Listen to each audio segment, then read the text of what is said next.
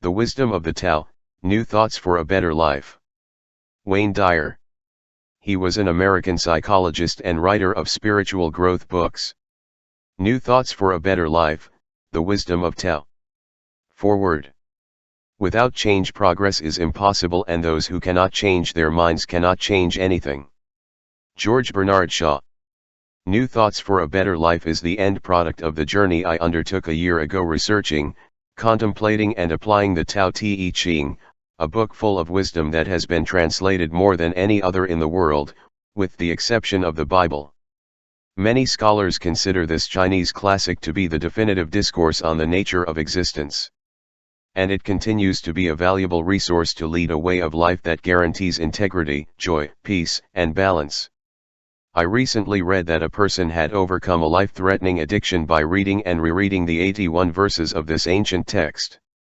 Although it is difficult to believe, in less than 100 short passages it describes a balanced, moral and spiritual way of living, that is applicable to all aspects of life on earth. Legend tells us that the author of the Tao Te Ching was Lao Tzu, a prophet who worked in the preservation of the empire's archives in the ancient capital Luoyang. Witnessing the continuing decline that took place during a period of warring states, Lao Tzu decided to emigrate to the desert in the west of the country. At Hankou Pass, a guard named Yin Shi, who knew Lao Tzu's reputation as a wise man, asked him to write down the essence of his teachings. Thus was born the Tao Te Ching, a text containing 5,000 Chinese characters. In all my readings on the origin of the Tao Te Ching, I have never found a definitive historical proof to clarify it. However, to this day, it survives in thousands of versions and has been translated into virtually every language.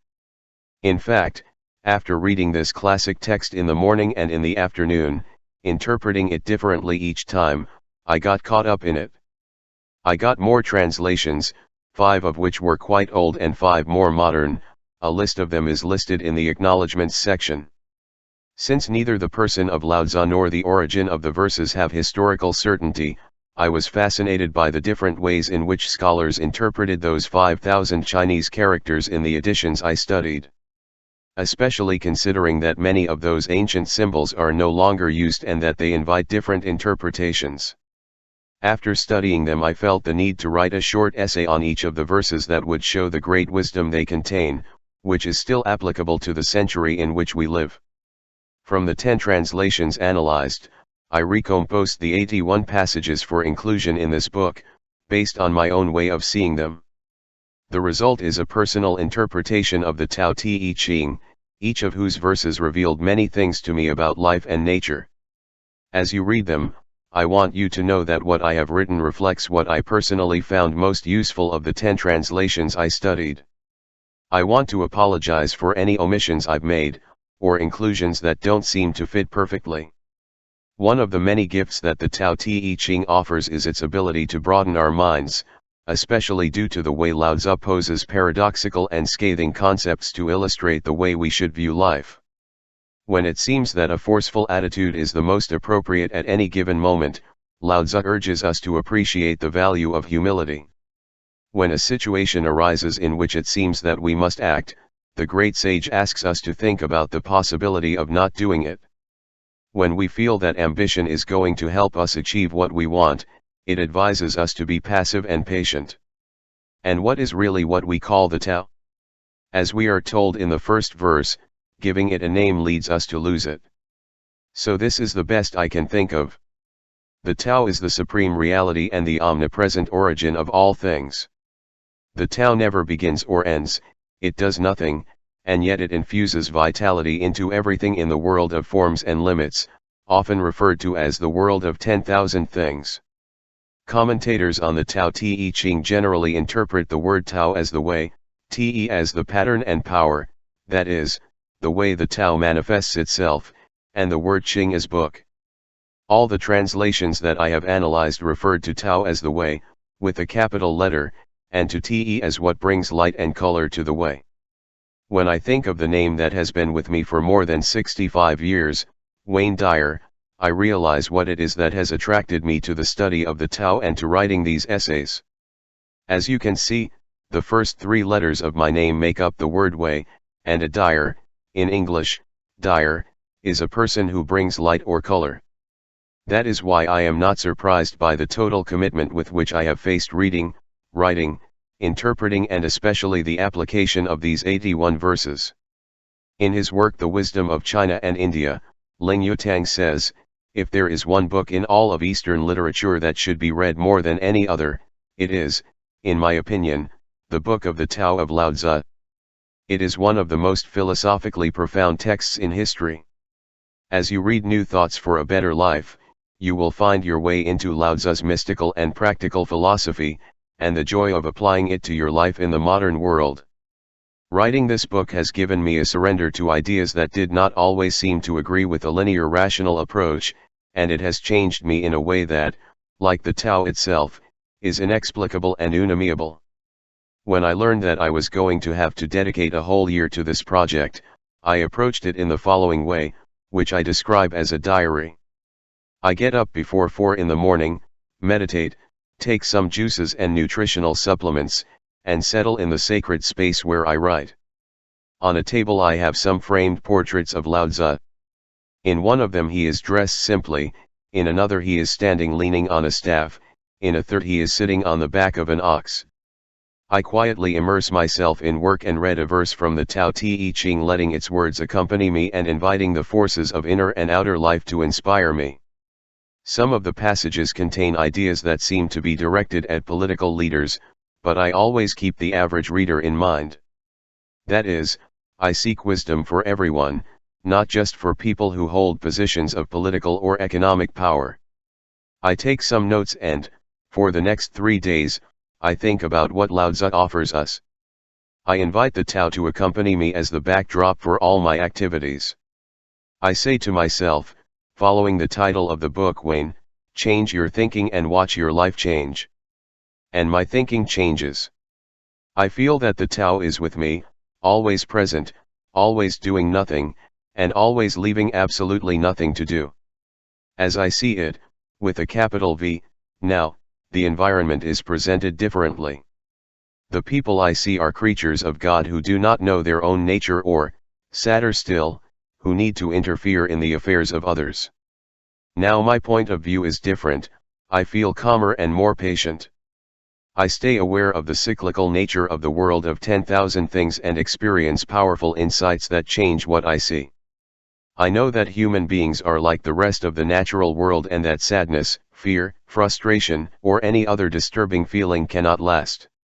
Nature does not trigger a storm that never ends. Within misfortune, good fortune is hidden.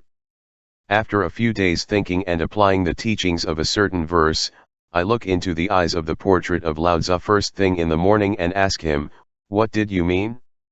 How can anyone who wants to live up to this great advice apply this here today? Then something impressive happens, the message reaches me. Through the centuries, through the atmosphere, through my fountain pen, down to the blank page, what only occurs to me to call spontaneous writing. I know it's not mine. I know I can't touch it, feel it, see it, or even name it, but words reach the world of 10,000 things. I am overwhelmed by a feeling of gratitude, bewilderment, and amazement, and immense joy. The next day I begin another 4-day adventure with the teachings that the Chinese master wrote 2,500 years ago, feeling blissful, honored, and completely shocked by the profound effect his words have on me. I am convinced that in the 21st century our world needs to elect leaders fully aware of the importance of Lao Tzu's words. Our survival could depend on our understanding that the concepts of enemy and war can cease to exist if a life is lived in harmony with the Tao. Governments would have to stop regulating our lives, overwhelm us with taxes, and invade our privacy. However, the lessons and truths of the Tao can be discovered and applied by all people. In this way, the Tao can bring you closer to the great miracle of your own being. Yes, you are the Tao in action. Your being comes from nothing and will return to it. So to enjoy it and get the most out of it, make reading this book a personal journey. First, carefully read one of the verses of the Tao Te Ching and the essay that follows. Then spend some time applying it by changing the way you've been conditioned to think and opening yourself up to a new way of conceiving your ideas. And finally, write something, write down quotes from the text, draw or express yourself in the way you feel called to do it, inspired by that verse. And move on to the next verse at the pace dictated by your nature. The following passage is taken from the book TAO, Daily Meditations by Dengming Dao, which I like to consult so much every day. Read this excerpt and watch the TAO come to life within you. If you dedicate a long period of time to the study and cultivation of yourself, you will enter the TAO. By doing so, you will also enter a world of extraordinary insights. You will experience unimaginable things, you will receive ideas and teachings that apparently come from nowhere, you will perceive sensations that could be described as prophetic. But if you try to convey your experiences, no one will understand you, no one will believe you. The more you travel this path, the further you will get away from the way society normally acts.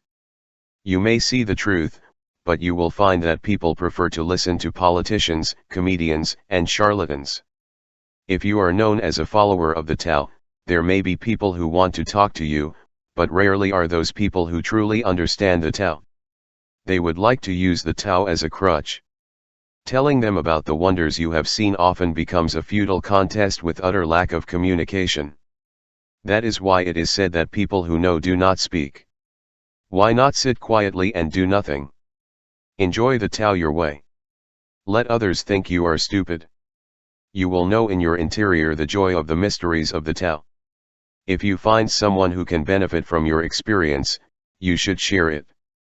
But if you're just a wanderer in a crowd of strange people, the wisest thing to do is keep quiet.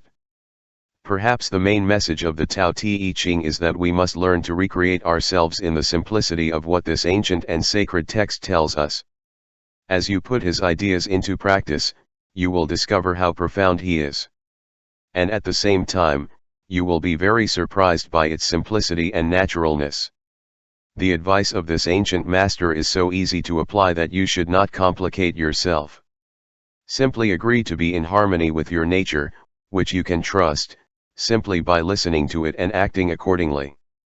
I hope you fall in love with Lao Tzu and his wonderful Tao Te Ching, and that you add your light and color to the great way. I offer you my love and my commitment to a world centered on the Tao. I can't think of a better vision for you, for the world, and for the universe. Wayne Dyer. Maui, Hawaii. To my father, Melvin Lyle Dyer. Although I never got to know you, after having completely digested the Tao, I've finally done it. Everything is and always was perfect. I love you. Of the birds, I know they have wings to fly. Of fish, which have fins to swim, of wild animals, which they have running feet. For the feet there are traps, for the fins nets, for the wings arrows. But who knows how dragons can to go up the wind and the clouds and reach the sky? Today I saw Lao Tzu and he is a dragon. These words are attributed to Confucius, having visited an elderly Lao Tzu for advice on etiquette and ceremony. Verse 1. The Tao that can be expressed is not the eternal Tao. The name that can be named. It is not the eternal name. The Tao has a name and, at the same time, it lacks it. Nameless, it is the origin of all things, with a name, she is the mother of 10,000 things. The absence of desires allows us to contemplate the mystery, the presence of desires only reveals their appearance. And in the mystery itself is the door leading to all knowledge. Live the mystery. In the opening verse of the Tao Te Ching, Lao Tzu tells us that the Tao has a name and, at the same time, it has no name. To our Western way of thinking, this is paradoxical. And indeed it is. Thinking based on opposing concepts is firmly embedded in the Oriental mind, yin and yang, feminine and masculine. Things that participate in an identity and its opposite are also described quite naturally. In contrast, Westerners tend to consider opposites as incompatible concepts that contradict each other. This book asks us to change our thinking habits and see how our lives can change as a result. The Tao belongs to the sphere of the impenetrable and invisible, and everything has its origin in it. And at the same time, it is imperceptibly found within all things. When we want to see into that darkness, mystery, we try to define it based on the forms of the outside world, what Lao Tzu calls the 10,000 things. It tells us that not trying to penetrate the mystery will lead us to know it. Or, in the terms in which I like to put it, that let's say goodbye and let God act. But how can we get it? One way would be to adopt more paradoxical thinking, recognizing that desire, wanting, and desirelessness, accepting, are two and the same thing, like the mysterious confines of a continuous sequence. Desire creates the conditions that allow us to adopt a receptive attitude, in other words, it is what prepares us, in the field of the outside world, to receive. According to Lao Tzu, wanting to know or see the mystery of the Tao will only reveal to us the signs of its existence in its various manifestations, but not the mystery itself. However, we are not facing a dead end. From the base of desire the mysterious Tao begins to flourish. It is as if wanting something turns into your natural acceptance. If desired, its manifestations can be seen; without desire, the mystery itself can be seen. When we tune into what Lao Tzu tells us, abundant examples of this paradoxical process appear with clear clarity in our world. Think of when we grow some delicious spring tomatoes or daffodils in a garden. In that way, we allow them to grow.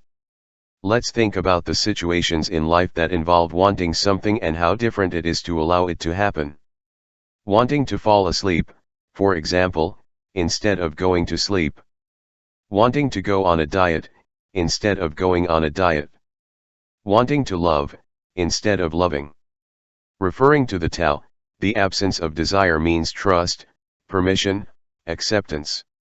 Desire is both the beginning and the root of desirelessness, and wanting is the beginning and the root of acceptance. They are the same and they are different. Let us pay attention to the moments in which we can feel in our body where we are within the continuous flow between wanting and allowing, or between trying and acting. Trying to play the piano, drive a car, or ride a bicycle is the same, though different, than actually playing the piano, driving a car, or riding a bicycle. When we want to carry out these activities and we learn to do it, there is a moment when what we are doing is allowing them to take place. The key is to distinguish the difference between trying and allowing, and then being aware of the sense of effortlessness in the second attitude. This brings us to a greater awareness of the invisible mystery and the 10,000 things, which are the visible phenomena of our world. The 10,000 things that Lao Tzu refers to represent the objects of the world distinguished by categories, classified and scientifically identified by means of a name that helps us to communicate and identify what we are talking about and what we think. But despite all our technological knowledge and the scientific categories we devise, we cannot create a human eye or liver, not even a single grain of wheat. All these things and the rest of those that make up the world known or identified by names emerge from the mystery, from the eternal Tao. In the same way that the world is not only the set of the parts that compose it that have been identified, we are not simply the skin, the bones and the streams of fluids that we are physically made of. We too are part of the eternal Tao, which animates the tongue invisibly so that we can speak, the ears so that we perceive sounds and the eyes so that we can see and experience both what is manifested and the mystery itself. Consciously allowing that ineffable mystery to work is ultimately the way to practice the Tao. Does this mean that we do not have to worry about our safety? No way. Does it mean that we have to trust the mystery at the moment when we are mugged or mistreated? Probably not. Does it mean that we shouldn't try to change things? No. What it means is that we have to cultivate the attitude of living with the mystery and letting it flow through us unhindered. It means accepting the paradox that we take on a physical form and at the same time let the mystery unfold. Practice the Tao, find your personal way of living in mystery. As Lao Tzu says in this first verse, in the mystery itself is the door that leads to all knowledge. To apply this passage to the daily activities of the 21st century, I advise you the following. First and foremost, enjoy the mystery. Let the world reveal itself without trying to explain everything to you. Let your relationships be what they are, because everything is going to unfold according to a divine order. Don't try so hard to make things work, just accept them. Do not constantly strive to try to understand your partner, your children, your parents, your bosses, or anyone else, because the TAO never rests. When your expectations fall apart, get used to thinking that this is the way it is. Relax, let go, accept, and realize that some of your desires have to do with what you think your world should be more than what it is like in that moment. Become an insightful observer, judge less and listen more. Spend your time opening your mind to the fascinating mystery and uncertainty that we all experience. Stop putting names and labels on things. Most of us were taught in school to label everything. We made an effort to study to be able to define things correctly and thus achieve what we called good grades. Most educational institutions insisted on identifying everything, elevating us to the status of graduates with knowledge of specific categories. And yet we know, without anyone telling us, that there is no distinctive degree, or category that really defines us. In the same way that water is not the same as the word water or the word aqua, Wasser, or ho, there is nothing in the universe that is the same as its name. Despite our endless categorizations, we cannot accurately describe any animal, flower, mineral, or human person. And so the TAO tells us that the name that can be named is not the eternal name. We should revel in the magnificence of what we see and feel instead of always memorizing and classifying things. Practice the TAO, now. At some point during the day, reflect on the anger or irritation you feel towards another person or situation. So, decide to adopt the TAO posture, or practice the way, by searching carefully within yourself to know where you are in the continuous flow between desire and acceptance. Admit the paradox of wanting what irritates you to dissipate and allowing it to be as it is. Look for it within your thoughts and accept to feel it wherever it is, and as it moves within your body. Put all your attention on opening your mind, allowing tolerance to befriend the mystery that you find within yourself. Notice how that negative feeling manifests itself, perhaps causing cramps in your stomach, a stiff spine, palpitations, a lump in your throat. Wherever he is, accept him as an enigmatic inner messenger, and pay attention to him without judgment. Feel the desire for the feeling to go away and handle it compassionately. Accept what happens. Live within yourself with the mystery without cataloging it, explaining it, or defending yourself against it. Its meaning is subtle and you must take care to identify it. Only you can prepare the ground for your being to experience the mystery. Verse 2. Under the sky, everyone can see beauty as beauty, but only because there is ugliness. Everyone can recognize good as good, but only because evil exists. Being and nothing generate each other. The difficult is born of the easy. The short defines the long, the low the high. The before and after follow each other. The wise man lives openly, with apparent duality and paradoxical unity. The sage can act effortlessly. And teach without speaking. Nurturing things without owning them. Works without seeking reward. Compete without chasing results. Once the job is done, you don't think about it anymore. That is why it lasts forever. Live the paradoxical unity. The idea that something, or someone, is beautiful is based on a belief system that promotes duality and judgment. This way of thinking is the one that predominates and is common in almost all people within our culture, and it even has a certain value in our society.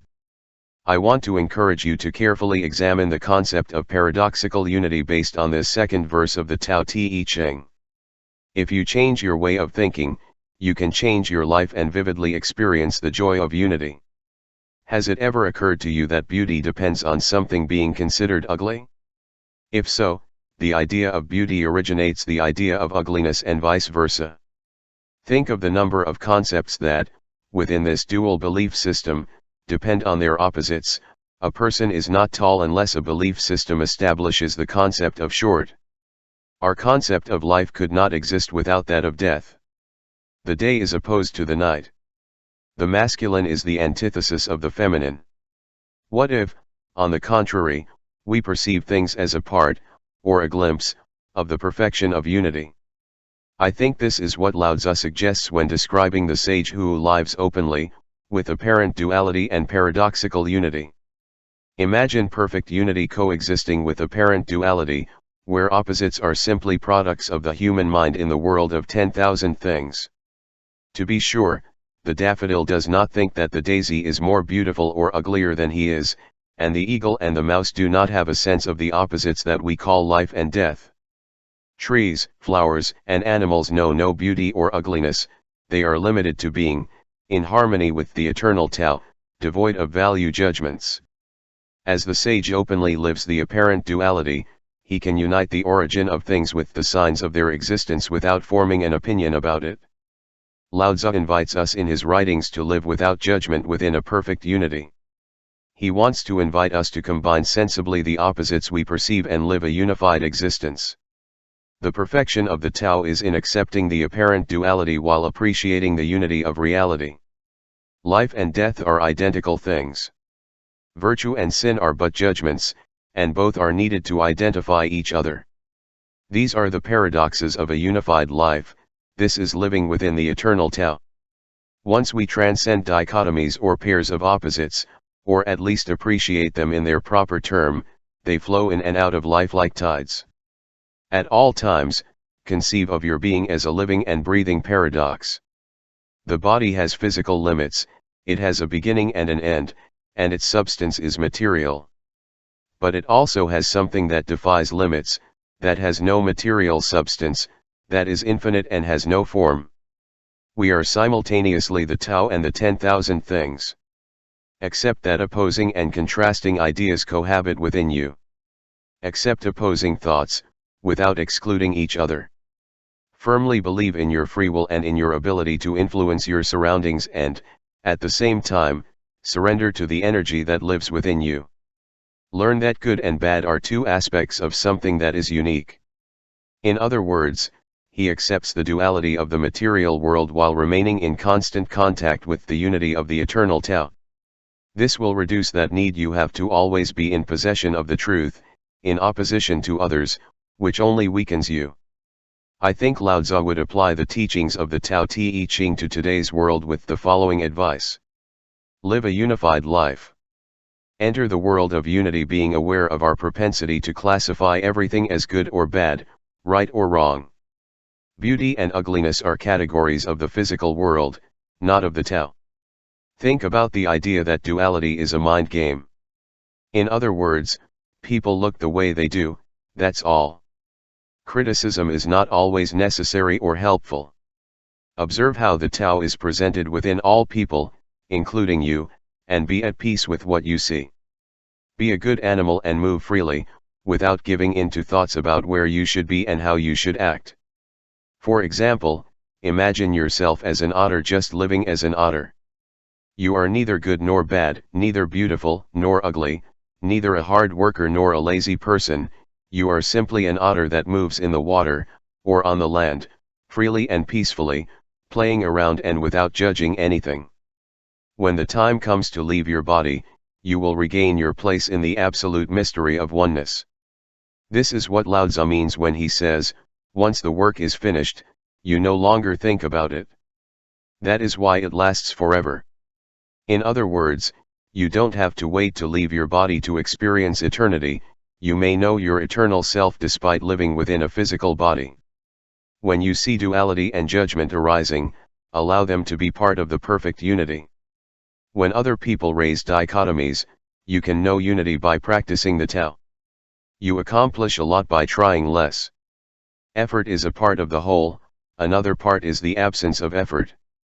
Merge this dichotomy and the result will be action without effort and without attachment to the result.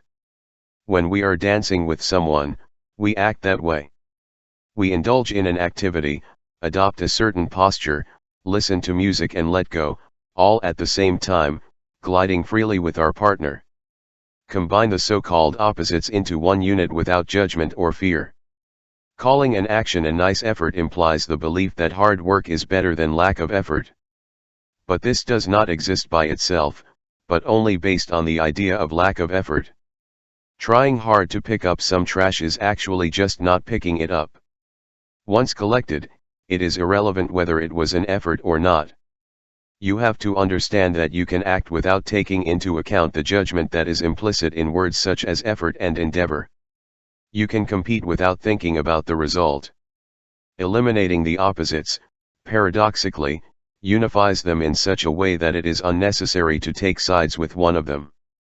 I can imagine that, in today's words, Lao Tzu would summarize the second verse of the Tao Te Ching with these simple 3 words: just be. Practice the Tao, now. Practice the Tao today when you experience a situation in which you can defend or explain yourself, deciding not to. Instead, look within and become aware of how you feel about the disagreement raised by observing how it traverses your physical system. Just live with it, instead of choosing to alleviate it from outside of yourself, explaining and defending yourself. Don't get caught up in the apparent duality of being right or wrong. Congratulate yourself for choosing to live in the paradoxical unit, a unit in which the variety of possibilities simply exists. Silently appreciate the situation and your willingness to put your wisdom into practice. Verse 3. Give value to prestige. Leads to rivalry. When wealth is overvalued, people start stealing. When what is desirable is not exhibited, hearts remain at peace. The wise man, in his government, empty minds and hearts, weakening ambitions and strengthening bones. Practice in action. When action is pure and disinterested, everything falls into place perfectly. Life satisfaction. The third verse of the Tao Te Ching advises us to reorganize our priorities to be satisfied with what we have. Dedicating yourself to obtaining more objects encourages the control that external factors exert over us. If we strive for preeminent status, be it financial or power, we close our eyes to our relationship with the eternal Tao and we turn away from the happiness that we could enjoy in our life. The overvaluation of the possession of goods and our achievements comes from the selfish fixation on getting more, wealth, belongings, status, power, and the like. The Tao recommends that we refrain from pursuing this kind of unhappy life that only leads to larceny, rivalry, and confusion. When we stop pursuing more and more things, the Taoist practice of gratitude leads us to a life in accordance with what we have. We must dispense with our personal desires by submitting to this Tao-centered question: how can I surrender? Simply by replacing our old way of thinking with this new approach, we will begin to experience major changes in our lives.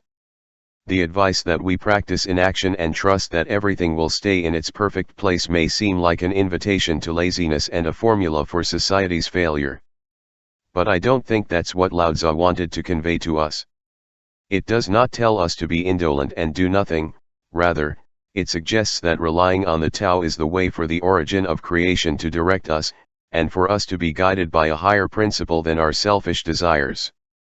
The needs that the ego imposes on us can get in the way of the divine essence, so we must put them aside and be guided by the Tao in all our actions. Are you in a state of agitation? Trust the Tao. Seek what it is that makes you advance free from the yoke of your ego, and paradoxically you will be more fruitful. Allow what lies within you to act and let go of your worldly fixation. In this way, from now on, it will not be only you who leads that organization that you call your life. Much of the third verse gives us advice on how to govern. I do not consider them political or administrative councils, but rather related to our own lives and those of those who are responsible for serving as guidance, that is to say, our closest family and, in a broader sense, the small human family in which all the people with whom we are in daily contact are included. Encourage your family members to free their minds of thoughts about their social status and how to hoard wealth, instead thinking about giving themselves to others and contributing to their health and strength. It shapes the harmony that this attitude implies. After all, we all want something or someone to inspire us. The source of creation has no interest in material possessions or the status of people. It will provide whatever is needed and will guide, motivate, and influence you, just like everyone else. The ego, and its incessant countless desires, probably needs to be weakened in order to feel the beauty of the Tao. Set an example for others by becoming a guide who turns away the self-centered temptations that fuel envy, anger, and rivalry. If Lao Tzu could look at our world today from his 2,500 years perspective, I think he would offer the following advice based on the third verse of the Tao Te Ching. Remind yourself every day that there is no way to happiness, but happiness is the way. You may have a long list of goals that you think will satisfy you, but if you consider how happy you are right now, you will find that the fulfillment of certain ambitions that you had did not produce a lasting feeling of joy. Desires can cause anxiety, stress, and competitiveness, and you must identify which of them do. Bring your happiness to all the people you meet in life, instead of waiting for external events to bring it. If you are in harmony within the path of Tao, all the joy you could have dreamed of will begin to flow into your life. The right people will come to you, the means to pay for what you propose to do, and the necessary circumstances for it. Don't pressure yourself, Lao Tzu would say, and feel gratitude and great respect for what exists. Your life is controlled by something much greater and more important than those little details of your arrogance aspirations. Trust in the perfection of the eternal Tao, as it is the ultimate origin of the 10,000 things.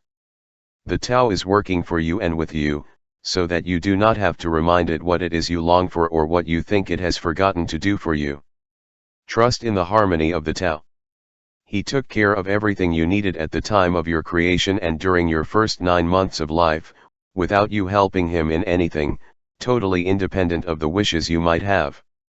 The Tao will continue to do so, simply if you trust it and practice in action. Make a list of your wishes and pour them into that nameless energy. Yes, throw them away and do nothing but trust. At the same time, listen and pay attention, letting yourself be guided, and connect to that perfect energy that sends everything you need into your life. You, I mean your ego, have no need to do anything. Simply allow the eternal perfection of the Tao to work through you. This is Lao Tzu's message for our world today. I have the impression that Henry David Thoreau very adequately expressed the message of this third verse of the Tao Te Ching when he made the following observation when he wrote at Lake Walden in the mid-19th century. Let us spend a whole day as leisurely as nature, without letting a walnut shell or a mosquito wing that fall on the track make us derail. If the locomotive whistles, let it whistle until it is hoarse with pain. If the bell rings, why should we run? I have always regretted that I was not as wise as the day I was born. Trust your essential wisdom. Don't let desires interfere with your eternal connection to the Tao. Practice the Tao, now. Think about a situation today in which you are considering buying something. Decide to practice the Tao and listen to their advice. Be grateful that you have the ability to make the purchase and then listen to yourself and do nothing for now. The Tao will reveal to you, through your feelings, what you have to do. Trust him. I could advise you to make the purchase and enjoy it with gratitude, or to give away what you have bought, or to get 2 objects, one for yourself and one for someone else, or to give the money for a charity instead of buying the object, or simply that you will not buy it. Practice the Tao in day-to-day situations and you will know what it is to be satisfied in a deeper sense. As the verse says, when the action is pure and disinterested, everything falls into place perfectly. This is my definition of satisfaction. Verse 4. Tao is empty. But it is inexhaustible. Fathomless. Ancestor of all things. Inside, the sharp edges soften, the twisted knots were slipping, the sun is tempered by a cloud, the dust is deposited in its place. It is hidden, but always present. I don't know whose son it is. He seems to be the common ancestor of all things, the father of the universe. Live infinity. The Tao is the origin of all life, but it is empty and has no limits. It cannot be constrained, quantified, or measured. This life-giving creative energy provides a deep source of joy, accessible at all times. If you live with an infinite perspective, you will abandon the idea that your only identity is in your physical body within which you progress from birth to death. In your totality, you are an infinite being in the guise of a person who exists in the world of sharp edges and twisted knots referred to in this verse. Integrating within and around you at all times is the invisible creative force of the TAO. It is inexhaustible. It has no bottom. It cannot be consumed. The fourth verse of the TAO invites us to think about rearranging our ideas about who we are. It seems to tell us that cultivating awareness of the infinite aspect of ourselves is the way to get in touch with the limitless source of creative energy that flows through us. For example, you might want to help other less fortunate people to improve their daily lives, but you think you don't have the time or energy to do it because of the way you are or because you currently dedicate yourself to this or that thing. To the extent that you detach yourself from the idea you have of yourself, related to your work or your lifestyle, and try to become aware of the unlimited creative energy that is part of you, you will have that time and energy that you need. By imagining yourself helping others, guided by that infinite facet of your being, you will develop behaviors and actions that will complement your power of perception thanks to the common ancestor that is the TAO. Ultimately, you will cultivate the absolute knowledge that all the help you need is here and now, in front of you, behind you, above and below. The TAO is empty, but it is very present. It is, as Lao Tzu reminds us, inexhaustible, unfathomable, ancestor of all things. The awareness of the omnipresence of the TAO means that the thoughts of scarcity or lack should not be the truly important ones. That feelings such as there is no way this will happen, that is not my destiny, or with my bad luck, things are never going to turn out right. On the contrary, one must begin to hope that what one imagines may happen to him is not only on its way, but has already arrived. This new perception of yourself, based on the collaborative presence of the invisible TAO, elevates you to an inspirational life, that is, to a spiritual life in permanent contact with the TAO. When you live infinitely, the reward is a feeling of joy and peace because you know that everything is in order. This is what I imagine Lao Tzu's millennial words mean in our modern age. Consider everything that appears to be a problem from the perspective of the eternal TAO. If we believe that there is not enough wealth, we have to think according to the inexhaustible source, the TAO. As with everything else on our planet, money is available in unlimited amounts. Be aware of this and connect with the bottomless warehouse. Do it first within yourself by affirming, everything I need now is here. Prosperity thoughts are like energetic instructions to access your infinite self, and action will happen to you. Adopt this same attitude of harmony with the TAO in the face of any problem, because there is an all-encompassing source of well-being that is your ally. So instead of wasting your energies on the ills and adversities that come your way, stay in the TAO. Stake with what can never run out. It remains with the Father of all things, the creative origin of the universe. It will work with you and for you, since you have it first in your thinking, then in your feelings and lastly in your actions. Become an infinite observer. When recognized as a signal for change, concerns are fleeting. They are simply part of the process of change. If you view your life from the vantage point of an infinite observer, worries, anxieties, and conflicts melt into eternal unity. From this timeless perspective, think about the importance that the problems that now depress you will have in 100, 1,000, 1,000,000, or an uncountable number of years. Remember that, like the infinite TAO from which you came, you are part of an eternal reality. Reorder your mind and follow the line that the TAO marks for your thoughts. With the help of the eternal TAO, the sharp edges of life are smoothed, knots slip, and dust settles. Try it. Practice the TAO, now. In a situation that you find yourself in today, whatever it is, choose to be silent and listen to your thoughts, rather than expressing yourself verbally.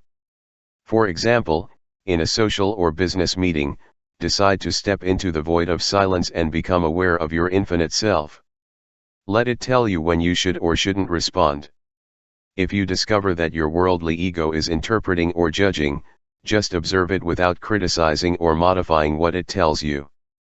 You will begin to find more and more situations in which the absence of response makes you feel happy and at peace, simply within the infinity that, although hidden, is always present. You could write down this advice from my teacher Nisargadatta Maharaj and hang it in a conspicuous place to read every day. Wisdom is knowing that I am nothing. Love is knowing that I am everything. And my life moves between the two. And as long as you live, stay as close to love as you can. Verse 5. Heaven and earth are impartial, they see the 10,000 things like straw dogs. The wise man has no emotions. Treats all men like straw dogs.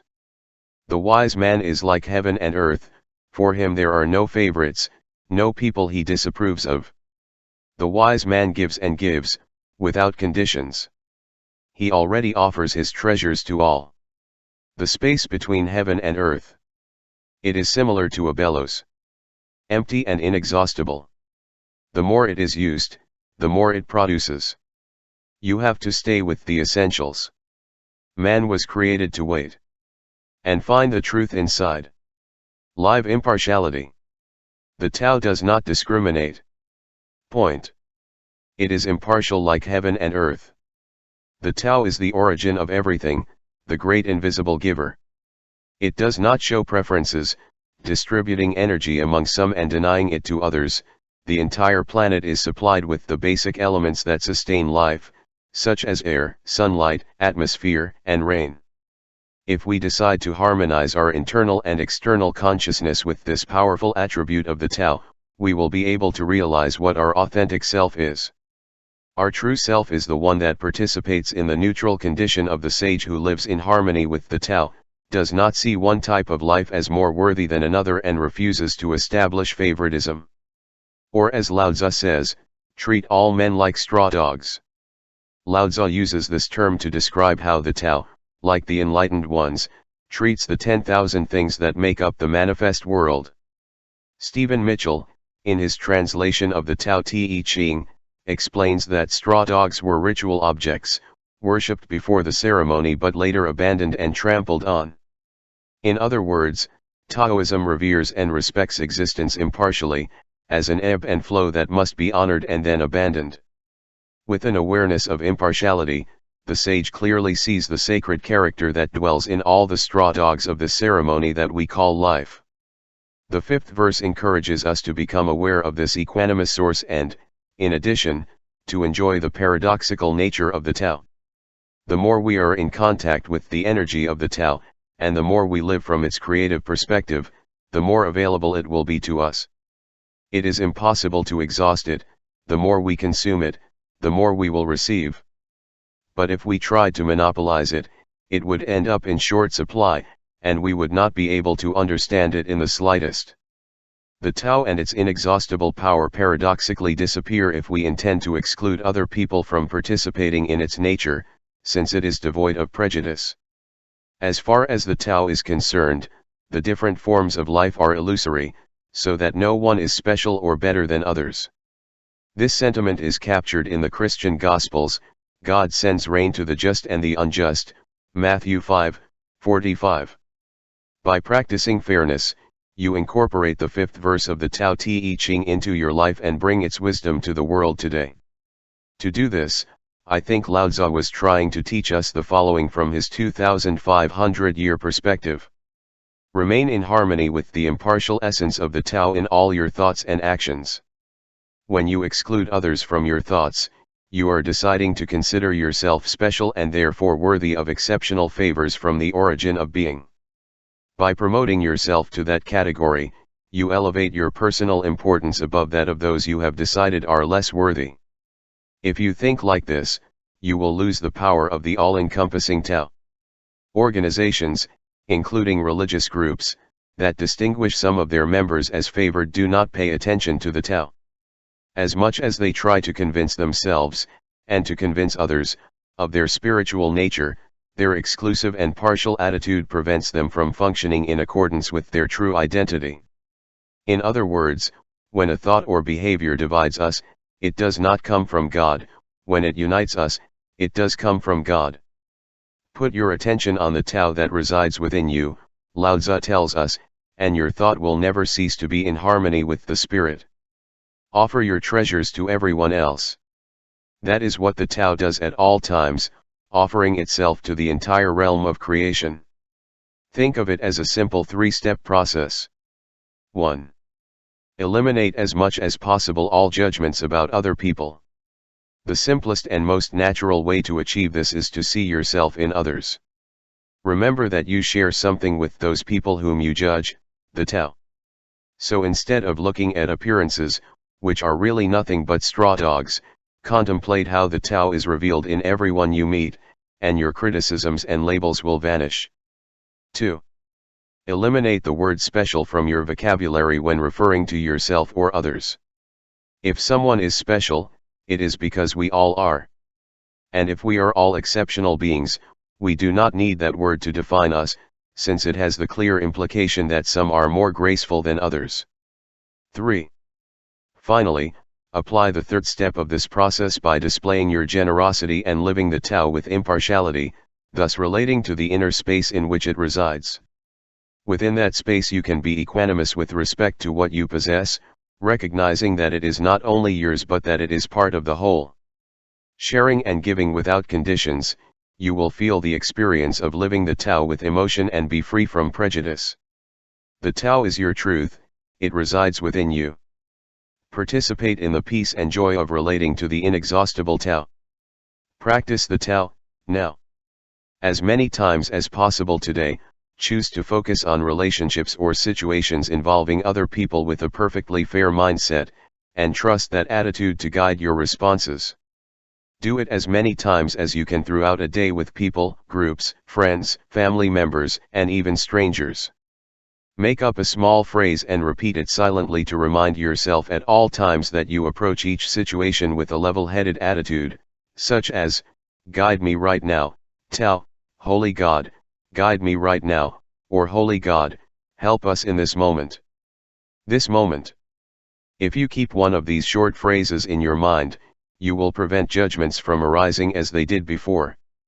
And, even better, you will enjoy a sense of relaxation and openness in the face of whatever happens in those moments of equanimity. Verse 6. The spirit that never dies. It's called the mysterious feminine. Although it encompasses the entire universe, it never loses its impeccable purity. Although it assumes endless forms, his true identity remains intact. The door of the mysterious feminine. It is called the root of creation. Listen to his voice. Hear how it resonates in the universe. Without exception, it reveals its presence. Without exception, it leads us to perfection. Although it is invisible, it is permanent. It does not have an end. Live creatively. In the 6th verse, Lao Tzu refers to an eternal and indescribable creative force that is a continuous source of new life. It tells us that this energy of the mysterious feminine is constantly revealed in a perfect way, and invites us to be aware of the echo of its creative voice that expands through life in myriad different ways. I call living creatively to exist consciously perceiving the presence of this feminine principle. This mysterious female is always giving birth. The Tao Te Ching speaks of the door that leads to it as the root of creation. It tells us that we have the ability to tap into this limitless reservoir and collaborate in the creative act or, in other words, live creatively through the Tao. This immortal formative energy, which is our heritage and our destiny, acts regardless of whether we are aware of it or not. Our perception of his presence allows us, through the practice of the Tao, to participate in the creative process, which in turn leads us to the integral unity that is our primary task on earth. Although Lao Tzu's writings date back almost years, they guide us in the middle of the 21st century with a message that is as timeless and eternal as the Tao itself.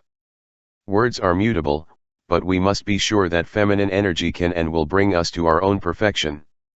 If you decide to become aware of the intrinsic creativity that resonates deep within you, where the invisible Tao sings loudly, you will witness the birth of new ideas, new conquests, new projects, and new ways of understanding life. In the book TAO, Daily Meditations, by Dyer, divine feminine energy is equated with the sound of birds soaring and hovering in vast space.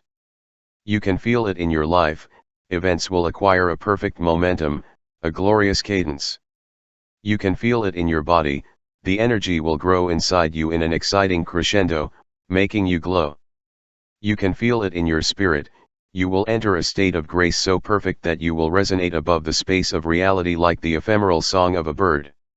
When the TAO comes to you like this, ride on it with all your might. Don't interfere. Don't stop. Don't try to direct it. Let it flow and follow it. As long as the song lasts, keep going. Just keep going. Here are a few thoughts on how to live creatively. Be aware that you are a divine creature, that you were not born of your parents but of the great spiritual divine mother, the TAO. When you are in contact with the energy that gave you origin, you offer the world your true intelligence, talent, and conduct. You are participating in creation with your being originated in the TAO, with all the magnitude of your essence. The TAO has no doubts about what to create and what to do with it. It is the legacy that corresponds to you, which comes from the mysterious feminine. Listen to the call from within, ignore the demands of other people who would like to direct your vital energy and allow yourself to radiate outwards what you feel deeply, deep within you. There is within you a reservoir of talent, skill, and intelligence as limitless and inexhaustible as the TAO itself. It has to be this way because you are the same as that from which you come, and that from which you come is that infinitely creative all-encompassing Divine Mother, the mysterious feminine of the TAO. Whatever it is that you feel is asking you inside, whatever it is that makes you feel alive, appreciate in your heart that this enthusiasm is all you need to make your inner passion come true. This is precisely how creation works, and that is the energy that harmonizes with the TAO. Be creative in your thoughts, in your feelings, and in all your actions. Apply your unique nature to everything you undertake. Whatever you feel inclined to do, whether it be composing music, designing computer programs, gardening, brushing your teeth, or driving a taxi, do it in your own unique style. Being creative means trusting your inner calling, ignoring criticism and judgment, and offering no resistance to the development of your natural talent. Read the 6th verse again, paying special attention to these words. Without exception, he reveals his presence. Without exception, it leads us to perfection. And choose to banish the doubts and fears that you have harbored within you about your ability to enter into harmony with the creative power that is not only greater than your personal life, but is life itself. As Hafiz, the great Sufi poet of the 14th century, reminds us all. Just sit there right now. Do not do anything. Just rest. Because your distance from God, of love, it's the hardest job of this world. When you regain communication with your Divine Mother, you will live creatively. You will, in fact, be living the TAO. Practice the TAO, now. Look at babies and toddlers today. Look for the nature of the mysterious feminine in boys and girls who have not yet adapted to the cultural and social demands that keep our true selves hidden. Can you appreciate in any of them that their intrinsic nature is still intact? Observe what appears to be his natural temperament, or the gift he has received from the TAO. Then try to remind yourself when you were a child, when the natural self originated in the TAO was not aware of the selfish self, before you started to believe that possessions or power are important. Who were you? Who are you? Yes, take a few moments today to be with a child and observe their communication with the TAO, watching how it unfolds perfectly and without interference. Verse 7. The sky is eternal, the earth remains. Why do heaven and earth last forever? Because they do not live only for themselves. This is the secret of its perpetuity. That is why the sage is placed last. And, therefore, it takes precedence. It stands as a witness to life. And that is why it subsists. Serve others. And all your needs will be met. Selfless action makes us realize ourselves. Living beyond one's own ego. The first line of this 7th verse of the Tao Te Ching reminds us that the Tao, origin of heaven and earth, is eternal. In the same way, the primeval nature of life is eternal and permanent. This quality of permanence has a foundation, which operates when we live from the Tao rather than from our worldly ego. Identifying exclusively with physical life, basing our existence on buying and achieving things, supposes ignoring our infinite nature and limits our awareness of the Tao. Within a finite system, it seems logical to strive to acquire possessions and achieve goals. In most cultures, civilization is fundamentally based on the dedication of all energy to achieve success in acquiring power and material objects, which are supposed to bring happiness and prevent unhappiness. The central idea that animates these cultures is that of an individual being, who inhabits an individual body, who has a name and a cultural and biological information similar to that of others, in relation to his scale of values and his loyalty to the homeland. The Tao suggests us, especially in this 7th verse, that we renew these concepts and opt for an existence that is beyond ourselves and our compatriots, that is to say, that we radically modify our ideas and thus change our lives. Lao Tzu tells us that the secret of the ineffable nature of the eternal Tao is that it does not identify with possessions or ask anything of its innumerable creatures. The Tao is like a machine that gives and never runs out of gifts to offer, without asking for anything in return. The Tao teaches us that it is this natural tendency to live for others that makes it eternal. Generosity and immortality go hand in hand. The sage, who grasps the eternal nature of the Tao, goes beyond false identification with the ego and chooses to live in communication with the Tao. He puts others first, asks for nothing in return, and serves them wholeheartedly. Thus, the sage experiences the ultimate paradox of the Tao: giving without asking, attracts everything that he can manage or could need. Putting himself last, he ends up coming first. Caring for others before himself, he abides, just like the Tao. The sage emulates the natural philanthropy of the Tao, and all his needs are satisfied. The ego is an urge that keeps asking and is never satisfied. Our ego constantly demands that we strive to have more money, power, material goods, fame, and prestige to fill that gas tank that it thinks it needs. But if we live centered on the Tao instead of on our ego, we will withdraw from this crazy race, achieving inner peace and satisfaction in our fulfillment. In my opinion, the wise message that the Tao Te Ching carries to the 21st century in this verse is the following.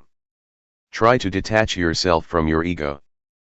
Practicing the lesson of the Tao that says, serve others, and all your needs will be met. Thinking of others and serving them generously, your behavior will adapt to the perpetual rhythm of the Tao, whose power will flow freely, and you will lead a full life. The ego wishes otherwise and tells you to think of yourself first and get what is yours before someone else overtakes you. The main problem with listening to the ego is that it always makes you fall into the trap of fighting but never getting there. That way, you can never feel fulfilled. If you pour out your thoughts and actions, you activate your capacity to love, which is the same as giving. Put others before you, in every possible way, affirming, I can see the invisible and sacred origin of the universe in its perpetual generosity, giving without asking for anything in return. I promise to do it myself within my thoughts and in my behavior. When you're tempted to prioritize personal successes and failures in your thoughts, immediately think of someone less fortunate than you. You will feel a greater communion with life and you will be happier than if you keep thinking about your worries.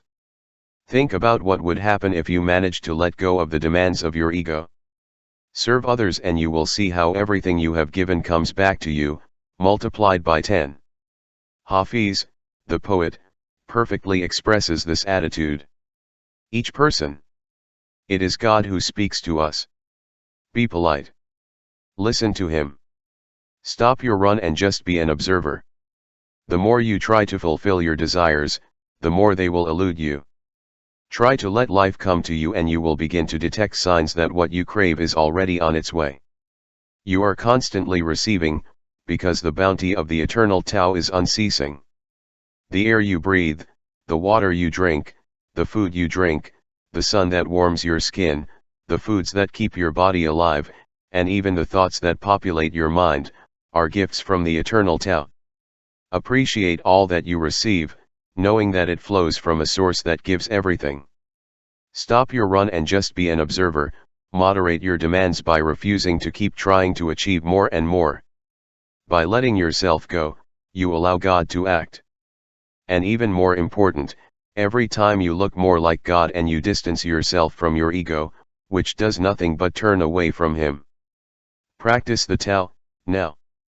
For a whole day observe the demands of your ego. Choose to leave out as many as you can, without making it excessively unpleasant, establishing a scale of intensity. Thus, dispensing with the dictates of the ego, when it is easy for you to do so, would score low, while ignoring the demands that are difficult to ignore would give a higher score. For example, suppose your partner is driving your car and you are the co-driver. You see a perfect place to park, but your partner passes by. Or watch him drive by following a different route than the one you normally take.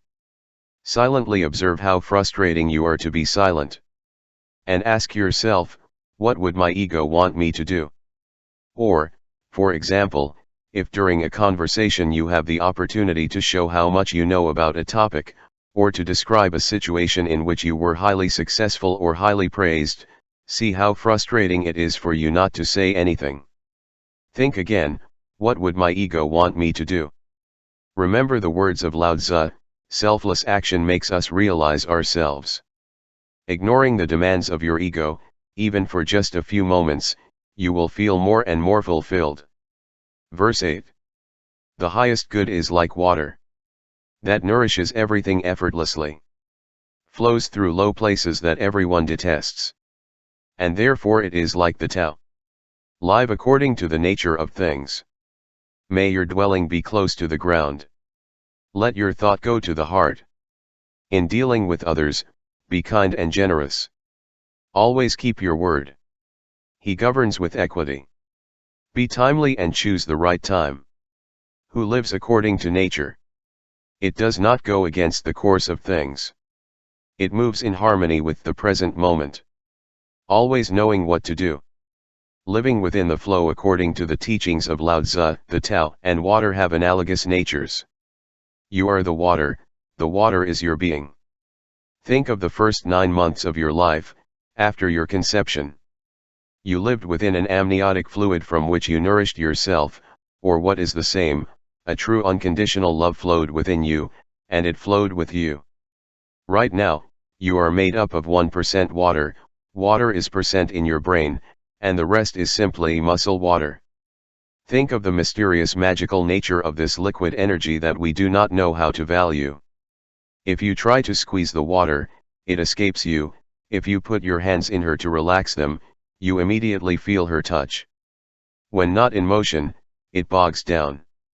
If allowed to flow, it will retain its purity.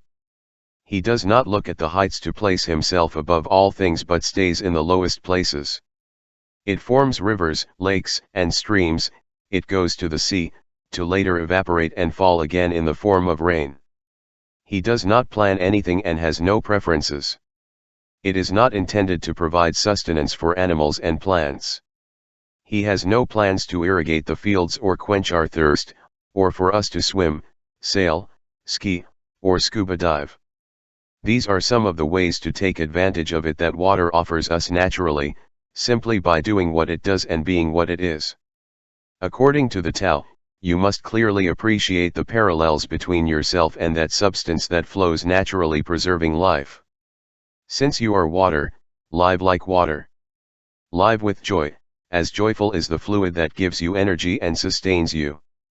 Let your thoughts and actions move freely in accordance with the nature of all things. The natural thing for you is to be kind and allow others to be free to do what they like and to be as their needs dictate, without your interfering. It is natural to trust in the eternal flow, to be faithful to what your interior asks of you and to keep your word. It is also natural to treat others as equals.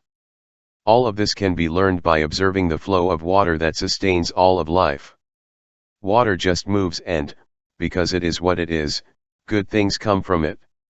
It is a substance in harmony with the present moment that knows precisely how it has to behave.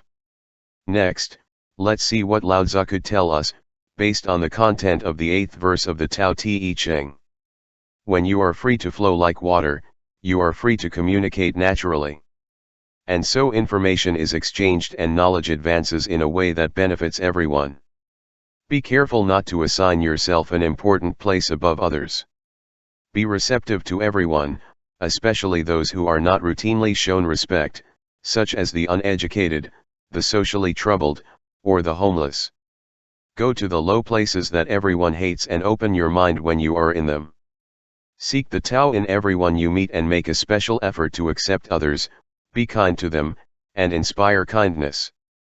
If you adopt a peaceful attitude, you will be greeted with respect.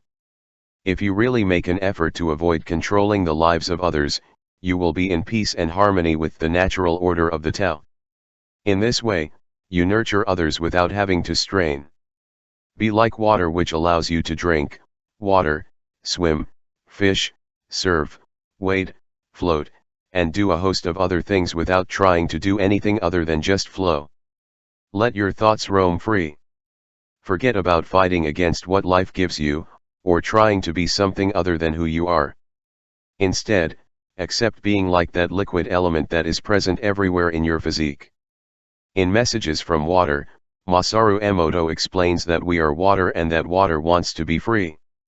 This author has thoroughly explored the reactions of this substance, pointing out that, through respect and love, we can literally change its crystallization process. If we store it in a container on which the words love, thank you, or you are charming are printed, the water transforms into beautiful radiant crystals. But if the words written on that container are idiotic, Satan, or I'm going to kill you, the crystals break and deform, confusing each other. The implications of Emoto's work are extraordinary. Since consciousness dwells within us and we are basically water, if our intentions are not equanimous, there is a possibility that they can have a destructive influence on the entire planet, and outside of it. As our Creator, the Eternal Tao, would say, I am the water of life, poured out to quench the thirst of men. Practice the Tao, now.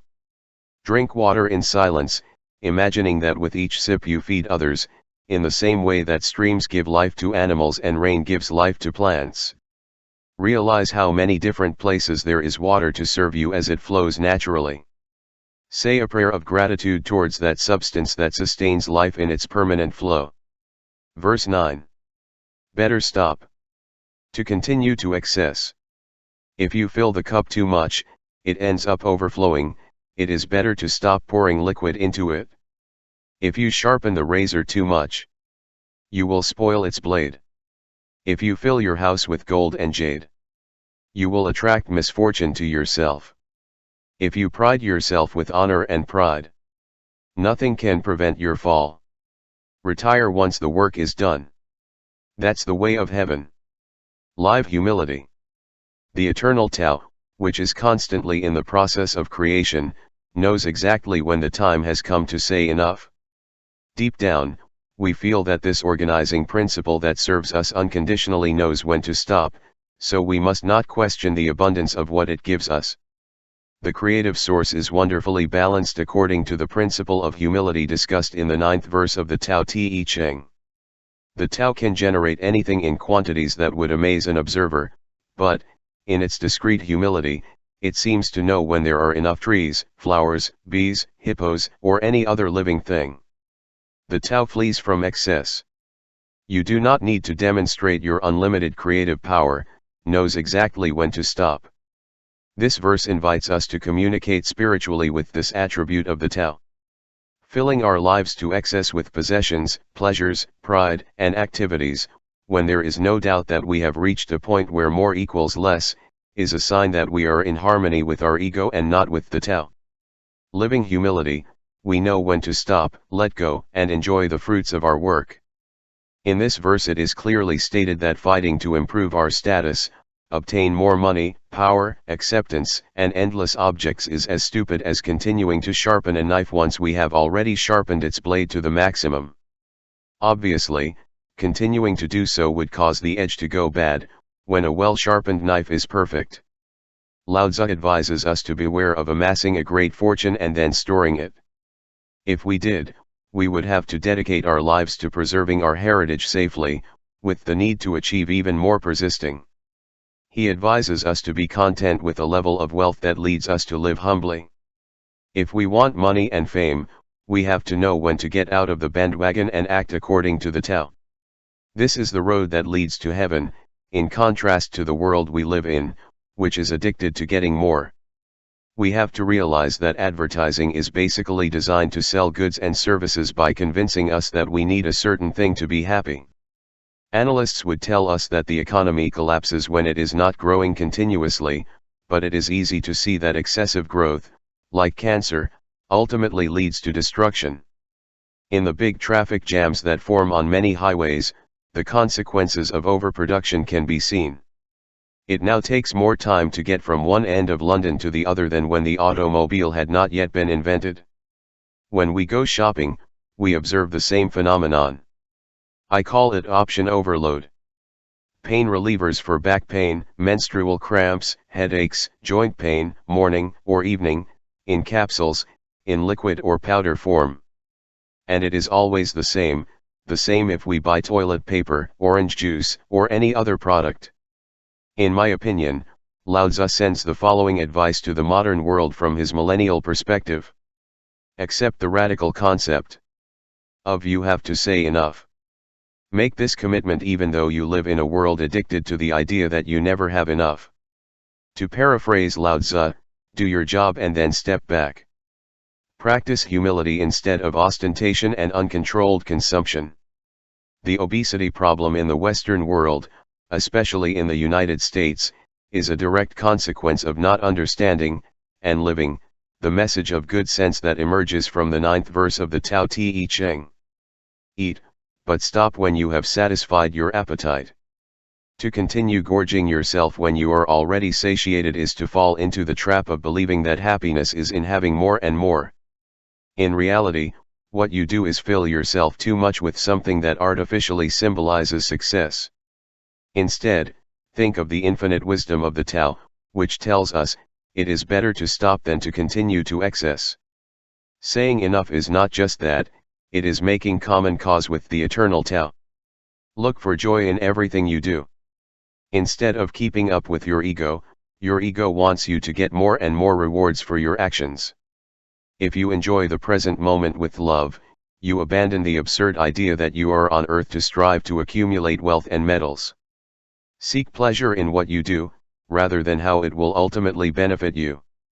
Begin to trust the infinite wisdom that brought you to this material world. After all, I knew exactly when was the right time for you to get here.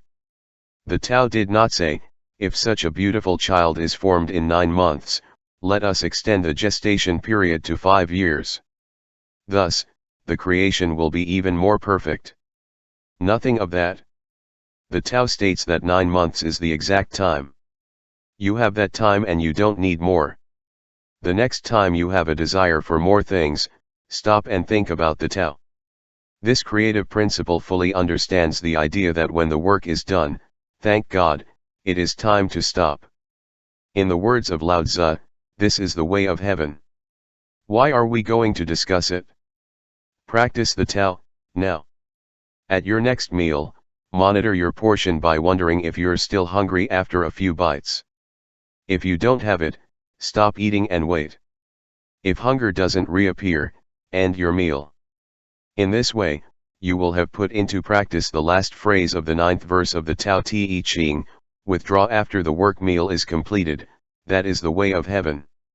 Verse 10. Being body and soul. And embracing unity. Can you avoid dissociation? Can you let your body turn as flexible as a newborn? Can you open and close the gates of heaven, acting like the female does? Could you love your people and rule your domains without giving you importance? Give life and nurture. Have without possessing. Work without bragging. Direct without controlling or dominating. The one who takes into account this faculty Bring the Tao to earth. This is the primary virtue. Live unity. This verse from the Tao Te Ching examines the paradoxical nature of life on earth. Lao Tzu encourages us to manage to reconcile the apparent incompatibilities between body and spirit that are revealed daily in our lives. We are in communication with the power of the eternal Tao while we dwell within a mortal body. When we assume this situation of ambiguity, we begin to appreciate that the world is revealed as something impeccable. In anything that is apparently absolute, we can appreciate a paradoxical existence. This truth can be addressed with a series of questions.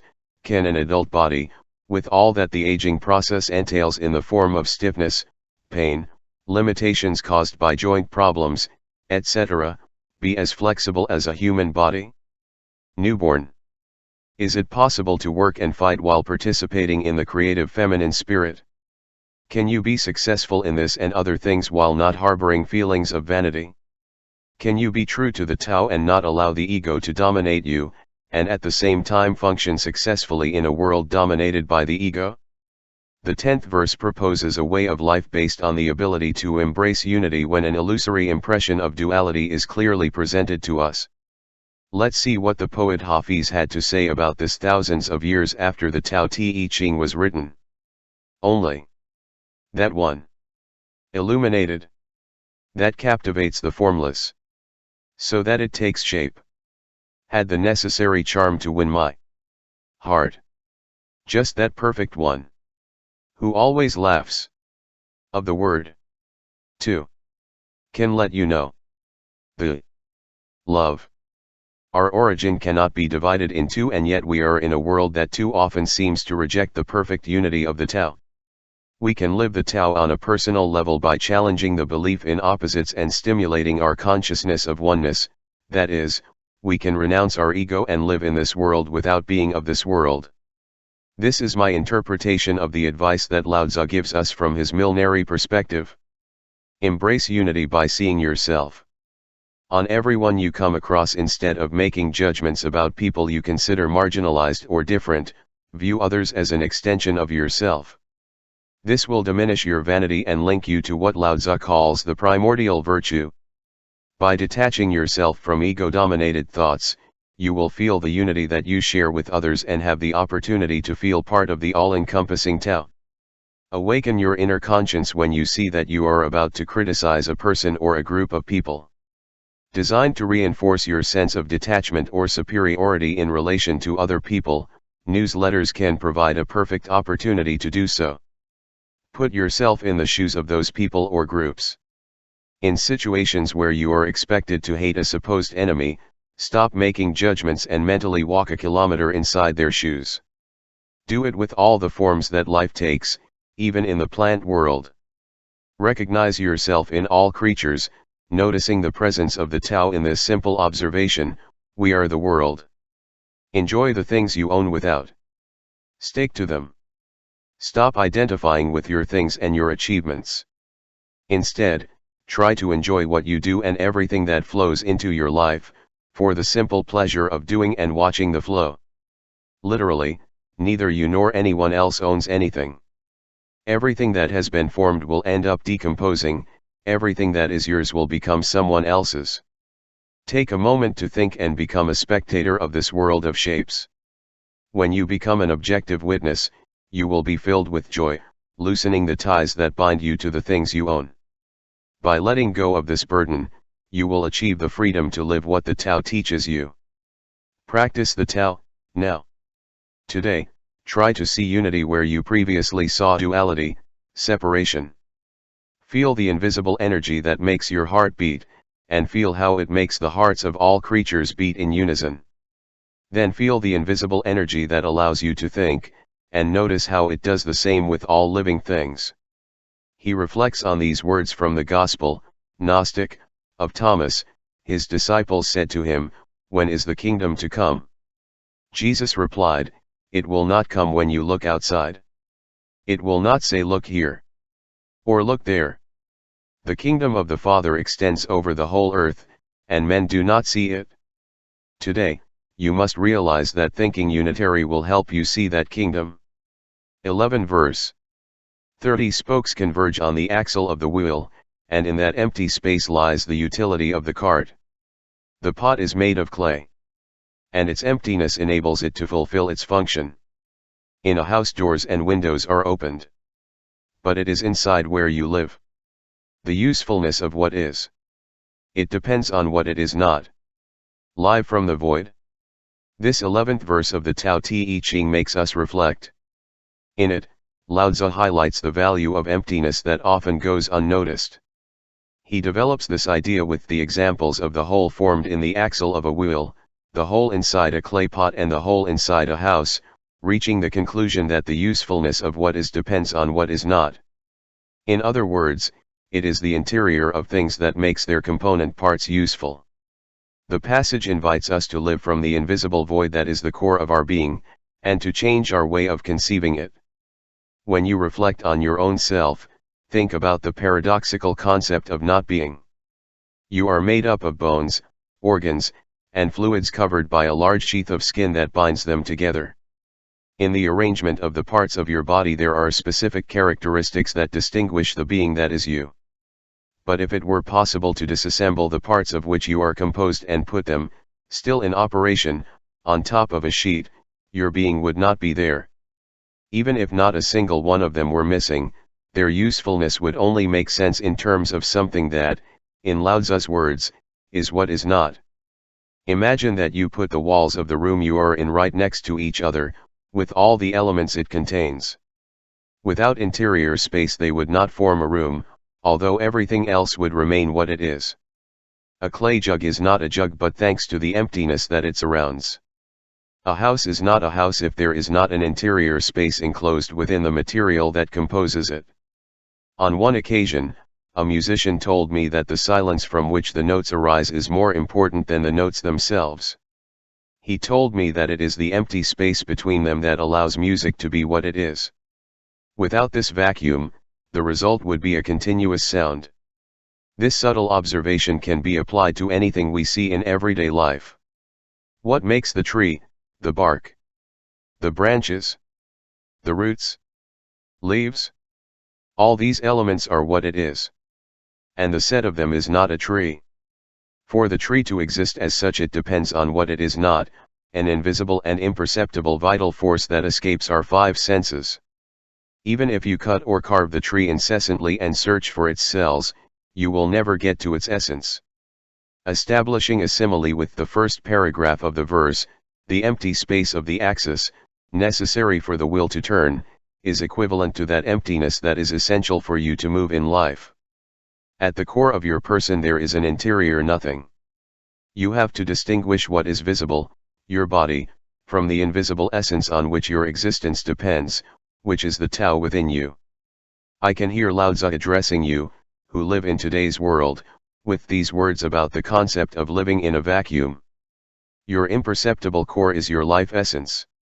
Direct your attention for a moment towards that nothing with which we name your essence. Where is it leading you? That inner space emanates from an invisible something that is responsible for all creation, and the thoughts that arise from it are of pure love and understanding. Your inner not being is not an independent part of you. Find that mysterious core and explore it. Perhaps think of it as a space, enveloped by your physical self, from which all your thoughts and impressions flow out into the world.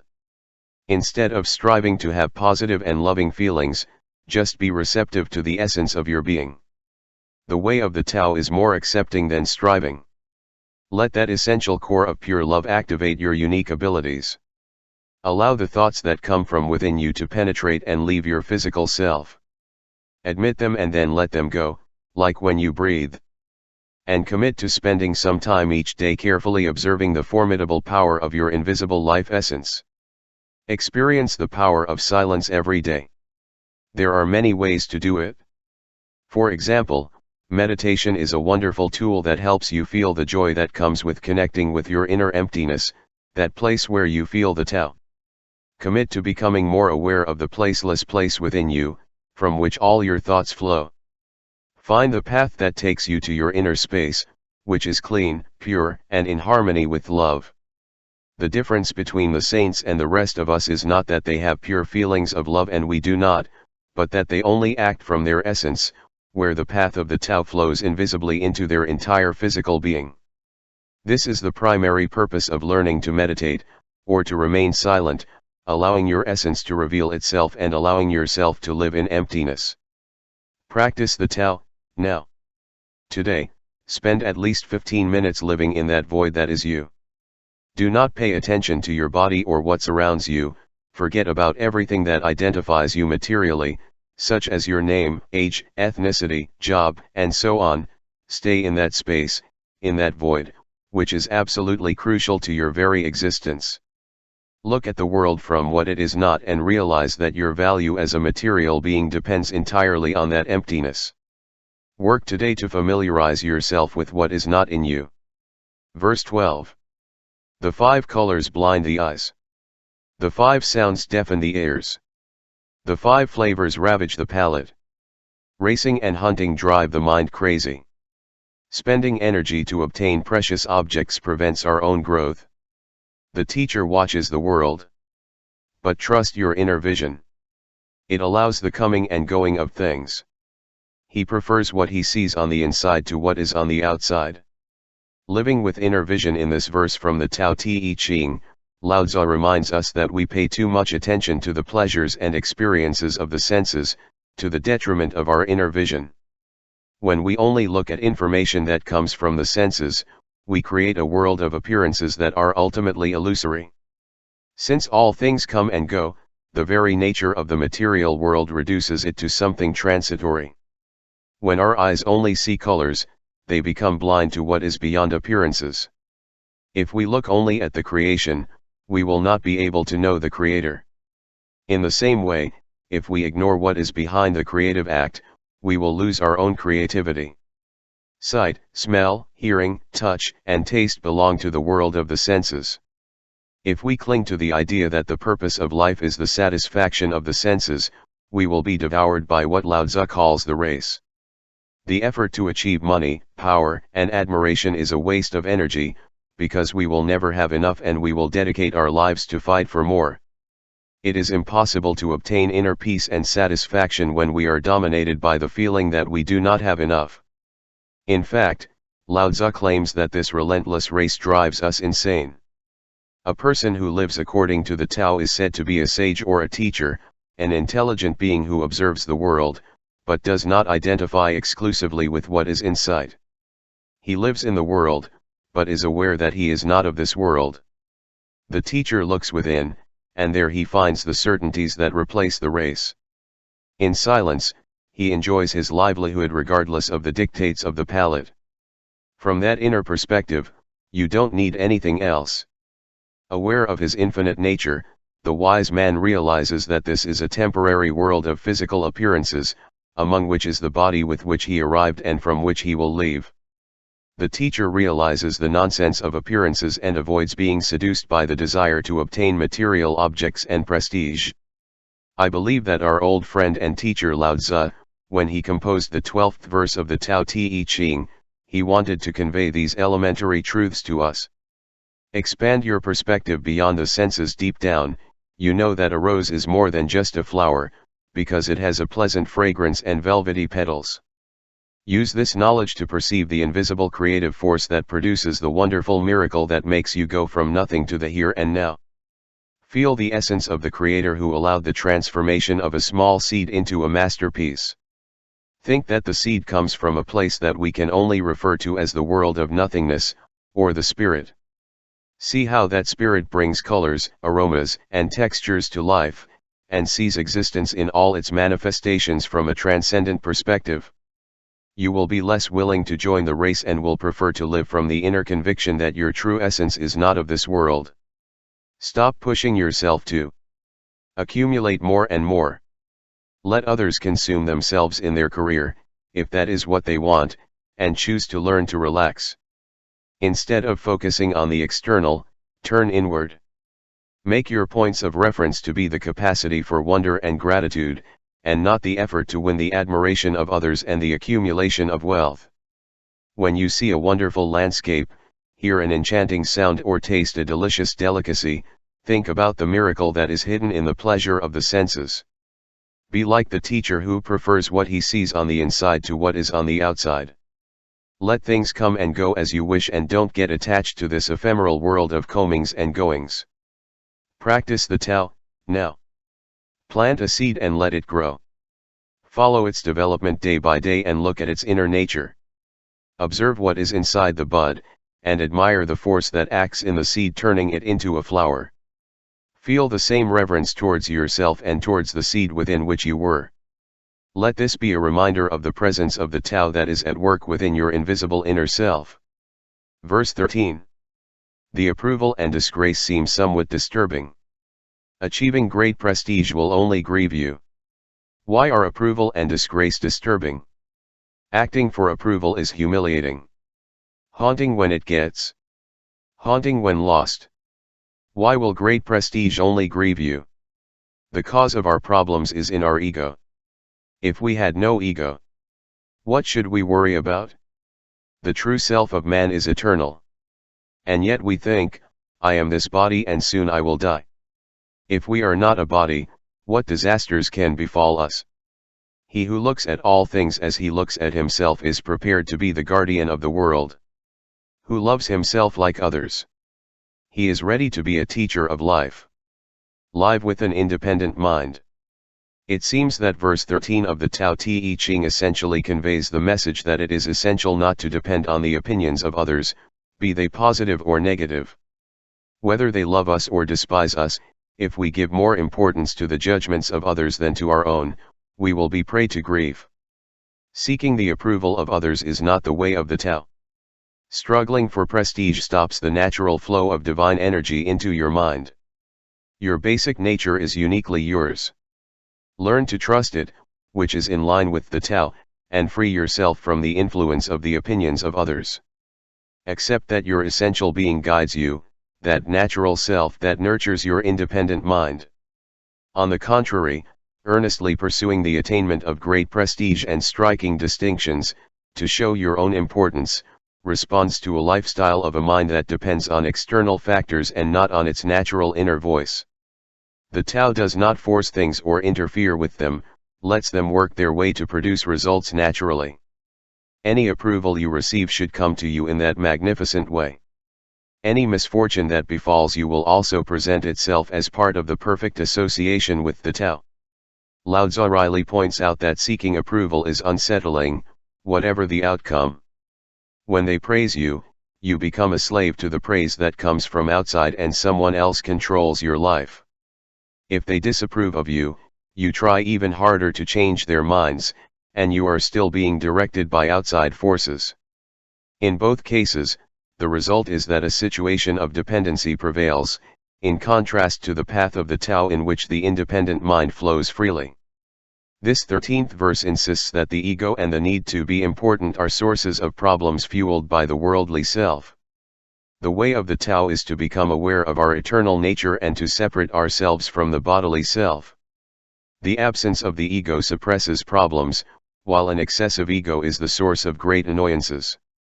The Tao Te Ching rhetorically asks us this question: if we are not a body, what disasters can befall us? If you ask yourself, you will discover an invisible divine soul that does not depend on the opinions of all those afflicted seekers that populate the world.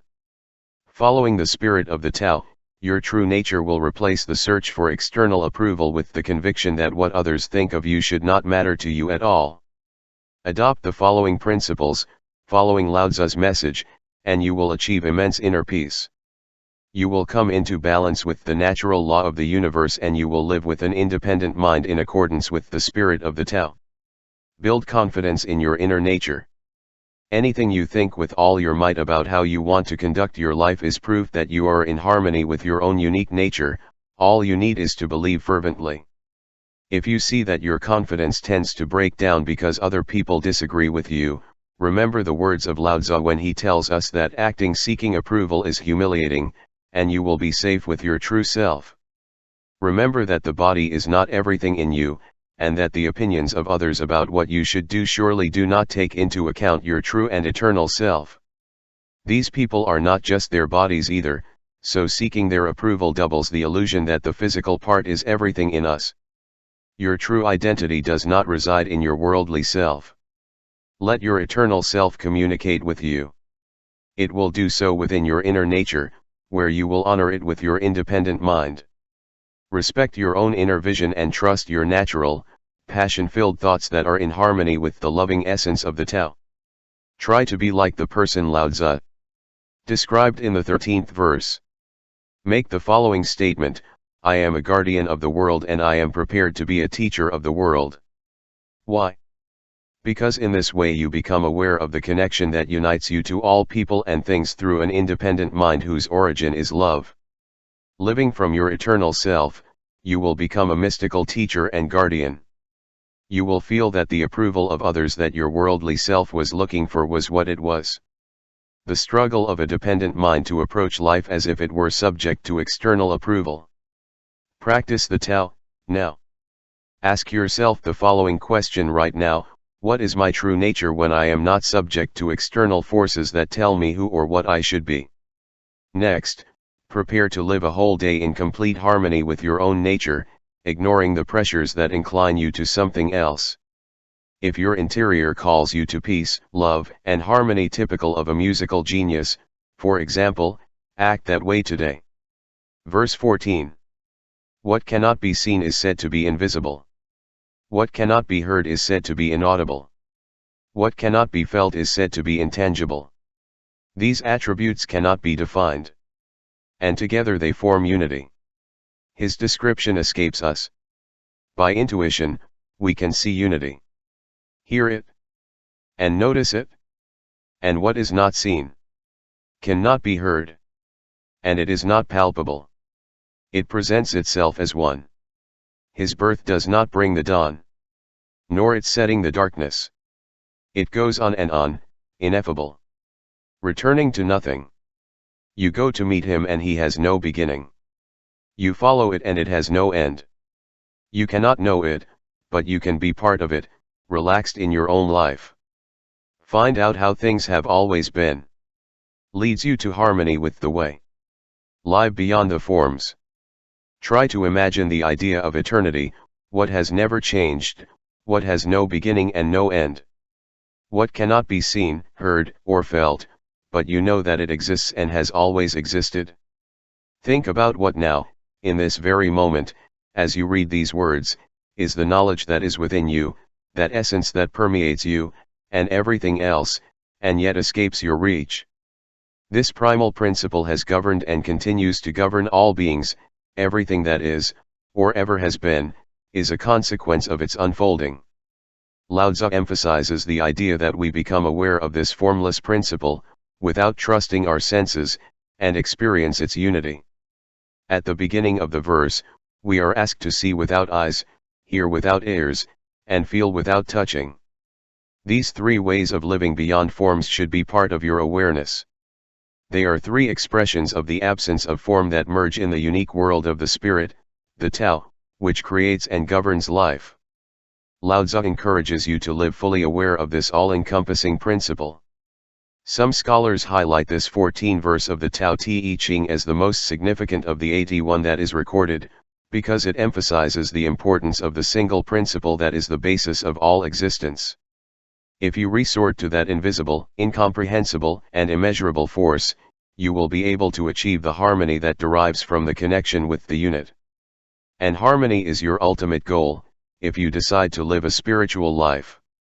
You have to learn to renounce your ego, which identifies with a world of material objects, possessions, and success, and re-enter that place that is nowhere and from which, like all people, you originate.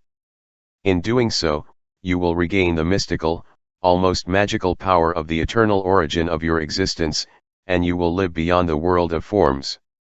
When you live exclusively in the form, you concentrate on accumulating information.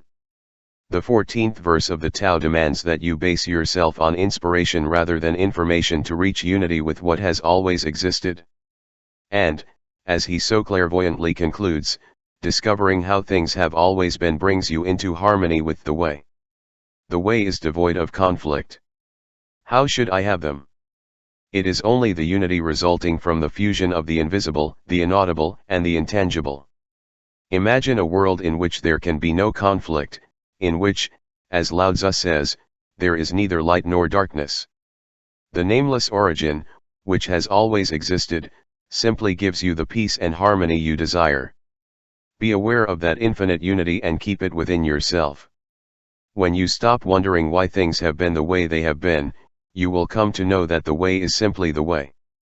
If you free yourself from the fears that accompany your exclusive identification with this world of forms, you will be able to embrace your infinite nature.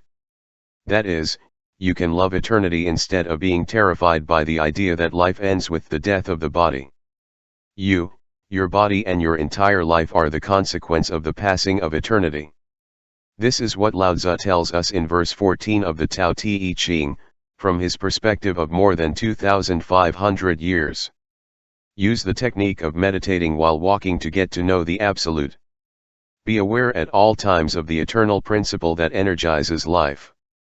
By contemplating how God reveals himself in each person you meet and in everything that is part of your ego-based world, you will become more like him and distance yourself from what separates you.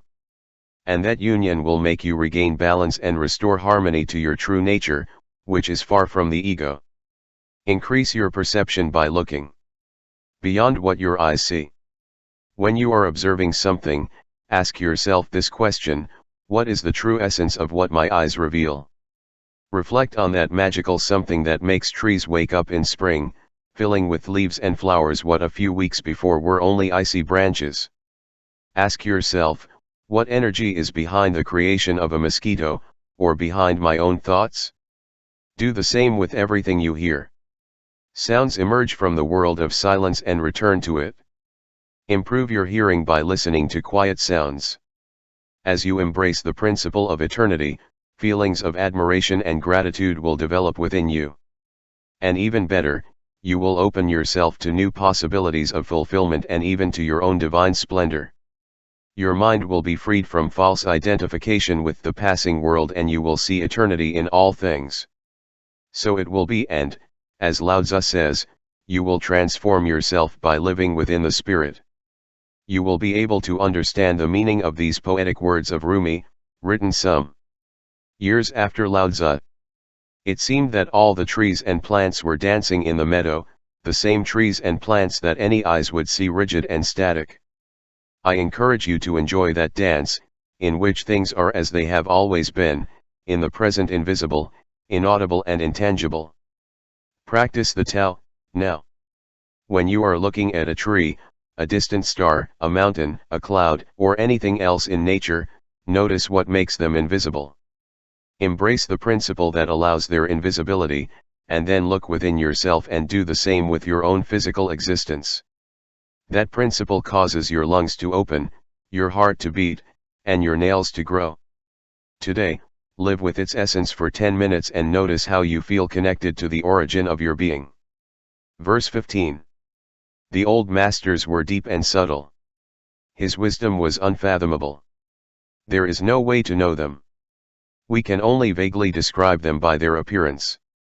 Cautious, like someone crossing an icy stream. Always alert, like someone in great danger. Simple as uncarved wood. Hollow like a cave. Moldable like melting ice. Confusing as cloudy water. But the murkiest water clears when serene. And of that serenity, life arises. Whoever lives the Tao does not want abundance. And since it never finishes filling up, remains as a hidden bud that does not strive to mature. Live a peaceful life. Verse 15 tells us of the ancient masters who enjoyed an incredibly deep level of collaboration with their world. Lao Tzu uses a few similes to illustrate the versatile and peaceful lives of these sages. Imagine them wading an ice-covered river in winter that could break at any moment, remaining cautious and vigilant, and at the same time on the alert for imminent danger. This description composes the picture of people who live slowly, but at the same time fully consciously. Consider the two attitudes described in this verse from the Tao Te Ching, being fused and in union with your surroundings and remaining relaxed and calm, so that everything is in its place around you, resulting in intense clarity. Be alert and subtly aware and, at the same time, with a great inner stillness, without rushing or demanding anything but totally in charge of your inner world. This passage from the Tao Te Ching reminds me of these words from the Bible: "Be still, and know that I am God," Psalms 46:10. Your place of origin is stillness, where all creation originates. Stay in that simple and creative state described by Lao Tzu as uncarved wood, symbolizing the beginner's mind and boundless potential. May your mind be willing to flow with life and the eternal forces of Tao mold you. Visualize yourself as mentioned in verse 15 of the Tao. Alert, but relaxed and at peace, cautious, leisurely and confident, moldable, but wishing for stillness and waiting for the waters to clear. The verse reminds us that, through nature, in the end everything becomes clear. Your purpose is to be in harmony with nature, like the seed that, hidden under the surface of the earth, patiently awaits the moment to sprout and fulfill its destiny. You don't have to rush it, like nothing in nature. Creation does its work according to its own timetable. The metaphor is clear when it comes to yourself. Your development follows a divine order. Everything you need will be given to you in due time. Do not demand anything and trust in the perfect unfolding of the Tao. Stay in a state of gratitude and caution, and join the way. After having meditated and studied the Tao Te Ching, trying to access the mind and intentions of Lao Tzu, I think this is what the sage would tell us today. Stop chasing your dreams. Allow your dreams to be fulfilled in a perfect order, accepting the rhythm they adopt. Slow down your frenzy and try to be hollow, like a cave, and open to all possibilities, like uncarved wood. Seek tranquility as something common in your day-to-day. Imagine everything you would like to experience in life and let yourself go. Trust that the Tao will act with divine perfection, as it does with all things on earth. Actually, you don't need to rush or force things. Watch and receive instead of leading an ambitious life. With a leisurely development, you will lead your life in accordance with the Tao. Step into the flow of life and slowly drift downstream. Stop fighting and start believing in the wisdom of the Tao. When you do not insist on forcing things, what is yours will go to you. You have probably been told throughout your life that you have to actively pursue your desires. Now is the time to trust the eternal wisdom that flows through you. In the work The Way of Life according to Lao Tzu, translated by Witter Bennett in, verse 15 is poetically summarized. From the Tao Te Ching. How can the course of a man's life be maintained if he does not allow it to flow? Those that flow like life. They know they don't need another force. They do not suffer wear, they do not suffer breakage.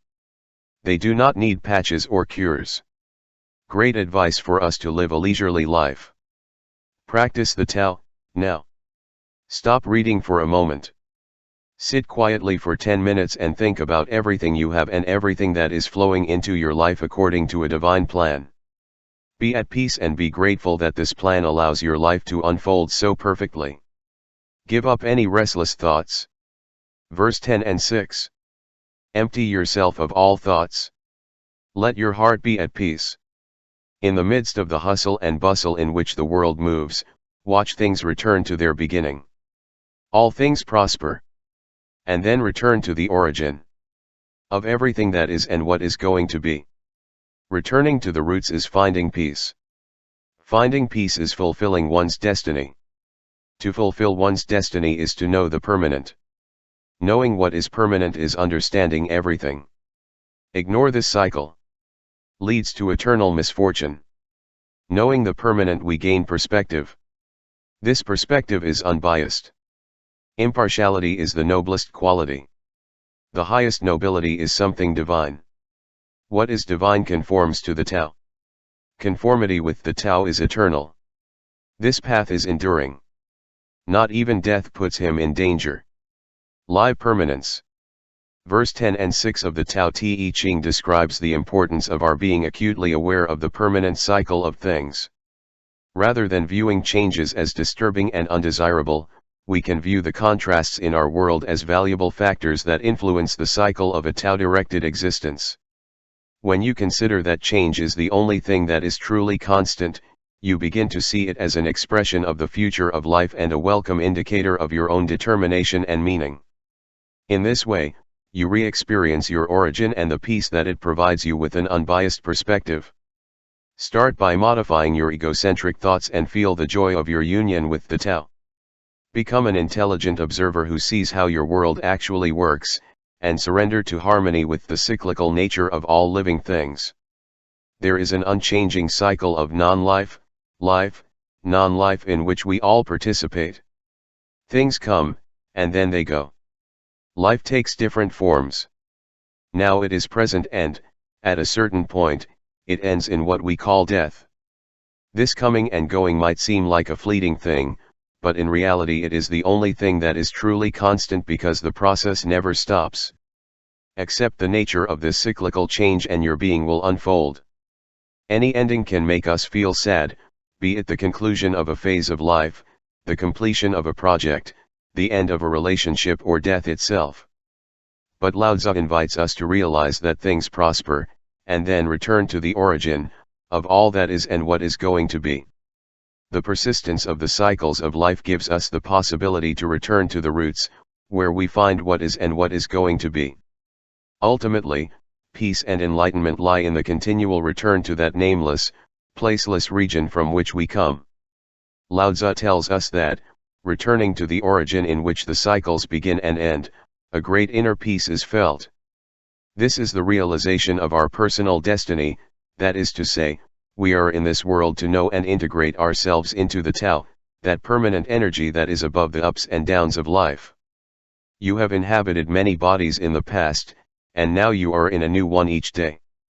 You have maintained and abandoned many relationships, and yet your eternal self survives despite the transition between beginnings and endings. Now you have to recognize yourself as a physical creature that is part of the eternal Tao. The Tao that gives life to existence, including your own, is absolutely impartial. It has no preferences. Bring winter regardless of your wishes. It separates you from those you love, sending them to other people, and then brings them back to you, whether you want it or not. Every living being has to return to Tao, no exceptions or excuses. If you are not aware of this constant influence, you will be trapped in one of the phases of a life cycle, leading to what Lao Tzu calls eternal misfortune. When a person leaves you, it seems as if the end of the world has come. When you fail in a business project, fail in an exam, or suffer a painful illness or injury, you feel depressed. If you get caught up in these emotional endings, not letting them also become a natural part of life, you feel disconnected from your origin. You get stuck in the midst of the hustle and bustle in which the world moves, unable to perceive the sense of permanence produced by the return of things to their beginning. The reality is that beginnings often take the form of painful endings. But when you know that there is something permanent beyond the disappointments of the present moment, you can feel that this too will pass. It has always been like this and always will be. If you change the way you see things, the things you see will change. This is what Lao Tzu seems to want to tell us in this verse 10 and 6 of the Tao Te Ching. Dedicate yourself to observing life impartially. Especially when you despair that something has ended. Remember that your origin is acting on what has happened to you and decides to connect your thoughts with it. Every ending is part of a cyclical process. You are simply returning to a life that is permanent, as Lao Tzu tells us in this passage. You do not have to learn anything new, or change your behavior or adopt new action plans, just think of the word return and find comfort in the permanent Tao, which brings peace to your hopelessness. The Tao does not abandon you or disappoint you, and it is always impartial. At whatever point in the emotional cycle you are, nobody and nothing is going to judge you. You are learning to be in all phases of the cycle, free from judgment and living permanence. Put these words in writing and hang the text clearly in the place where you live, this too will pass. This phrase will remind you that the only permanent thing in life are changes. Everything you see before you is in a cycle back and forth. Absolutely everything. Without exception. Be aware of it and let your thoughts flow into constant change.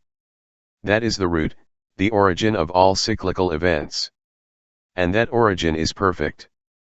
It is divine. You can fully trust him. It makes flowers bud, triggers the aging process as well as rebirth, and brings new relationships. It is the Tao and it is permanent. Come back to it and experience your eternal existence here and now, within that temporary receptacle that you call your body, with all the vicissitudes that affect it. Your body will pass too. You can be sure. Practice the Tao, now. Spend a day consciously looking for situations in which you can practice fairness, viewing endings as beginnings. Challenge yourself to experiment with a certain number of them in one morning. It begins when you wake up, realizing that the end of the dream is the beginning of the awakening. Divide the time it takes to get going into several parts by observing, without judgment, each ending, which is the prologue to a beginning.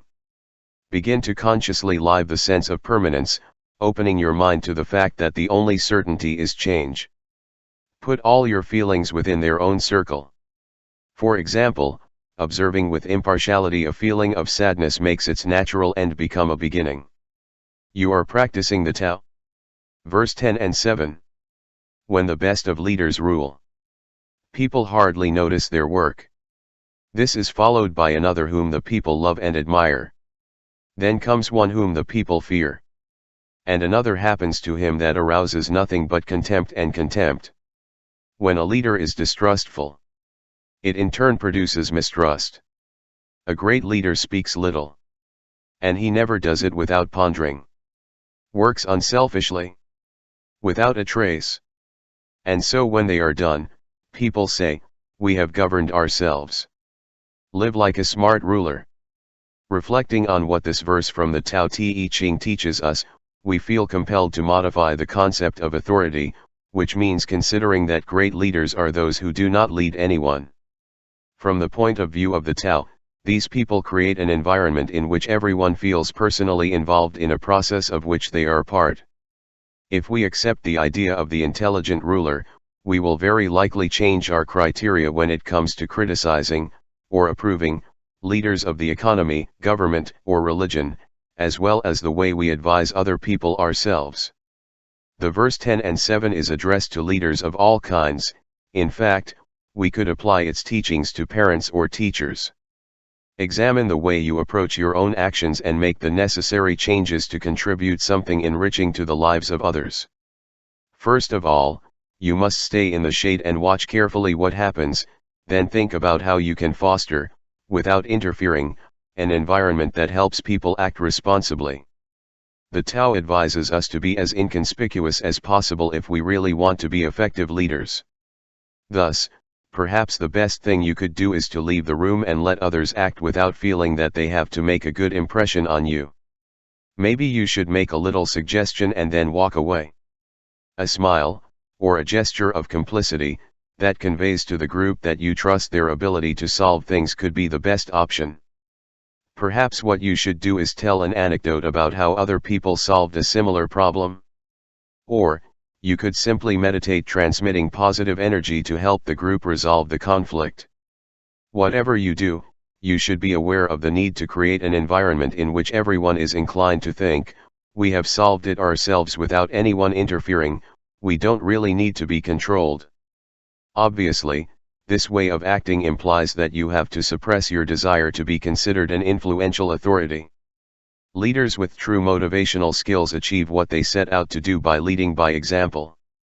They encourage others to be responsible and to do things the way they should be, but not by bragging about their great skill as leaders. They create the space necessary for others to be inspired and demonstrate their own worth. At the time of the distribution of medals, they vanish behind the scenes, wishing that others would be left with the impression that what they have achieved was possible thanks to their own leadership skills. A great Taoist leader always leaves people to choose and follow their own way of life, their own conception of what is good.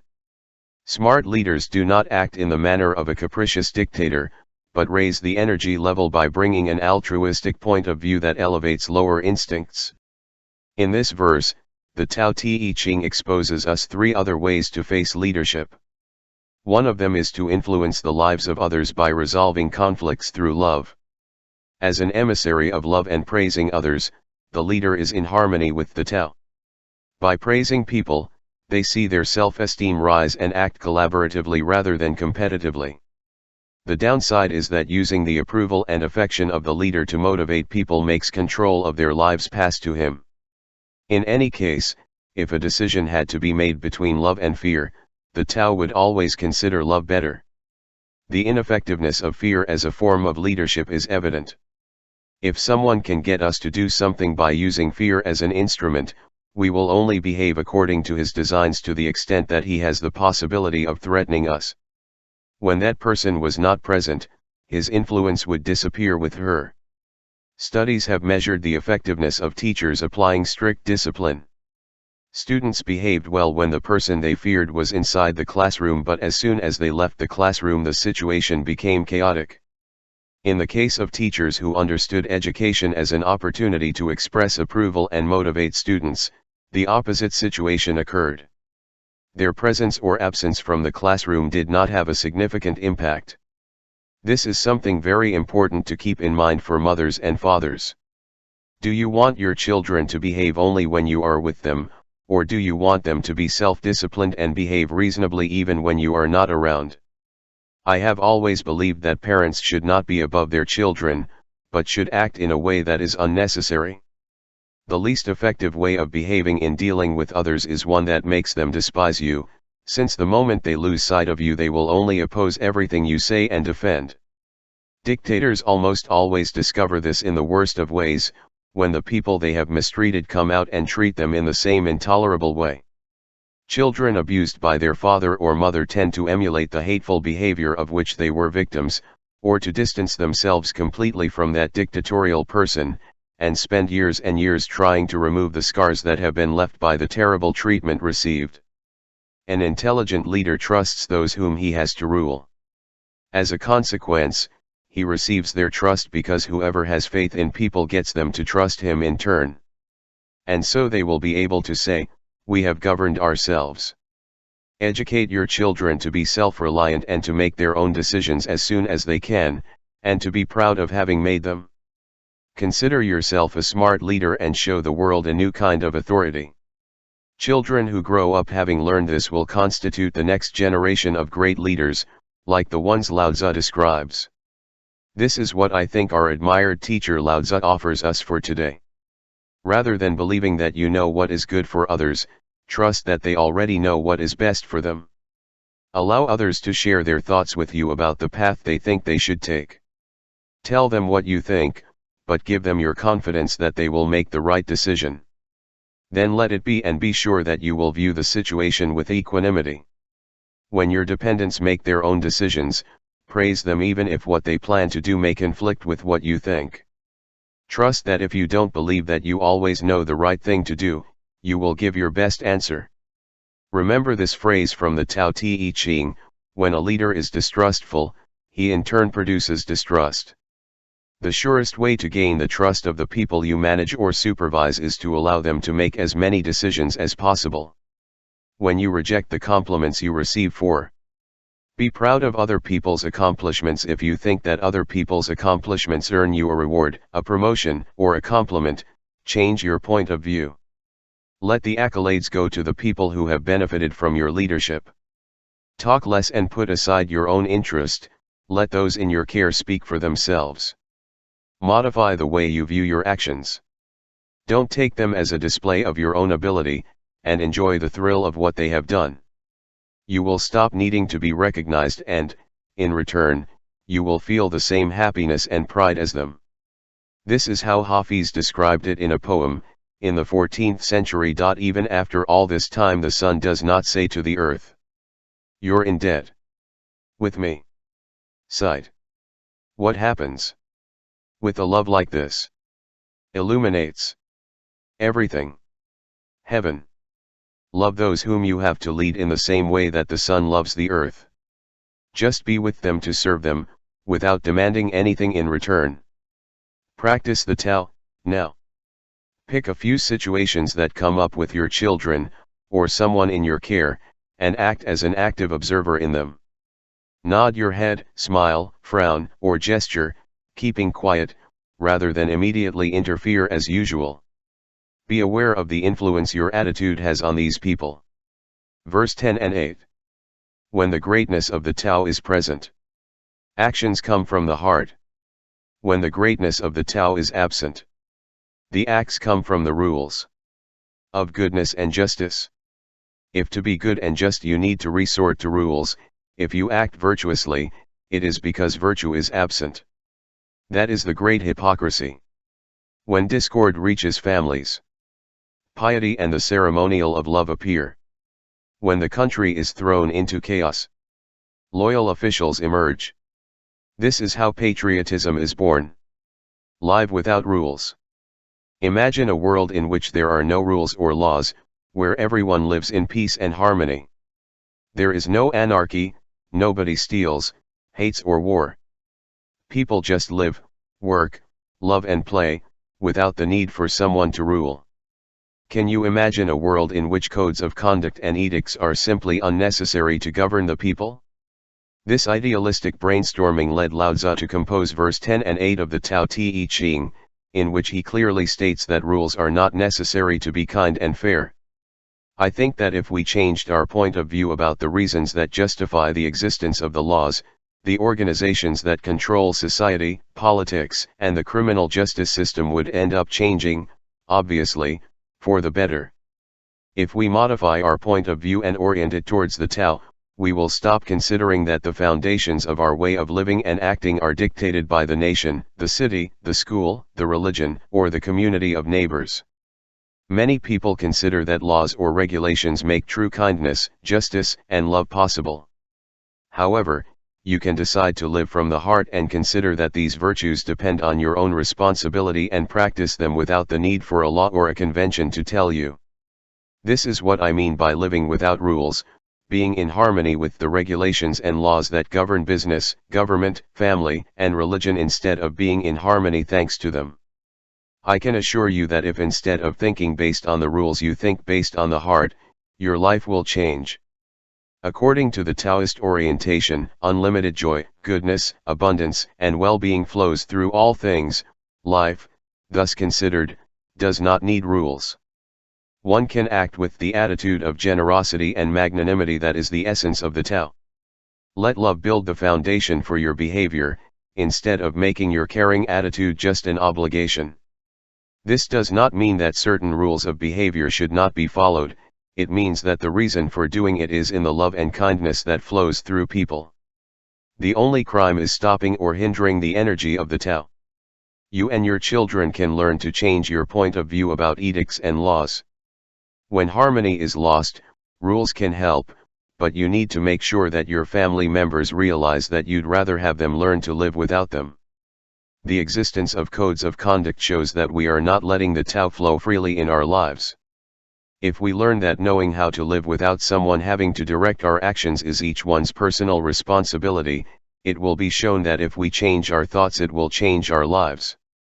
This idea can be taken even further. Ask yourself if laws make a society healthy and if patriotism has any value.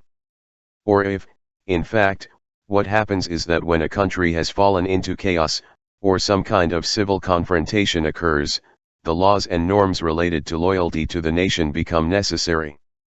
The rules are issued to impose sanctions and thus be able to control or direct people who have not assumed their responsibility as members of a group. In any case, the sense of national unity need not go that far, since the unity of the Tao is more important than that of any human group. In short, this is what happens when the Great Way is abandoned, the need to impose justice arises, the falsehood of the people makes the rules necessary and the rulers have to restore order. Political powers appear to bring light to disorder and darkness.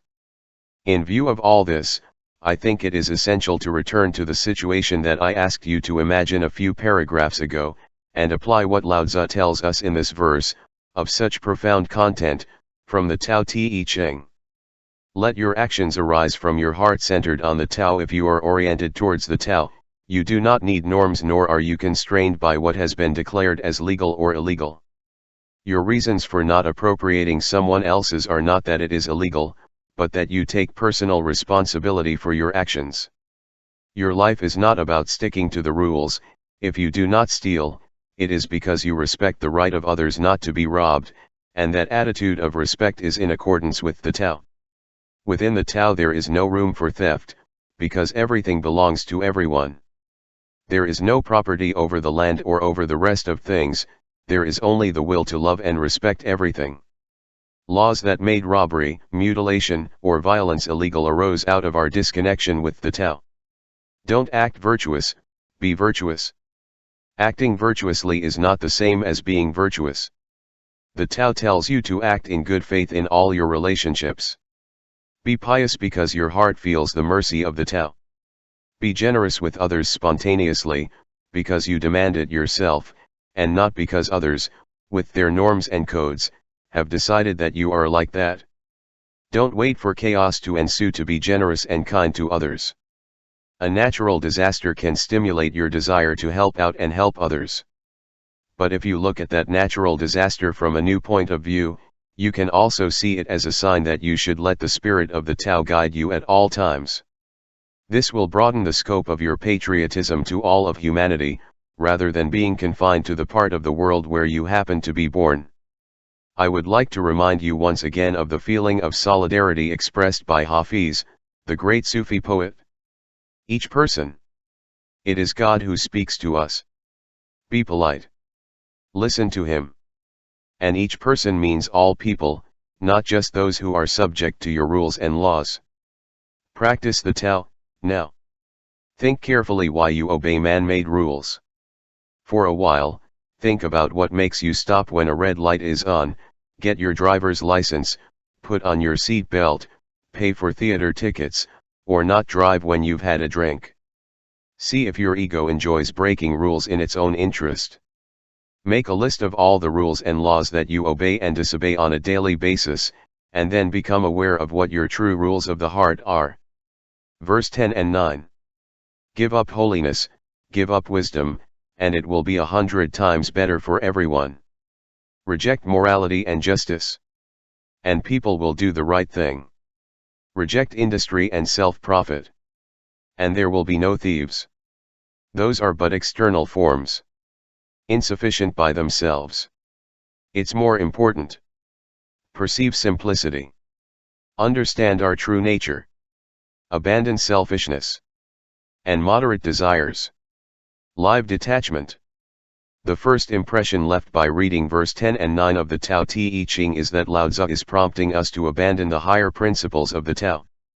Renounce holiness, wisdom, morality, industry, and self-profit, the great sage tells us, and all will be well. But Lao Tzu adds that they are but external forms, insufficient to live according to the most sublime way. The first of the external forms relates to education and the way we view the institutions in which we learn. In this regard, he advises us to modify the concept of holiness, because we tend to follow the teachings of an organized religion, as well as our point of view on how important we are that is based on the degrees awarded by academic institutions. Lao Tzu subtly argues that it is much more important to cultivate our true nature. As with virtually all the teachings of the Tao Te Ching, what we must truly trust is our access to the sacred center of the Tao within us. There is something divine within us that instinctively knows what we should do and how we should be. Trust yourself, the wise man tells us, and rethink what is the true importance of educational and religious institutions. If you change your point of view about them, you will realize that your true essence is 100 times better for everyone. The bottom line is that a truth is a truth until you organize it, and then it becomes a lie. Why? Because the objectives of the organization itself go above what it originally intended to put in order. Reject morality and justice, we are told, and people will do the right thing. Lao Tzu is revealing the second of the external forms, a system of norms that claims to be of greater importance than our natural internal integrity. When we know that we come from an impeccable source of honor and equality, we do not have to trust the justice system. The wise man reminds us that it is very important that we do not feel relegated to a lower level because moral norms are intended to dictate who we really are. We must take as a reference the perfection of the TAO, which is in our nature, instead of having to consult a code of laws or go to court to determine our moral stature. These labyrinthine organisms created to decide on good and evil are proof that we have strayed from the simplicity of our innate nature. The last of the external forms is the world of economics. It could be expressed like this. Do not pursue profit, renounce cunning, do not keep track of your business and theft will disappear completely. Lao Tzu advises us to focus on the integrity of the all-encompassing TAO, and to forget about financial gains and benefits as indicators of our success in life. If we live according to the teachings of the TAO, the need to amass great fortunes will disappear. Instead, we will know the pleasure of serving others in a spirit of boundless generosity. Or, in the words of the Tao Te Ching, we will come to abandon selfishness and temper desires. Therefore, the three external forms are education, justice, and the economy. In relation to these spheres of life, we are asked to reconsider how we view the reasons, the methods, and the ways that some well-meaning people have taught us to value. If you modify your point of view, you will realize the simple and sacred higher principle that enriches them with the free flow of the Tao. You will understand your true nature, you will abandon selfishness and moderate desires. Stay within the world of education, justice, and economics but without belonging to it and you will be able to observe that inner world in which you are in harmony with the Tao. This is what, in my opinion, Lao Tzu says from his Millenary Observatory. Think about the relationship you have with the systems that govern education, justice, and the economy.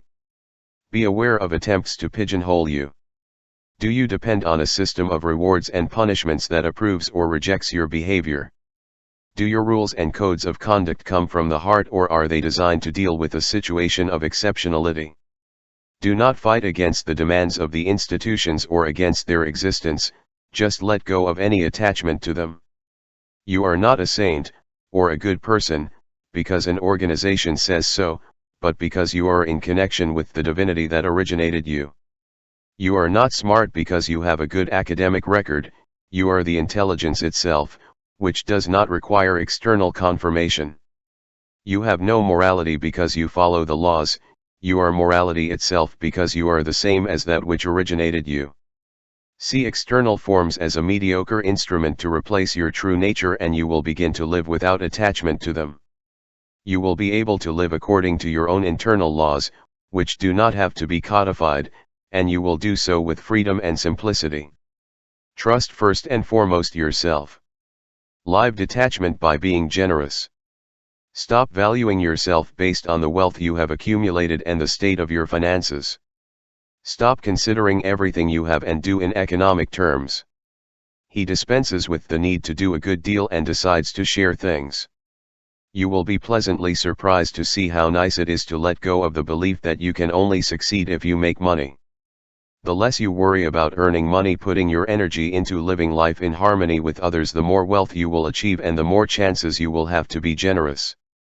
The pressures placed on us by the institutions are based on an endless list, artificially established, of things to do and things not to do.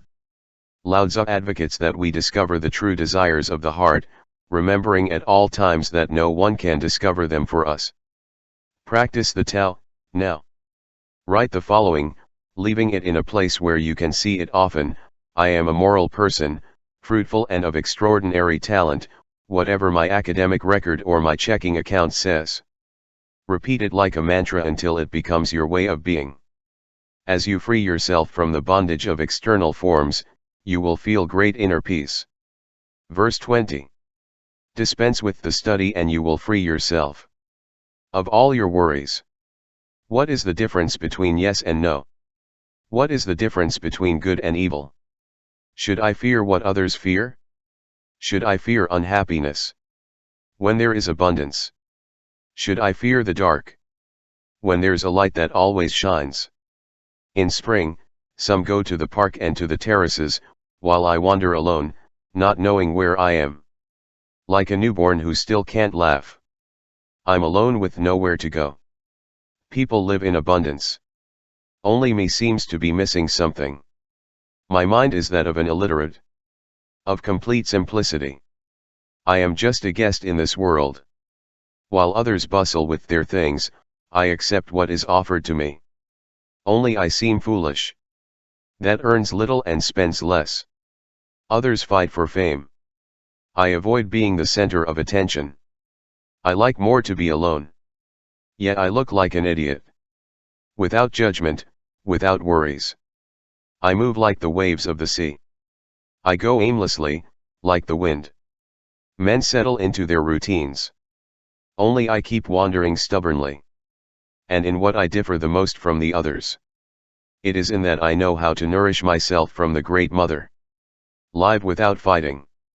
In this verse from the Tao Te Ching we are exhorted to live without fighting for worldly things. Lao Tzu advises us not to constantly demand more and more achievements from ourselves, and to live each moment without becoming obsessed with what we are going to do next. We are invited to live in a way that could be summed up in the title words of Ram Dass Be Here Now. Live in the moment, in your mind and in your body, appreciating what you have and without anxiety. Stop constantly asking yourself what is the best thing to do. Do not think about what would happen if you did this or that thing, or about your goals for the future, and focus on the present moment. Live here and now, because if you dedicate yourself to thinking that you want to be in another place, you will spoil the precious moments present. The wise man has a good habit of immersing himself completely in the now of every moment of his life. Being here and now is achieved by accepting things as provided by the Great Mother, the Tao. This is a resignation process, if you want to call it that, to limit yourself to that great source, which has created everything and nurtures everything, to take you wherever it wants. To abandon the idea that you have to get more things, or be in another place, and to see yourself as a complete whole, which is what you are. This process of renunciation allows you to witness the limitless abundance and eternal light that are always present. You learn to let go of your ideas about lack and scarcity and instead trust that the Great Source will provide what you need, as it has always done with all beings. Lao Tzu makes it very clear that this attitude did not respond to socially accepted norms 2,500 years ago, and that is why, when composing this verse, he portrays himself as an outcast who is out of the ordinary. At that time, as today, striving to satisfy desires was considered an appropriate life attitude. The narrator of the verse admits that he is drifting, not knowing where he is going, but his tone is ironic. It is as if he were thinking, if no one really knows where he is in this infinite universe without beginning or end, why not admit it and let himself be carried away by the Tao that brought us out of nowhere? He exhorts you to simplify your life and not look for other things. Yes, others may think you are lazy and call you an idiot, but you will get your reward in the form of a great feeling of inner peace from the knowledge that you are here as a guest and that you will not lack anything. Indeed, it may seem that you are missing something, but, in reality, that something is nothing more than an illusion. You no longer live within yourself with the desire to be someone else, or to gain something that everyone around you seems to have. You have given up fighting in exchange for getting there.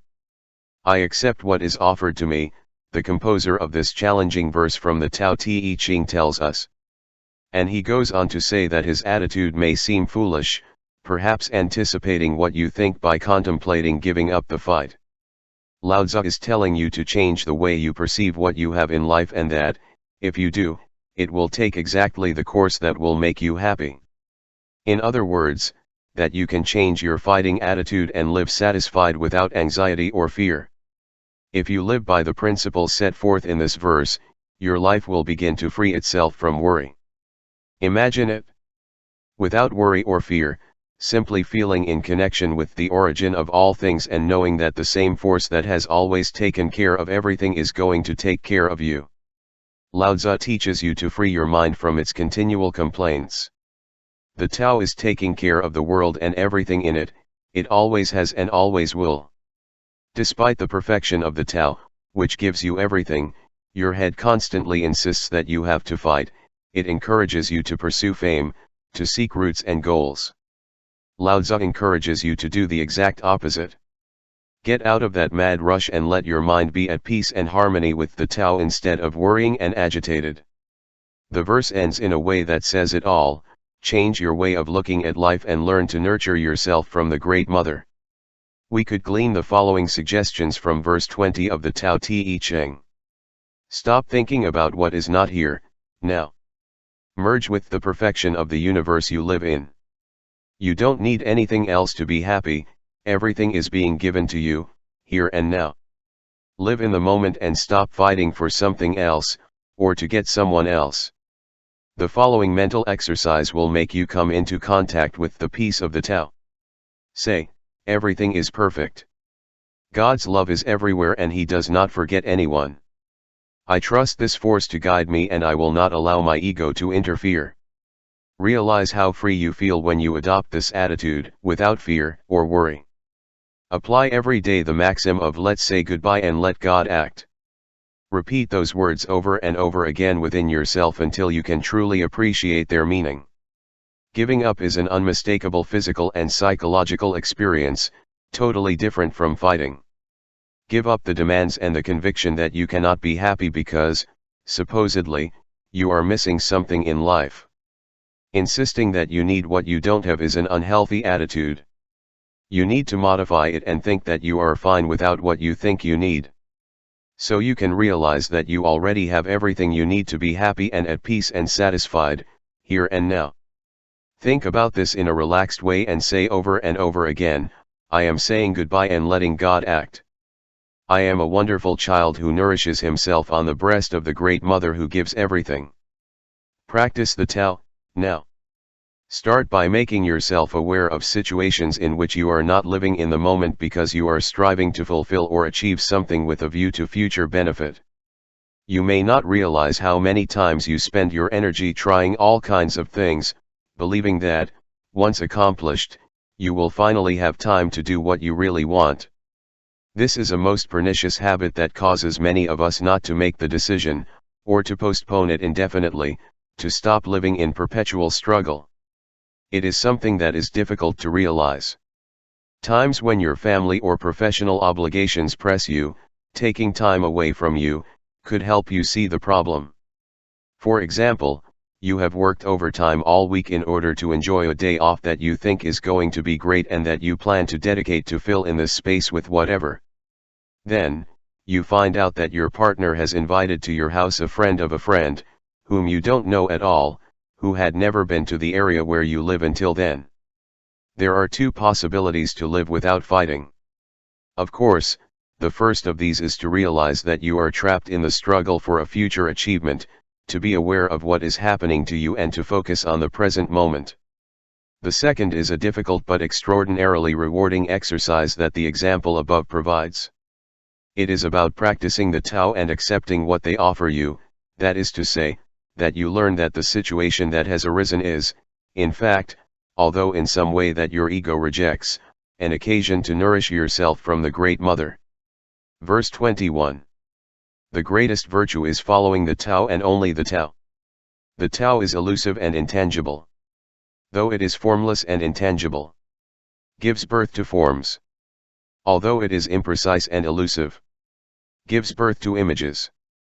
Though it's dark and mysterious, is the spirit and the essence, the vital breath of all things. Since ancient times, his name has been preserved to remind us of the beginning of all things. How can I know what things were like at the beginning of the universe? I search inside myself and see what is inside of me. Living the elusive paradox. In verse 21 of the Tao Te Ching, Lao Tzu brings us back to the theme of the first chapter of this book, living the mystery.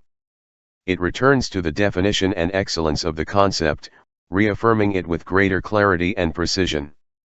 Now it not only asks us to be aware of the elusive nature of the Tao, a principle that cannot be apprehended or experienced with the senses, but to confirm our perception of that nature and consider that we ourselves embody the elusive paradox. Reread the end of this important verse, how can I know what things were like at the beginning of the universe? I look inside myself and I see what is inside me. Now go back to your own origin, How did I come to this world? I don't mean that little drop or particle of human protoplasm. I want to go even further back. Quantum physics explains that particles arise from an invisible and shapeless energy field. All creation, including yours, is the result of a transition process, from an amorphous energy to the appearance of form, from the spirit to the body, from the nameless Tao to a specific object. Throughout the Tao Te Ching, the process of creation is discussed as well as the subject of understanding the eternal nameless. This is the elusive paradox that you must contemplate, accept, and experience. You can know it by observing your own inner nature and realizing that all your thoughts and actions are animated by the same principle that creates everything. At this very moment, move your index finger. Then do the same with your toes. Raise one arm. And then ask yourself this question: what is it that allows me to perform these movements? Indeed, what is it that allows you to contemplate the shapes and colors? What force is hidden behind your eyes that makes you see that the sky is blue or that a tree is tall? What formless energy produces a vibration somewhere in your ear that allows you to appreciate sounds? Whatever it is, it has no form and no name. Yes, it is somewhat imprecise. Yes, it is mysterious. And when you begin to see the world from this perspective, you begin to recognize those same qualities in yourself. It is what Lao Tzu describes as the vital breath of all things, and it need not remain a mystery. That same eternal Tao is within you, and you go to it millions of times a day. It is within you, it is your being. This 21 verse of the Tao Te Ching has great depth. It asks you to stop chasing financial results, achievements, possessions, celebrity, and the like. Instead, it tells you to direct your attention to the energy at work at the origin of things, to the elusive and intangible Tao. The greatest of the virtues is in finding that force without name or form that lives within us. Look for it within yourself, observing how it acts in all your thoughts and actions. This is what Lao Tzu wanted to convey to you more than 2,500 years before you were born. Then your thirst for that intangible force, an enigmatic that sustains life, be insatiable. Communicate again and again with the origin. Ask him to guide you and meditate on his sacred nature. The more you honor the invisible Tao, the more united you will feel to it. The awareness of your union with the Tao will free you from the worries, tensions, and anxiety that accompany the ego's way of looking at the world. Observe with a benevolent smile how those around you strive for wealth, prestige, and power, and contemplate with gratitude that vital breath of all things that also reaches you. You will feel safe and secure, knowing that you have a divine alliance with the Tao, who knows everything and gives everything. I suggest that you spend a little time, several times a day, saying out loud, "My God, I thank you for everything." Make it a personal rite of reverence. I myself, a moment ago, just said, "I thank you, my God, for allowing these words to come from my pen." I know that the origin of everything, including that of these words, is the elusive and intangible Tao. Commit the last two lines of the verse by heart and recite them silently when you need to. Repeat these two sentences: how can I know how things were at the beginning of the universe? I look inside myself and I see what is inside me. As you do so, you will remember that the Tao comes from the truth that lives within you at all times. Do not try to convince others of the veracity of what you perceive. When you are ready, you will find your own teachers. The poet Hafiz wrote, many centuries after Lao Tzu's death, these definitive words about the elusive nature of the Tao. If you think you can know the truth from the words, if you think that the sun and the sea, they can pass through that tiny opening which we call a mouth, someone will laugh. He will laugh out loud. Now, practice the Tao, now. Today, become aware of the force that allows you to move. Stay 5 minutes, while you meditate, within the space between your thoughts and observe that invisible source, elusive but omnipresent, that allows you to speak, hear, feel, and move. In my book Getting in the Gap, I explain a way to meditate that can help you do it. Verse 20. The flexible never breaks. What bends is straightened out. What is empty is filled. What is consumed is renewed. The poor get rich. The rich are confused. That is why the sage embraces unity. And since it is not ostentatiously displayed, people can see its light. Since he has nothing to prove, people trust what he says. Since he doesn't know who he is, people recognize themselves in it. Since it has no goal, everything he does is successful. Surely the old adage that flexible never breaks is true. If you have truly managed to stay intact, all things will flow to you. Live flexibly. After having lived many years by the sea, I have been able to contemplate the beauty and splendor of those tall palm trees that grow by the water's edge, which often reach a height of 10 or 12 meters. These majestic giants can withstand the impressive force of hurricane force winds that blow at more than 300 kilometers per hour. Thousands of other trees succumb to the storm, uprooted, utterly shattered, while majestic palm trees stand firmly rooted, waving proudly in their decimated realms. What is the secret that allows the palm tree to remain intact? The answer is, its flexibility. There are times when it bends downwards, reaching almost to the ground, but its twisting means that it does not break. In verse 22 of the Tao Te Ching, Lao Tzu invites us to try to achieve that same quality of elasticity. Begin to feel the unity of the Tao, which gives you resilience and stability and helps you endure the vicissitudes of life with the ductility and flexibility of a palm tree. When a destructive energy opposes you, resist its power by nimbly dodging it. Choose to weather the storms that threaten you, letting them pass without fighting them. When you decide not to fight and relax, without facing what is opposed to you, you are entering the orbit of the Tao. The verse also tells us that, by keeping us intact, things flow to us. That is, if you want to achieve abundance, wisdom, health, love, and the rest of the things that accompany the Tao, you have to be receptive to them. Lao Tzu tells us that, in order to fill ourselves, we have to be empty, since the attachment to what we have reduces our capacity and makes us not fit anything else. In this sense, being empty means not being possessed by ego-inspired beliefs, possessions, or ideas, but open to all possibilities. This is in accordance with the ineffable Tao, which is not limited to a specific point of view, or a specific way of acting, but gives life to everything. Similarly, a flexible person is open to all possibilities and has nothing to prove, because it is the Tao, and not his ego, that takes care of him. The perception of the Tao helps us to be flexible. And by eliminating intransigence, we create an atmosphere of trust. If we live from a perspective that allows us to say I'm not sure, but I'm willing to listen, others identify with us.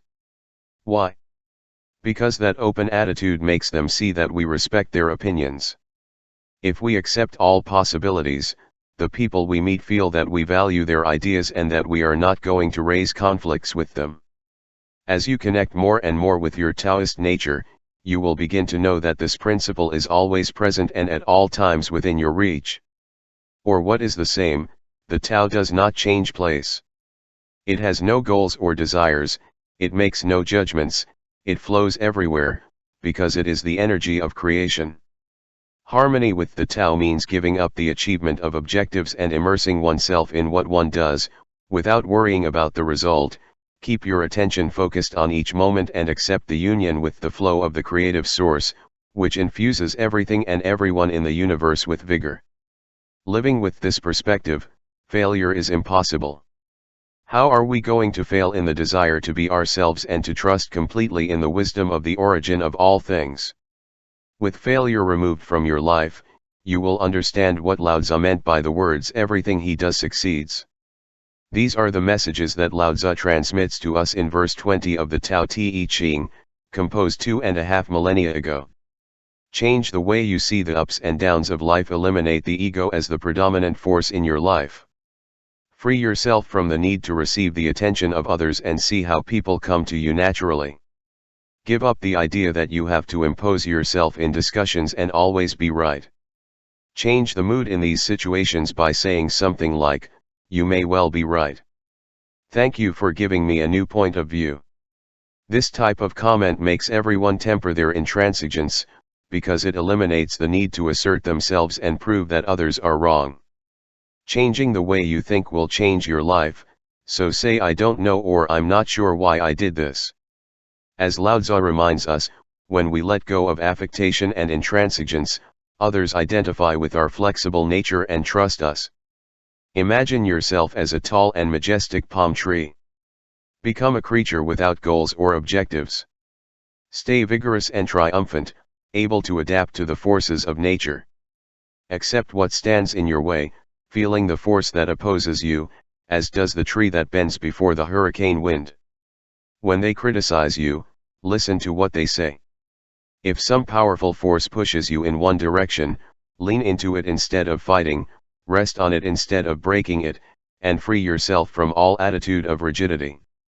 If you do, you will be intact. Internalize the image of the wind as a symbol of a difficult situation while stating, "There is no rigidity inside me. I can bow to a gale and remain intact. I will take advantage of the force of the wind to make me stronger and keep myself better." This lesson is so satisfying that you wonder how it is that you did not realize before what it teaches you. Enter the orbit of the TAO and accept the storm, letting your body feel it. Observe it without judging it, just as the tree bows to the wind. When you feel the stiffness coming back, become aware of it as well, and continue to let the wind blow while you adopt a Taoist attitude, leaving no room for the ego. Try to discover the cause of your stiffness and become more flexible in the face of life's storms. The bad moments, if you learn to live them as opportunities to open yourself to the energy of the Tao, can become stimulating experiences that bring to light the love that lies in your true nature. Practice the Tao, now. Today, listen to someone expressing an opinion that you disagree with. It could be related to different topics, like politics, the environment, religion, drugs, war, the death penalty, or whatever you want. Don't try to impose your position. Instead, make the following comment: "I've never considered it from that point of view. Thanks for sharing your ideas with me." By heeding an opinion contrary to your own, you reject the conceit of your ego and welcome the flexibility of the Tao. Verse 23. Speaking little is something natural. A hurricane doesn't blow all morning. A deluge does not last a whole day. Who originates them? The sky and the earth. These are extreme, inordinate phenomena. Therefore they cannot be prolonged. If heaven and earth cannot sustain excessive action, how much less can man do? Those who follow the Camino, they become one with the Camino. Who follow goodness, they become one with goodness. Those who mislead the way and goodness, they become one with failure. If you act according to the Tao, His power will flow through you. Your acts will become natural. Your ways, heavenly. Open yourself to the Tao. Trust your natural responses. And everything will stay in place. Live according to nature. Everything that is formed eventually decomposes. Notice the emphasis I have placed on the word thing. I have done it because all things in the world are temporary and are in a constant process of change. However you are in this world, you too are part of the principle of permanent change and decay. In this 23 verse of the Tao Te Ching, we are asked to observe how nature works and choose to live in harmony with it. Nature does not have to insist, pressure or force anything. After all, storms don't last forever. The winds blow hard, but then abate. The Tao creates from an eternal perspective, but all things, from the moment they begin to exist, undertake the return journey. That is why Lao Tzu tells us that if we live in harmony with this simple principle, we will be in tune with nature.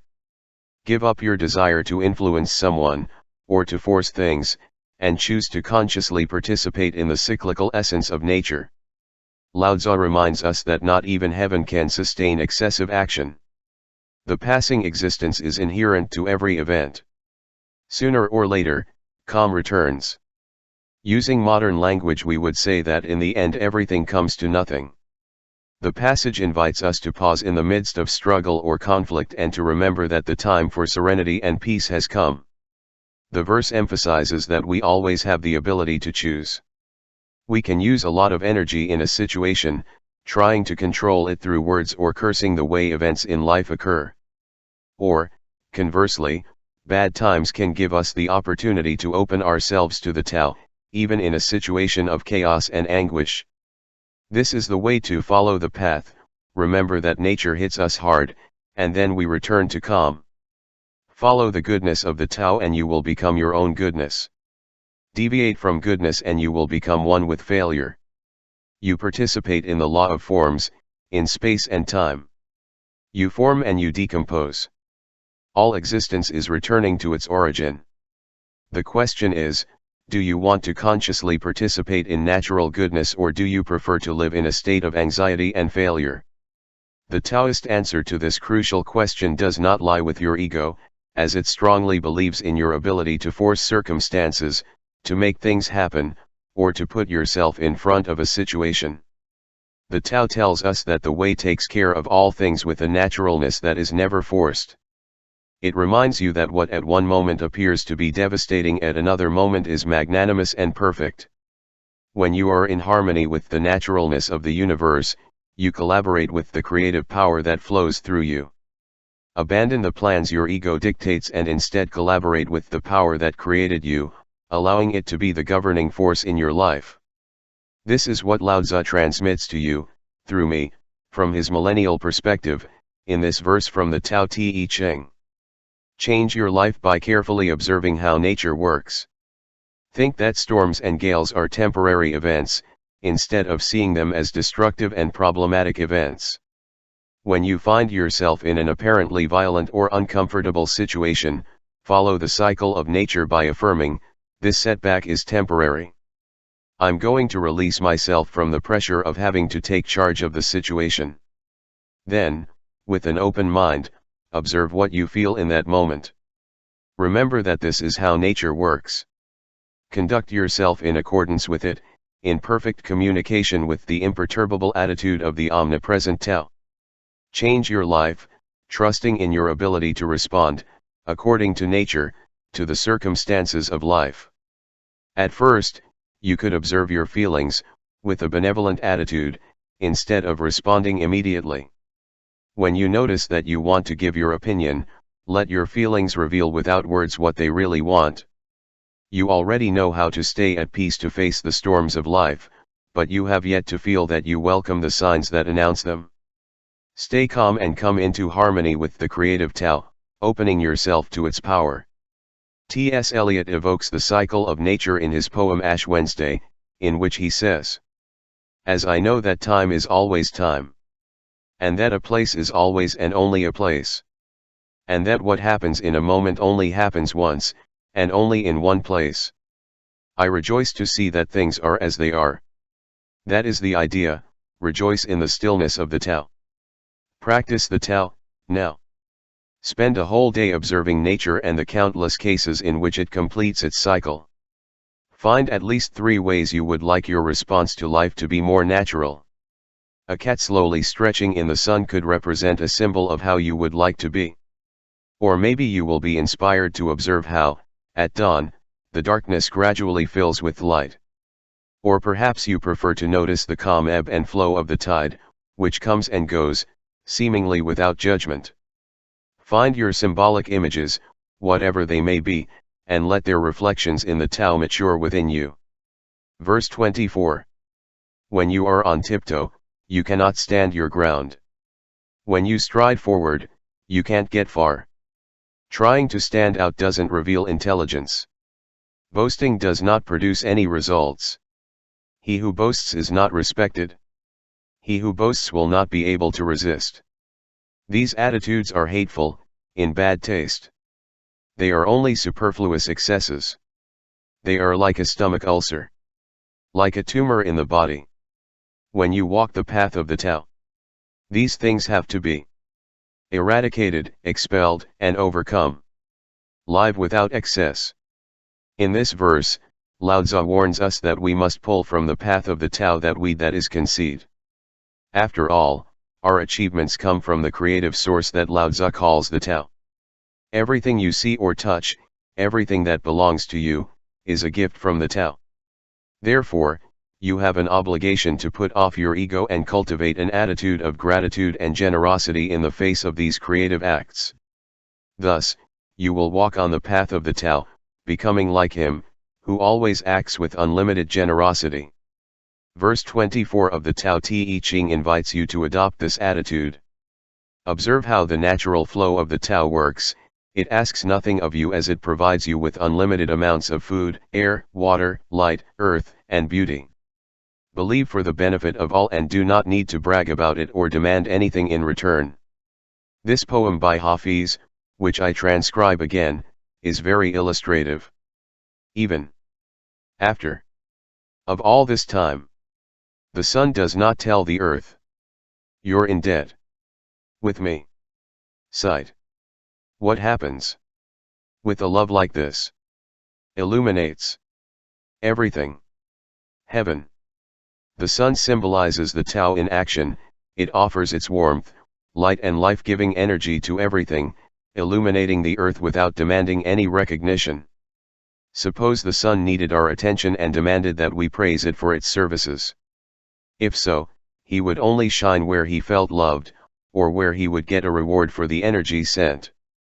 Before long, part of the world would no longer receive the splendor of sunlight, and eventually the earth would be left in darkness and disputes would proliferate over how to appease the sun god. It is easy to understand why Lao Tzu says that the tendencies to boast are hateful and resemble a tumor in the body. Walk the path of Tao, giving more than receiving and caring for others without asking for anything in return. And consider that the desire to show off and seek approval is like the weeds that sprout up the road. To consider that you are important and special because of your artistic talent, for example, is to walk the path of the ego. The Tao, on the other hand, tells you to express your gratitude for having hands capable of creating a sculpture. This is how Lao Tzu advises you to walk the path of the Tao, free from the selfish desire to be recognized for your actions and achievements. Change your life by consciously adopting an attitude of gratitude. The future of your life will change if you cultivate an attitude of gratitude for all that you are, achieve, and receive. Quietly repeat "I thank you" when you are awake and when you go to sleep, as well as when you wake up. Deep down, it doesn't matter whether your gratitude is directed to God, Spirit, Allah, Tao, Krishna, Buddha, or Origin, because they all traditionally symbolize wisdom. Give thanks for the sunlight, the rain, your body, and all the organs that compose it. Dedicate a day of gratitude to the brain, heart, liver, and even toenails. The expression of gratitude causes you to focus on the true origin of everything, while noticing when you are allowing the ego to dominate you. Make it a daily practice. Give thanks for your bed, the sheets, the pillow, and the room where you sleep, and when you wake up say "I thank you" for everything that awaits you that day. And then start the journey by doing something nice for another human being. Change your life by analyzing your need to brag and boast. When you are about to brag to others about your merits or achievements, stop to think about the need you feel and remember that Lao Tzu warns you that these things have to be eradicated, expelled, and overcome. On the path of Tao, inner approval is wholesome and pure while vain bragging is simply superfluous. When you realize that you are used to enjoying your successes, decide to return to the path of the Tao by remembering verse 21 of the Tao Te Ching. The pretentious comments you make to feed your ego will become like weeds that are of no use to you. By returning to radical humility and contemplating the greatness that dwells within all people, you will suppress excesses of self-reliance. This is the way of the Tao. Practice the Tao, now. Tomorrow morning, do something that expresses your appreciation for someone, taking them completely by surprise. Send him an email in which you express your affection and love. Call up a lonely relative, or even someone you don't know. Notice how your gratitude to another person feeds the path of the Tao, and not that of your ego. Verse 25. Before the universe was born, something perfect and formless already existed. It is serene, empty, lonely, immutable, infinite, eternally present. She is the mother of the universe. For lack of a better name, I call it the TAO. I call it big. Big and unlimited. Unlimited, because it flows eternally. Always flowing and permanently returning. Thus, the way is great, the sky is great, the earth is great, the people are great. You have to understand what the earth is like. To know humanity. And to know the land. Understand what heaven is like. To know the sky. Understand what the Camino is like. To know the way. Understand the greatness that is inside you. Live from greatness. Many scholars who have written about the Tao Te Ching throughout history consider verse 25 to contain one of the most important lessons in the entire manuscript. I have found in my research that the word great is used in all translations of this verse. The verse tells us that, before the beginning of the universe, there was something perfect and without form. And he goes on to say that this formless perfection is the mother of the universe. Although it has no name, it is called Tao, and it is synonymous with what is great. That is to say, in the Tao nothing is devoid of greatness. Nothing is small, insignificant, weak, unimportant, not even mediocre. What we are told is intended to make the reader realize that there is a pure and imperishable energy, present in all things, that is not adulterated by the physical condition that the forms adopt. The verse concludes with advice to the reader, which in this case is you. To know this formless perfection, you have to understand the greatness that is within you. You are the main character in this wonderful tale. Since it is the eternal Tao who gives you life, the message of greatness in this short story invites you to change the way you live and see how your life changes. You can start by examining those of your thoughts and ideas that do not agree with this wonderful message from Lao Tzu, which other people have echoed throughout history. Lillian Smith, in her book The Journey, published in 1954, describes it this way.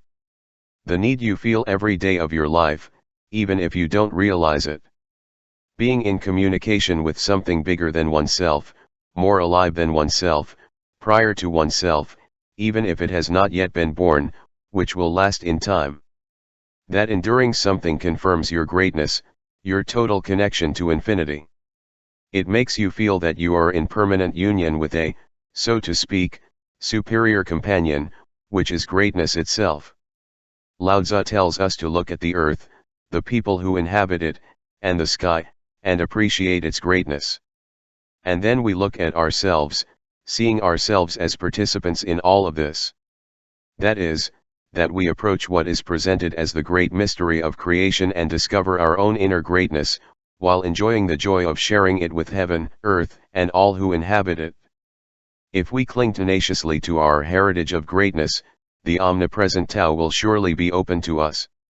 From a perspective of greatness, nothing but greatness can arise from us, while from an inner perspective of inferiority, everything we attract will be a reflection of that negative attitude. You will not find greatness in the study, in the learning of a trade, in a teacher, or in the compliments that your family, friends, or lovers constantly give you. It is within you. It is essential that you realize the greatness that flows uninterruptedly within you. To do this, get to know it in your moments of meditation and gratitude, without being influenced by thoughts that contradict it. In particular, watch and listen to criticism that comes from your own self-talk. When these thoughts come to your mind, let them express themselves. If you allow those not so positive ideas to speak to you, you'll find that what they want, deep down, is to feel good. Give them the time they need to realize that their existence will be of no use to them, and they will happily join the greatness within you. Access to this quality will allow you to participate in the integrity in which the power of the Tao flows, free from fearful feelings of self-criticism. Change the way you live, turning to this greatness, and your life will truly change. These are the thoughts that Lao Tzu wanted to convey to you when he wrote this verse from the Tao Te Ching, some 25 centuries ago. Trust your own greatness. You are not the body you occupy, which is temporary and is returning to the nothingness from which it comes.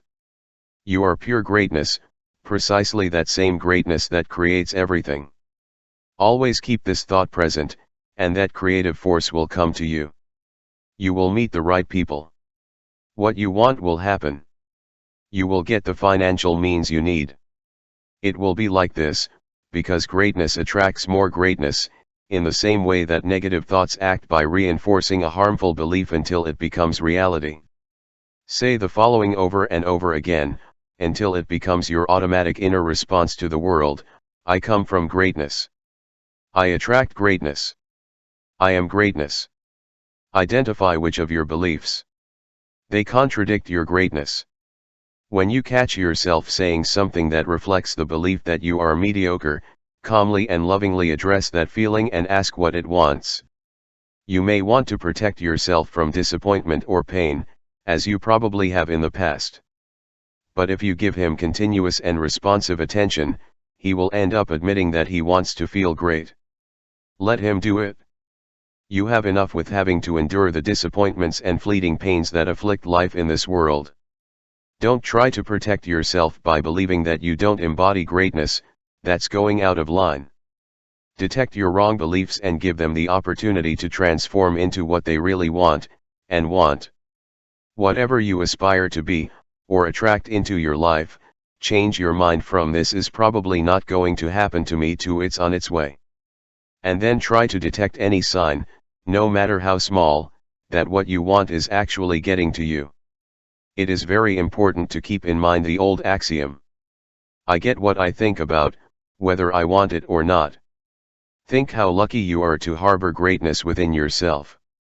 Thus, you will live the great paradox. You can be greatness and be nobody, simultaneously. Practice the TAO, now. Write the following words and apply them to yourself: I come from greatness. I have to be like my origin. I will never abandon faith in my greatness and that of others. Read them every day, placing the text in a well-visible place. They will serve to remind you of the truth of your own greatness. Meditate for 10 minutes today, focusing on your inner greatness. Verse 26. The heavy is the root of the light. Calm subdues restlessness. Aware of this, the person to whom success smiles is settled and concentrates in everything he does. Although surrounded by wealth, don't let it influence you. How could the lord of a country stagger like a fool? If you get carried away from one place to another, you lose contact with your root. If you are restless, you lose control of yourself. Live calmly. This verse from the Tao Te Ching advises us to maintain serenity, no matter what happens around us. It also tells us that the true teacher knows that the ability to remain calm lies within. With this perspective, we should not hold others responsible for how we feel. Although it is true that we live in a world in which it is common to blame and find fault with others, we are the masters of our feelings and actions. We know that circumstances do not determine our mental attitude, but that it depends on us. If we can maintain inner calm, even in the midst of chaos, our lives will change. In this verse from the Tao Te Ching, we are exhorted to be aware that we can choose. Do you want to be dominated by confusion, or do you prefer to remain calm within your inner space? Just depend of you. With this conviction, the Taoist master does not allow an external event to disturb him. Lao Tzu tells us that blaming someone, or something, for having lost our cool will not lead us to that state we want to achieve. Self-control only develops by becoming aware of what one feels and taking responsibility for it. You will most likely want to reflect often on the teachings of this particular verse from the Tao Te Ching. Because is there anything better than being free and walking through life without the feeling that other people, or circumstances, control us even if we don't want to? You are depressed, irritated, frustrated, euphoric, madly in love? No matter how you feel, if you believe that the economic situation or a series of events are the cause of your discouragement and you use these external factors to justify your mental state, you have lost contact with your roots. Why? Because you are allowing yourself to be carried around by capricious circumstances. The solution to overcome restlessness is to choose calm. The tranquility of the Tao is alien to the turmoil that prevails in the world of 10,000 things. Be like the Tao, Lao Tzu advises us, calm subdues restlessness. You always have the choice, so decide whether you want to harbor God within you and bring the calm of the Tao with you, or you prefer to house your ego, which insists that you cannot help feeling disturbed when you find yourself in chaotic circumstances. This is what Lao Tzu tells us in this deeply simple passage, starting from that deeply simple life that he decided to live 2,500 years ago. Commit to answer with serenity to the circumstances of your life. In the midst of a disturbing situation, whether it's an argument, a traffic jam, an economic crisis, or whatever, make the decision immediately to calm yourself inside. If you don't think about what's going on and breathe deeply for a while you decide to empty your mind, there's no way you can stumble like a fool. You have the innate ability to choose to be calm when facing a situation that would drive others mad. If you have the will to do it, especially if you used to opt for confusion and anger before, you will become attuned to that calm that submits to uneasiness. Long ago, I thought it was impossible. Now I know that, even in the most troublesome moments, I will react calmly, which is what the Tao does. Don't lose contact with your root. By means of a text, or an image, placed strategically, at home or in the workplace, remind yourself that, if you don't want it, no one can make you lose contact with your root. He frequently affirms the following: I have the ability to be calm and focused, no matter what happens. Commit to adopting this new attitude the next time you find yourself in a disturbing situation. If you train yourself mentally, you will gain that self-control Lao Tzu refers to in the verse. And even better, you will be in harmony with the Tao, which is your ultimate goal. Practice the Tao, now. Sit in a quiet place and imagine that a person with whom you have had a conflict for a long time sits across from you. Say directly and without hesitation, I forgive you. I surround you with love and light, and I do the same with me. This will bring the message of verse 26 of the Tao Te Ching to pass, giving you great calm. Verse 27. Who knows the truth? Travel without a trace. Speak without hurting, give without keeping score. The door that closes, even without a padlock, cannot be opened. The knot that ties, even if it does not use a rope, it cannot be undone. Act wisely and impartially, help all beings without abandoning anyone. Do it without exception. This is called following the light. What is a good man but the teacher of a bad one? What is a bad man but the work of a good one? If the teacher is not respected, and the student is not cared for, confusion will arise, however intelligent one may be. This is the great secret. Live with inner light. Imagine for a moment that your most valuable possessions, including a large wad of cash, are on a table in your bedroom in full view of anyone who might enter. And think later that your jewelry, money, and documents are completely safe. You do not need to take out insurance, and it is not possible that your belongings could be stolen. Can there be a situation of trust like this? In my opinion, yes, and that is how verse 27 of the Tao Te Ching contemplates it. The door that closes, even without a padlock, cannot be opened. He who knows the truth lives with inner light. This great clarity illuminates the idea that stealing is not the way of truth, and therefore it is not necessary to put things under lock and key. Those who live with inner light have their possessions safe. That light reflects the perfection of the Tao. It is the source that you should always carry with you, and that you have to consult when you need help or guidance. Lao Tzu advises us to give, without keeping score or expecting anything in return, because that responds to the nature of the Tao and we belong to the Tao. Under the protection of this inner light, giving is synonymous with receiving. Trust your inner light to guide you, she is your inheritance. You come more from the Tao than from your parents, or your culture or your homeland. It is also important that you live more spontaneously. You don't have to program your life in detail. If you understand this, you can travel without sticking to a plan that foresees all the different possibilities. Your inner light is more reliable than any travel guide and will point you in the best direction for you and everyone you meet. If you trust more and more in the Tao, it will change the way you see life. You will be amazed at the brilliance and clarity of what you begin to see. Fear, anxiety, tension, and unease, seen in the shining light of the Tao, will become just another aspect of yourself, like candles that show your way and help you to love the whole world as part of yourself. Lao Tzu says, act wisely and impartially, help all beings without abandoning anyone. That is, for you to reach out to others, they do not have to impose rules on you. By following the inner light of the Tao, your natural response will be one of surrender. Giving, like receiving, becomes something inherent to you. In this way, you and the others are the same thing. The most revealing phrases in this verse remind us that a good man is but the teacher of a bad one, and that a bad man is but the task in which a good one must be employed. This way of looking at life, and eliminating tension and anger, has extraordinary power. If you consider yourself a good person, you have to deal with those you call bad, including convicts and those enemies on the other side of the world. It encourages the idea that you are here to learn something and teach it to others, and that what you need to do is raise the collective energy level of the universe. Cultivate awareness of the inner light that dwells in all people. Be the Tao.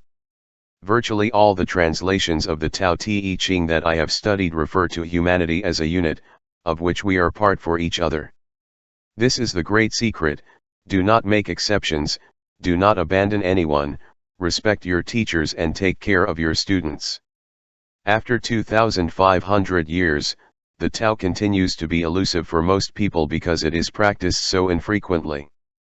However, we have to impregnate ourselves with it if we really want to ever walk under the luminosity of the Great Way. Get to know the truth, as Lao Tzu advises, and forget about locks, chains, maps, and plans. Travel without a trace, trust in goodness, which is the root of everything, and instead of cursing the darkness that seems to hang around you, bring your inner light and let it shine on those who do not see their own legacy in the Tao. From his millennial spiritual throne, Lao Tzu tells you to put the following into practice. Believe in yourself. Create an inner code of conduct, based solely on your irreversible connection to the Tao. If you trust this force that created you, you are trusting yourself. Know that nothing can separate you from your inner code of honesty and living up to it. If an occasion arises where you can easily fool someone, such as a store cashier in a hurry giving you back more money than the account, behave honestly and tell them so. And have faith in yourself when it comes to taking a trip that you have barely planned. Trust the energy of the Tao to guide you, rather than relying on the detailed plans someone else has prepared for you. Do not judge yourself, or judge others. Do not criticize the behavior, or the appearance, of those whom you have classified as bad people. Instead, turn your thinking to such a reflection: I am my own student and I have the opportunity to learn that I should teach rather than judge. I am going to stop criticizing myself and others, and I am going to dedicate myself to teaching, joining the Tao. I believe that if the entire world of 10,000 things knew the simple truth that we are all one, wars, hostilities, uncertainties, and even disease would cease to exist. Why not take the position of respecting yourself and others, as teachers and as students? When you understand that the world offers you many opportunities to help, a thought followed by an action, step by step, you will live according to your inner light. Hafiz, the great Sufi poet, talks about this in his poem No More Farewells. Come a time.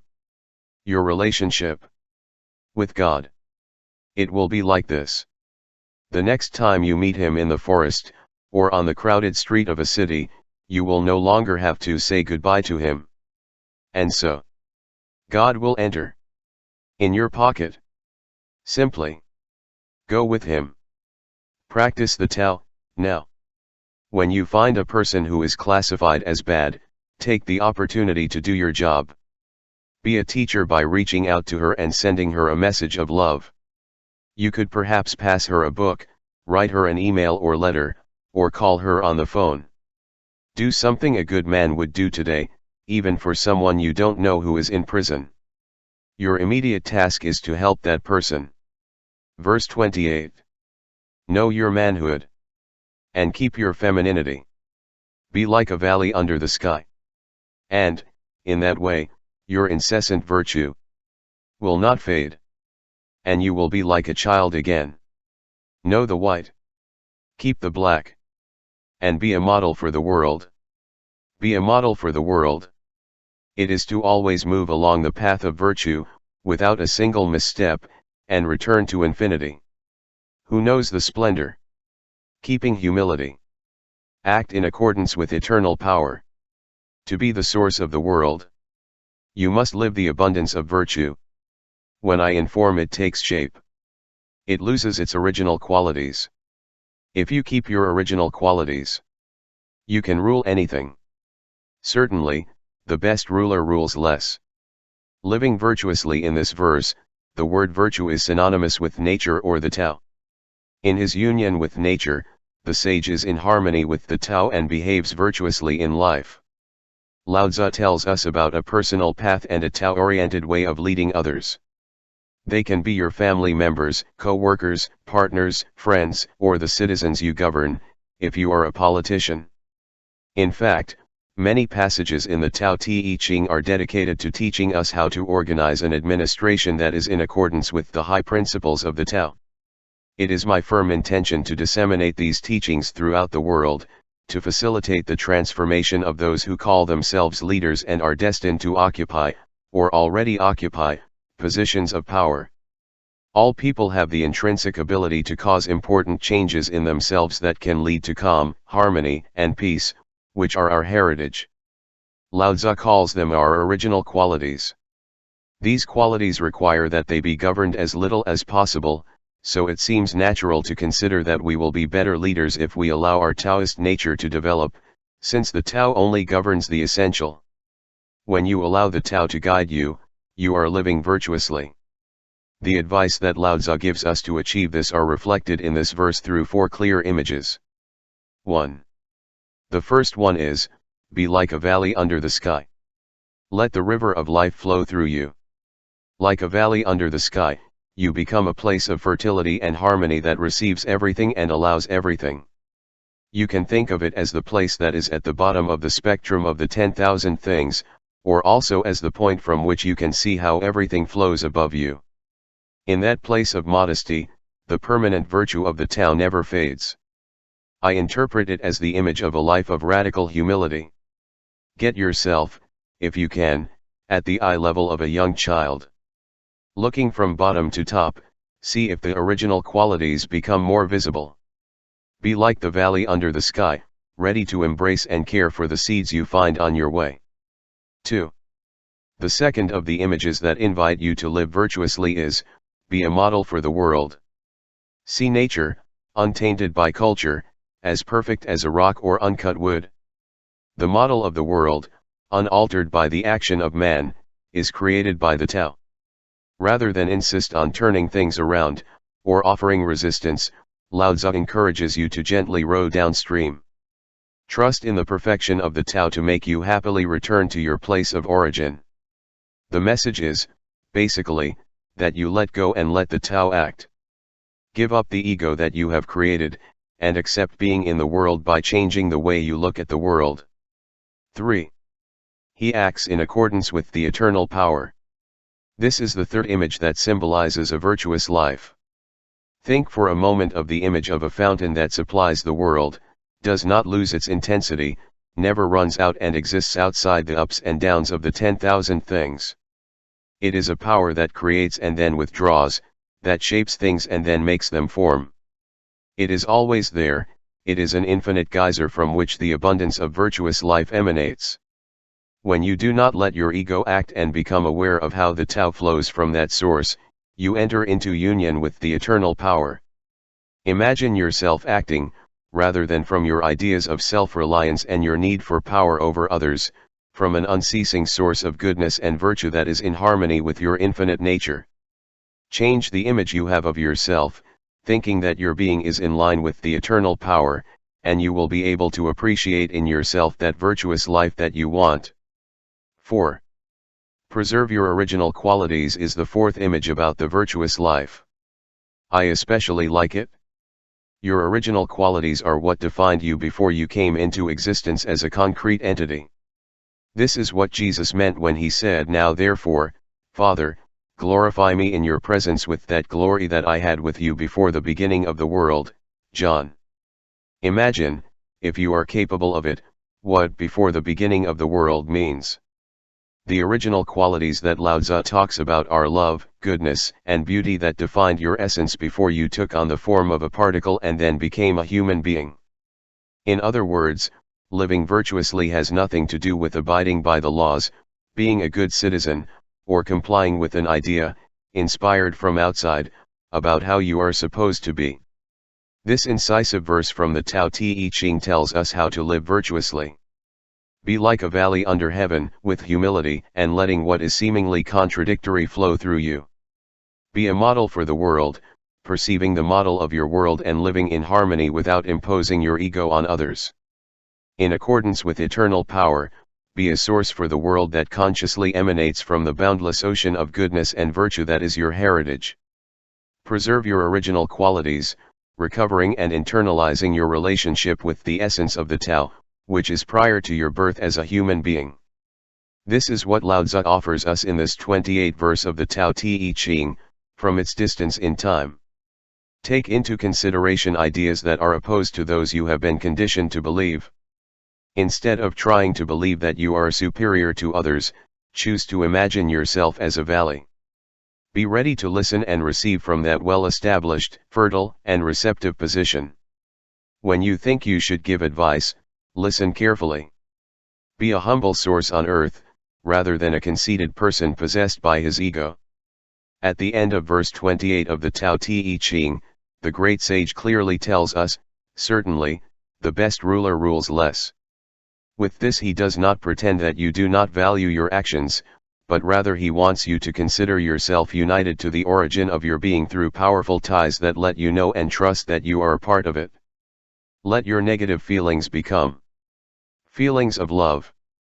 Khalil Gibran, the Lebanese poet, once said that if you cannot work with love but only with displeasure, it is better that you abandon your work and sit at the doors of the temple, receiving the alms that those who work with joy give you.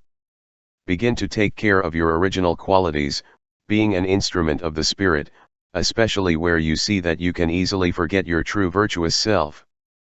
Practice the Tao, now. Be like a child, at least once a day.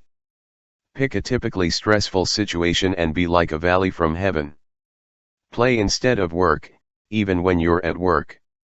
Laugh instead of looking serious. Spend some time gazing at something in awe.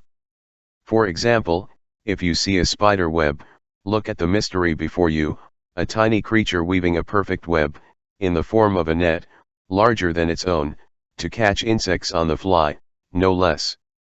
Verse 29. Do you think you can take control of the world and improve it? I don't think it's possible. Everything that exists under heaven is a sacred vessel that cannot be controlled. If you try to control it, you will ruin it. If you try to grab it, you will lose it. Allow your life to unfold naturally. She is also a vessel of perfection. Like we breathe in and breathe out. There is a moment to be ahead. And a moment to be behind. A moment to move. And a moment to rest. There are moments of vigor. And moments of exhaustion. Moments when we are safe. And moments when we are in danger. For the wise, life is a movement towards perfection. What need does it have, then, for excesses, extravagances and extremism? Live according to natural law. This verse tells us about a natural law that our ego cannot influence. What message does it convey to us? You don't have to direct anything. It is not your task, it never has been and it never will be. Give up any ideas you have about controlling something or someone, including yourself. For most of us, this is a difficult lesson to learn. As Lao Tzu tells us at the beginning of the verse, I don't think it's possible. This is what Albert Einstein, one of the most eminent scientists in history, thought about natural law. The religious sentiment of a scientist takes the form of ecstatic amazement at the harmony of the laws of nature, which reveal an intelligence so superior that, in comparison with it, the systematic thought and actions of the human being are but a reflection insignificant. This feeling is the guiding principle of your life and your work. You must draw on this feeling to put into practice the message of verse 29 of the Tao Te Ching. By tuning in with that ecstatic wonder at the sacred perfection of the world, we will free ourselves from the desire to control something or someone. In this way, we will experience the harmony of the laws of nature, as Einstein describes them. Lao Tzu reminds us that everything that exists under heaven is a sacred vessel that does not need any input. Since you are part of that whole, you may have to modify your way of conceiving life, and everything that permeates it, as well as your vision of the future. Whether you agree or not, like it or not, this is all outside the influence of your ego. It develops according to the same natural law that makes the seasons happen, the moon waxes and wanes, whales cross oceans, and birds migrate and return without the help of a map or an artificial system to guide them. When you look at your life this way, you start to see how it unfolds naturally. The Tao is a natural law, not a force that controls and manipulates us. In the Tao of philosophy, Alan Watts reminds us that Lao Tzu once said, "The great Tao flows everywhere, left and right. He loves and nurtures all things, but does not own them." The Tao is the principle that gives content to the divinity, not the lord and teacher of nature. He is not obsessed with control, greedy for power, or dominated by ego. The feeling of superiority is a creation of man. The Tao does not act like a boss, using its power over people. Simply allow all of creation to be revealed in perfect order, and all that is revealed is sacred because it is part of the Tao, which is egoless. I suggest you spend some time quietly rereading this verse and reflecting on the sacred nature of everything in your life. Think about the experiences you have gone through, which you blame for not having been able to achieve the wealth, health, or happiness that you would have wished for and that you even hoped for. Reflect on the idea that everything has its moment. As you breathe in and breathe out, you can experience what it is like to be in front by having also gone through the experience of being behind. All the moments when you felt betrayed, abandoned, abused, scared, anxious, or incomplete came to you in accordance with natural law that also made you feel cared for, protected, loved, comforted, and whole. There is a time for everything, even for what is happening to you today. Start by accepting that every moment of your life is in accordance with the divine Tao. As you do so, you will go from judging them and perhaps revealing yourself to being grateful for being able to feel both exhausted and rested, scared as well as safe, unloved as cared for. Everything is part of the natural law. Your self-centered mind tries to protect you from pain by insisting that you can learn to eliminate some aspects of your life. However, the sage who lives in you wants to be in greater harmony with the perfection of the Tao. How can this be achieved? Lao Tzu urges you to avoid extremes, excesses, and extravagances, knowing that everything unfolds perfectly, even if your mind tells you otherwise. Negative thoughts also have to have their moment and, within the natural flow, they will be replaced by new ones, that will also have their moment. This is what I think Lao Tzu wants to tell you in this verse, from his perspective of 2,500 years ago. Give up the need to control. Begin to apply a plan of renunciation, allowing everything that is part of your world and the people who have to do with it do what corresponds to them according to the natural order. Renunciation is a mental process that involves spending a few moments stopping your judgments and frustrations, and talking to yourself. Remember to step back and be a witness rather than a protagonist, which you can do by sheltering the feeling you are examining. Invite the divine natural order into that refuge, simply allowing your feeling to unfold without criticizing or controlling it. In this way, you place yourself in the essentials. Think of your need to control things as a signal that you have to allow the Tao to flow freely in your life. At first, your selfish mind may openly scoff at the idea that the Tao is the cause of the perfect unfolding of everything. But if you want to, you will realize that the belief that the ego can control life is nothing more than an illusion. Try to be aware that there is a time for everything. When you are faced with a difficult situation, repeat the words of Lao Tzu. I do it when I practice yoga and I feel exhausted from being in the same posture for too long. In that moment, I remind myself, there are moments of exhaustion and moments of vigor. The thought immediately frees me from the demands of my ego, which is telling me, you shouldn't get so tired. You can do the same at any time in life. Pain, loss, fear, anger, and even hatred seem to vanish when you remember that they are part of the perfect development of natural law. Soon the moment of comfort, peace, and love will come. Put the teachings of this verse from the Tao Te Ching into practice, composing some texts to suit you and then reciting them when you observe unpleasant things such as a crime, a person with AIDS, someone who is starving, or a war situation. Try something like this. Yeah, there seems to be a time for these things. I have decided not to get carried away by resentment and anger. But I also want to do something about these events. This feeling is also part of the development of natural law. I will act in accordance with my desire to remedy these things. Remaining in a situation of inner peace and avoiding extremism, I will influence the world in the same way that the Tao always does, from love and kindness. It is not what you see around you that keeps you in touch with the Tao, but the understanding of how that eternal flow works. As Ralph Waldo Emerson said, the sky works through atoms, trifles, drunks. The compass is nothing, magnetism is everything. Practice the Tao, now. Find something in your life where control is everything, and give it up. Suppress your desire to intervene, remembering that all things have their moment and that you are increasingly determined to calmly observe events instead of controlling them. Put this text by Naomi Long Madget where you can read it, and constantly remind yourself of your desire to live naturally. I in your case would not be so aware of the plant. So much care and attention could hurt you. Let the earth you've stirred rest. And wait for it to dry before watering it. The leaf tends to find its own way. Let herself seek the sunlight. Growth is stunted if excessively eager affection is lavished. We have to learn to leave the things we love alone. Verse 30. Anyone who advises a leader on how to act will warn him against the use of arms. Weapons often turn against the wielder. Where armies encamp, only brambles and thorns grow. After a great battle, the field is cursed, the harvest is spoiled, the earth is orphaned of its mother. Once your goal is achieved, you must not boast of success.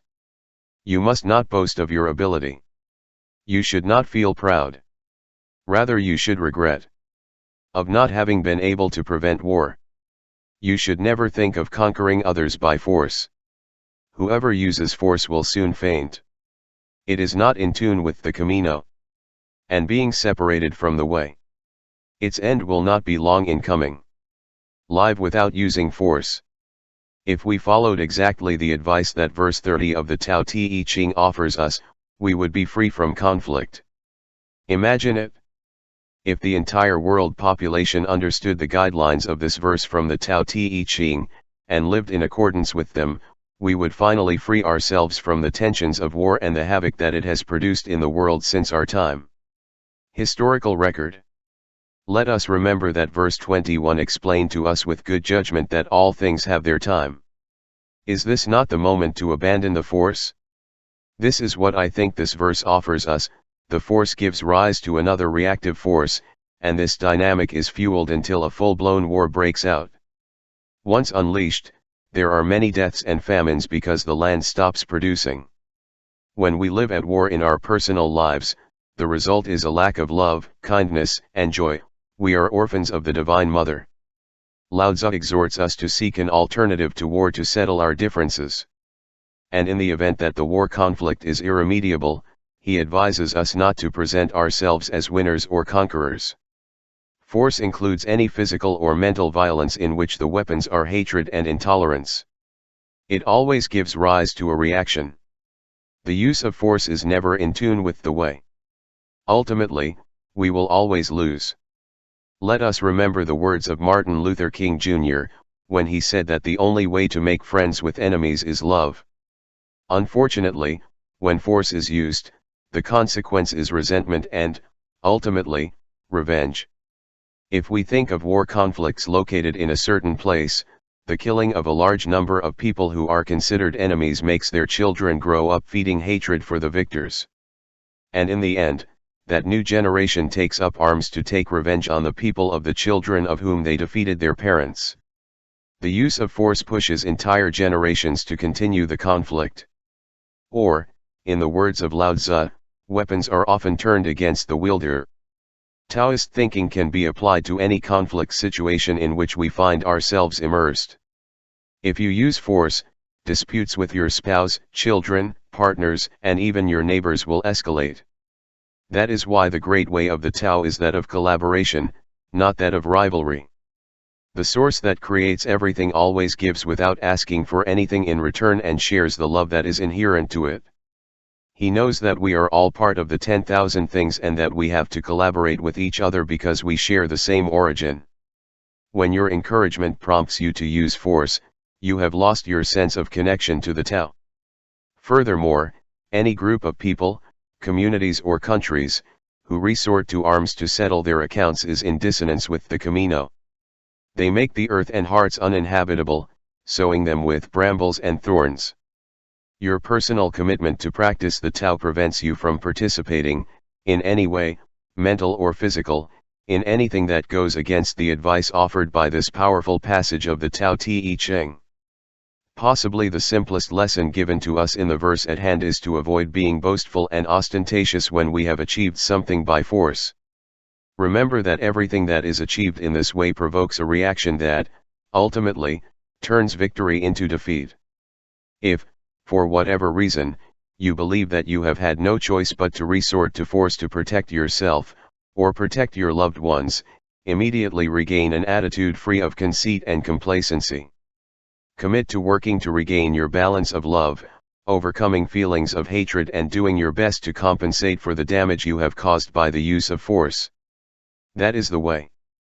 This attitude, which involves adopting the level of minimum resistance in all acts, thus creating greater force, has been called Wei Wei, which means absence of force. This is what I think you can learn and practice based on the advice that Lao Tzu gives us in verse 30 of the Tao Te Ching. Avoid physical or verbal violence in any situation. Think about those in your relationships in which there is conflict.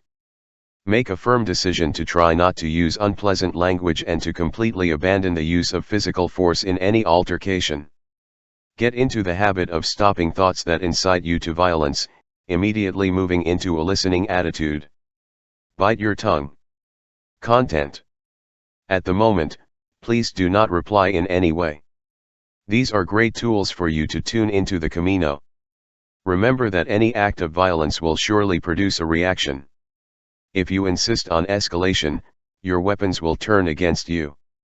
Refuse to participate in any type of violent acts. Put distance between yourself and any form of violence, including that seen, or heard, in the radio and television newscasts or in newspaper articles, which report on the use of the strength in many parts of the world. Consider whether you are justifying listening to or reading media outlets that deal with hostile activity with the excuse that you have to be well informed. When you have already learned that, somewhere in the world, force is being used to dominate other people, you will realize that the constant repetition of the news makes you a participant in violence. If you reject the flow of that negative energy into your life, even if you only receive it as a passive observer, you will stay in tune with the path. In the end, if a sufficient number of people were willing not to tolerate violent behavior, whatever form it takes, we would be closer to the end of the use of force in the world. Remember that any use of violence, no matter how small, produces the reaction of other violence in the opposite direction. This is what the great poet of the XXVI century, Saint John of the Cross, said.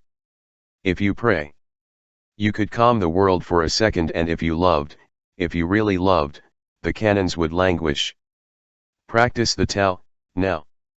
Today, following your purpose to change the way you look at the world, turn off the television channels and radio stations that are giving images or information about the use of force or other types of violence. Make this no-tolerance attitude include movies, videos, and games that feature beatings, killings, or scenes of persecution. Verse 31. Guns are tools of violence. Honest men detest them. Therefore, the followers of the TAO never use them. Weapons serve evil. They are instruments of those who oppose the just rule. Do not use them except as a last resort. The heart of honest men desires peace and calm, for them victory is no cause for rejoicing. Who thinks that triumph is something beautiful? Is someone with the will to kill. And the one who has the will to kill. It will never prevail in the world. Let man show his nobler side. Bodes well. When you show your lowest instincts, the omen is bad. Faced with a great slaughter, we feel sorrow and pain. Every victory is a funeral. When a war is won, it should be celebrated with great mourning. Live without weapons. The verse 31 of the Tao Te Ching affirms unequivocally that the utensils of violence only serve evil. Lao Tzu knew very well that murder weapons are useless tools that we must avoid if we decide to live according to the principles of the Tao. They should not be designed, manufactured, marketed, distributed, or, of course, used in the business of death. The Tao is life, weapons are death. The Tao is a creative force, weapons are destructive. Humanity has not yet learned this wise teaching from the Tao Te Ching, which was written when the only weapons of war were the bow and arrows, the spear, the machete, and others of that kind. From his position as an observer endowed with divine wisdom, Lao Tzu realized that there is no victory when he kills himself.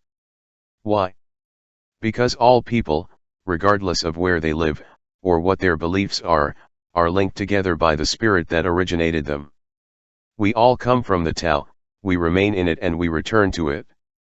When we eliminate each other, we lose the opportunity for the Tao to act on us and flow freely within the body in which we live. What is presented to our ego as a victory to be celebrated is but a funeral, a cause for grief. Lao Tzu reminds us that enjoying victory in battle is comparable to the egotistical desire to kill. The vocation of the Tao is to create, nurture, and love. On the physical plane, our noblest feelings are expressed by following the precepts of the Tao, while our lower instincts incite us to kill. Wars are as old as the history of mankind. We measure our supposed advance towards civilization by the degree of sophistication of the weapons at our disposal. We have moved from the simple spears, useful in close combat, to the bow and arrows that kill from a relatively short distance, to the shotgun and explosives that kill from further afield, and to the bombs that, dropped from the air, produce great devastation. We have gone to such extremes that new terms such as megadeath, a word used to designate 1,000,000 deaths, or weapons of mass destruction have been invented to illustrate our current capacity to annihilate millions of people and other forms of life with a single nuclear explosion. The current level of sophistication, and supposed progress, has led us to the possibility, with all the weapons we have accumulated, of destroying all life on the planet. Man has come to this dangerous situation by ignoring the basic principle of the Tao Te Ching, weapons serve evil. They are instruments of those who oppose the just rule. In my opinion, Lao Tzu was not referring only to physical weapons but also to equally destructive psychological behaviors, such as insults, hostile gestures, and threats that have nothing to do with the highest of human nature. In your process of changing the way you see the world, you should pay attention to the language you use and your behavior.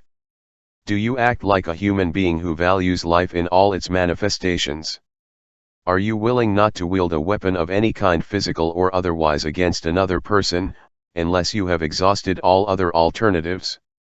And, in case you had no choice but to hurt someone, would you be able to feel compassion for your enemy? Deadly weapons are incompatible with the very essence of the Tao. You must do everything possible to be in peace and harmony with this creative energy of life. The proliferation of firearms in modern society represents a gigantic step backwards that takes us away from the highest of human nature. Adopt a Taoist conscience and do not defend the right to own and use weapons. Rather, he dreams of a time when collective human energy rises to such a high level that mere consideration of the possibility of killing someone is impossible. Start by changing your point of view on the need for weapons. The process must begin in each and every human being and, first of all, we should become aware of what the Tao Te Ching teaches us. Make this verse a personal line of work and you can help prevent life from disappearing from our world. This is what I think Lao Tzu is telling you personally from his perspective of 2,500 years ago. Begin to view the use of physical or verbal weapons as an undesirable response. Don't feel the need to defend yourself. Realize that this need is a demonstration that you are ignoring the teachings of the origin of your being. Don't even take into account the possibility of using weapons, of whatever type. Watch what you say and eliminate the word hate from your vocabulary. Instead of defending the right to own and use weapons, convince yourself that all deaths caused by them are a symptom of a departure from the wisdom of the Tao. When we reach a critical mass in terms of the number of people who think like this, so that the existence of weapons is socially condemned, we will be changing the direction of the world. It will no longer be possible to assess the degree of civilization of humanity by the sophistication of our weapons, but we will measure it according to the Taoist scale of the extent to which we are capable of supporting and loving each other. In this way, the word civil, sociable, educated, attentive, in one of its meanings, would acquire its full meaning as the root of the word civilization. Stop celebrating death or violence. In whatever way distance yourself as much as you can from the images of death, not watching movies or television shows in which a crime is shown, as a way to entertain the viewer, or the news exhibiting some form of deprivation of life. Teach your children, and as many children as you can, that life is sacred. Tell them that they should not be happy about the death of supposed enemies, terrorists, or people who rise up against society. All deaths, whether they occur on the battlefield or on the streets of a city, are a demonstration of our collective will to kill. And do not show hatred or anger. Instead, teach yourself and others that every victory won by arms is a funeral and a cause for grief. I present to you these emotional verses from St. Thomas Aquinas, a virtuous man, who try to teach us what Lao Tzu offers us in this passage from the Tao Te Ching. How can it be that billions of stars have lived for millions of years in harmony, when most men can barely go a minute without mentally declaring war on someone they know? There are wars in which the combatants do not carry flags, but that does not prevent the victims from piling up. Our hearts irrigate the earth. We support each other. How could we live in harmony? The first thing we have to know is that we are madly in love of God Himself. Practice the Tao, now. Pray a prayer for all the people you have read or heard about today who have fallen victim to guns, anywhere in the world. Verse 32. The eternal Tao has no name.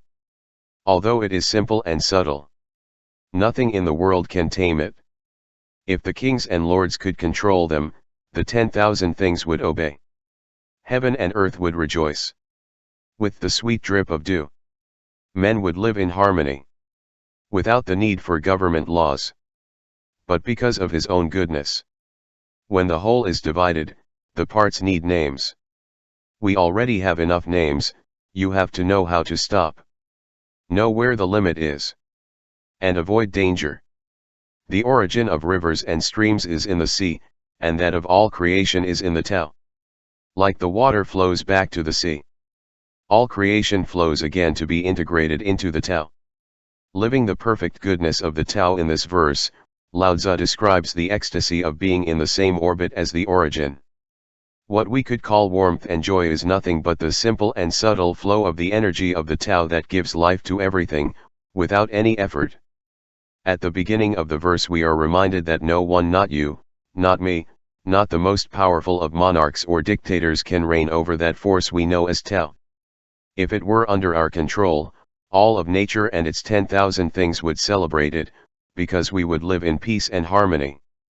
If we were able to live and breathe the perfect goodness of the Tao, wars, famines, conflicts, and other man-made misfortunes would cease to exist. The challenge posed by verse 89 of the Tao Te Ching is how to live, in our physical world, in union with the eternal Tao, which shapes everything and creates everything.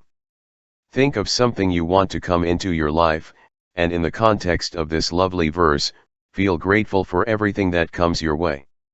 Express your gratitude by riding the flow of your existence, and accepting that it is your ally.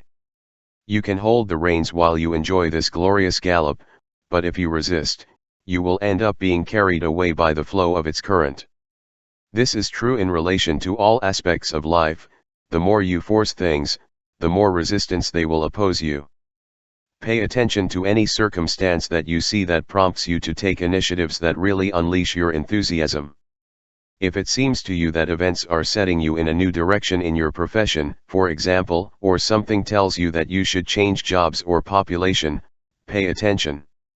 Do not let yourself be cowed, refusing to change and deciding to continue within a frustrating routine already familiar, and then try to justify yourself. Recognize the energy of the Tao that is going through your life and do not oppose the call that you have received. Every summer day here on Maui, I watch my little boy go surfing. Enjoy the thrill of staying on top of the board on a wave. He is not trying to control it by prolonging its peak, or trying to make it change direction. What my son does serves as a metaphor in my life, since I ride within a flow. I let the thoughts and ideas come to my mind and transfer them to a blank sheet of paper. In all my decisions, I let myself be carried away by the great wave of the Tao, which gives me peace.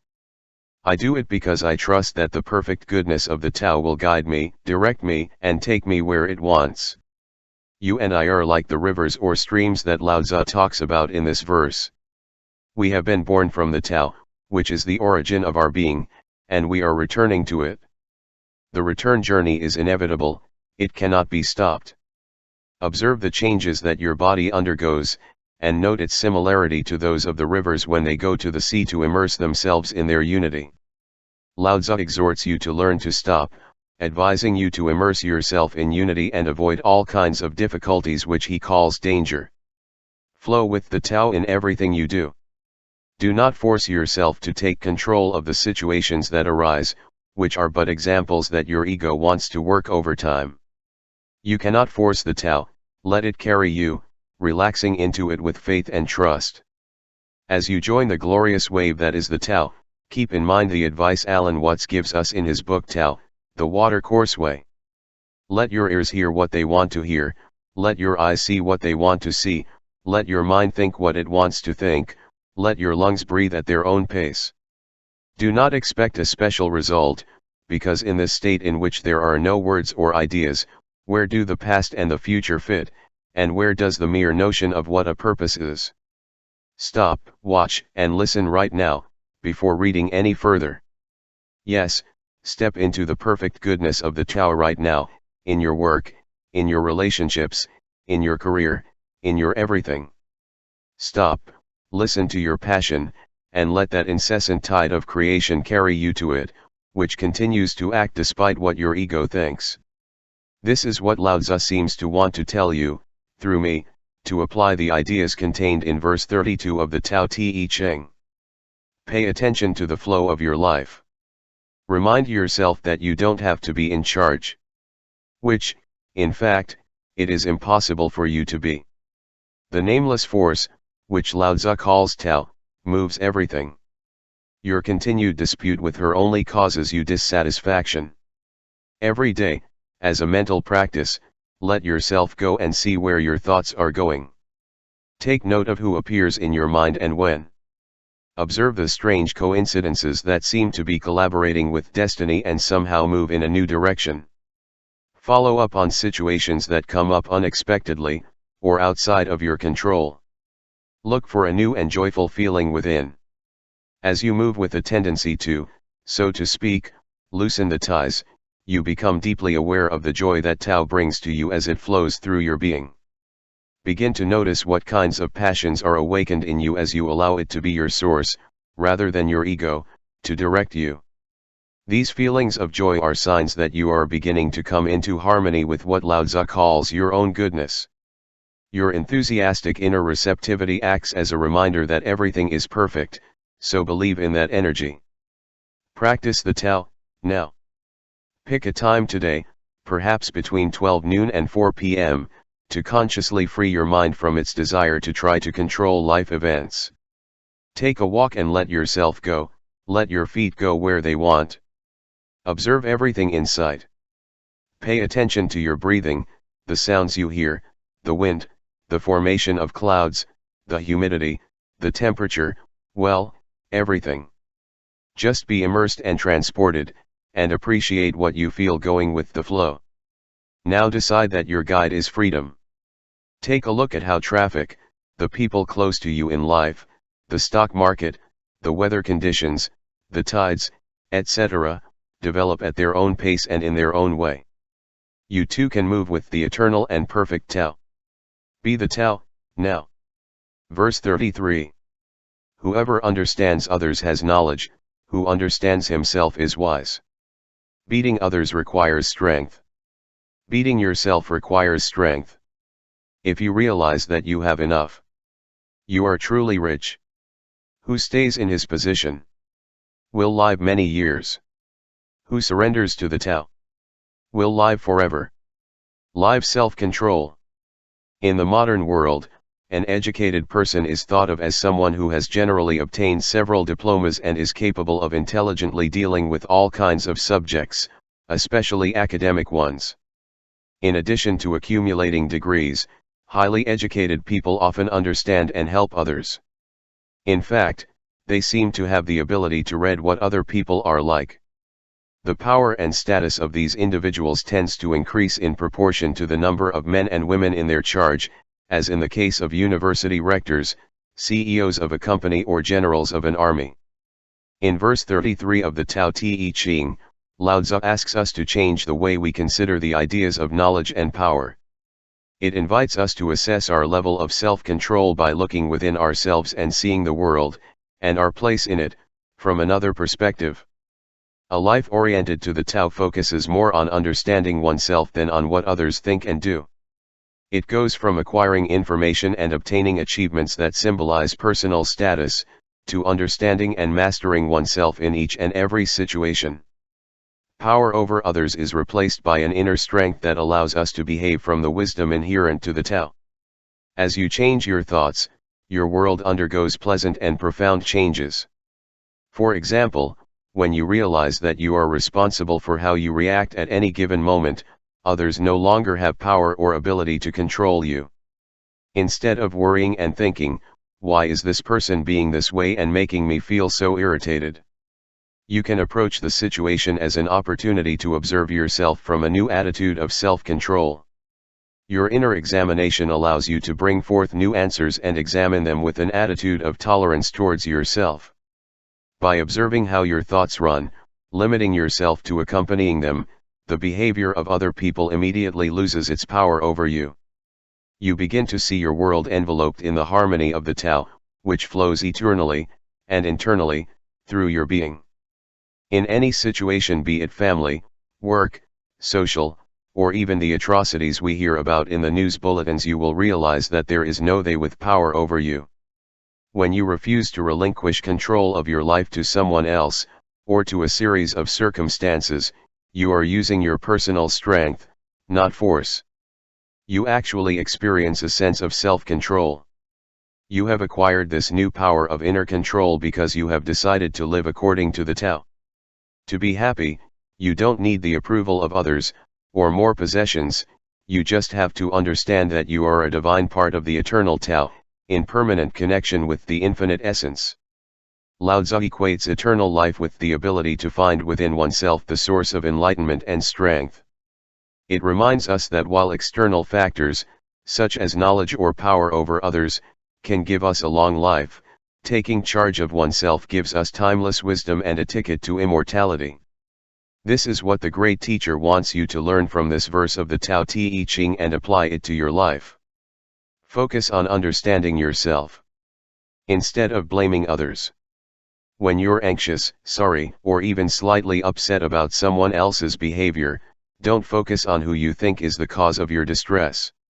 Direct your mental energy into accepting your feelings, blaming no one, and let the TAO flow freely. Don't blame yourself either. It just allows the TAO to unfold. Think that no one has the power to make you feel uncomfortable if you don't want it, and that you are not willing to give it to that person at that moment. Of course, you want to freely experience your emotions without having to consider them negative or expel them from you. Flow with the TAO, right now. In this way, by practicing this simple exercise at a time when you feel uncomfortable, you are gaining self-control. It is important to avoid guilt, and even your desire to understand the other person, instead, focus on understanding yourself.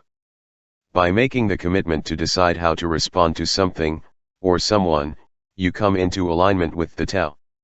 Change your point of view on how you perceive the power of others over you, and you will dawn in a new world full of life and unlimited possibilities. Encourage your desire for other people to discover the TAO. Disdain the desire to exercise power over other people through the force of your actions and your personality. The ego believes that others are incapable of directing their own life and wants to firmly control them. Show your inner strength by abandoning these types of strategies. Surprise yourself at a time when you are about to tell someone else what it should be like. Take the opportunity to let her learn by herself, without your interference. Notice how often you try to use verbal force to convince others to listen to you. Remember to stay calm and give off positive energy. Practice this kind of self-control, even if it is rare in today's world. You are strong enough to trust the TAO. When you overwhelm with your opinions, the flow of the TAO diminishes. See how the world truly changes before your eyes when you sincerely wish for others to follow their own path in life, leading them to appreciate the greatness of the TAO. Those people who previously thought they needed you to tell them how they should live are now, just like you, part of the wisdom and strength of the TAO. Practice the TAO, now. On this day, dedicate yourself to feeling the development of the TAO when you are with someone whose company you normally find uneasy.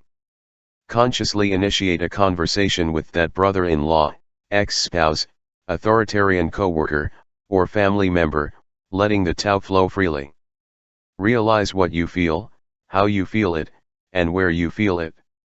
Embrace the sensations you are experiencing in a friendly and tolerant way. You have just entered the realm of self-control. The Work A Course in Miracles offers the following comment on this verse from the Tao Te Ching: this is all you have to do to achieve perception, happiness, release from pain. Just say this, but say it with conviction and without reservation. I am responsible for what I see. I choose the feelings I have. Verse 34. The Great Way is universal. It extends to the right and left. All beings owe their existence to him. And yet he does not take possession of them. He fulfills his work without claiming it as his own. Like the sky, it protects all creatures, but does not dominate them. All things return to him as home. But he does not rule over them. Therefore, it can be said that it is great. The wise man follows this behavior, not pretending to be great. The wise man becomes great. Live the great way. In this verse, Lao Tzu asks us to reconsider our idea of greatness. The most conventional definitions tend to focus on fame and the money that a person gets to get in life. The ability to dominate and control other people may be used by some as a signal that one is in possession of greatness. The generals of immense armies and the heads of state, whom the whole world contemplates, are considered great characters. But it is also often thought that the people who have managed to influence the course of human events in a positive way, making the world a better place, locally or generally, have been great men or women. Greatness is, therefore, an attribute of those people who stand out from ordinary mortals. Verse 34 of the Tao Te Ching describes greatness from a completely different point of view. This quality belongs to the all-encompassing Tao. Plants, creatures in general and human beings have their origin in it and live thanks to it. Despite this, the Tao does not claim to dominate anything or anyone. It does not require recognition of any kind. He is not interested in fame, nor does he want to be thanked for everything he gives. And it is indifference to reputation that constitutes true greatness. If you change the way you think about this quality of the person, you will see the world in a completely new way. You will stop making evaluations based on appearances and the accumulation of possessions, and you will not notice how much power you use, or others use, to dominate or control others. Rather, your new way of seeing things will allow you to contemplate the development of the Tao in all people. Perhaps for the first time in your life you will appreciate the greatness that resides in others, and in yourself, in the light of the all-encompassing Tao.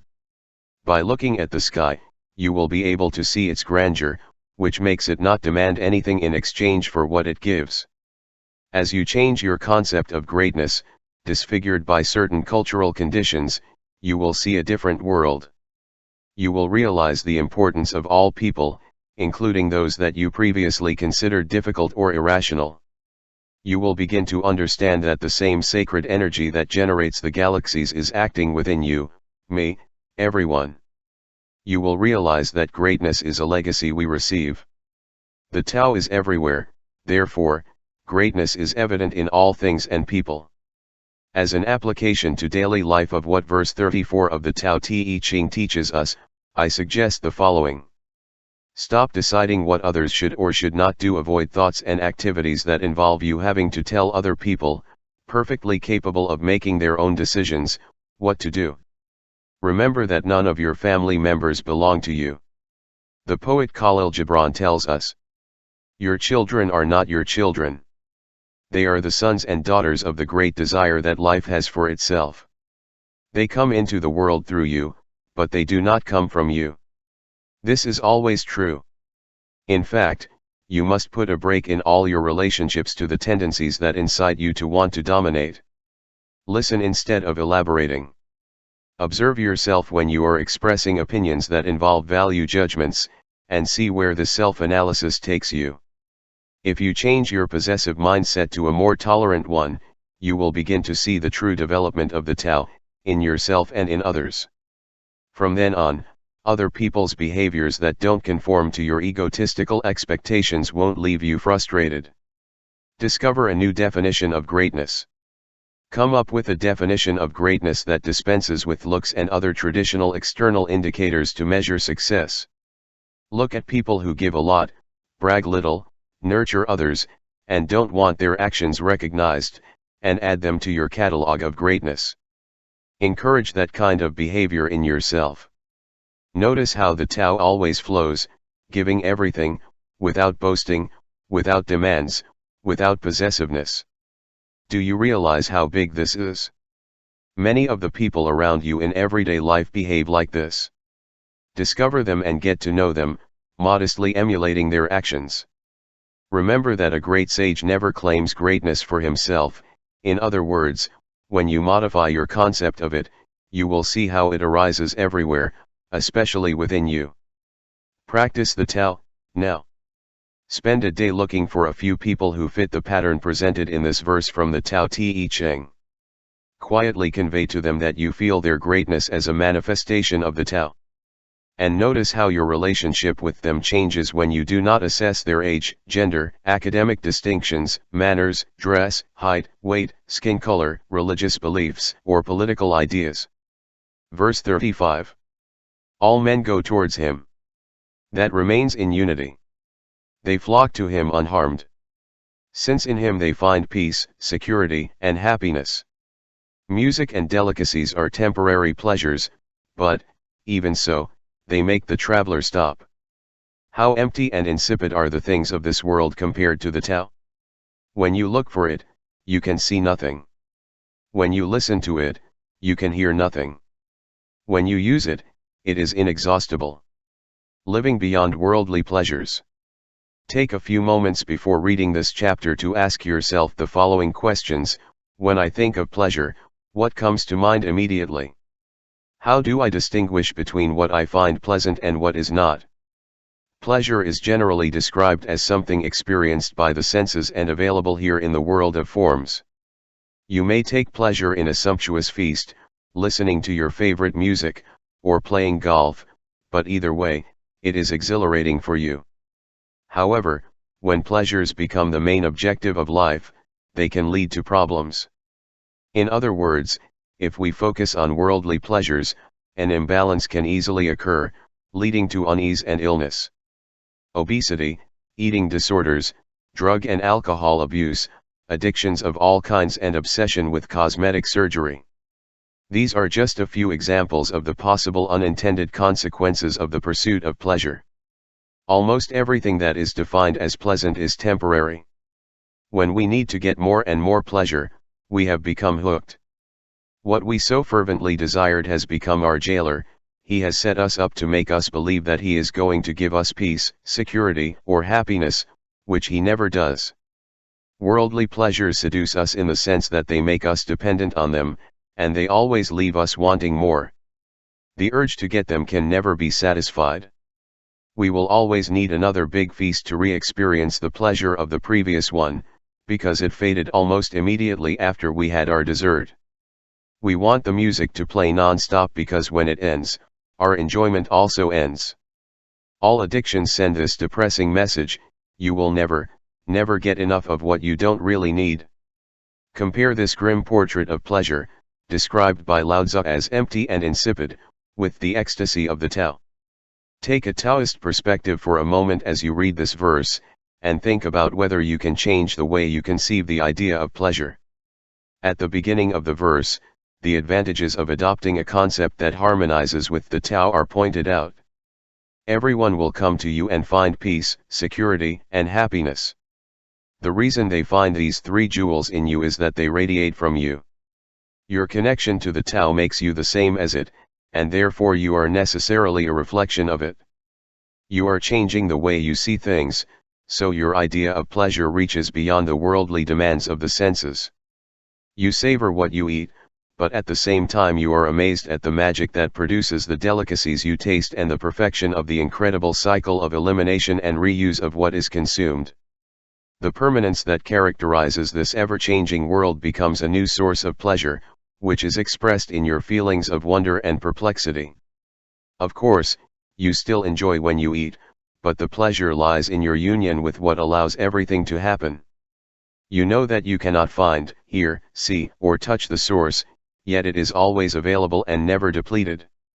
The music you listen to is not the Tao is the invisible energy that fills the empty spaces of sound, producing in you a great emotion. And the happiness you feel is the eternally available and longed for pleasure of transcending the physical limitations of the human body. Communication with the Tao goes much further than any of the pleasures of the senses that, in some way, we believe will satisfy our craving for transcendence. Thus, it is impossible for you to be a victim of an addiction, because you have stopped pursuing worldly goals that satisfy you. It is like realizing that you can fly, when what you have been doing up to now is walking faster and faster, trying to achieve, without achieving it, sufficient speed or altitude. You were trying to satisfy the natural longing to reach the top, through the pleasure of walking quickly. Now, you watch nature flow. You see clearly that it never asks for more, never consumes to exhaustion, and never demands that it be given more than it needs to maintain perfect balance. Obtaining fleeting pleasures is no longer a primary goal for you. You are at peace and you feel safe and content, because you have modified your vision of the world by admitting the infinite Tao into it. What a difference between the Tao and worldly addictions. Imagine a heroin addict who believes that he can achieve peace, security, and happiness as long as he has an inexhaustible supply of opiates. This is impossible, because the pleasure that drugs provide lasts for a short time, to immediately give way to feelings that are not exactly peace, security, and happiness. The addict keeps trying to fly by walking faster and ends up despising his life and destroying himself. That is the destiny of those who seek the pleasures of the world of the senses to satisfy their cravings and develop their natural capacity to transcend the plane of the physical. This is what Lao Tzu offers you in this profound verse from the Tao Te Ching. Appreciate the eternal joy that always accompanies you, even outside the delights of the senses. Stop thinking of yourself as only a physical being. Instead, realize that pursuing worldly pleasures, the importance of which tends to be exaggerated, is just an attempt to transcend the physical, which is impossible without resorting to natural communication with the TAO. Do not equate the delight of the senses with the joy that the TAO inspires and that is available to you. Enjoy everything you experience through the senses. Savor a good meal, recreate yourself with the sound of your favorite music and enjoy the excitement of sexual energy. But be aware that all this comes from the sensory self, which adapts with pleasure to this world. And look for your Taoist self, which transcends the world of the physical, and explores its pleasures. Rethink what true and lasting enjoyment is. Although the effects of the TAO may, at first, not be appealing to the senses of sight, hearing, touch, taste, and smell, they will achieve the fulfillment of the yearnings that you are trying to satisfy with worldly goals. When pursuing some fleeting desire, don't stop recognizing its value in the here and now, but don't try to get it to fulfill a higher aspiration. Introduce a transcendent sense of gratitude into your daily life. Get into the habit of giving thanks every day for the presence of the eternal TAO that is always with you. With this perspective, the world you wanted before will seem different to you. With awareness of the TAO, the feeling that we are not full if worldly pleasures are not available is replaced by transcendent gratitude. What was previously the need for pleasure is replaced by the gratitude and contentment produced by the perception of our Taoist facet, free from the chains and physical and earthly limitations. Conscious appreciation of the TAO will attract other people and experiences to you, enriching your balance between mortal and eternal perception. Open yourself to the limitless love and abundance of the TAO and you will attract that same love and abundance to yourself. Your world has changed because you see the TAO where before you were only aware of your mortal self yearning for pleasures. Practice the TAO, now. Do a 24-hour fast. When you feel the pangs of hunger, think of how grateful you are for the eternal strength that is always with you. Comfort your physical self by telling it that it will be able to feed when the fast is over, and then return to your non-starving Taoist self. Enjoy contemplating the different nature of that Taoist self, concentrating on appreciating how its energy flows through your body. Perhaps he will be happy, jubilant, or joyful. Notice the difference in how you feel compared to what worldly pleasures bring you. Verse 36. If you want to reduce something, you have to let it expand first. If you want something to weaken, you have to let it grow strong. If you want to delete something, you have to allow it to flourish first. If you want something to go away, you have to give it access first. Here is the lesson. From the wisdom of darkness. The kind survives the strong. The dark outlives the obvious. The fish cannot leave the deep waters, the weapons of a country must not be exhibited. Live the darkness. Much of what you learned as you got older revolved around the words "look at me." You were taught that the more attention you received, especially for being a good boy, the more preeminent status you would achieve among your peers and the more approval from them, and from the adults you knew. Be number one, they told you, get that medal, win the championship, get the best grades, get the course farewell speech commissioned, get the pennant they give to the best student, collect trophies, and so on. It was about standing out above the rest and evaluating yourself based on the result of the competition with your peers. When you change the way you think about your place in the great plan of things, you will discover that the wisdom of darkness allows you to eliminate competition from your life and take refuge in the tranquility of your own strength. In other words, Lao Tzu asks you to take it easy and base your point of view on completely new criteria. If you do, your world will reflect a kind, minor soul that will outlive those who measure their strength by their status in comparison to others. The verse begins by developing the idea of understanding the bipolar nature of the material world and then encourages us to become astute observers of our lives. To feel lowered, you must first know how you feel when it is important.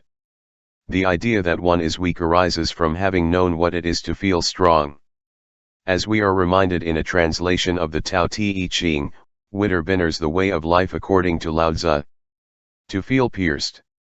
It must have been a bubble before. To feel disarmed. One must have possessed weapons before. To feel stripped. You must have had privileges before. Avoid feeling weak, unimportant, stressed or scared, overcoming the mental attitudes that led you to it. Keep in mind that if you feel weak, you have had to go through the opposite experience of feeling strong, at least once. If you have stress, you have to have an idea of what it feels like to be stress-free. If you no longer need to compare yourself and make your place in society, you are choosing to follow the path that Lao Tzu calls the wisdom of darkness. That is to say, you abandon the need to be more what is in the eyes of others. Lao Tzu concludes this elegant verse with the metaphor of the fish that cannot leave the deep waters. When he tries to explore the surface and see the big world that lies beyond the depths of the sea, the poor little fish does not survive because he is caught in a fishing net. Herein is contained the great lesson of verse 36. Stay out of the limelight and you will outlive everyone who struggles to be recognized. If you take this perspective, your desire to remain in the dark will outweigh the need to be considered strong and to be respected by all. And besides, you won't end up alone, locked in your trophy room. This is what Lao Tzu offers you from his perspective of 25 centuries, when he composed these verses still valid and full of wisdom. Strive to know oneness by becoming aware of opposites. Do your best to keep a state of oneness in your mind. For example, if you are tired, remember that you already know what it is to be rested. Recall the opposite feeling from the moment, so that you can appreciate them simultaneously. Do this for any sensation. If you find yourself depressed, weak, jealous, unloved, whatever, think that surely you have also experienced the opposite of what is happening to you. Instantly look for the opposite feeling, and become one with it mentally. This will give you a sense of balance and inner peace. That is the unity, within which you contemplate the extremes, using the mind to be like the Tao, which never divides things. How can unity be broken? It could not continue to exist if it could be divided. Withdraw and give way to the others. Control your tendency to compare yourself to others or to stay within the system.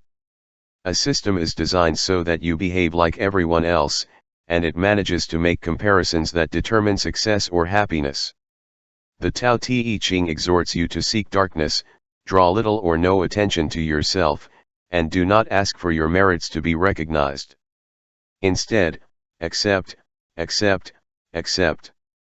Let others prosper, boasting of their strength and popularity. As Lao Tzu says, you have to grant others the right to grow in importance, but learn the lesson of the fish and survive within the deep waters of your Taoist soul. Practice the Tao, now. Commit to staying out of the limelight as much as possible for an entire day. Suppress your tendency to compare yourself to others or to attract attention. You can achieve this by being interested in other people, substituting the word I for the word you. Instead of saying, I have been doing this work for many years, let me tell you what to do. Make this observation: you seem to be doing very well in your new job. Put in Taoist terms, be forgiving and kind, and you will endure. Verse 37. The Tao is inactive, but it leaves nothing to do. If powerful men stick to it, the world would transform itself, adopting a natural rhythm. If you live simply, deception disappears, and our essential nature comes out.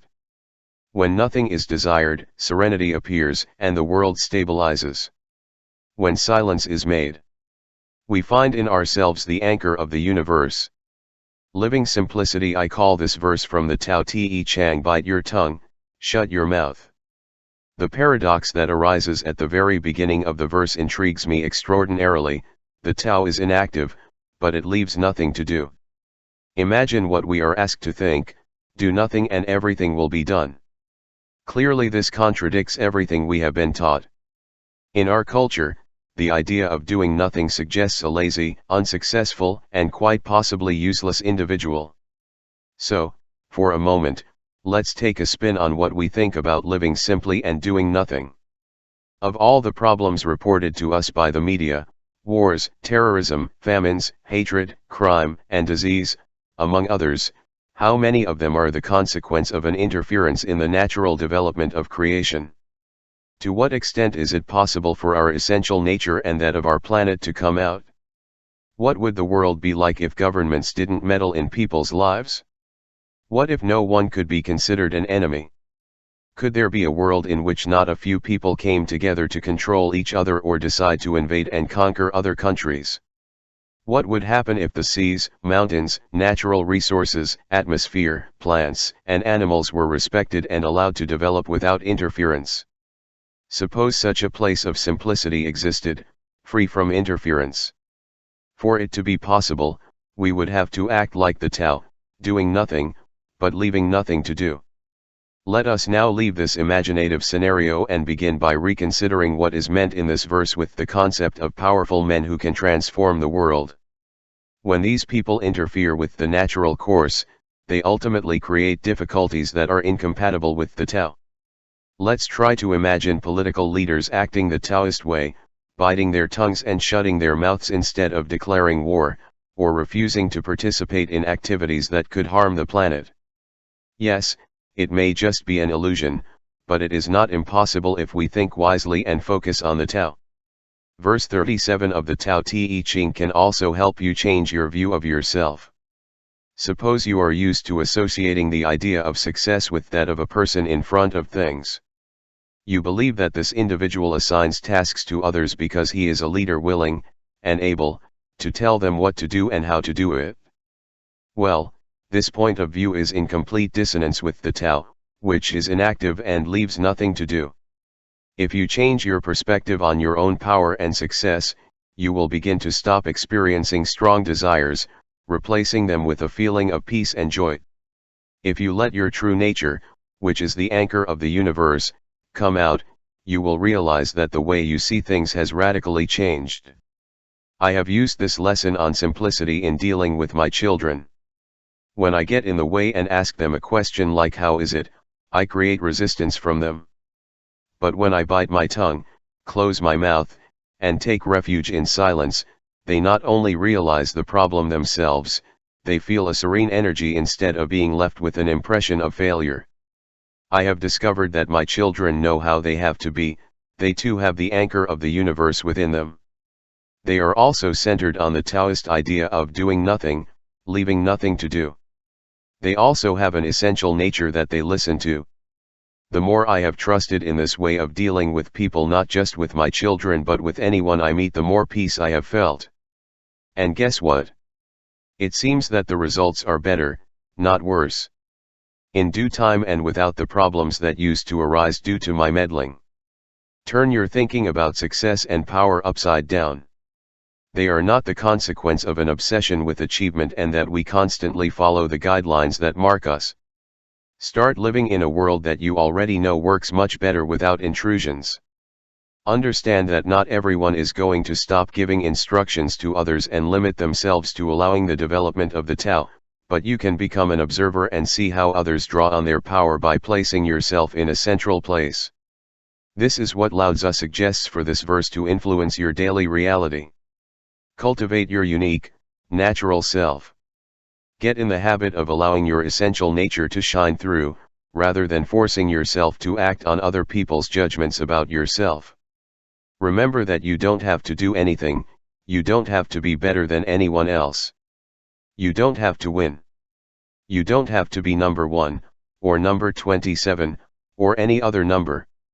Allow yourself to just be. Do not interfere with your unique, natural self. Lighten that burden that you carry with you, which makes you have to be effective, rich, and successful in the eyes of others, replacing this obligation with an inner affirmation that allows you to access the TAO. Say, I am centered in the TAO. I trust that I am capable of solving my problems, just like the world is. I take refuge in silence knowing that everything is fine. Trust in seeing the essential nature of others by remaining silent. Bite your tongue and close your mouth at the very moment when you are about to step into the lives of those around you. Be aware of your tendency to tell others, especially family members, how they should handle their life. Even if you only hold back for a few moments before meddling in someone else's affairs, you are already on the way to being able to adopt an attitude that allows those around you to find their anchor of the universe within them. This discipline of not giving in to the habit of meddling, pausing before intervening, will allow you to see the extent to which everyone is truly competent when they are within the energy field of someone accepting rather than giving orders. Practice the TAO, now.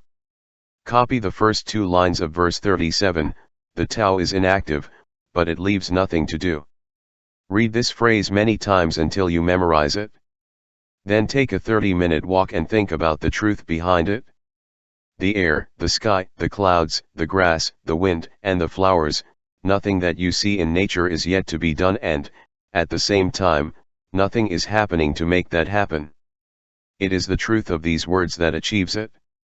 I remember a 13th century poem written by Rumi called Taste Me in Small Bites, which is very relevant to this verse from the Tao Te Ching. Try me in small bites. Don't gobble me up. How many times do you have a guest at home that can fix it all? Let that all-knowing guest fix things while you live naturally. Verse 38. A truly good man is not aware of his goodness, and that is why he is good. A stupid man tries to be good, and that's why it's not good. The teacher does not act, but it leaves nothing to do. The common man is always doing things, and yet many are left undone. The supreme virtue is in acting without a sense of self. The supreme kindness is in giving without conditions. The supreme justice is to see without preferences. When Tao is lost, goodness remains. When goodness is lost, morality remains. When morality is lost, rights remain. Rights are the surface of true faith, the beginning of chaos. The great teacher follows his own nature, and not the paraphernalia of life.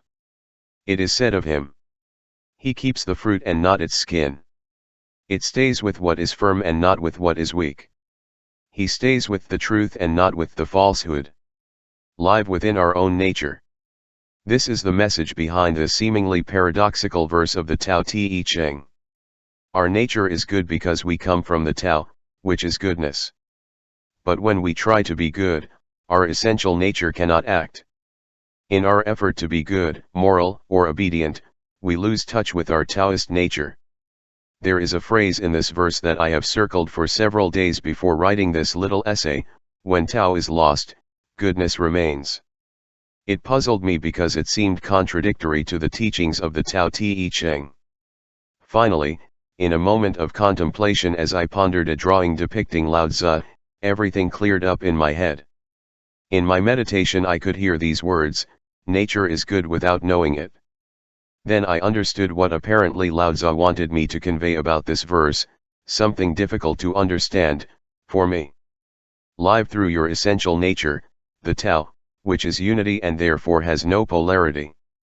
However, the moment you know that you are good, you introduce the dichotomy good versus bad, which makes you lose connection with the Tao. So, you introduce a new concept, you think that if you can't be good, you will try to be moral. But what is morality but a set of conventions about right and wrong that we try to respect? As it seems, Lao Tzu is saying, the Tao is unity, it lacks conventions that we can follow. In other words, the Tao simply is, you are doing nothing and yet you are leaving nothing to do. It is not a question of morality, it is only about the Tao in all its freedom. You don't need reasons or be fair, it is simply the essential nature. Lao Tzu encourages us to be true to our own nature. When morality is lost, the idea of rituals comes to the surface, so we try to live according to rules and customs that have defined our people for centuries. But I can almost hear Lao Tzu's voice saying, the Tao is infinite and excludes no one. The rites keep you disconnected from the Tao and you can abandon them if you try. And you start to trust the laws, which really only divide your person by plunging you into chaos. Again, the Tao is simply the true essential nature. It lacks laws, rights, morality, or goodness. Observe it and live within its nature. In other words, act without worrying about your ego. Give as the Tao does, without conditions and without trying to be good, moral, or just. Simply give to everyone, without preference, as Lao Tzu advises.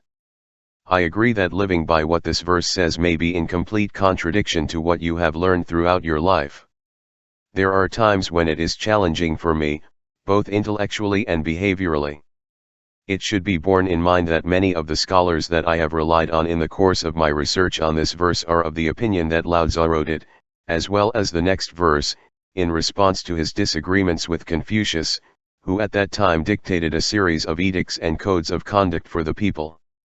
What seemed to me, through meditation, was that Lao Tzu was conveying the following to me: trust your own essential nature.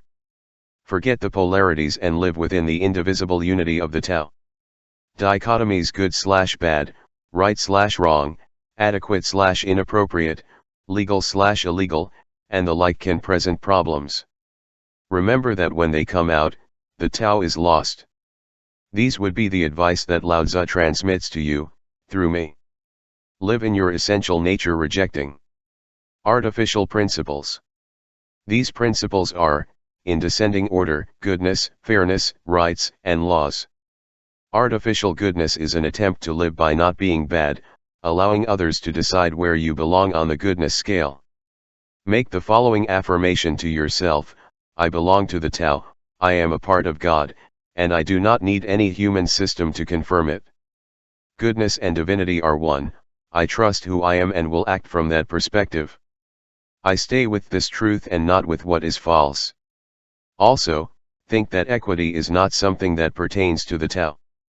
Surrender what comes from your own being, aware that equity is something that man has created and therefore cannot exist from the perspective of unity.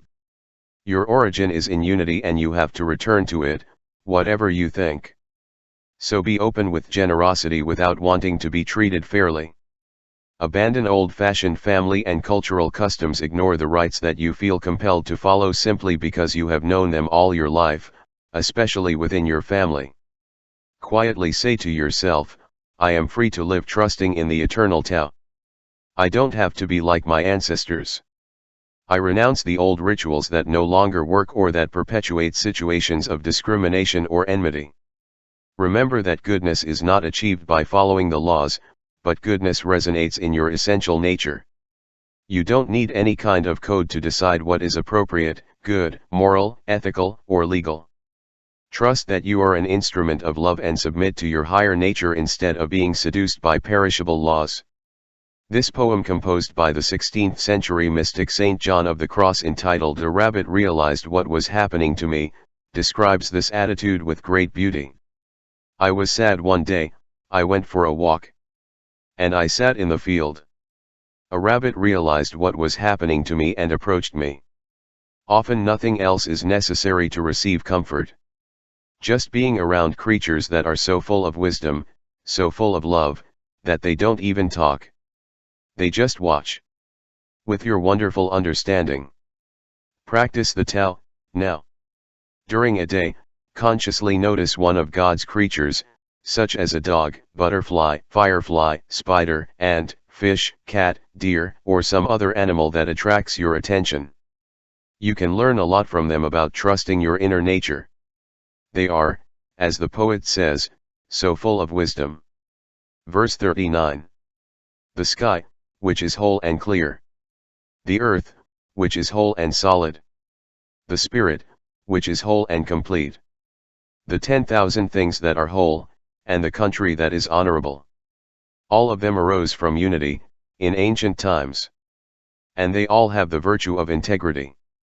When man interferes with the Tao, the sky is clouded. The earth is impoverished. The balance is cracking. Creatures become extinct. Thus, nobility is rooted in humility, the high has the low as a foundation. For this reason, noble people say of themselves that they are orphans, deficient, and unworthy. The parts of a car are useless unless they act in accordance with the whole. A man's life leads to nothing unless you live according to the whole universe. True humility is in doing our part according to the universe. Certainly, too much honor equals lack of honor. It's not wise to shine like jade and ring out like a great bell. Live integrity. We traditionally think of integrity as something that is complete. He walked the path in his entirety means that he covered the entire distance. He ate it whole means he left nothing on the plate. However, Lao Tzu seems to view the concept differently. Integrity, he tells us, is rooted in humility. When it is humility that evokes our integrity, we experience the reality that we are parts of a whole. With this attitude, we want to exist in harmony with the universe, collaborating with the different ways in which integrity is manifested and submitting to them. We should not even think of interfering with any part of the whole because we are one with it. The moment we place ourselves in a position of superiority in relation to others, or to the world of 10,000 things, we are interfering with the TAO. I encourage you to examine your concept of integrity based on verse 39 of the Tao Te Ching. I can assure you that it will appear to you that the world has changed when you look at it through this perspective. Lao Tzu insists that the universe is whole, that is, their condition is unity. There are no separable parts of the whole. The sky, the earth, the spirit, and the 10,000 things are parts of a whole and, even more, in that lies their virtue. And yet, although the sky and the trees really do participate in the unit, your ego insists that you are precisely independent, different, and superior. It is in your power to modify the point of view of your ego, thus changing your life. When your attitude is collaborative and you look for signs that reveal unity, you begin to see and feel the interconnections between things. Let's take an example. Your body is like a microcosm analogous to the universe. Although it is an entity itself, it contains trillions of cells interconnected with one another. A single cell arrogantly associated with integrity can cause all cells to suffer and ultimately perish, just like a person who interferes with the Tao by polluting the atmosphere, depleting the fertility of the earth, and disturbing the balance. General. A cancer cell that refuses to cooperate with those next to it will end up gobbling them up and, if left unchecked, will destroy the entire organism. Why? Because the cancer cell has no relation to integrity. It will destroy itself while killing whoever has harbored it, and on whom it depends for its own survival. In the same way, you will destroy yourself if you participate in the destruction of the Tao, on whom you depend for your survival. Each and every seemingly independent part of a whole is potentially dangerous, and generally useless, if they don't function harmoniously. What according to this verse of the Tao Te Ching is true for the car is also true for you. Your life needs to relate to the Tao. Lao Tzu defines that relationship as a bond forged by humility. In other words, integrity and humility are one and the same. You have to review the way you think about your relationship with life and play your role in accordance with integrity. Reading and interpreting this verse from the ancient Tao Te Ching, I think this is what Lao Tzu transmits to us. Take care of your relationship with the planet. Live within the spirit of integrity, knowing that you have a role to play as part of the Tao. Remember that you cannot interfere with the Tao and live a life of greatness. This means that you have to respect the environment in every way by living without attacking the earth, of whose unity you are a part. Become an advocate for environmental protection. Spend part of your time collecting and recycling garbage. Use a car that is not very aggressive with the environment or, better yet, go walking calmly to all the places you can. Integrity means maintaining balance with the Tao that gives everything with kindness and tolerance. With humility, you will be able to feel what your little role is in this great theater directed by your origin. You will understand what Lao Tzu meant by the words, "A man's life leads him nowhere, unless he lives according to the whole universe." Change the way you think about yourself, from considering yourself isolated to seeing yourself in everyone you meet as you live integrity. Notice how you begin to feel connected to all of life, instead of living separately as your ego prefers. Recognize yourself in all the people you meet, in all the creatures on earth, in the forests, in the seas and in the sky. The more you do it, the more you want to adopt a collaborative attitude rather than a competitive one. You will also be more inclined to reject the idea that there is a they. Practice this way of being and be aware that the kind of happiness that has perhaps eluded you in life is part of that unity that you begin to enjoy. This is how Rumi expressed this sentiment. If you support your heart with me on earth, serving all creatures, our beloved will enter you from his sacred enclosure and we will be very happy. Practice the TAO, now. Take a walk today and think in terms of integrity with everything you see for 30 minutes. Recognize yourself in those people you might otherwise have judged on, including the very old, the very young, the obese, the disabled, or the homeless. As you look at them, remember these words. I share the same creative spirit with each of these people. This will help you feel whole, moving from listening to your ego to admiring the virtue of the TAO. Verse 40. The movement of the TAO is the return. The way of the TAO is renunciation. The 10,000 things are born of being. Being is born of not being. Live the return and resignation. I believe that this verse of the Tao Te Ching, the shortest of the 80 and one of those in the manuscript, contains one of its greatest lessons. If you can grasp the wisdom contained in these 4 lines, you will be blissful and in harmony with the Tao, like the greatest of sages. The verse points with the word return to the understanding of the basic principle of our existence. Without having to leave the body, we are asked to die while still alive. This is achieved by realizing that we are one of the 10,000 things that have appeared in the world of forms. What Lao Tzu is expressing in this verse is what modern quantum physics confirmed many centuries later: particles do not come from other particles at the tiny subatomic level. When these infinitesimally small chunks of matter collide with each other in a particle accelerator, only matter-free waves of energy remain. In order for us, a much larger mass, to take shape, we have to come from a creative spirit. Although Lao Tzu did not know anything about quantum physics in the 6th century BC, he transmitted a great truth to us: it is the spirit that creates life. So, to truly fulfill our destiny as part of the creative Tao, we have to shed our ego and return to spirit, or wait for our body to die and then start the journey back. 6 centuries after Lao Tzu wrote the 81 verses of the Tao Te Ching, the man who wrote an important part of the New Testament also spoke about our origin. Called at first Paul of Tarsus, he was later known as Saint Paul, the greatest preacher of the doctrine of Christ. In his letter to the Ephesians he wrote, "You were created in the image of God, in the righteousness and holiness proper to the truth." Ephesians 4:24. Here St. Paul is inviting us to return to the place where we came from, which is love and goodness without exclusions. How is this achieved according to St. Paul and Lao Tzu, who emphasize this point in many of the verses of the Tao Te Ching? The answer is, giving up the ego, abandoning yourself and being humble. In his letter to the Corinthians, St. Paul directly quotes Jesus, "My grace is sufficient for you, because my power is made perfect in weakness." And St. Paul goes on to say, "Therefore, I will gladly boast of my weaknesses, so that the power of Christ may rest on me.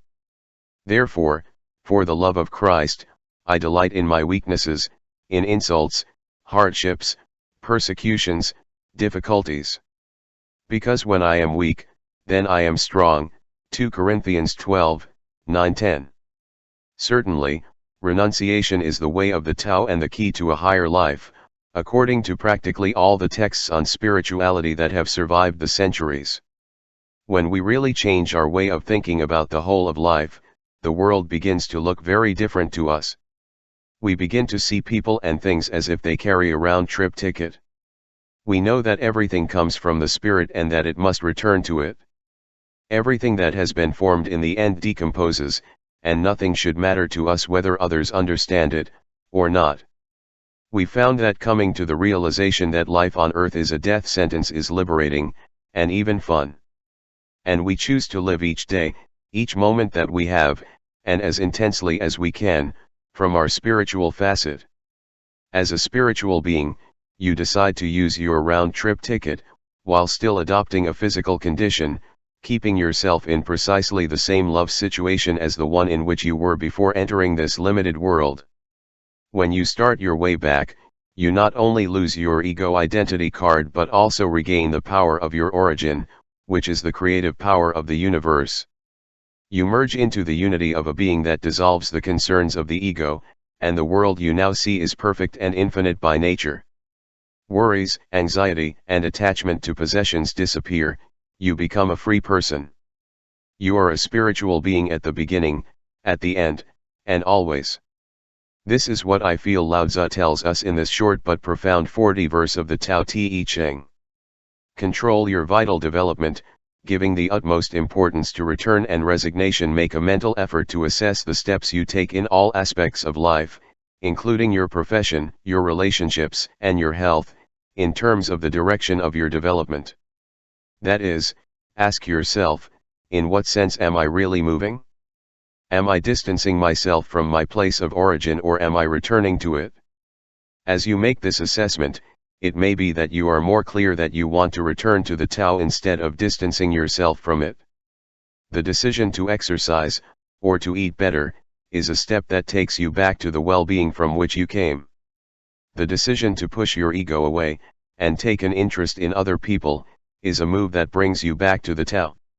The willingness to be generous, instead of hoarding goods, is a choice that leads you to the return movement. You make all these decisions based on the direction in which you want to move, away from your origin or back to it. Give up. This is resignation. Recognize that your little ego does nothing, and that the Tao creates everything, including yourself.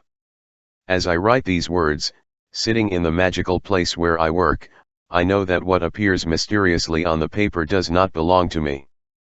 I have abandoned myself.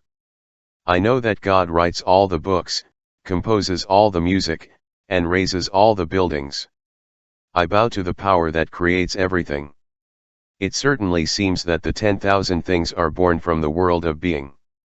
But the more I think about it, the clearer I see that being itself comes from not being. I abandon myself to this glorious state of spirituality of not being, or Tao. I encourage you to do the same and to observe in peace how everything flows perfectly in unison. Practice the Tao, now. Place in a strategic place, where you can see it well, a photograph of a yield road sign. Every time you look at it, remember the return to Tao. At least once a day, instead of continuing to argue about whatever it is, give in on your position. When you are talking about your achievements, or replaying your ego, stop and listen instantly. The more you give in day by day, the closer you will be to a return to the peace and harmony of the Tao. Verse 41. When a great scholar hears about the Tao, he practices it diligently. When a mediocre scholar hears about the Tao, he sometimes follows it and sometimes abandons it. When an inferior scholar hears about the Tao, he laughs and ridicules it. If he didn't laugh, he wouldn't be the true Tao. That is why the proverb says, the path of enlightenment seems dark. In its advance, it seems to regress. The easiest way seems the steepest. True power seems weak. True purity seems tarnished. True clarity seems hazy. The best work of art seems vulgar. The greatest of love seems indifference. The deepest wisdom seems childish. The Tao is hidden and has no name, only the Tao nourishes and fills all things. Live beyond appearances. The 41 verse of the Tao Te Ching influenced my choice of the title of this book. When we change our thoughts so that they are in harmony with the Tao, we can see that everything that until then we called reality is not, in fact, but an external form, an appearance. At first, this new way of thinking about unity is overshadowed by old ego-inspired habits. What we are used to still resonates within us as if it were real, and our Tao-inspired world may not be recognizable as consistent.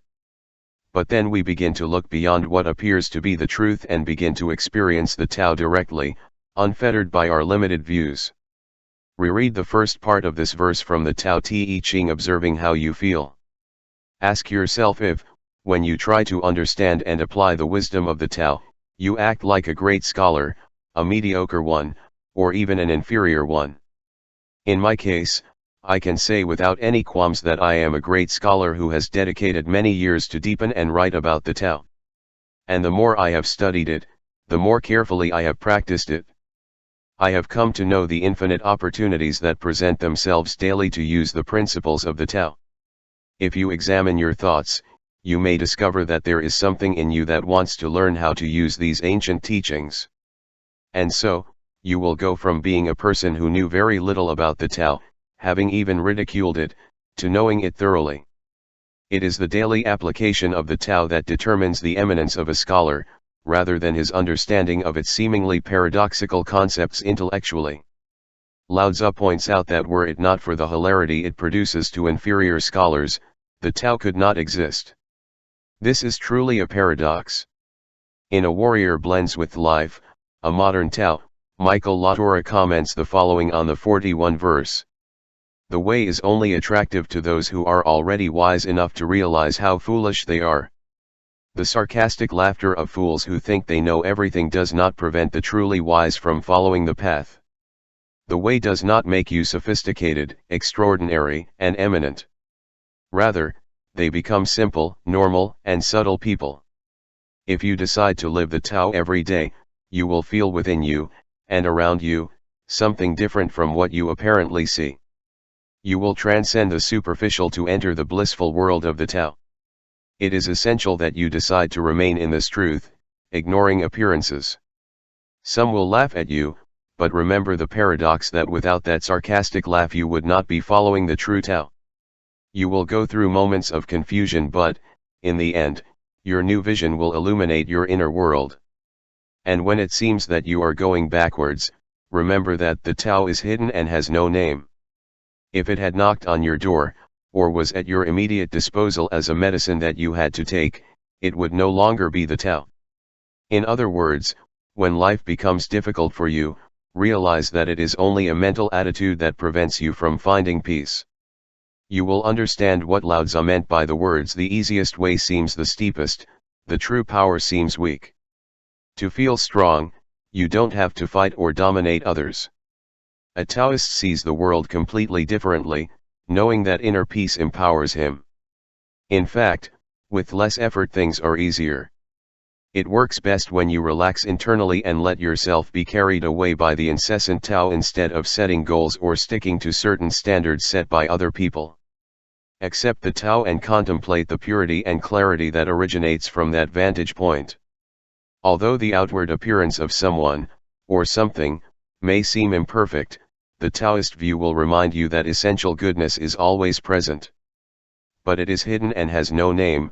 In other words, don't be obsessed with finding and cataloging it.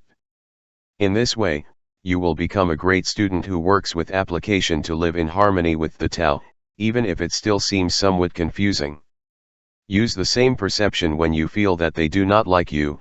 If it seems to you that they behave with you with indifference, convince yourself in your heart that love is present. The Tao is not concerned with proving his fidelity. It seems that nothing interests him, but he is always present, everywhere. If you change your thinking and go from being carried away by the dictates of the ego to transcending it, you will know a truly welcoming, enlightened world. The ego convinced you to see a cold and indifferent world, while the Tao, which transcends the ego, radiates pure love for everything around you. Let him bring his magic to your life. This is what Lao Tzu seems to advise me to convey to you when wondering how I could help those who read this book. Take care. If you are reading these lines, you are not an inferior student of the Tao. If you are a mediocre scholar who sometimes follows him and sometimes abandons him, commit to working toward greatness. Apply yourself every day to developing these inner perceptions. Work on it. Give up the tendency to bewilder or argue and practice the Tao freely and consistently. Even if you only dedicate yourself to repeating some of the affirmations that I advise you or rereading a verse every day, you will enter the path that leads to a life according to the Great Way.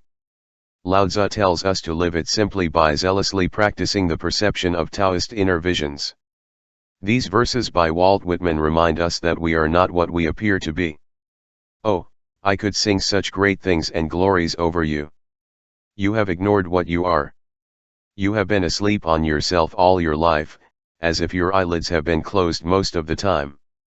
Whoever you are, claim what is yours through thick and thin. Those east and west displays are bland compared to you, those immense meadows, those endless rivers are not more immense and endless than you. The truth of the Tao cannot be demonstrated in physical terms. Give up the need to obtain proof in the physical world before believing that something is true. The Tao is permanently hidden and has no name, accept it as fact. You will not find it in material form. It has no limits, and as soon as you try to name it, you lose it. See verse 1. Just as modern scientists have to accept the fact that quantum particles originate from waves of formless energy, or spirit, without ever having seen that infinite creative realm, so do you. You can dispense with the need to see and touch the Tao in order to believe in it. If you change the way you look at the world, you will see a territory that lies beyond the appearances of darkness, difficulty, weakness, indifference, and death. As the poet Rainer Maria Rilke observed, behind that world confined by names is the unnamed, our true paradigm and home. Practice the Tao, now. During this day, spend an hour with a child and appreciate the wisdom locked in what seem like childish behaviors and beliefs. Observe their fascination with seemingly insignificant things and echo their nonsensical phrases, tantrums, or laughter. Write down your impressions of the wisdom behind what we call childhood urges, and commit to being a child again as many times as you can. Verse 42. The Tao generates the One. The One generates the Two. The Two generate the Three. The Three generates the 10,000 things. The 10,000 things contain yin and yang, they achieve harmony by combining these two forces. People suffer when they think they can be orphaned, without food or helpless. However, there was a time when lords and kings considered themselves in those circumstances. Well, you win when you lose. And you lose when you win. What others taught I also teach. The violent man does not die a natural death. This is my fundamental teaching. Live merging in harmony. At the beginning of this verse, Lao Tzu reiterates to us what he has been saying throughout the previous 41 sections of the Tao Te Ching, that is, the Tao is a hidden force that gives life to all the creatures and material substances that are part of the 10,000 things, and at the same time something intangible in what we think of as unity or integrity. All people carry with them and integrate yin and yang, principles of the masculine and feminine. This verse reinforces the idea that the fusion of these two seemingly opposing forces leads to harmony. Lao Tzu mentions some situations that we think can cause us suffering, and points out how especially painful being orphaned, starving or feeling helpless. And then he tells us that achieving Taoist harmony means winning when you lose. Does this mean that if you lose your home, your parents, your belongings, or your self-esteem, you will get everything you need? How is that possible? Your infinite self, which has its origin in the Tao and to whom it gives life, does not need anything to sustain itself. Parents, possessions, and self-esteem are only necessary for the existence of our mortal self. Lao Tzu wants us to appreciate what this means within the unity that we are. It teaches us that we become aware of our Taoist nature when we do not stress the importance of the physical conditions of life. Within unity, we lose Taoist sensibility as we dedicate ourselves to satisfying worldly desires. Lao Tzu also emphasizes that our way of living influences the way in which the death of the perishable self occurs. You will die as you live would be the fundamental teaching for our mortal being. The way to live and die properly is necessary in order to truly integrate ourselves into the harmony of the Tao. As I researched, wrote, and meditated on this verse, the last lines of it particularly caught my attention. I studied many translations of this passage and spent hours and hours communicating with Lao Tzu, contemplating his portrait at my workplace. I discovered that this verse has always been given special importance. In all the versions something similar to the following was said: I consider this teaching as the mother of all of them, this is the basis that sustains my doctrine, it is the essential lesson, whoever affirms this is my dear teacher, or, according to my own translation, this is my fundamental teaching. I came to the conclusion that when you behave violently in whatever way, even in your thoughts, in your behavior, in what you say, and even when you act out of loyalty, you are choosing to die in the same way. Of course, you can draw your own conclusions about the meaning of this impressive passage from the Tao Te Ching. The insistence with which the idea came to mind makes me think that Lao Tzu wants me to emphasize that the opposite is also true. That is, a person who embraces the Tao and avoids violence and hatred will live and die naturally, which is in harmony with the perfection of the Tao. That is why I invite you to modify everything that prevents you from entering into harmony with your source. The origin of everything is also the place to which you have to finally return, when you leave your body in that moment that we call death. If you want to merge in harmony, you have to be willing to let go of the attraction you may feel towards any form of violence. These are the suggestions that Lao Tzu transmits to you, through me, so that you accept this fundamental lesson of the Tao Te Ching. Remember that violence destroys the harmony of life and death. Decide to live in harmony with the Tao and abandon all that you associate with violence. For example, oppose any show that promotes it in any way. Control your vocabulary and do not use words that imply hatred or will to kill a living being. Explore ways to peacefully resolve conflicts, and join organizations that promote nonviolence.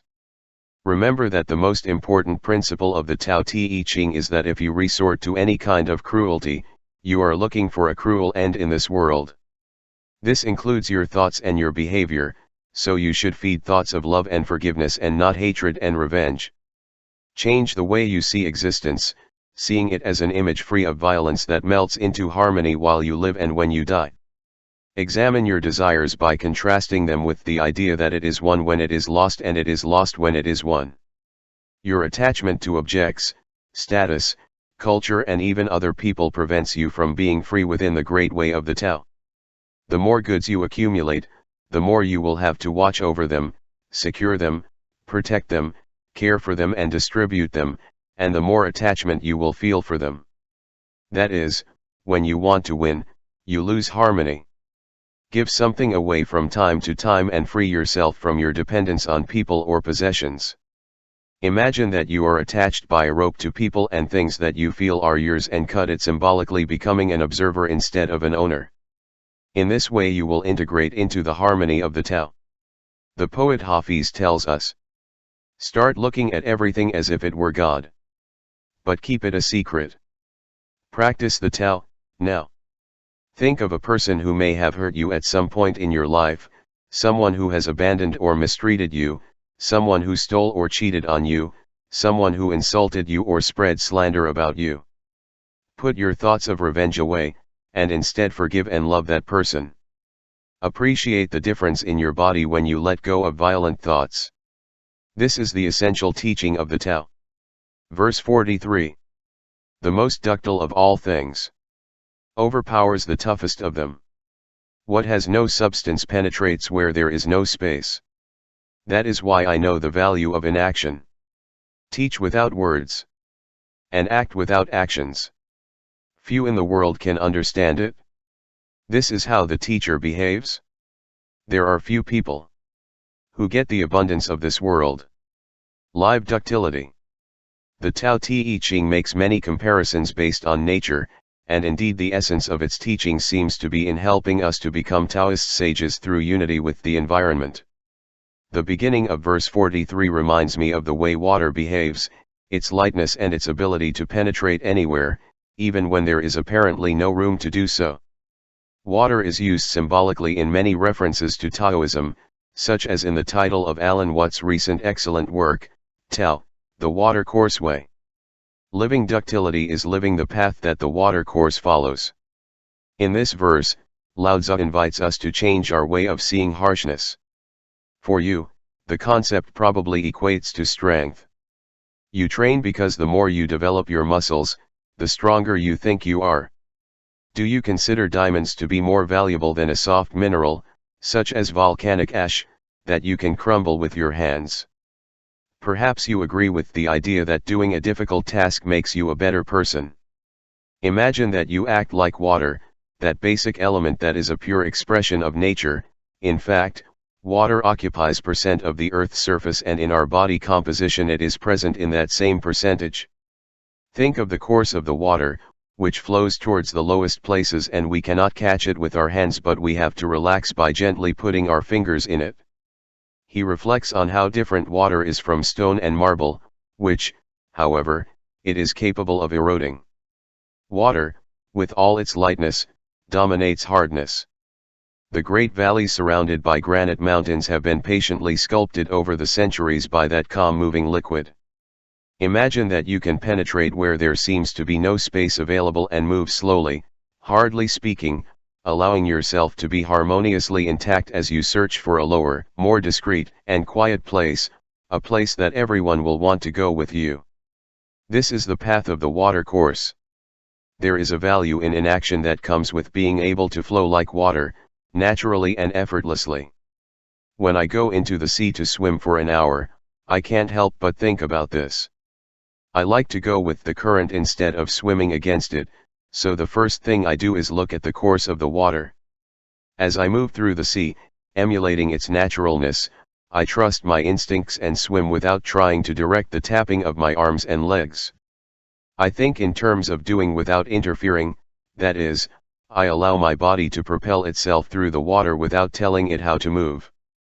Since I have changed my concept of hard and soft, I do not have to do anything but be in the water.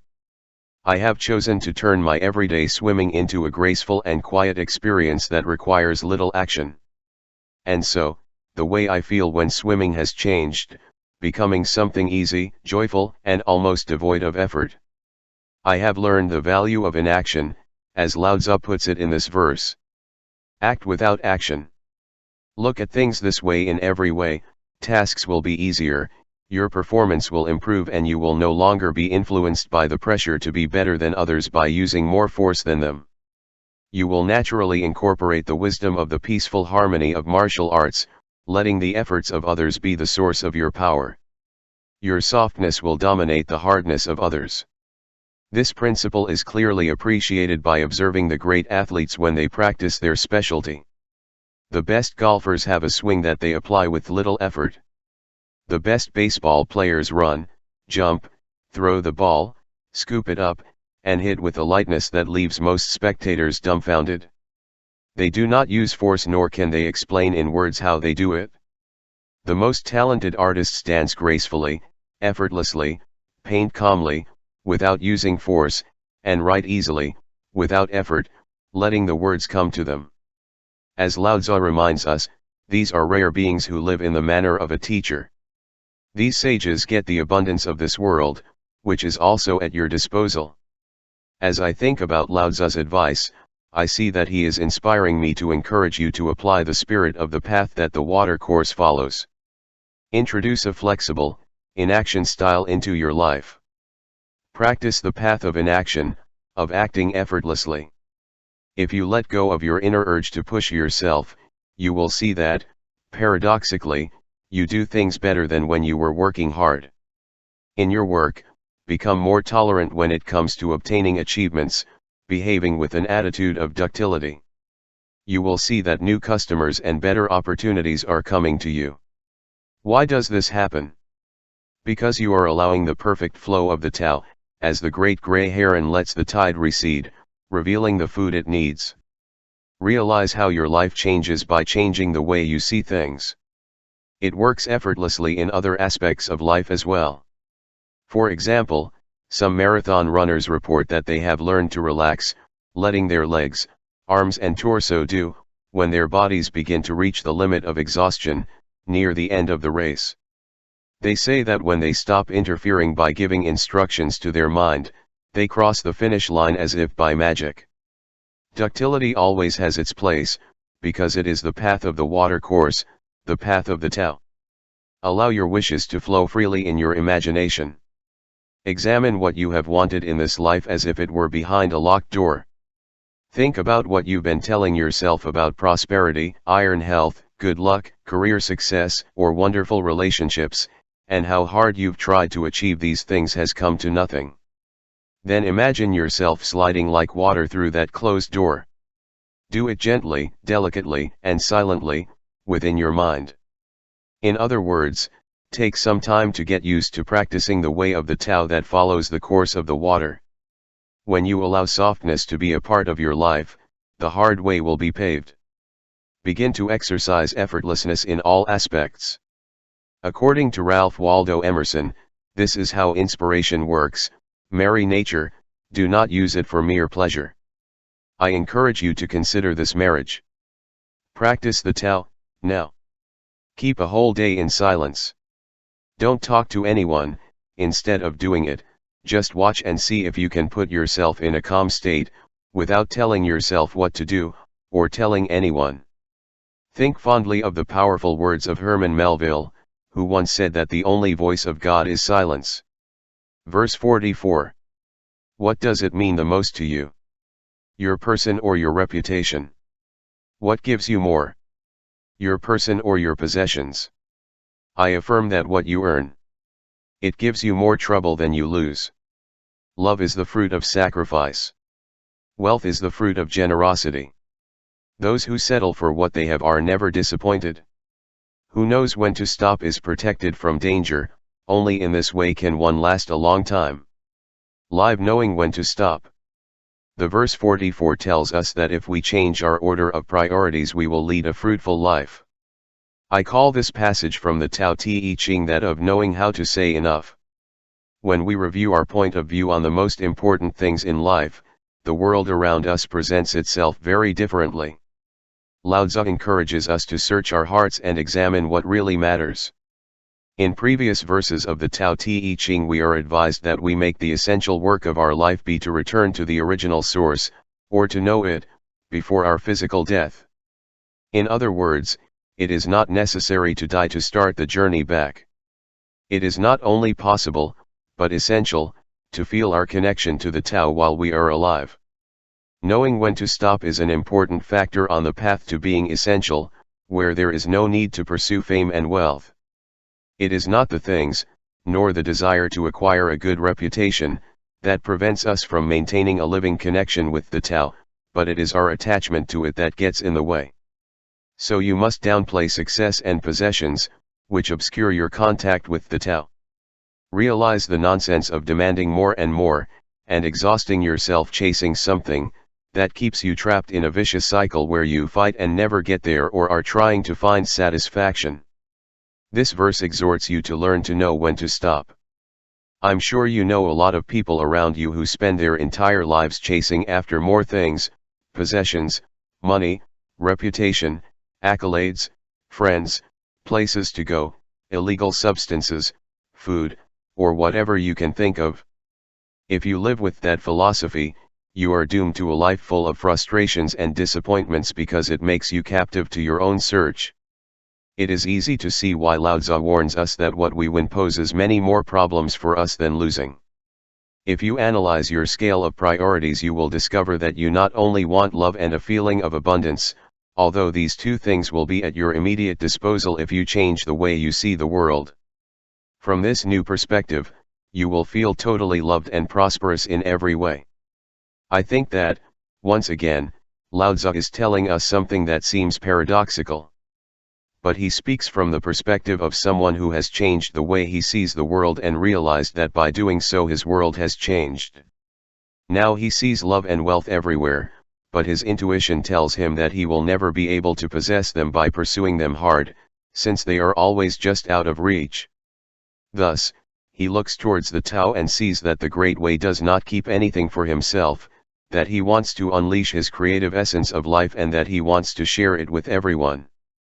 When you surrender, asking for nothing in return and discarding the need for recognition, you experience greater satisfaction.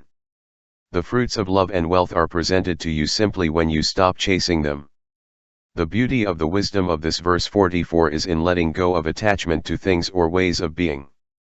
This is what I mean when I talk about knowing how to stop. If chasing your wishes is undermining your health, stop. If it's wreaking havoc on your relationships, stop. If it's leaving you exhausted, stop. If it prevents you from enjoying life, stop. If you know when to stop and give up, you are protected from all these dangers and enjoy a long and satisfying existence, connected to the Tao. This is what Lao Tzu asks me to tell you so that you can put his teachings into practice. Make your relationship with the Tao your highest priority. Establish this priority in your life by making it your essential and most important task. You have your primary relationship with yourself, not with your family, your profession, your country, your culture, or your ethnicity. Make the following statement: the number one priority in my life is my relationship with the source of my being. Consider this before anything else, and you will automatically stop demanding more in any terrain. You will begin to emulate the Tao without any effort, living heaven on earth. Learn to know when to stop. Be alert to recognize when is a good time to stop demanding, rushing, talking, walking, working, sleeping, playing, shopping, complaining, fighting, and so on. If you force yourself to learn to give in, you will begin to prioritize what is important in your life at all times. Are business going well? Stop growing them. Have you satisfied your appetite? Stop eating immediately. Have you saved enough money? Give a part of it, not to deduct taxes, and without asking for your generosity to be recognized. The more you need, want, or pursue, the more you lose in your relationship with the Tao. But when you know when to stop, the problems that plague those who dedicate their lives to fighting, sacrificing more important achievements, disappear for you. Practice the Tao, now. Choose an aspect of your life to learn to free yourself from a certain attachment by deciding to stop. For example, you decide to leave the butcher shop 10 minutes before you have finished buying everything you wanted, or stop buying something that is not on your shopping list. At work, refrain from having another cup of coffee or writing one more private email. In a relationship, don't say anything else when you're discussing something that leads nowhere. These are just a few examples of ways of attachment to being, or doing, something. You can also practice detachment by giving something away. Very recently, for example, my son caught me doing this with me. I was eagerly examining a t-shirt that he had just bought and he said, "Hey, Dad, you like this t-shirt so much that even though it's my favorite, I want you to keep it." It was the overcoming of an attachment assumed in a simple and spontaneous way, and we both felt the richness that is the fruit of generosity. Verse 45. The greatest perfection seems imperfect, and yet it is inexhaustible. The greatest fullness seems empty, and yet its effectiveness is unlimited. The great straightness seems crooked. Great intelligence seems stupid. The great eloquence seems stammering. The great truth seems false. The great debate seems quiet. The activity beats the cold. Inactivity beats heat. Stillness and tranquility put things in order in the universe. Live beyond superficiality. In this verse we are subtly asked to look at the world with new eyes. We have probably been conditioned to value practically everything we see almost without taking it into account. However, Lao Tzu asks us to stop seeing things mediated by a culture dominated by the ego and to start looking at the invisible, quiet, and calm space that is within everything. When we look beyond the surface, we realize that what was presented as imperfect, empty, stammering, or even stupid, seems perfect, full, eloquent, and intelligent to us. The way you've always thought about the world told you that it is full of imperfections. The people who were part of your life should be different, politicians should be in line with what you valued, the weather should be more constant and reliable, crowds should be more peaceful, young people should study more diligently, and older people should be more tolerant. These kinds of incessant and endless evaluations are based on what we have been taught. Although they might seem sensible and correct, these views are simply a consequence of looking only at the superficial. Wait a minute, this verse from Lao Tzu seems to tell us, try looking at it differently. What appears to be imperfect carries perfection within itself, and what appears to be empty and false is supported by a deeply spiritual truth. Here is an obvious paradox: hunger exists in the world as an element of the perfection of the Tao, and yet the desire to help those who are starving is also part of that perfection. We are asked not to qualify what we see as imperfect, stupid, or empty, but to seek stillness and tranquility within ourselves and translate it into these superficial appearances. When we avoid making judgments based only on the external aspect of things, we begin to produce a change. Study the first lines of this verse. What seems imperfect is, nevertheless, inexhaustible. What seems empty has no end. Imagine a pitcher from which a delicious iced tea could be served without ever having to be refilled. Impossible. You say, and yet that is precisely what the Tao does. It never runs out. It never has and never will. It cannot be extinguished. You are asked to be inextinguishable like the Tao, always full. Do not judge, remain still and, above all, be calm. Let the world and all its creatures unfold while remaining attached to that invisibility that allows everything to happen. Accept that what you feel deep inside, in that space of stillness and peace, guide you to your true destiny. I recently attended a talk given by my friend, colleague, and mentor Ram Dass, who suffered a seizure in 1957 that affected his speech. To this day, you still have to spend most of your waking time in a wheelchair. His lecture lasted approximately 45 minutes.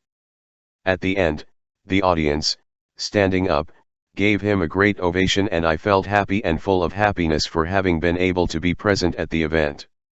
It may be that some only saw the surface part. The conference may have seemed choppy and slow to them, because of the illness that afflicts my friend, and perhaps they considered it painful or had to strain to be able to follow it.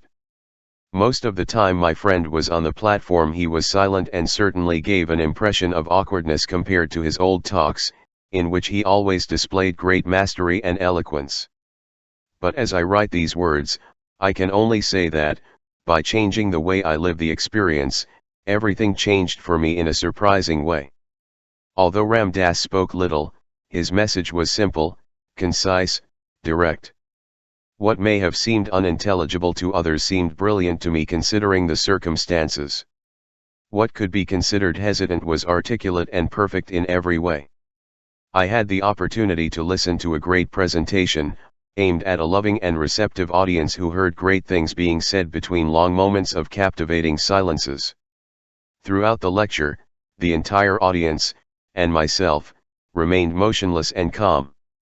As Lao Tzu says at the end of verse 45 of the Tao Te Ching, stillness and tranquility put things in order in our universe. I can feel Lao Tzu's presence here this morning as I look at a portrait of the venerable old man on the back of an ox.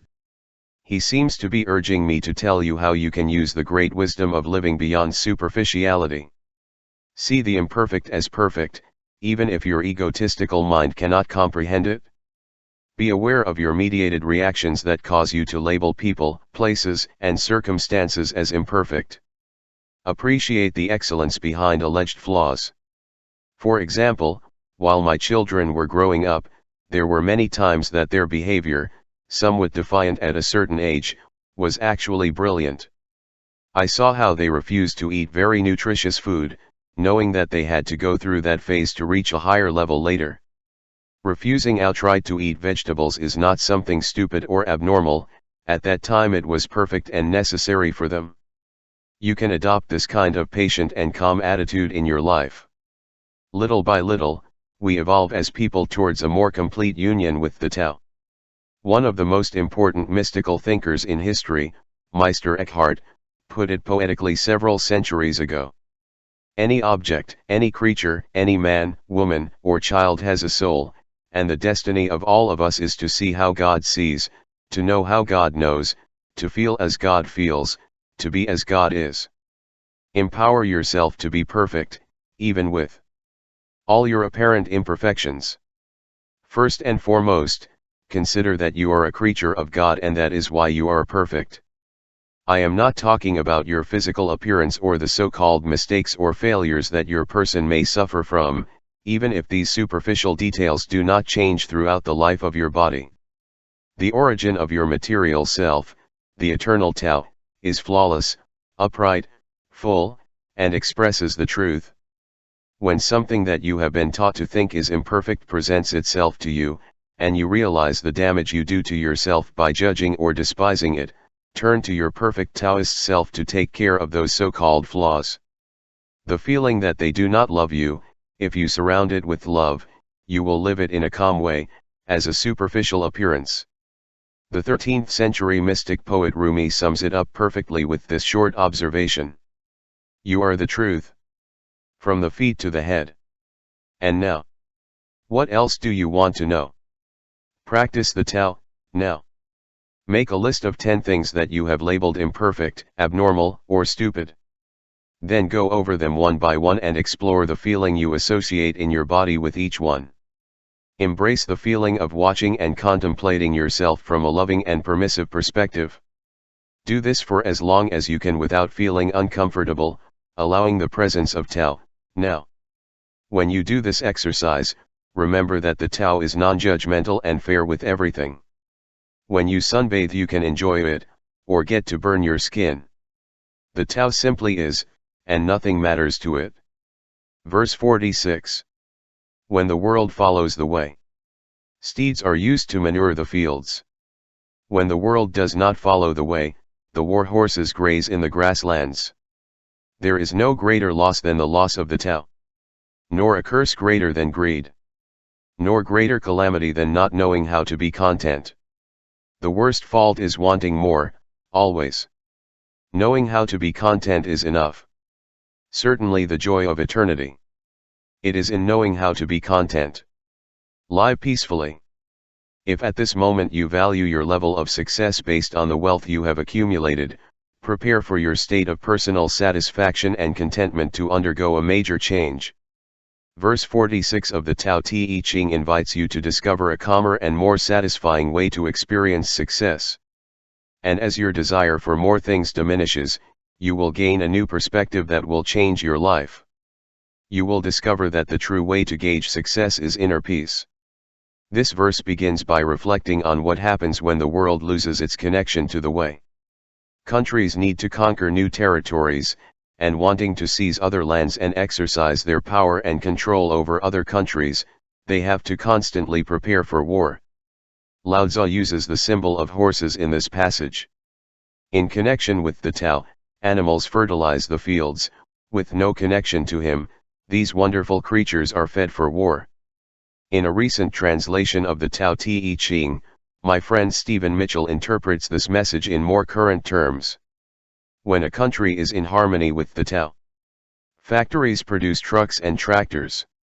When a country goes against the Tao, nuclear warheads are stored on the outskirts of cities.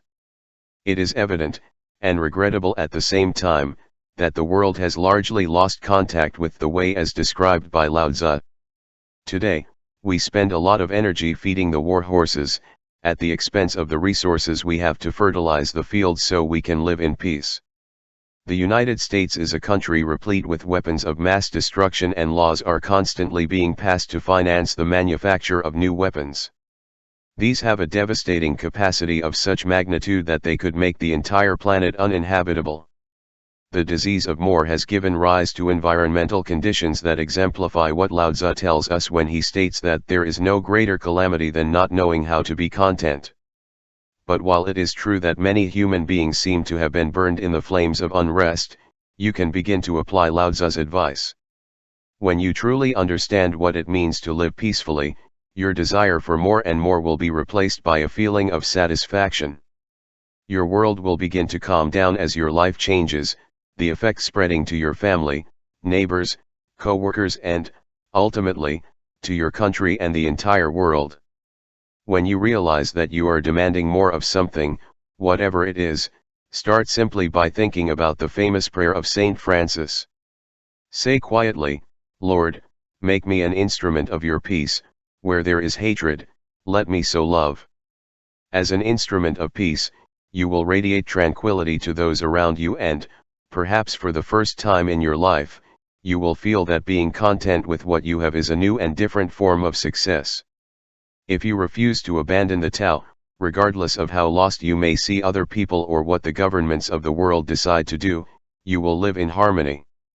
Your connection with the Tao will do its bit, pulling the world, inch by inch, from the edge of the precipice of discontent, which is the greatest calamity in Lao Tzu's words.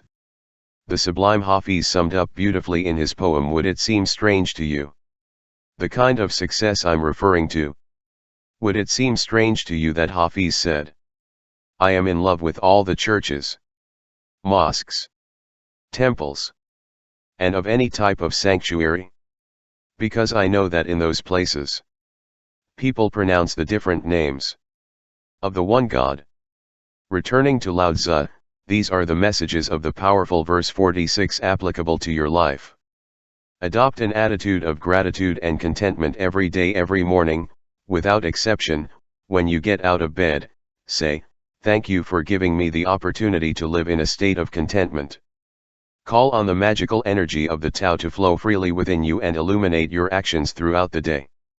When you express gratitude and satisfaction in this way, you are in harmony with your origin. Become one with your own nature. In a world that seems to develop more and more violence, choose to be an instrument of peace. May your nature be like the steeds used to manure fields, feed the hungry, and offer comfort to the disabled and unfortunate. Live as if you and the Tao are one, which of course is true when you are in your natural state. When a sufficient number of people are able to do this, we will reach a critical mass and eventually the great way will prevail over the demands of the ego. I really believe, using a simile with the game of baseball, that nature always hits last. Practice the Tao, now. Spend a little time making a conscious effort and sending peace energy to someone, or group of people, that you consider enemies, including a competitor of yours, an outcast member of your family, a person with other religious convictions, or members from the government or a political party with whom you disagree. And send them something, literally, if it seems appropriate to you, such as a flower, a book, or a letter. Start doing it today, right now, surrendering to the Tao and knowing true success that knows no divisions. Verse 47. Know the world. Without leaving home. Without looking out the window. You can see the paths of heaven. The further we go, the less we know. That is why the wise man does not venture. And yet he knows. Don't look. And yet he names things. Don't fight. And yet it achieves fullness. Live simply being. I encourage you to stop believing that effort and struggle are necessary instruments for success. In verse 47, Lao Tzu suggests to us that they actually take us away from harmony and away from the fullness that the Tao offers. The alternative is to live by being rather than by striving. As Lao Tzu says, more can be seen and accomplished without looking out the window. How is this possible? Let's take an example to clarify this puzzle. I would like you to put all your attention on one of the most perfect things that God has created. I mean the heart, that mysterious set of arteries, blood vessels, muscles, and blood that constantly beats and we carry with us permanently. The heart persists in its boom, boom, boom, without us having to do anything, even when we sleep. You can't make it stop beating. Even if you don't consciously pay attention to it, the heart works as perfectly as the sea. Its continuous palpitations remind us of the waves of the sea surface. Truly, your heart is something wonderful that breathes life. In essence, your heart is you. This organ that we carry on our chest serves as a model to understand and apply the lesson of living simply by being. The heart acquires its fullness, your life, not by venturing, not looking outside the thoracic cavity and not fighting. As you read these words calmly sitting, at this very moment, your heart keeps you alive simply by being, and you don't even notice it. I would like you to think of your whole being as if it were a heart that knows exactly what it has to do by its very nature. You don't have to move from where you are to know the world, because you already are the world. If you try to control your heartbeat, you will realize the futility of endeavor. As much as you try, you will not succeed, because your heart works thanks to its natural connection with the Tao, which does nothing but leaves nothing to do. Michael Latera emphasizes this, commenting on this verse in his work A Warrior Blends with Life. As the wisest of sages always knew, the root of the essential self is in the heart, especially in the mechanism that makes it beat. Starting from the heart, the radiance of the essential being radiates towards the head and illuminates it. This mechanism acts outside of all technological consideration. You dwell within it, and you can immediately come into contact with it through deep feelings, not superficial emotions. The act that ultimately leads to enlightenment requires no action. You know, then, that the paradox that Lao Tzu raises in this verse is not only possible but is actually occurring, at this moment, all over the world, in billions of human hearts. And in the hearts of all creatures, as well as in the vital system of trees, flowers, shrubs, and even minerals that are in the earth. And we are talking about a single planet within a universe that contains so many celestial bodies that the mere fact of counting them is completely beyond our possibilities, to the point that it is impossible for us to invent a calculating machine capable of doing so. The 21st century is often said to be the information age. We live in a time when more data can be stored, on small computer chips, than at any other time in human history. We can also easily appreciate that technological efforts provide us with more and more data and information. Perhaps you are one of those computer wizards who have made all this possible with their work. The question that concerns us at the moment is the relationship between information, on the one hand, and knowledge and wisdom, on the other. To explain what I mean, let's look at the word information that we associate with our era. When we are in form, in our body and in the material world, we receive information. But if we move beyond form, we transform into spirit, we will receive inspiration. Thus, information does not always provide knowledge and knowledge does not always provide wisdom. Wisdom connects us with the heart when we are awake, it is the Tao that is at work. Lao Tzu asks us to appreciate the difference between striving for more data and simply being in a world that is complete as it is. When we live from this perspective of wisdom or connection to the Tao, the world looks very different. You are a single beat in the unique heart of humanity.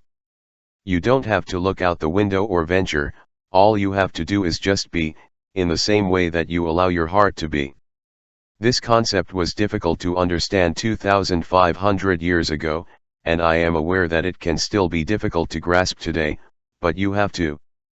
In a world crazed by information and devoid of the harmony that the Tao provides, you are one of the beats that maintains the free flow of its wisdom, simply being.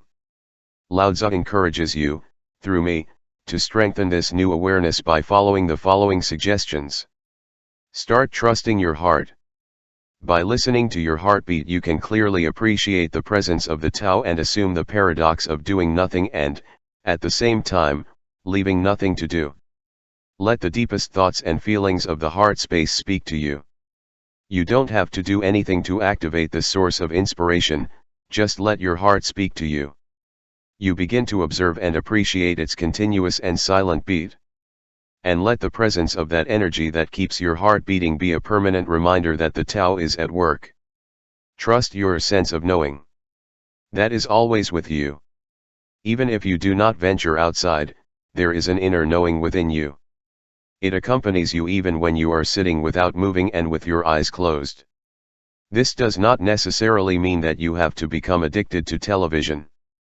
Rather, what you have to do is allow yourself to be guided by the same source that makes the planets revolve around the sun and trust that it will direct you perfectly without your interference. Experience your innate creativity as you remain an observer, gazing in awe as all things fit perfectly in place. Just like when we move the water, it does not remain stagnant, a natural force, which seeks fullness within you, will move you without you having to act. Meditation can help you get in touch with that natural force. Practice the Tao, now. Draw a heart and spend some time contemplating it while remembering that the Tao works effortlessly within your chest.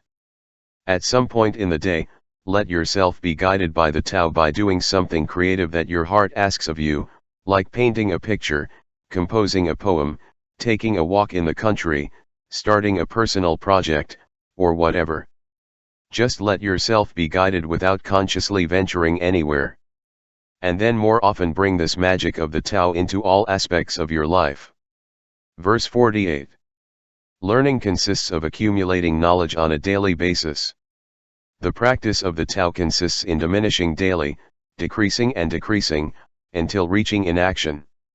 When nothing is done, nothing remains to be done. True mastery can be achieved letting things go freely. It cannot be achieved by interfering with them. Live decreasing.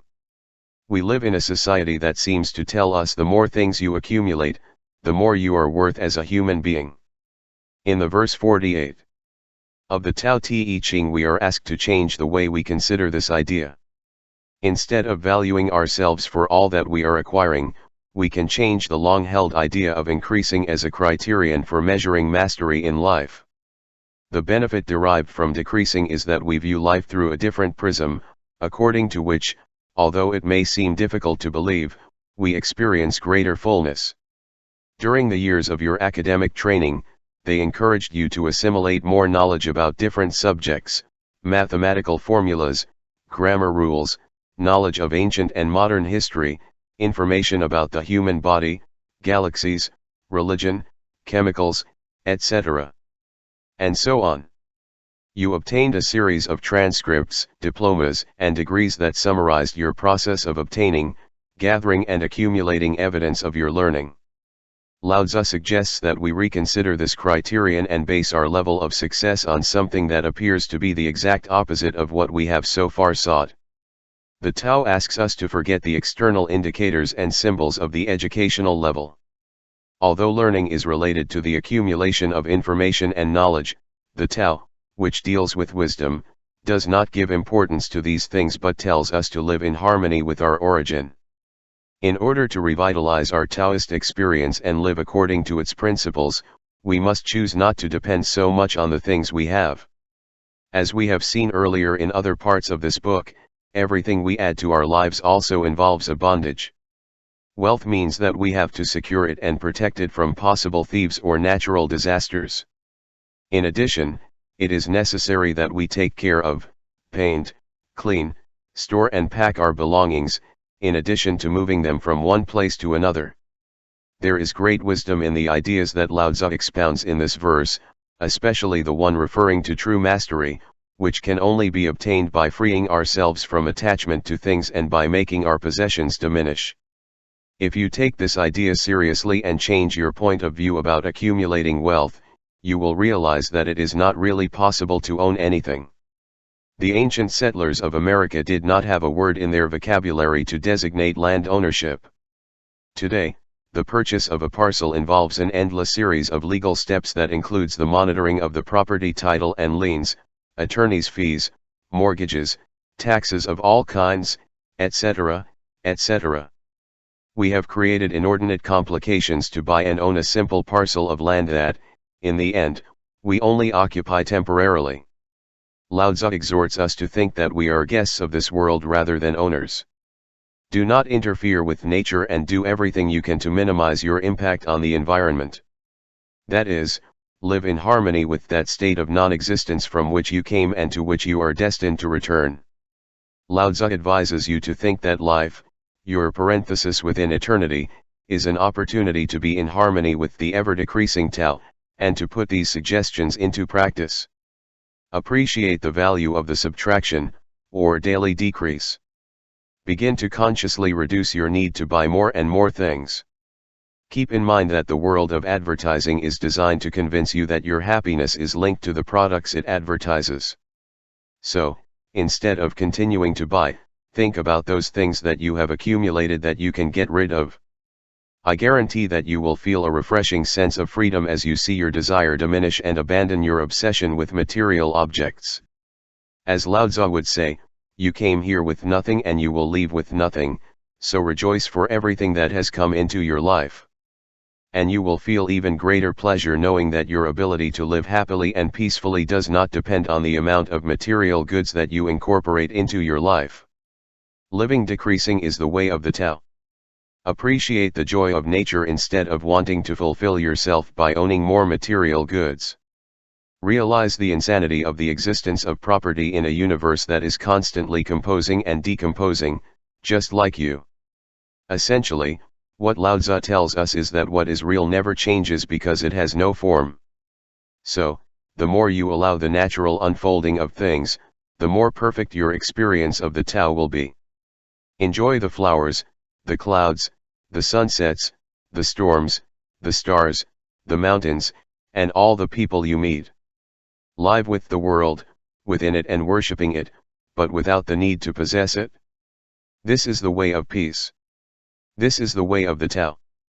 For more than years, Kabir has been one of the most revered poets in India. One of his best-known observations summarizes this 48th verse from the Tao Te Ching. The fish that is thirsty in the water. You need a doctor's advice. Practice the Tao, now. At this very moment, detach yourself from 5 objects that you own and leave them somewhere so that other people can find them. Then choose something that has some special value for you and give it away. It is important that it is something that you really like, since the more attached you are to an object, the more joy you feel when you let go of it. You can practice it as a way to live a life of decline from day to day. Verse 49. The sage does not have a rigid mind. Is aware of the needs of others. He treats the good ones with kindness. He treats the bad ones with kindness too. Because the nature of his being is good. He is kind to the kind. He is also kind to those who are not. Because the nature of his being is kind. He is faithful to the faithful. He is also faithful to the infidels. The wise man lives in harmony with everything that is under the layer of heaven. He sees all things as if they were himself, he loves everyone as his own son. It attracts all people. He behaves like a small child. Live without judging. In this magnificent and powerful verse, we are encouraged to change the way we view virtually all creatures. Lao Tzu appreciated how important it is, in order to live in harmony, to dispense with value judgments about others. And so, in this 49th verse of the Tao Te Ching, he invites us to explore that world of peace. It encourages us to substitute criticism of others for the acceptance of a self free of value judgments. Imagine the possibilities that would open up for humanity if we eliminated prejudices and could live in harmony with all that is under the layer of heaven.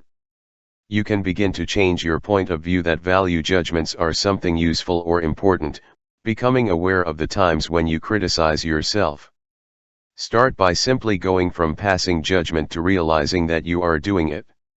From this perspective, you will quickly understand that you prefer to observe what you do or feel rather than criticize yourself. Calling your behavior bad or good simply pits you against yourself and other people. The referents that invite you to act become rivalry, punishment, or dislike. Hatred, anger, and threat arise because you can't trust love, acceptance, and kindness. When you stop judging yourself, you no longer need, or want, to have what Lao Tzu calls a rigid mind. In this way, the sense of loyalty towards something, which pitted you against people you considered the others, will begin to fade. The myriad categories that helped you sort your labels become totally superfluous and insignificant when you change the way you think about their value.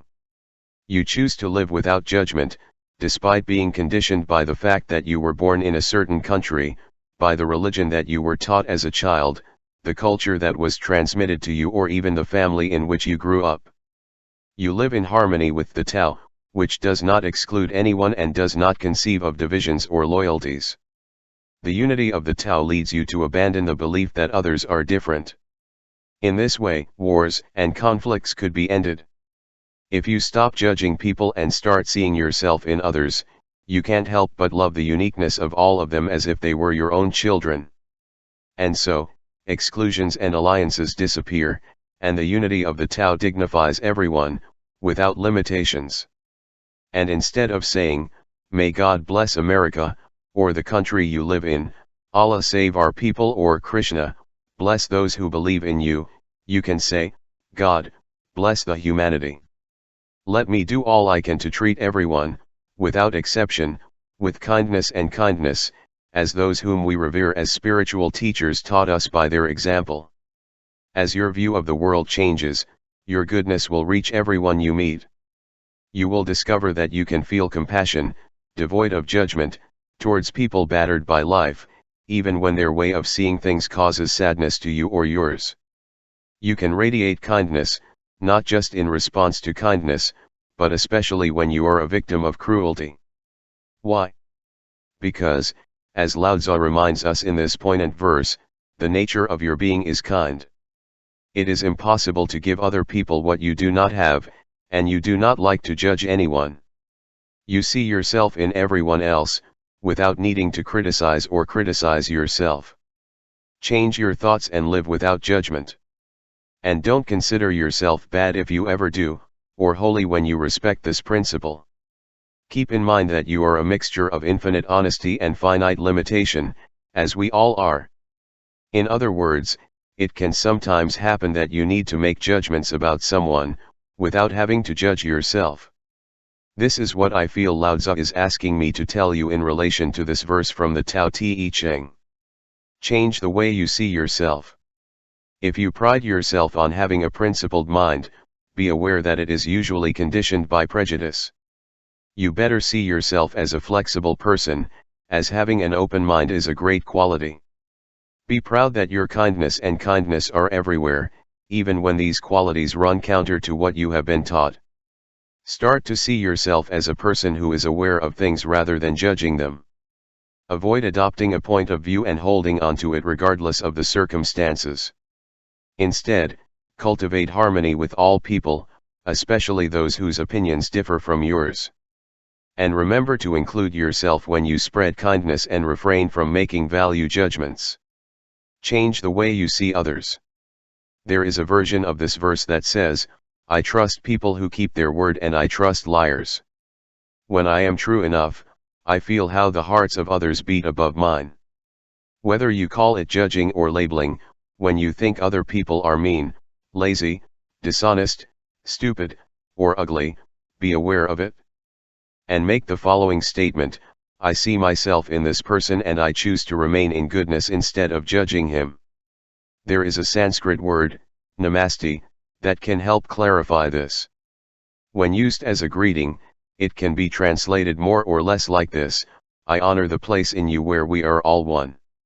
So start saying to others, quietly or out loud, namaste to remind yourself to love all people as if they were your children. Practice the Tao, now. Commit to spending the day trying to be nice in circumstances where you normally make value judgments. Notice what you are thinking or saying about a beggar, a relative you dislike, or a politician or television commentator who says something that provokes a barrage of negative thoughts. Take the opportunity to become a person who appreciates things, decreasing your criticism and increasing your courtesy and kindness. Verse 50. Between birth and death. 3 out of 10 people are followers of life and 3 out of 10 people are followers of death. And the men who simply transit between life and death are also 3 out of 10. Why is this so? Because they cling to life. Clinging to this passing world. But they say that there is 1 man in 10 who is so sure of his life that tigers and wild bulls avoid him. On the battlefield, weapons do not touch him, rhinos find no place to goring him, tigers do not know where to sink their claws, and soldiers find no place to cleave his sword. Why is this so? Because it lives in space, where death cannot enter. Understand your essence, and you will witness the end without end. Live immortality. In this passage, Lao Tzu asks us to change our thinking about mortality. The Tao teaches us that death is an insignificant detail, not to be consciously fought against and not to be feared. As this verse from the Tao Te Ching tells us, there is a space where death cannot enter. And it is no longer a question that changing our thoughts changes our life. This is something definitive, since the fear of death is the factor that produces the most anxiety in almost all human beings. If you consider yourself only as a mortal being, you are part of the percent of the people that this passage calls followers of life, followers of death, or of those who say that they simply pass between life and death. Lao Tzu encourages us to aspire to belong to the last percent, for which thoughts about mortality do not invade the space of his heart or his life in general. If we change our way of seeing death, we will be part of this select group. And we will live life from infinity, recognizing ourselves first as spiritual beings going through a transitory human experience, and not the other way around. With this attitude, you will be able to move through life with ease, without any fear of things that entail danger of death. You will have a knowledge of yourself, and of your connection with the TAO, that will allow you to let life take you, like a skier fearlessly diving down the mountain becoming one with it. On the contrary, and without having to judge them, you will meet people who are permanent victims of financial fraud, red tape, indifference, natural disasters, crimes, or meddling relatives. With the intimate awareness of your infinite essence, centered on the TAO, surely you can avoid being another victim, and you will face with serenity the situations in which other people tend to be confused. In other words, if you know your infinite nature and live each day letting that knowledge guide you, there simply won't be room inside for your mortal condition to make you suffer. When something seeks to inflict harm on you or cause you death, it will find no place in you to sink its claws. Change the way you think about death, contemplating your essential spiritual being, and you can enjoy this world without the fear that comes from believing that you are its prisoner. When you know that you are immortal through the flow of the TAO, you will not need to understand it according to some pre-established concept or associate it with a formal religion. And when the time comes when you have to shed that already threadbare coat that we call the body, you will witness the end without end. Reflect on the teachings of the Tao Te Ching, and realize that they will never be able to kill you and not even harm you. With this vision of life, you will be able to throw off your inner battlefield, that army of beliefs that has insisted on parading above your essential self. Fear and terror are weapons that cannot hurt or threaten you. Not even the natural elements symbolized by the claws of the tiger or the horns of the rhinoceros will be able to inflict any damage on you, because they ram or try to tear a space that does not have the necessary solidity to be damaged. You live in an impenetrable place for death. You no longer hold on to the 10,000 things, nor do you consider your short journey between cradle and grave as your only life experience. You are now the infinite Tao, living your true essence. Although Lao Tzu lived 25 centuries ago, he is still very much alive.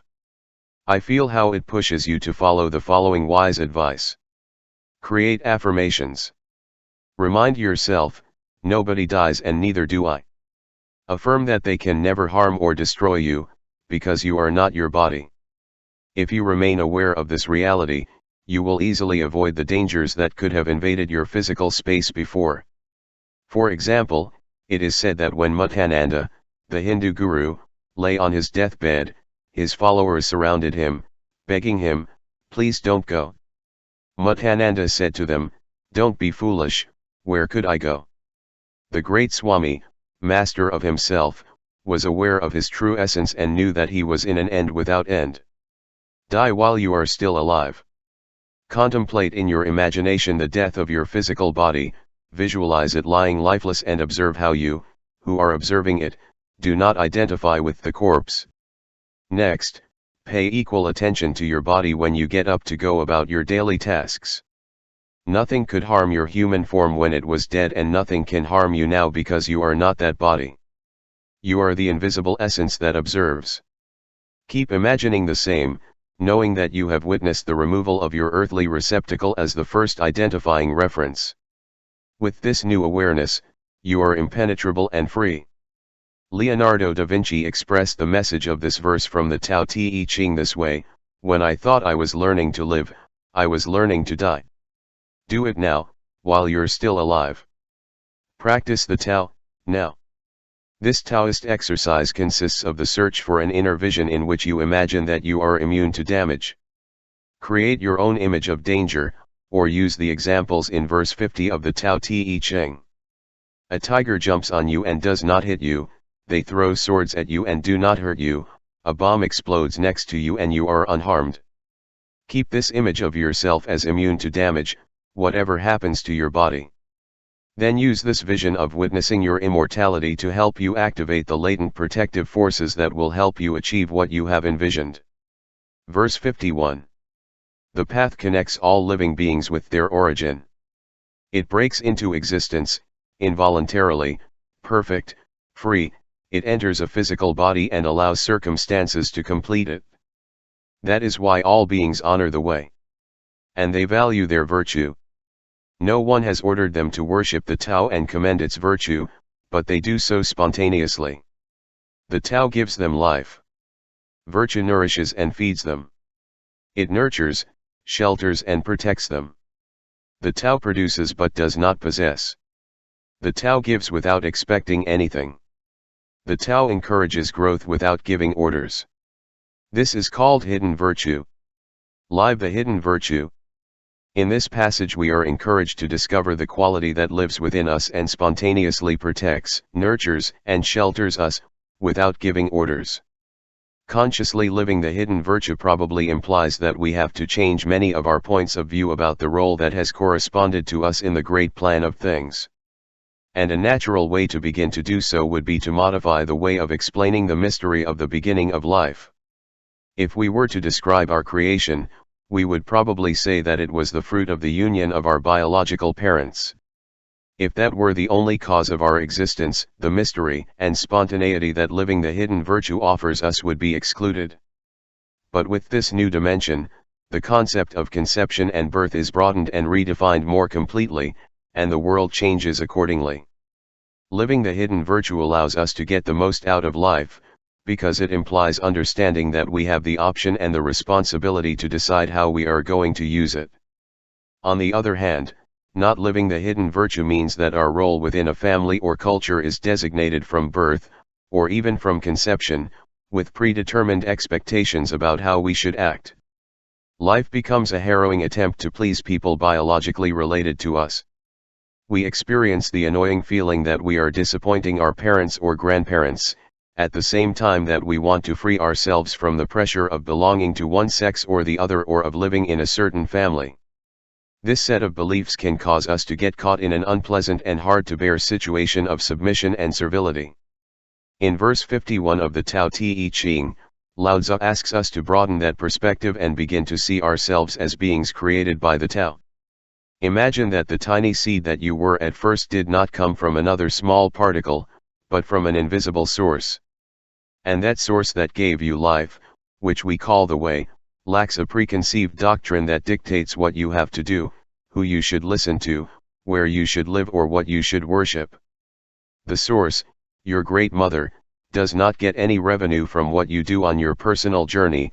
Know that the seed that you were is perfect and free to be realized as it wants. That mother, who is the Tao, does not expect anything from you. It does not require you to fight battles or to live up to certain ideals. The Chinese call this hidden entity Te that brought you to life. I give the word Te the meaning of virtue or essential quality. Jonathan Starr, in his translation of the Tao Te Ching, interprets it like this in this verse.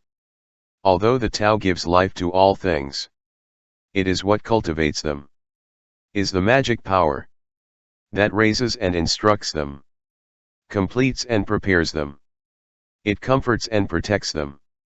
Te is, therefore, the virtue that resides in your deepest interior and in that of all creatures. It is not a force that guarantees that the physical container you live in will never die. Rather, it is an essential quality that allows you to move through the material world within your body, in perfect harmony with the original creative force. Read this verse to remember that you are protected and completed by your original source, which does not mean that it guarantees your safety in this extraordinary world. Helen Keller was referring to this very thing when she said, "Safety is mostly superstition. It does not exist in nature." In verse Li, Lao Tzu tells you to learn to trust and view life in a way that accepts Te, the hidden virtue. That you see yourself as a member of the family of the unit, with the same parents as all the other creatures. That you feel total freedom, that you produce without possessing but also that you do not let them possess you. Give without expecting anything and do not fall victim to the expectations of others. As I look at the portrait of the great master that is before me, feeling very attached to him, this is what in my opinion he is suggesting to you. Feel safe and protected. Live every day trusting in the hidden virtue, which is within you and originated you. Keep in mind that the feeling that one is safe, protected and nurtured does not come from anything you can possess, but from knowing that you are in permanent contact with a virtuous power that inhabits all the cells of your being. This hidden force is responsible for your very existence. Your life began thanks to the TAO, and although your breathing and your actions are not required to do so, they pay homage to the inner virtue that sustains it. As I write this power is present in my hand, just as it is in your eyes, which read what I write. Trust Him. Worship Him. Feel safe in the company of that force that remains hidden. That is all you need to feel fulfilled. Remember that the TAO produces, does not possess. Do the same and you will acquire the wisdom that emerges from this verse. Take care of things, do not own them. Don't try to control anyone. Instead, it encourages growth without dominating or ordering. When it is your responsibility to supervise certain people, allow them to activate their hidden virtue as much as possible. Just like you want to feel protected and trust the invisible force that animates you, the same happens to all those you come across in life. I emphasize the word all because there are no exceptions. Witterbinner says in his translation of the 51 verse of the Tao Te Ching, all creatures must do honor to the existence and traits that define them. Do the same. Be a father, not an owner. Helper, not teacher. Do not worry about being obeyed but about doing good, and you will be at the very center of life. Remember the words, do the same yourself and live the hidden virtue. Practice the TAO, now. For a day, practice abandonment. Surrender to your thoughts and discover the all-encompassing nature of the mind. Drop preconceived concepts and ideas, and experience things as they really are. Let go of the need to control others and discover how capable they really are. Take the time to find an answer to the question, what can really happen if I let go? By practicing this exercise, you will be surprised to discover that you find more hidden virtue in your life, which causes you to change the way you see yourself. Verse 52. All things under heaven have the same beginning. This beginning is the mother of the world. Having met the mother, we can meet your children. Having met his children, we should go back and cling to mother. Stay with your mouth closed. Control your senses. And life will always be full. Open the mouth. Always stay busy. And life will lose all hope. Being able to see the small is called clarity. Staying flexible is called strength. Using the radiant brilliance, you return back to the light. And avoid misfortune. This is called practice the eternal light exercise. Live returning to the mother. In this verse we are told about the value and importance of realizing that life is more than just a linear experience that takes place in time and space. That is, on many occasions we consider our life on earth as a straight line that goes from the moment of conception to the moment of death. We move through predictable states of development that end with death, after which we find the mystery that awaits us on the other side. Lao Tzu invites us to consider our existence as a journey back to the place from where the creatures of the universe arise. He wants us to realize that we have a chance to enjoy this enigmatic beginning before our physical end. Lao Tzu calls this mystery, which is present in each and every one of the 10,000 things, the mother, a symbol of what is beyond everything that seems to have a beginning and an end. Begin your journey back to mother by thinking about the first two lines of this verse from the Tao Te Ching. All things under heaven have the same beginning. This beginning is the mother of the world. Let this thought penetrate your physical self and be amazed at your existence, which came out of nowhere. Learn that this invisible source, which gives life to all things, also gave it to you.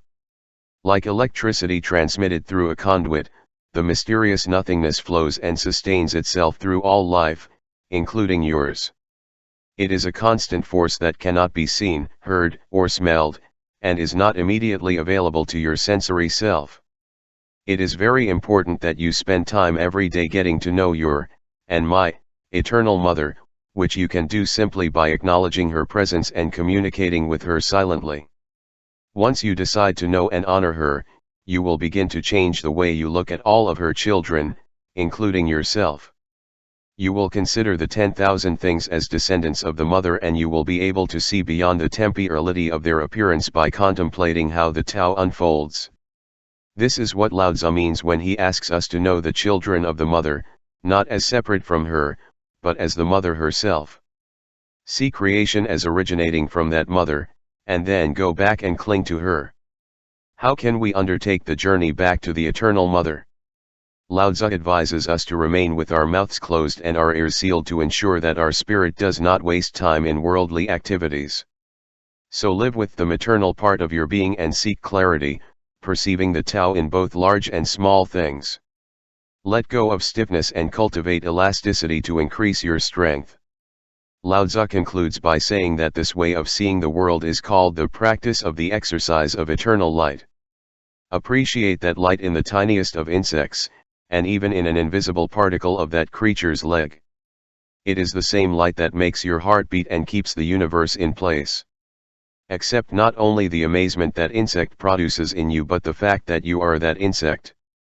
In this way, you will find clarity by perceiving the small, and your new way of seeing things will increase your ability to adopt a flexible point of view. Change the linear thoughts you have about your presence in this world, and you will begin to see how your life changes before your eyes. This is what Lao Tzu offers you, through me, to help you in the practice of the exercise of eternal light in today's world. Open your mouth and the spirit escapes. Close your mouth and the connection with the spirit is excellent. Think that your mouth is like the door that guards your spirit. When you speak to someone, become aware of the need to close that door, allowing the spirit to remain safe within you. Do the same mental exercise with your ears. Keep them sealed when you hear rumors or frivolous conversations. Use fewer words. Commit to spending long periods of time listening. And stop giving advice, meddling and gossiping. Cultivate your strength with the flexibility of consciously deciding when to speak and when to listen.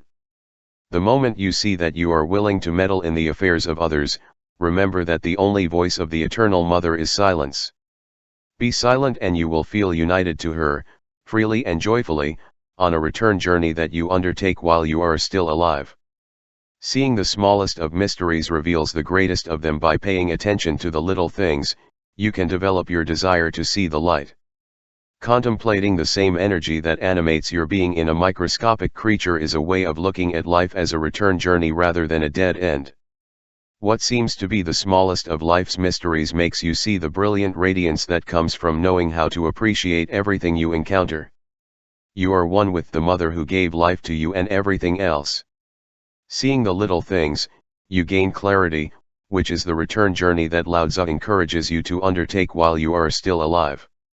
Now, your world begins to be very different, since you appreciate everywhere the presence of the original spirit. Nothing seems vulgar, inferior, or undesirable to you anymore. Practice the Tao, now. Spend a day examining the smallest life forms you can find. Watch a spider spinning its web, a sand crab scampering on the beach, or a fly flying along the wall. Take an imaginary journey inside yourself, examining those little life forms that reside in your intestines, in your bloodstream, or inside your eyes. In short, imagine all the creatures that are so tiny that they cannot be seen except through the microscope. Think that the Mother gave life to these little bacteria so that you can exist. Feel how it affects you to see your body through the infinitesimally small life that is part of you. Living returning to Mother will provide you with clarity that you have never experienced before. Verse 53. Even if I only had a little knowledge, I would advance the great way. With the only fear of getting lost. The great way is flat and straight.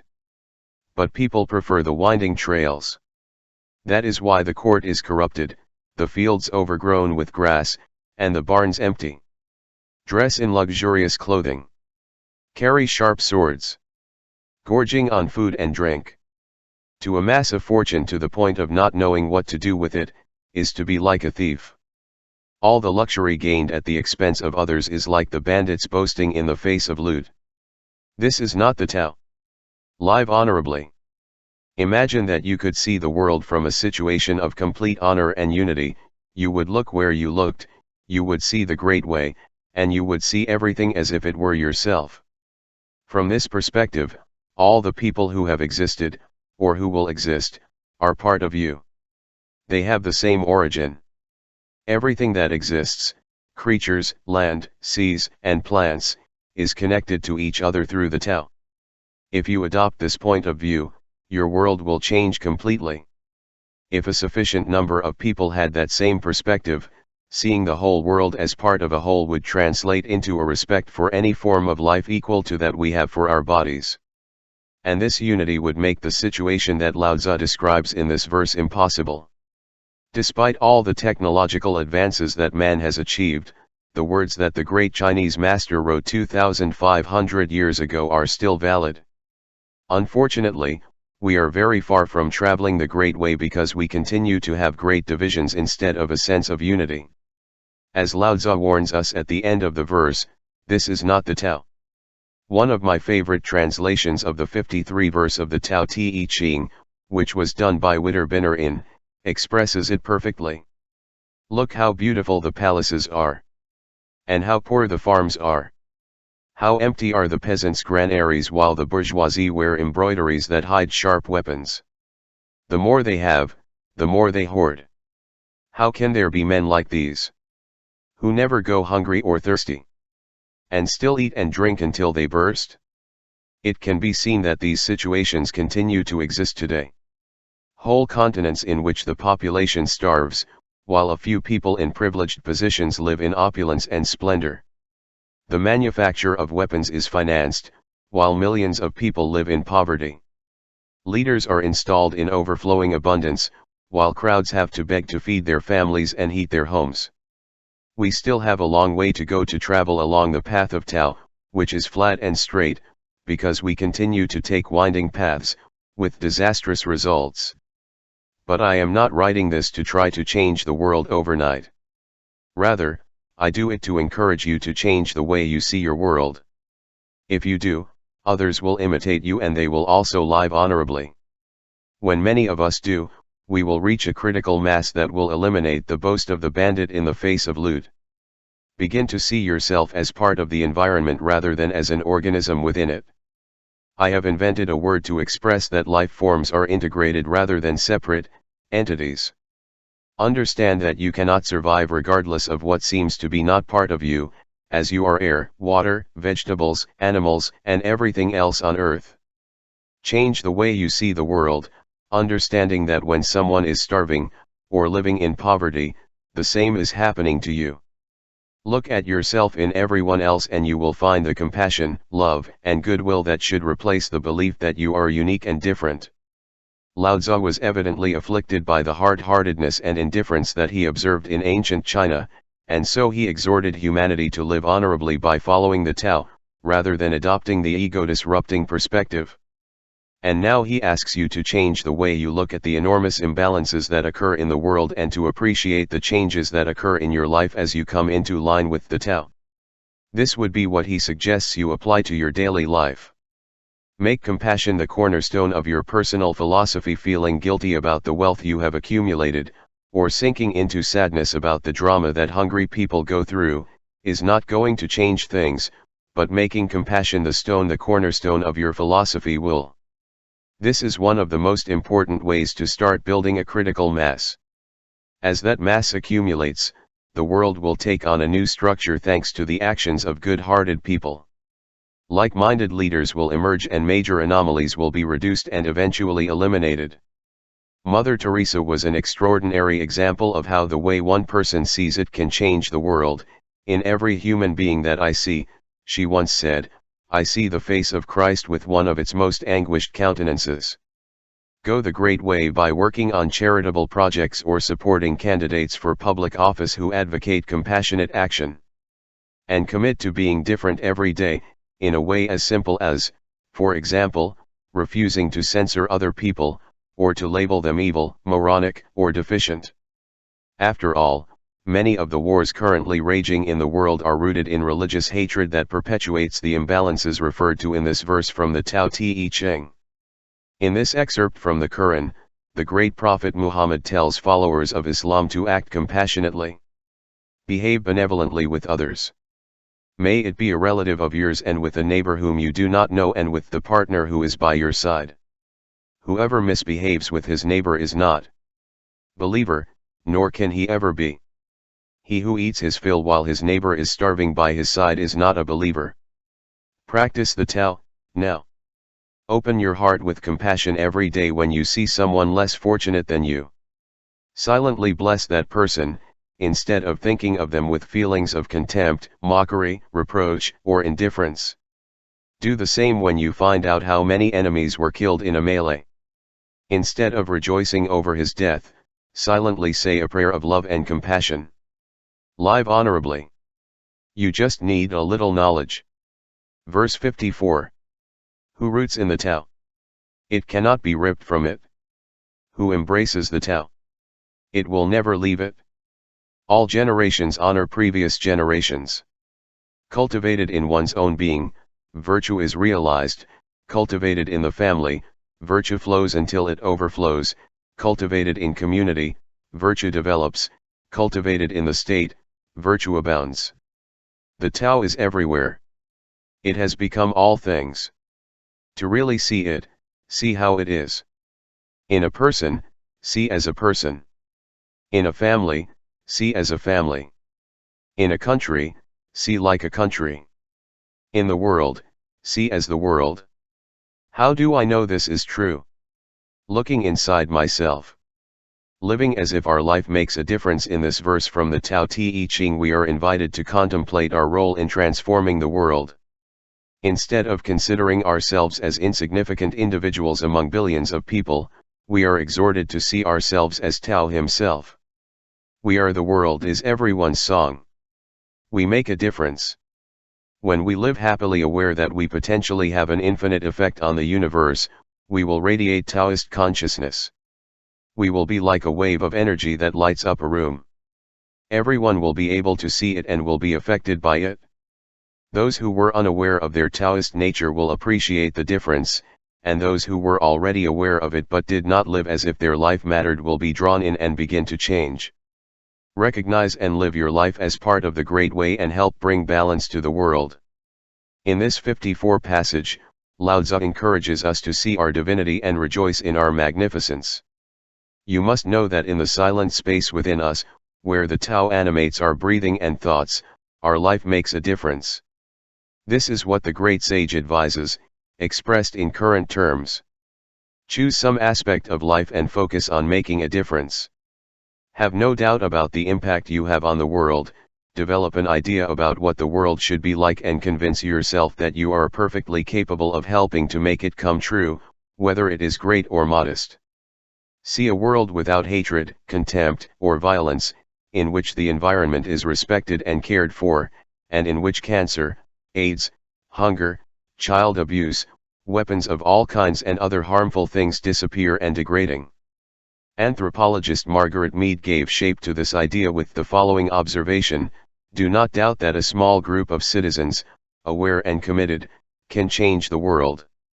In fact, when the world has changed, it has always been this way. Realize the importance of your life. It is said that when a butterfly moves its wings, the resulting energy expands until it reaches thousands of kilometers away. That is, everything you think or do radiates outward and multiplies. Live knowing that your goal of difference leads to wholeness, not destruction. Although no one sees it, or is aware of it, an act of hostility contains an energy that impacts the entire universe. And a gesture of silent approval, or a thought of love, produces a vibration that is felt throughout the cosmos.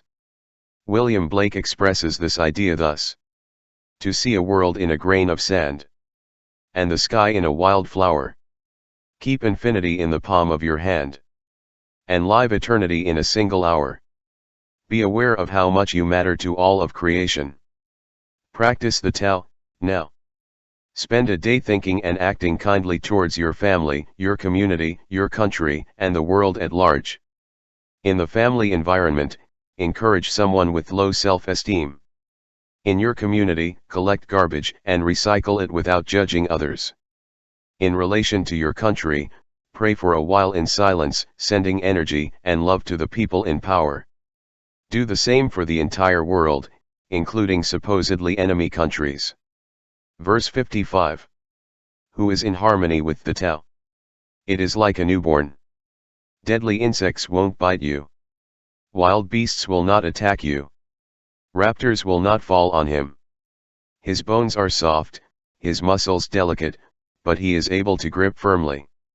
He has not experienced the union of man and woman, but he is a complete being. His manhood is powerful. Scream all day without getting hoarse. This is perfect harmony. To know harmony is to know the immutable. To know the immutable is to have inner vision. What is in harmony with the TAO remains. Forced things grow for a time, but then they perish. This is not the TAO. And that which goes against the TAO soon ceases to exist. Live letting go. You may have noticed that there are people for whom everything seems to go well, and who are never affected by the aggressions that bring destruction to many lives. For example, don't you know someone who rarely gets sick, despite going through a flu epidemic in close contact with people who are coughing and sneezing around them? And what about those other people who are unharmed, having been present at the scene of a massacre? You might think that these lucky few seem to have a guardian angel who protects them from the attacks of the symbolic deadly insects, wild beasts, and raptors mentioned at the beginning of this passage. But Lao Tzu already knew that these kinds of men and women are simply in harmony with the TAO, in the same way that there seem to be some who are presented with the right people at the right time, and there are others who seem to have the ability to attract money when they need it most. Lao Tzu tells us that we should look at children, who have not yet come to have the egotistical belief that they are separate from the source that originated them. Because of this, they have what we might consider magical powers. They can scream all day without losing their voices as an adult would. Even though their muscles have yet to develop, they can grip things firmly. In addition, young children are very flexible and are rarely injured by a fall that would have resulted in a broken bone for an adult. Lao Tzu calls this perfect harmony. The 55 verse of the Tao Te Ching invites us to realize that what we call luck is not something that happens by chance. We have it for life when we decide to live by letting go. When we abandon the need to control our life, we attract the power of the TAO. So change your thoughts and watch your life become very lucky indeed. Let go and live in harmony with the TAO to strengthen your immune system and have the luck to be protected from disease and illness. I know that letting go looking for safety sounds paradoxical, and I suppose you think the same thing. But try to see it as a way to let the natural rhythm of life flow through you unhindered. Living letting go means letting go of worries, stress, and fears. When you bring a sense of well-being in the face of what seems dangerous to others, your agreement with the source frees you from the need to act in a forced way. Lao Tzu reminds us that forced things grow for a time, but then they perish. Get your nature to protect you as described in this powerful verse, and know the unalterable by applying the following inner visions to the world today. Visualize yourself as an indestructible being. Imagine an event in which you are in danger. As you visualize it, remove the image of your physical body from the scene and instead contemplate the part of you that is as permanent as spirit or thought. That is your essence, and it cannot possibly be harmed in any way. From this perspective, nothing threatens you, not crime or cancer, not a cold or a wild beast. When you live in harmony with the enduring part of your being, it will make you feel that you are indestructible. Consider yourself a lucky person who goes through life unharmed, freeing you from the need to control the perception that danger looms over you. Change the way you think about your chances of becoming a lucky person. Instead of saying to yourself, "With my bad luck, things are not going to work out for me," say, "I'm open to accepting. What has to happen? I trust that luck will guide me." This change in the way you see things will help you, leading you to live within the flow of the TAO. You will have peace instead of restlessness, harmony will replace effort, acceptance for interference and force, and good luck for fear. You will become what you think about, so that you will even see the things that you previously thought were proof of your bad luck as something that brings you greater harmony. Living by letting go will allow you to appreciate Lin Yutang's ironic observation in The Importance of Living. If you are able to spend a completely useless afternoon in a completely useless way, you have learned to live. Practice the TAO, now. Spend a week writing down situations where things work without you having to control or do anything to make it happen. Consciously select the occasions when you have stopped your automatic impulse to control the result. Relax when you are forced to put yourself under tension and be confident in all the situations you can. At the end of the week, realize how your life has changed by changing your way of thinking. Verse 56. Those who know do not speak. Those who don't know speak. Close all communication channels. Keep your mouth shut. Save your senses. Temper your sharpness. Untie your knots. Soften your gaze. Goes unnoticed. This is the primal union or the secret embrace. Those who know the secret are not moved by attachments or aversions, are not influenced by profit and loss, nor are they affected by honors or humiliations. It is very far from the concerns of men, but it happens to occupy the most precious place in their hearts. This is, therefore, the highest state of man. Live the silent knowledge. This is probably the best known verse in the Tao Te Ching. In fact, the first two lines, those who know do not speak. Those who do not know speak, are so popular that they have already become almost a cliché. However, the essential message of the passage is often not well understood and few people practice it. Lao Tzu asks us to live in the highest level of silent knowledge, in that place that is deep within us and that cannot be communicated to anyone. Consequently, we may choose to modify our thinking about who we consider to be wise or educated. It is generally believed that people with the power of conviction and command of language, who are firm and confident when giving an opinion, have superior knowledge. Well, Lao Tzu suggests just the opposite. Those who talk a lot, he tells us, do not live from silent knowledge and, therefore, do not know much. By changing our approach to this question, we can see several differences in the way the world presents itself to us. In the first place, we find that people who have a tendency to pontificate and persuade others almost always have a particular special inclination. Maybe towards a certain point of view, to always be right, to always win or to benefit in some way. And the more they talk, the more influenced they seem to be by their inclinations. Second, we become aware of something else, we observe our own tendency and desire to persuade and convince others. And that makes us listen more attentively until we place ourselves in the secret embrace of the primal union. The need to be highly knowledgeable, or dominant, is replaced by the deep conviction that this is irrelevant and interest in the approval of others is lost. Living the silent knowledge becomes a process that makes us see existence with a different prism. With greater calm and feeling more stable, forgiving and centered. By thinking differently about what it is to be smart and wise, you come into contact with the contradiction that this wonderfully paradoxical section of the Tao Te Ching summarizes. Lao Tzu tells us that the sage who lives in accordance with the Tao is far removed from the concerns of men, but that he occupies the most precious place in their hearts. I would sum it up this way: the people who care the least about the approval of others are the most accepted by everyone.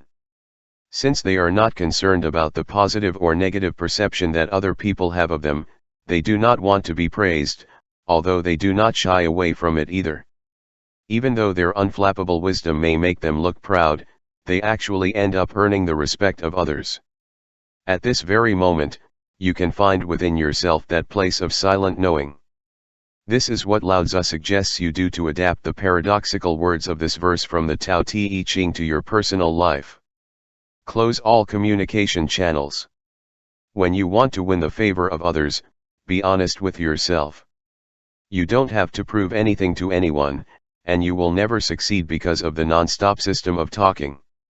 Remember that those who know do not speak, or, as it is stated in more direct terms later in this verse 56, keep your mouth shut.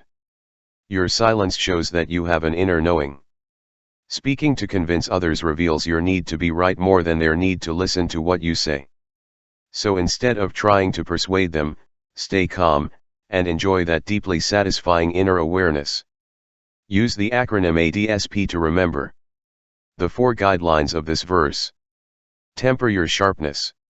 Do so by observing what you feel before attacking others with your judgments. It is far better if you limit yourself to listening and adopt an attitude of affectionate compassion both towards others and towards yourself. Untie your knots. Let go of what keeps you tied to worldly models. Untie the knots that bind you to a life dedicated to showcasing your accomplishments and showing off, and instead silently contemplate the TAO in the secret embrace. Soften your look. Notice when it is clear that you need to be right, and let the more forgiving part of yourself replace rigid attitudes. The urge you feel to frown at an external event is warning you that you have lost contact with your inner silent awareness. Goes unnoticed. First of all, don't stir up controversy. When you see that you are about to launch an invective about how another person should behave, notice your tendency to raise dust. Stop when you go to bang a table, or yell angrily, and observe yourself. Since your emotions are like the waves of the sea, learn to watch them return to the vast and calm source that knows everything. Practice the TAO, now. Spend an hour, a day, a week, or a month, getting used to not giving advice when you haven't been asked. Stop for a moment and turn to your silent awareness. Ask a question, instead of giving advice or setting an example about your own life, and then just listen to yourself and whoever is talking to you. Lao Tzu would like you to know that this is the highest state of man. Verse 57. If you want to be a great leader, you have to learn to follow the TAO. Stop trying to control. Abandon rigid plans and concepts. And the world will rule itself. Why do I know that this is so? Because in this world, the more restrictions and prohibitions there are, the more the people become poorer, the more advanced the weapons of a nation are, the darker it is, the more ingenious and cunning a plan, the stranger its result, the more laws that are enacted, the greater the number of thieves. That is why the wise man says, I do nothing and people transform. I enjoy peace and people become honest.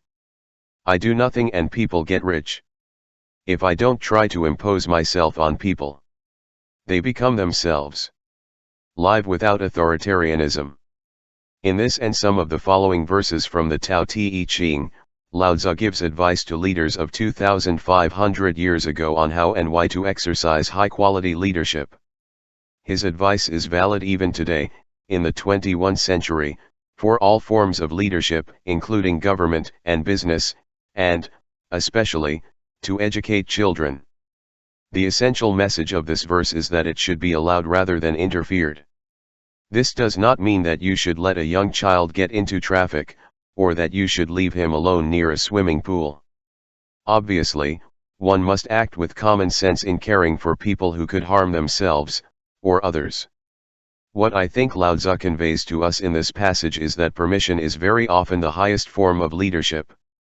He says that in societies where there are too many restrictions and prohibitions, the people are all the more impoverished. The same could be said of families in which orders are imposed that must be strictly obeyed. The more authoritarian a system is, the more criminals it will produce.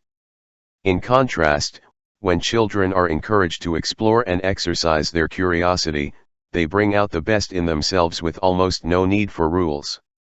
So if we change the way we see the usefulness of norms, family members will tend to make decisions based on what is best for everyone rather than for themselves. What happens when we give up setting a rigorous cut-off time for young people, simply asking them to be sensible and come home at an appropriate time and to let us know if they are coming back later than normal? The result is likely to be that, with no impositions in place, they end up arriving home even earlier than when they had to stick to a strict schedule. Think about the limitations you impose on your children. Remember that good parents do not want their children to depend on them, they want that dependency to be unnecessary. After all, We all want our children to be responsible, healthy, and honest and to be successful. And not because we are on top of them to control them, but because it is within their nature. So the best thing is to set an example, and make them see that it is possible to be self-reliant and be successful. Allow them to learn to trust their higher nature, rather than going to a book of rules of conduct, to decide what is the right thing to do. Change your way of thinking about the need for rules, laws, and prohibitions, and consider yourself as someone who does not need to lead with an iron fist. And then enjoy introducing this new perspective on how you guide people in all areas of your life where you are considered the boss. Here are some tips to apply in the 21st century, based on this verse written 2,500 years ago. Practice the art of being permissive with yourself. Start by allowing yourself to be more spontaneous and less strict in the discipline that you impose on yourself in daily life. Take a trip without planning it. Go where your instincts lead you. Tell the authoritarian part of you to take a break. Introduce a new aspect of yourself and the world by affirming, I am free to be myself. I don't have to live according to anyone's precepts, and I let go of the need for my behavior to be regulated by rules. Practice the art of being permissive with others. Surprise yourself at a time when you are about to resort to a rule as a reason to say no to a child, or someone who depends on you, and instead consider the consequences to say nothing and just watch. If you change your perspective on your role as a leader, you will find that very few instructions are necessary for people to direct their affairs. Everyone has a strong sense of what they want to do, the limits they are bound to, and how to make their dreams come true. Be like the TAO, be permissive with others, and enjoy seeing that your tolerant attitude helps them to be themselves. Practice the TAO, now. Spend some time doing something you've never done before, like walking barefoot in the rain, signing up for yoga classes, public speaking at a public speaking club, playing a tapping football game, parachuting from a plane, or whatever else you've always wanted to do. Realize that you have imposed limitations on yourself that have prevented you from living new and rewarding experiences. Find the time to close your notebook of personal rules and go where you've never ventured before. Give the people in your charge the opportunity to do the same, enjoying what they achieve with little or no intervention on your part. Verse 58. When a leader knows his own heart, people are simple and pure. When it intrudes on their lives, they become restless and upset.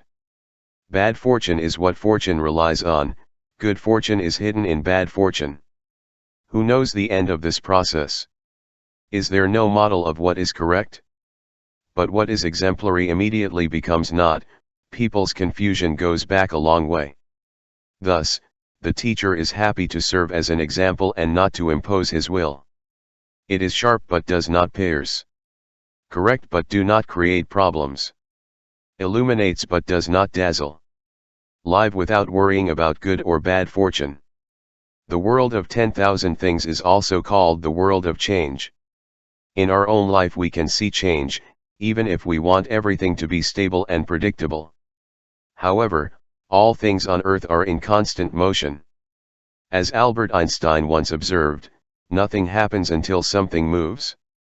The 58th verse of the Tao Te Ching emphasizes that there is a way of looking at the world that practically guarantees that there is no need to worry about good or bad fortune. Instead of limiting ourselves to noting the permanent change to which the material world is subjected, this verse invites us to focus on the unalterable Tao. Like most human beings, you probably want your surroundings to be permanent, firm, reliable, safe, and predictable. But your reality insists, without a doubt, that you take into account the unpredictability of the experiences you go through. After all, even the landscape around you is far from set. The mountain ranges emerge to later become valleys. Trees rise above bushes and cloud formations turn menacingly black at times, turning silky white at others. In every sunny day the storm hides, and after a storm the drought is waiting for its time to come. Up and down, and the unexpected, are the norm of nature. The 10,000 things consist of hills and valleys. Change your point of view on the peaks and valleys of your life to give way to an attitude that allows you to discover what is behind those experiences. You start to see integrity instead of good or bad fortune. Value contrasts as part of unity, rather than as surprises that upset you. In a world of pure Taoist unity, there is no such thing as good and bad fortune, it is indivisible. What you call bad fortune is waiting for something good because it is your other half. Lao Tzu's advice for applying the message of verse 58 to today's world may include the following. See integrity instead of good or bad fortune. When someone is going through an experience that you think is fortunate, such as a very happy relationship, financial success, excellent health, a great job with a new promotion, some children who excel at school, you should know that everything is subject to change. Wealth has poverty hidden within it, and popularity has a lack of recognition camouflaged within it. And, of course, the same can be said for periods that are generally regarded as unlucky. Your own life is the ideal place for you to develop the ability to live without worrying about good or bad fortune, since at all times you have the possibility of contemplating integrity. So instead of seeing youth as an aspect of good fortune and old age as a sign of bad fortune, know that youth is part of the integrity of old age. The elder you can become is part of the integrity of your development through the changing stages of your physical existence. Life hides death inside. Know your own heart and let your behavior be in accordance with the Tao, not imposing your will. Be sharp, straighten and illuminate without piercing, creating problems or dazzling. When bad fortune seems to cause you so many problems that you can't overcome them, see good fortune leaning on it. When you feel overwhelmingly despondent, traveling through the valley of despair, it may seem that your situation is the only possible one.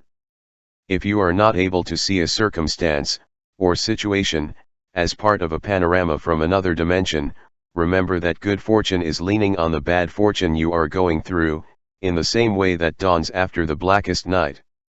With integrity as a backdrop, trust that day will follow night. Keep in mind that when you reach the bottom of the valley, the only direction you can walk is up. Things will surely improve, your luck has to change, scarcity will turn to abundance. This is so because good fortune is present invisibly in all moments of despair, and you want to live without worrying about either. Practice the Tao, now. Spend a day thinking about what circumstances in your life are lucky or unfortunate. At the end of the day, make a list of them, naming them. And then explore them when no one interrupts you. Allow yourself either to feel each of them physically in your body, or to see them as images that are presented to you. Without trying to change things in any way, look at them with your eyes closed.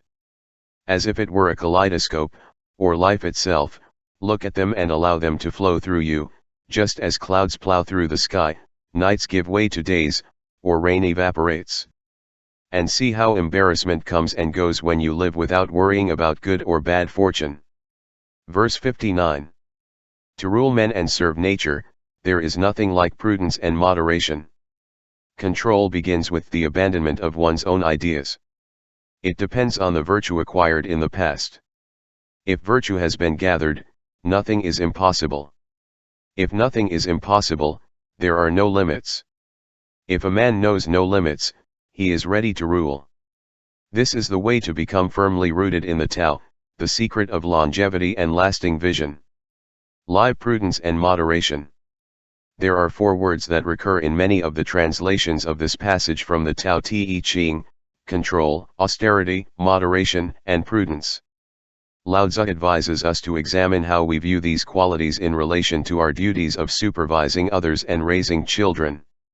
It doesn't tell us to step aside and do nothing, but it does advise us to practice self-control. If we tend to a leadership style that produces a good store of virtue, nothing is impossible, since there are no limits. Living prudence and moderation means being in harmony with the world through the magnanimity of our nature. Instead of constantly pushing, directing, giving orders, setting rules, and demanding obedience, it is important to know how to lead, having made a good store of virtue by living according to the Tao. When we radiate virtue, we naturally interfere less in the lives of others. Rejoice in knowing that the example you set helps others make the right decisions. This is the essence of the Taoist way of leading people. As Lao Tzu says, if a man knows no limits, he is ready to rule. People whose lives are governed by rules, dogmas, and fears can only do what they have been told to do, and nothing more. For people who obey blindly, there is no possibility of making decisions. Act with control, moderation, austerity, and prudence when you have to tell other people how they should behave. Children who grow up in families in which blind obedience is required are full of prejudices as adults. Why? Because they have been taught to prejudge what is acceptable and what is not, according to the criteria of someone who is above them. That is why it is so important to give children an example of leadership that encourages them to make decisions based on high principles. I have placed on my work table a gift that my daughter Sage gave me. I have named it Nothing is Impossible. It is a green plant that grows out of a small rock, without soil. And it grows strong, despite what we have been taught to believe. When Sage gave me this gift, he told me that it reminded him of me, because he had always heard me say that I refuse to admit that there is something impossible. The plant helps me to remember that nature knows no limits, and that I am part of it, the same as the rock and the plant that grows from within. Lao Tzu reminds us that if nothing is impossible, there are no limits. So we must live without limits, gathering virtue and being an example of it. If we do so, we can appreciate that those who have been responsible for leading, in one way or another, are endowed with this enduring vision, and they will appreciate it in us as well. Follow the wise message of this verse 59 by adopting these suggestions. Collect all the virtue you can. For years I have practiced the gathering of virtue without realizing it. I have sent hundreds of thousands of books to individuals and organizations, at my own expense, and have made a habit of starting the day with this act of love. I have spent a lot of time shedding much of what I have earned, almost always anonymously. At the time I was not aware of it, but what I was doing was accumulating virtue, or what I somewhat mockingly called divine points. Later I discovered that in my life not everything had to be peaks and peaks. And when I got out from under what felt like a mountain, I was practically unscathed. And this was so because I was so deeply rooted in the Tao that my original vision had to be enduring, invulnerable to external circumstances. Moderate your ego. Change the way you approach life by moderating the impulses of your ego. Consider yourself a being who gives rather than possesses, and lives according to your needs rather than conspicuously consuming. You will begin to appreciate that what you want to achieve is more related to awareness of the Tao than what your ego dictates. If you moderate your demands and only make use of what your family and you need, you will accumulate virtue by serving instead of enriching yourself. Lao Tzu reminds you that this is the secret of longevity and lasting vision. William Shakespeare described it more than 2,000 years after Lao Tzu, writing the following in his play Henry VII, Part 3. My crown is in my heart, not on my head, it is not adorned with diamonds and stones from India. It is not made to be admired. My crown is called content, and that crown very few kings enjoy. Practice the Tao, now. Commit to earning 5 divine points today. Imagine how the divine source of 10,000 things has to act to maintain the cycles of life, and do 5 things that emulate it. Pick up trash that someone else has carelessly left behind. Anonymously give something to someone in need. Or take other actions that help you accumulate virtue. And it remains deeply rooted in the Tao. Verse 60. Rule a great country. It is like frying a small fish. If you stir it too much, it spoils. Bring the universe closer to the Tao. And evil will have no power. Although evil is powerful, his power will not be used to harm others. Not only will he not harm others, but the sage himself will be protected. Only with the ruler and his people did not hurt each other. All the benefits of life would accumulate in the kingdom. Live immunity to evil. What this verse from the Tao Te Ching tells us is that we change the way we see the presence of evil in our life, and in the whole earth. This can be done by acquiring an inner awareness that evil simply cannot affect us if we step into the protective net of the Tao. When we live according to the Great Way, refusing to feed negative thoughts about ourselves, or about other people, the power of evil and cruel acts will be useless. The Tao does not want destruction or harm to anyone, but to provide the energy that sustains us all, without exception. When someone violates this principle, the only thing they get is that they respond with the same coin. And then wars break out and conflicts arise in families and communities. Harmful begets more harm, and the leader or ruler is ultimately destroyed, while society is thrown into chaos. Change your point of view about the presence of evil in the world, replacing it with the following statement: the presence of evil in any part of the world cannot and will not affect my loved ones or me. Your inner landscape will also begin to change immediately. So when you see or hear news about violent thoughts or actions, your immediate reaction should be, "This is not for me. I choose not to feed thoughts about inflicting harm on someone. I am a being of light and love and, therefore, the only thoughts that can arise from within me are in harmony with the great affectionate Tao." In other words, whatever happens to you because of the actions of other people, do not think of revenge plans or feed hatred. You will achieve this because you have been immunized against evil by being centered in the Tao. You might think this is too simplistic, but imagine what would happen if a large number of people started to see things like this. And imagine that rulers with this kind of consciousness began to emerge. As Lao Tzu says in this verse, only if the ruler and his people did not harm each other, all the benefits of life would accumulate in the kingdom. Ultimately, the world has to live according to this principle, or humanity will cease to exist. Start by applying it yourself. As Taoist consciousness grows, the priorities of individuals, families, communities, and countries will change. Our energies will be directed to building vehicles and houses that are more respectful of the environment instead of machines that respond to the idea that we can do what we want with the planet without any consequences. We will find a way to destroy the unimaginably horrible arsenals of weapons of mass destruction. Collaboration will replace hatred and malicious thoughts.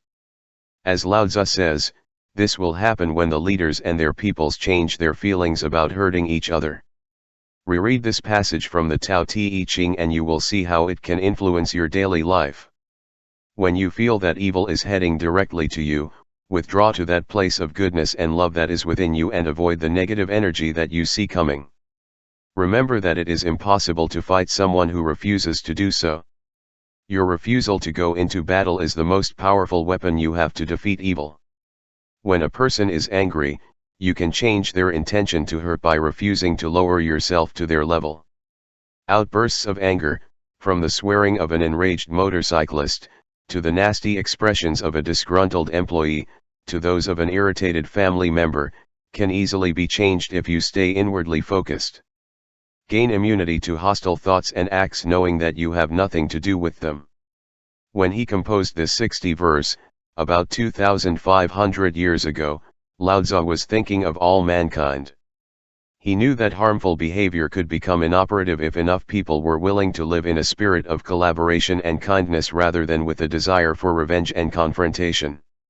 Now he asks you to put into practice the wisdom of this verse, making the following changes in your way of thinking about evil and its potential impact on you and the world. Strengthen your immunity to evil by controlling yourself when you have destructive thoughts. Surprise yourself at a time when you are thinking about something that could be harmful to yourself or others. For example, if you feel that you do not deserve respect, you are directing a harmful thought toward yourself. Change it to the following statement: I deserve, and hope to receive, only divine love, and that is what I attract. When you are listening to news that reflects the hatred and evil in the world, take away your fantasies of revenge against those who caused them. Shift your mental energy to something like, I send thoughts of love and kindness to all and I trust that this love will help you see the madness of your hatred. Be aware of all your thoughts, changing them as soon as they come to you if necessary. Become a person who brings the benefits of the Tao to the world. Declare yourself immune to the lures of evil. Visualize a shield around you that protects you from what is considered bad in the world. Your shield only lets through the energy that harmonizes with the Tao. love, kindness, and charity can penetrate it. But if something bad approaches you, the shield rejects it. This causes you to acquire great faith in the TAO. With that inner confidence, when evil stalks you, it will not be able to impact you. Become the sage, the leader who governs your life and the lives of those around you, and who cannot be hurt. Affirm it, practice it in all your thoughts, and walk freely ignoring danger. This is not having a false sense of security. It is the awareness that the TAO and you are the same thing. Practice the TAO, now. The next time you think that you are the recipient of some malicious observation from an unknown person, a member of your family or a co-worker, do your best to remember that you must respond from your inner nature, which is the TAO. Respond with love and kindness, and then take refuge in the quiet, peaceful thought that tells you that you have begun to gain immunity to harm. By doing so, even if it is a seemingly harmless statement, you will see how effective this is. Approach the universe with the TAO in your heart instead of reacting by defending yourself. Verse 61. A great nation is like the lowlands, where all the streams flow. It is the repository of all that is under the layer of heaven, the feminine part of the world. The feminine overcomes the masculine with its stillness, diminishing its importance with a calm attitude. When a great nation bows down to a small one, it earns their friendship and trust. And when a small nation does not give importance to a large one, it puts that great nation on its side. The one wins by lowering herself, the other not giving importance. Live without giving importance. Most of us have been taught that we have to stand out, above other less worthy people, in practically every aspect of life. They told us to rise to the top, to stand out from the crowd, to be the best, and to honor the champions. We are expected to pay tribute to those who earn the most money, own the most material goods, and are made to be feared and obeyed because of their power. And let us consider that those who deign to live among the heap are the least worthy of respect. This verse from the Tao Te Ching invites us to reconsider these ideas. Think of the sea. It is the most powerful force on earth because it remains below the streams that pour their waters into it, necessarily and without remedy. Since rivers flow downstream to the sea, this is the great reservoir of all that is under the layer of heaven. It is like the Great Mother or the feminine part of the world that Lao Tzu constantly refers to throughout the Tao Te Ching. This feminine energy, or yin, is the true recipient of everything. By remaining calm, he ends up imposing himself on the efforts to dominate and conquer that of the masculine, yang. In this 61 verse, Lao Tzu tells us about the positive aspects of leading others without giving himself importance. To this end, he gives the example of relations between nations. Advocate that these, both large and small, behave like a great ocean. Observing how two territories that go to war try to defeat each other using force, Lao Tzu realized that peace and harmony are only possible when acting in accordance with the Tao, that is, dominating the ego instead of neighboring territories. Lao Tzu's reflections were directed at the nations and their political leaders. But in fact, states are inhabited by specific men and women. We have to become a critical mass of individuals who wish to follow the example that the great Chinese master proposes to us. We must be aware of the importance of completely changing the way we think about ourselves and about others. It is true that this requires a 180-degree turn, but if we start to ignore the thoughts dominated by the ego, sooner or later we will end up understanding the message that Lao Tzu transmitted to us many years ago. Nations around the world will find that it is in their best interest that their leaders are endowed with great feminine yin energy. After all, this is how nature works, it is the Tao in action. The lesson in this verse can also be applied to the world of business, or to relationships with anyone. To do this, we must reconsider the idea that the way to prevail is to put yourself above others, following the male yang point of view. Instead, we have to appreciate the value of living with others by adopting an attitude of friendship and trust from the feminine yin perspective, which is receptive and calm. With this new attitude and behavior, Dedicate yourself to contemplate with serenity the influence that the energy that you can obtain has on your reality by following these tips. Reconsider your idea of what constitutes strength. Can you appreciate the power that comes with maintaining a humble and still attitude, downplaying yourself and staying on the sidelines? In martial arts, the most effective fighter is the one who uses the least force and finds his power in his opponent's lunges. Think about the consequences of violence throughout history. People obsessed with power always end up resorting to brutality and consequently attract the same kind of behavior on themselves that they dispense with others. The same is true in the lives of all human beings. If you remain calm and go unnoticed, others will eventually come to you, wanting your friendship and your trust. If you act in this feminine, yin way, typical of the Divine Mother, you will radiate strength and energy and everyone will take your side, even those most reluctant to accept different things. Think of yourself as the sea and stay low enough to allow other people to flow to you, thus constituting a great nation wherever you decide to settle. Emulate those people who had a great influence on humanity without using violent methods. You can find many examples of people who lived with humility, following the principles of stillness and yin energy: Jesus Christ, Buddha, Muhammad, Zoroaster, Saint Francis of Assisi, Gandhi, Mother Teresa of Calcutta, and other people with a very high level of spirituality. All of them are extraordinary models for us.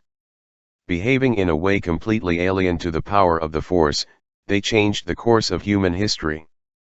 And besides, everyone remembers them with the utmost esteem. You can become, in your immediate environment, a Taoist leader who sees himself, with an inner smile, as the humble and patient sea. Anyone who wants to overcome you by force will end up flowing to you. Practice the TAO, now. Every day, when you consider what you need to do to be an effective leader in your family, in your country, or in the world in general, apply the following advice from Sai Baba. When your stunned eyes are horrified for the cruelties of life, when your mouth is dry and you can barely speak, I will quench your thirst with a sip of cool water. Think of me. In a moment of crisis, silently say "think of me" to that mental image you have of a person who conquered you by lowering himself or herself. You will immediately find a way out of your situation, as if she is helping you overcome your problems, addictions, or ego-dominated thoughts that seem to separate you from your Taoist feminine nature. Verse 62. The Tao is a treasure. The true nature. The secret origin of all things. It is the treasure of the good man. And the refuge of the bad guy. If a person seems evil, do not leave her to fate. Make her wake up with your words. Elevate it with your actions. Respond to their evil with your kindness. Don't leave it to its own devices. Cast out evil from her. Thus, when a new leader is chosen, don't offer to help him with your wealth or your experience. Help him meditate on the essentials. Teach him to know the Tao.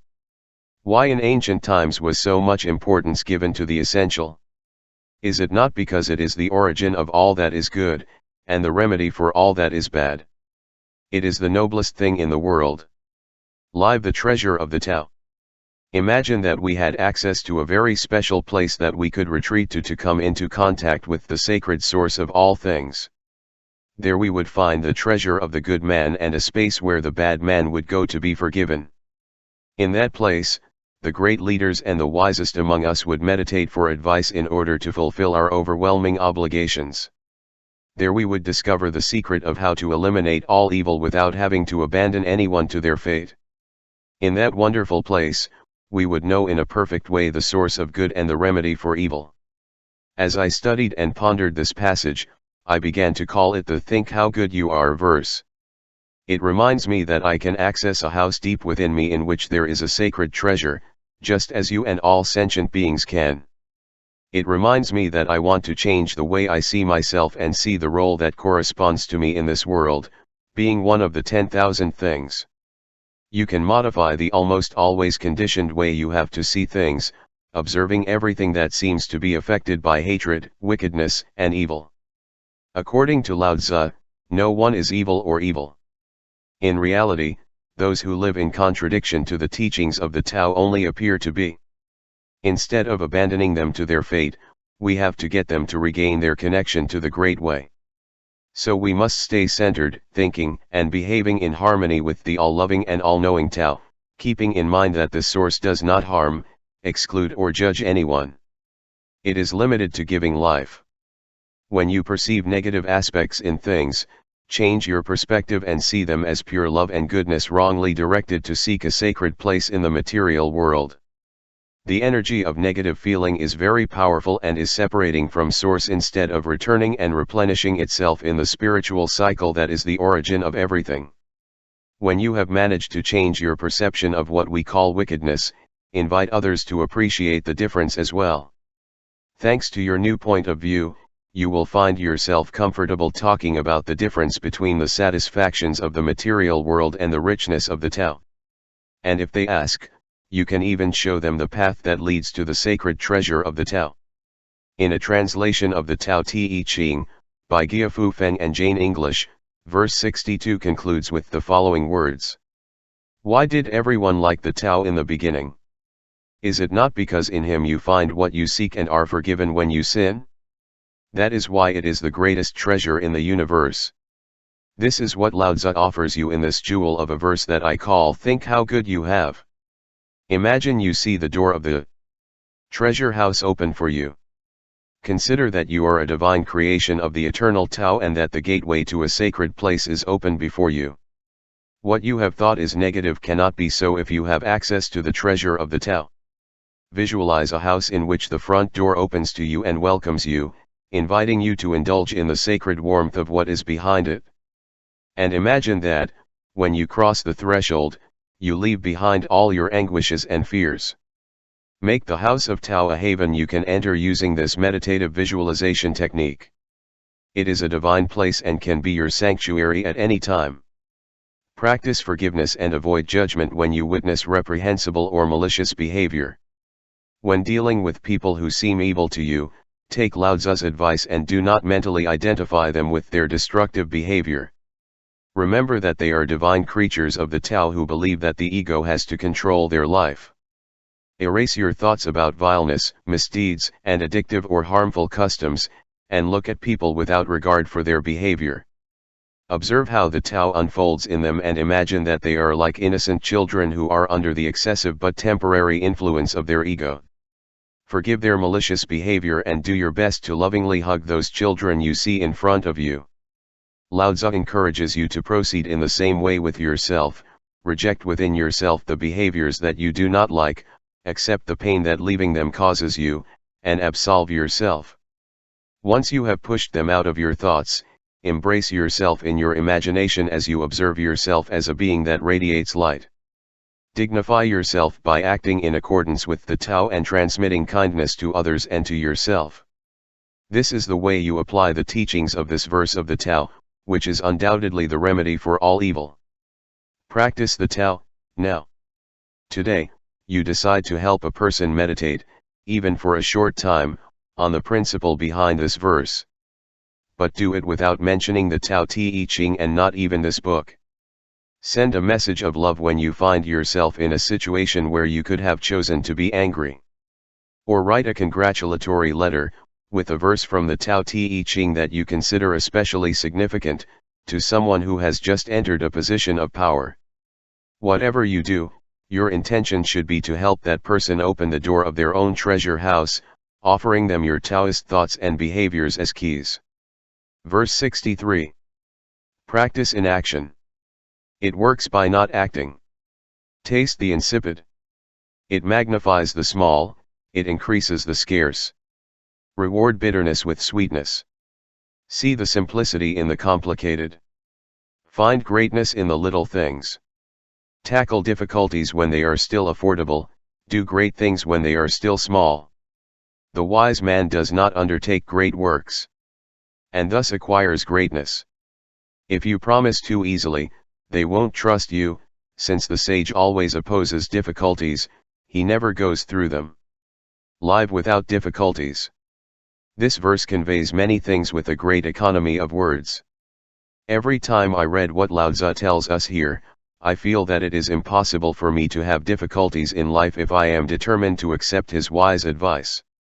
The sage advises us that we learn to narrow our thoughts to the dimension of the moment, rather than trying to span days, weeks, months, decades, or a lifetime. What we achieve in the moment, it is so. So we have to avoid the tendency to dramatize small events and stop worrying about a future that may never come. It's the little things that make the difference in our world. Keeping life simple prevents chaos from occurring. As Lao Tzu says, see the simplicity in the complicated, do great things when they are still small. In working on this book, I have followed this advice. As you can imagine, writing an essay on each of the 81 verses of one of the most revered and imperishable spiritual texts in history has been a huge challenge for me. A project of this magnitude involves spending at least a year researching, reading, writing, and correcting. So instead of focusing on the challenge of the project as a whole, I have chosen to see the simplicity and face the difficulties when they are still achievable. I immerse myself in a single verse in the morning, letting the words flow through my heart to end up on the sheet of paper. I feel that I have come to understand the paradoxical conclusion reached in this passage, that is to say, difficulties are not experienced when we face them. This is the lesson of this verse: difficulty does not exist when living in the present moment, doing only what can be done precisely then. So you must examine what you think about what you call the problems of life. Can you change your thoughts and consider that any initiative you undertake is not only practicable but also easy and small? For example, how do you approach a complicated multi-year course of study? Not by projecting the mind into the future, wasting time out of worry. How do you deal with the long and difficult process surrounding the birth of a child? Moment by moment.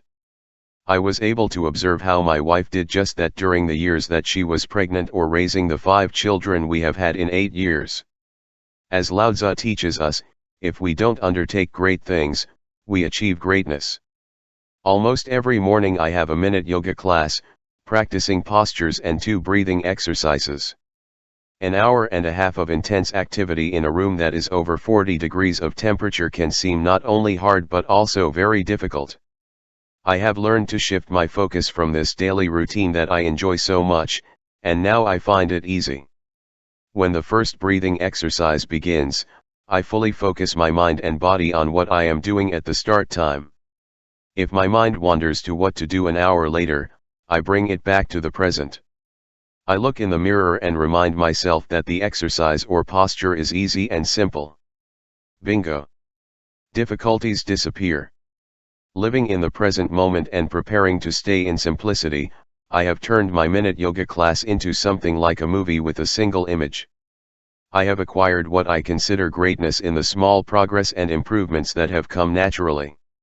It's like a job where I don't have to do anything, it is in action, because I have faced what could be considered somewhat difficult. The consequence is that I don't feel the difficulty. Lao Tzu invites you to change the way you look at life by following the following tips. Look for simplicity in what you consider complicated, seeing that at this moment it is not difficult. Stop worrying about what will happen tomorrow and all the tomorrows in the future. My friend Byron Katie, whose husband Stephen Mitchell did a wonderful translation of the Tao Te Ching that I have incorporated into this book, gave me the best definition of insanity. To believe that you need what you don't have is crazy. To which I would add, believing that you cannot be satisfied and be happy now because the future seems difficult to you is another form of insanity. Look at what you have and know that, at this moment, it is undeniable that you are okay. In A Course in Miracles this idea is very well expressed: you don't have problems, even if you think you have them. Think small. Change the idea of think big to think small and do big things. Think of any one thing that you are horrified to start because you consider it to be of overwhelming magnitude. Then move on to weighing what you can do today in the precious present moments you have, completely ignoring the big picture. Your achievements will become great when you face the small. By doing so, you will achieve paradoxically great results. Practice the Tao, now. Take some time today to focus on the biggest challenge in your life. Whatever it is, narrow it down to something you can do today. Erases the overall image. Just do what you can do now and let everything else fade. Write the first paragraph of your novel. Design the plan of the house you want to build. Sign up for a course at an educational institution where you live. Jump into a race for a couple of minutes. Stay in the present. And see how practicing the TAO at this time gives you, paradoxically, great results when you focus on the small and simple. Verse 64. What is at rest is easy to handle. What is not yet manifest is easy to prevent. What is brittle is easy to break, small is easy to disperse. Take action before problems arise, put things in order before confusion occurs. Remember, a tree that a man can barely hug grew from a small sprout. A 9-story tower begins with a brick. A journey of 1,000 miles begins with one step. Act and you will destroy it. Hold on to something and you will lose it. The wise man does not act and therefore is not defeated. It does not cling to anything and thus nothing loses. People usually fail when they are about to succeed. Be as careful at the end as at the beginning and you will not fail. The wise man has no ambition to achieve what is difficult. It does not accumulate precious things. Learn not to be stubborn in your ideas. He helps the 10,000 things to find their own nature, but he does not venture to handle them at will. Live being here and now. A journey of 1,000 miles begins with one step is the best known phrase in the entire Tao Te Ching. It is cited frequently because it encourages us to overcome indecision and to start from where we are, here and now. The seed that is planted and cultivated grows into a forest.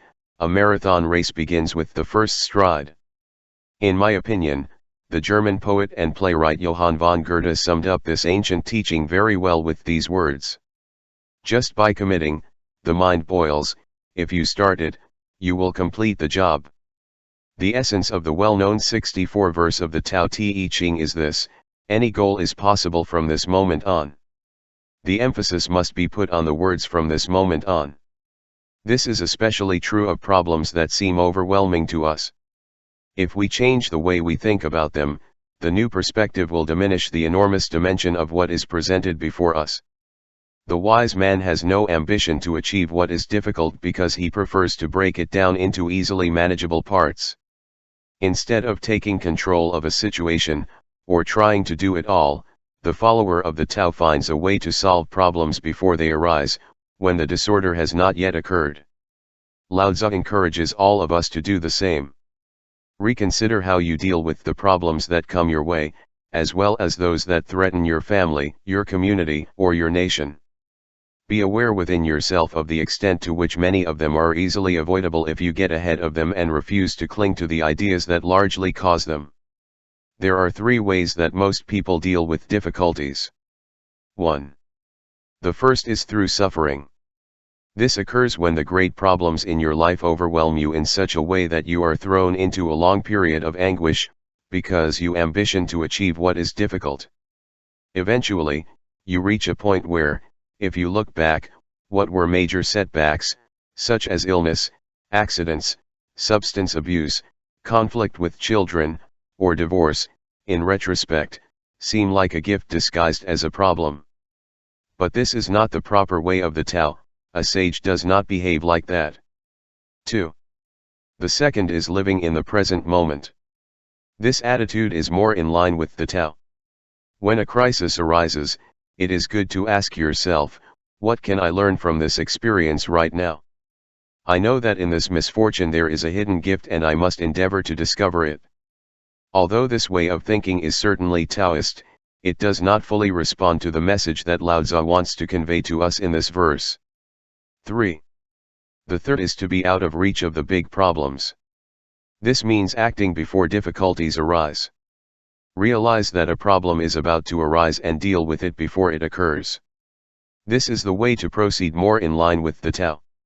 Small is easy to disperse, says Lao Tzu.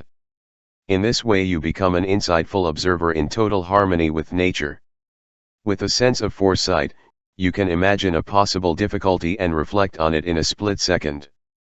When negative energy tries to influence you, you can neutralize it because you have known it beforehand. And that way you respond by behaving differently than you did before, which was what caused the problem. Therefore, you are in harmony with the TAO. This is the way to avoid difficulties rather than having to fix them. This verse invites us to master the third method, centered on the TAO. Here are some suggestions to do so. Remember the value of immortal phrase from the Tao Te Ching.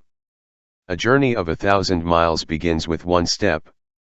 Forget about the final result of your actions, because when you get to the place where you thought you wanted to be, you simply embark on a new journey.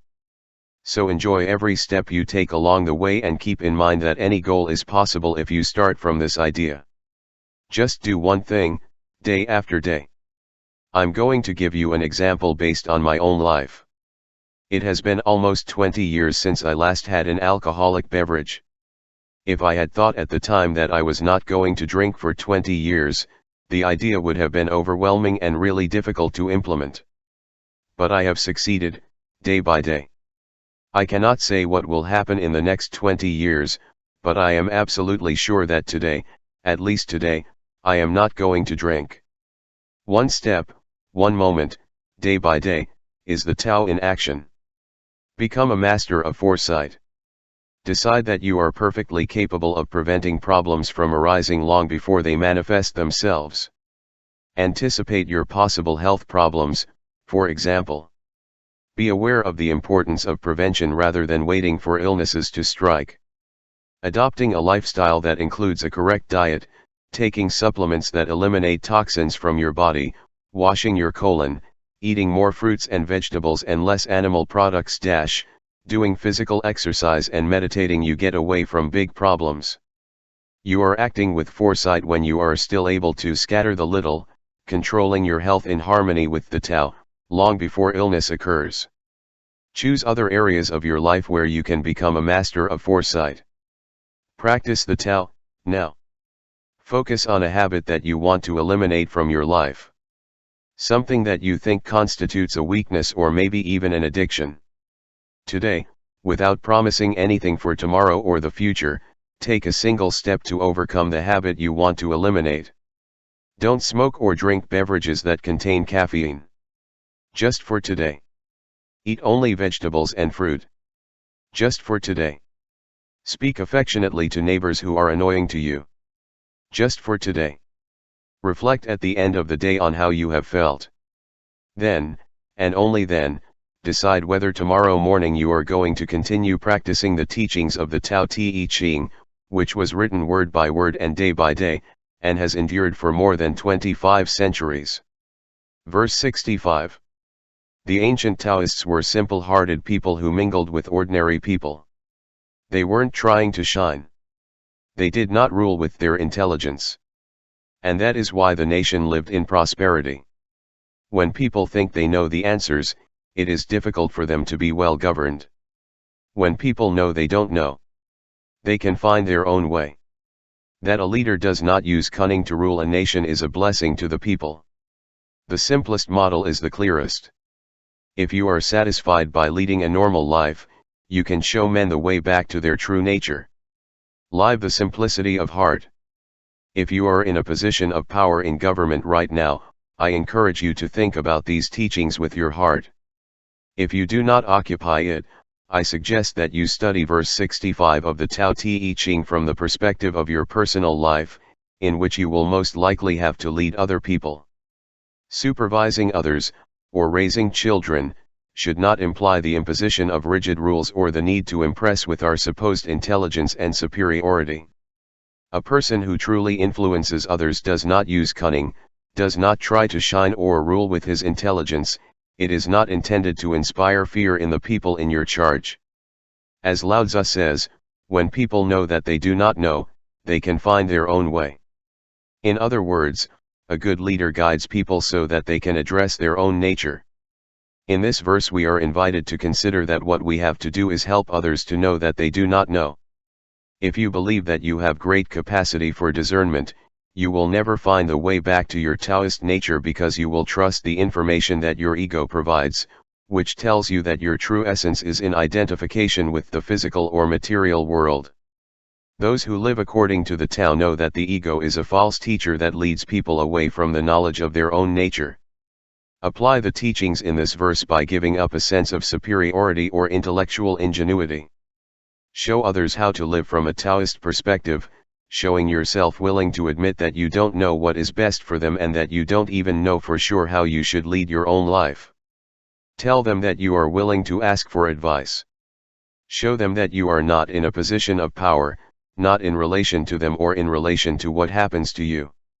Let them see you as a humble and simple-hearted person, who lives peacefully within the cycles of life. If you change the way you think about leadership, you will see that people who are willing to renounce the ego enjoy connecting with their Taoist energy and become simple-hearted leaders. Their only task is to help everyone within their sphere of influence to realize that they themselves do not know either. I seem to see how Lao Tzu smiles wryly as he highlights this wonderful paradox. Mix with those whom you feel you have to guide, trying to think and act as follows. Be willing to say I don't know to the people who are in your charge. It is actually a sign of strength rather than weakness. Often acknowledge that you don't know something. If you teach other people to do the same, they will begin to allow the highest part of their being to be guided by the Great Way. Keep in mind that nature never forces the development of things, but that it is always present in a silent and invisible way. Imitate it as much as you can, not imposing yourself on anyone or imposing your ideas, with the logical precautions that should be taken with people who are too young or immature to assume the obligations of an adult. Neither we nor anyone really knows what is perfect for oneself or for others. This is the simple reality. There is a destiny that at all times is acting silently. Whatever our ideas, in everyone's life there are fortunes and misfortunes. Live a simple and uncomplicated life. Set an example for those you feel compelled to mentor. Instead of analyzing a situation from all possible angles, trying to come up with the most viable solution, trust your instincts first and take the simplest and least troublesome path. For example, you don't need to take a run and take a big jump to avoid stepping on a dog's droppings. Instead of thinking of all the possible ways to get around them, don't complicate your life, pick them up with a newspaper and throw them away. Avoiding complications is great advice for you and for political leaders who often stick with convoluted bureaucratic rules that leave them paralyzed. Keep things simple. Practice the Tao, now. Show in every possible way that you understand what Lao Tzu meant by asking the leaders to be satisfied by leading a normal life. Spend the day on the sidelines of your role as parent, supervisor, or boss, and rise to the ground of those who normally ask you to guide them. Think of yourself as one more, in fact, behave for a day as if you were one of them. This will make you learn to let the Tao act. I have found that when I adopt this attitude with my children, they respond according to their best and most authentic nature. For example, when I say to my 10 and 7-year-old daughter, I know that you are perfectly capable of behaving responsibly and sensibly when I am traveling and I love that, I am taking off the label of authoritarian father and treating her the same way I would like to be treated. When this becomes the norm, the truth of Lao Tzu's phrase is revealed, the simplest model is the clearest.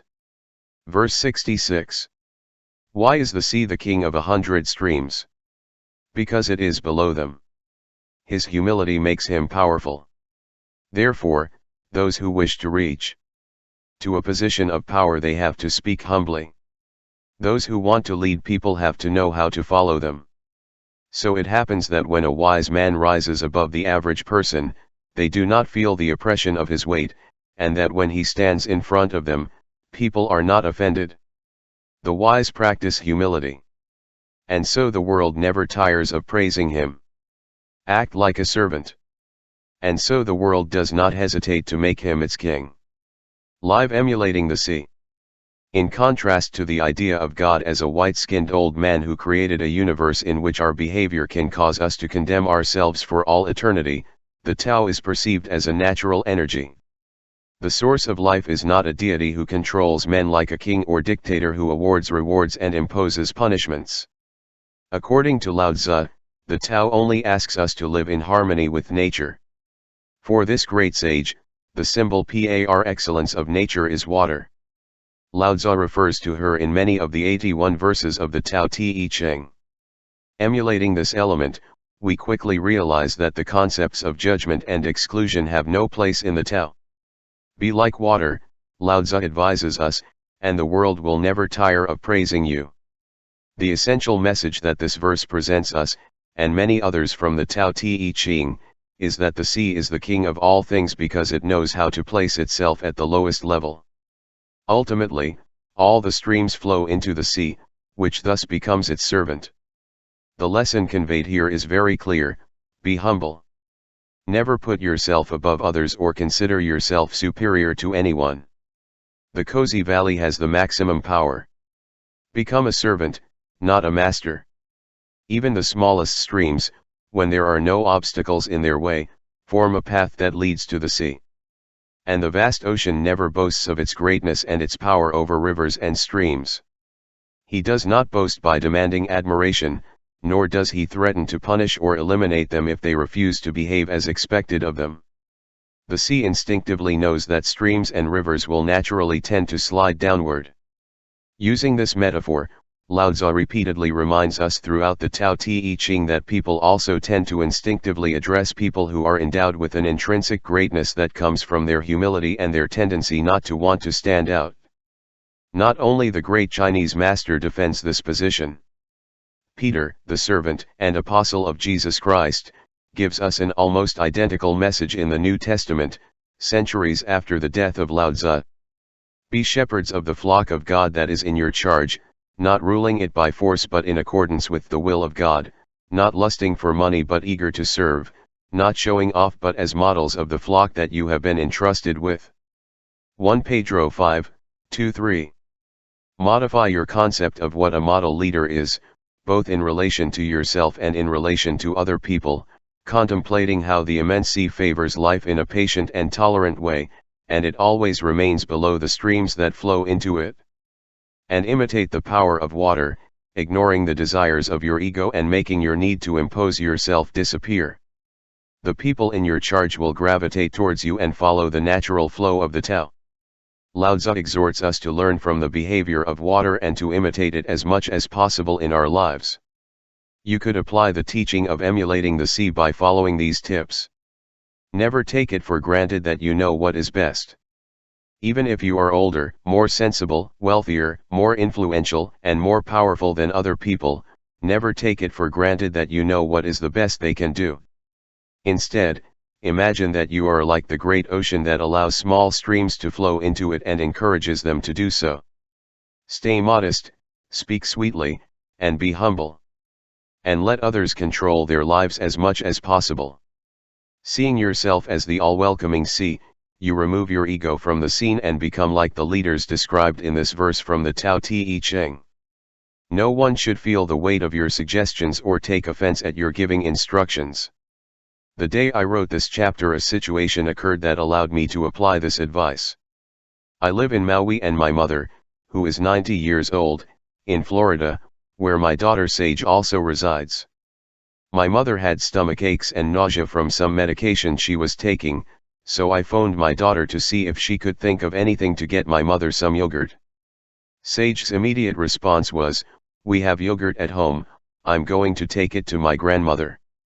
Instead of coercing my daughter by instructing her to tend to her grandmother, I got her to do something useful without pressuring her at all. Serve others. Consider yourself as a person who is in this world to help others. Look for opportunities to be helpful, especially to those who need your guidance. Remember that the Great Sea serves everyone by acting as a great reservoir that favors life and helping those who want to share its abundance. So practice emulating the sea by spreading the Tao. Practice the Tao, now. Spend a day leading by serving, rather than giving orders. Look for an opportunity to suppress the habit of interfering that you have acquired, or to tell others what to do, and allow them to flow to you. Make a further commitment to maintaining this attitude, encouraging someone to make a decision rather than following your instructions. Verse 67. Everybody talks about my TAO with such familiarity. What madness! The TAO is not something that can be found in the market or that is transmitted from father to son. It is not something that is obtained with knowledge or that is lost in oblivion. If the TAO were like this, it would have been lost and forgotten long ago. I have 3 treasures that I hold onto and keep a close eye on. The first is compassion. The second is austerity. The third is humility. From compassion comes courage. From austerity comes generosity. From humility comes leadership. If someone was courageous but not compassionate. If someone were generous but not austere. If someone wanted to be a leader but did not have humility, they would be doomed to death. Love conquers any attack.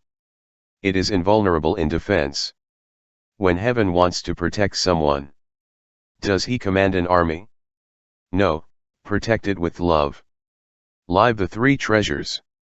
We are invited to change our lives by viewing it through the prism of this verse from the Tao Te Ching, which teaches us what are the 3 things we need to lead a successful Taoist life. Compassion is the word used to designate the first treasure, although in other translations other terms have been used such as mercy, kindness of heart, love, kindness, and charity. You have most likely been educated on a model of success that is measured by accumulation of wealth, by achievement, and by acquiring power and influence over others. While it is true that successful people are often viewed as narrow-minded because they are motivated only by their own achievements, they forget about anything but rise to the top and are relentless in preventing others get what they want. In any case, Lao Tzu tells us that courage comes from the first and most important of treasures and not from a ruthless and cruel attitude. He even goes so far as to say that courage without compassion is a passport to death. That is why he exhorts us to think of others first and be willing to serve them, showing kindness and love even towards our enemies, instead of dedicating ourselves to pursuing external goals to demonstrate our success. In his play The Merchant of Venice, Shakespeare tells us about the first treasure.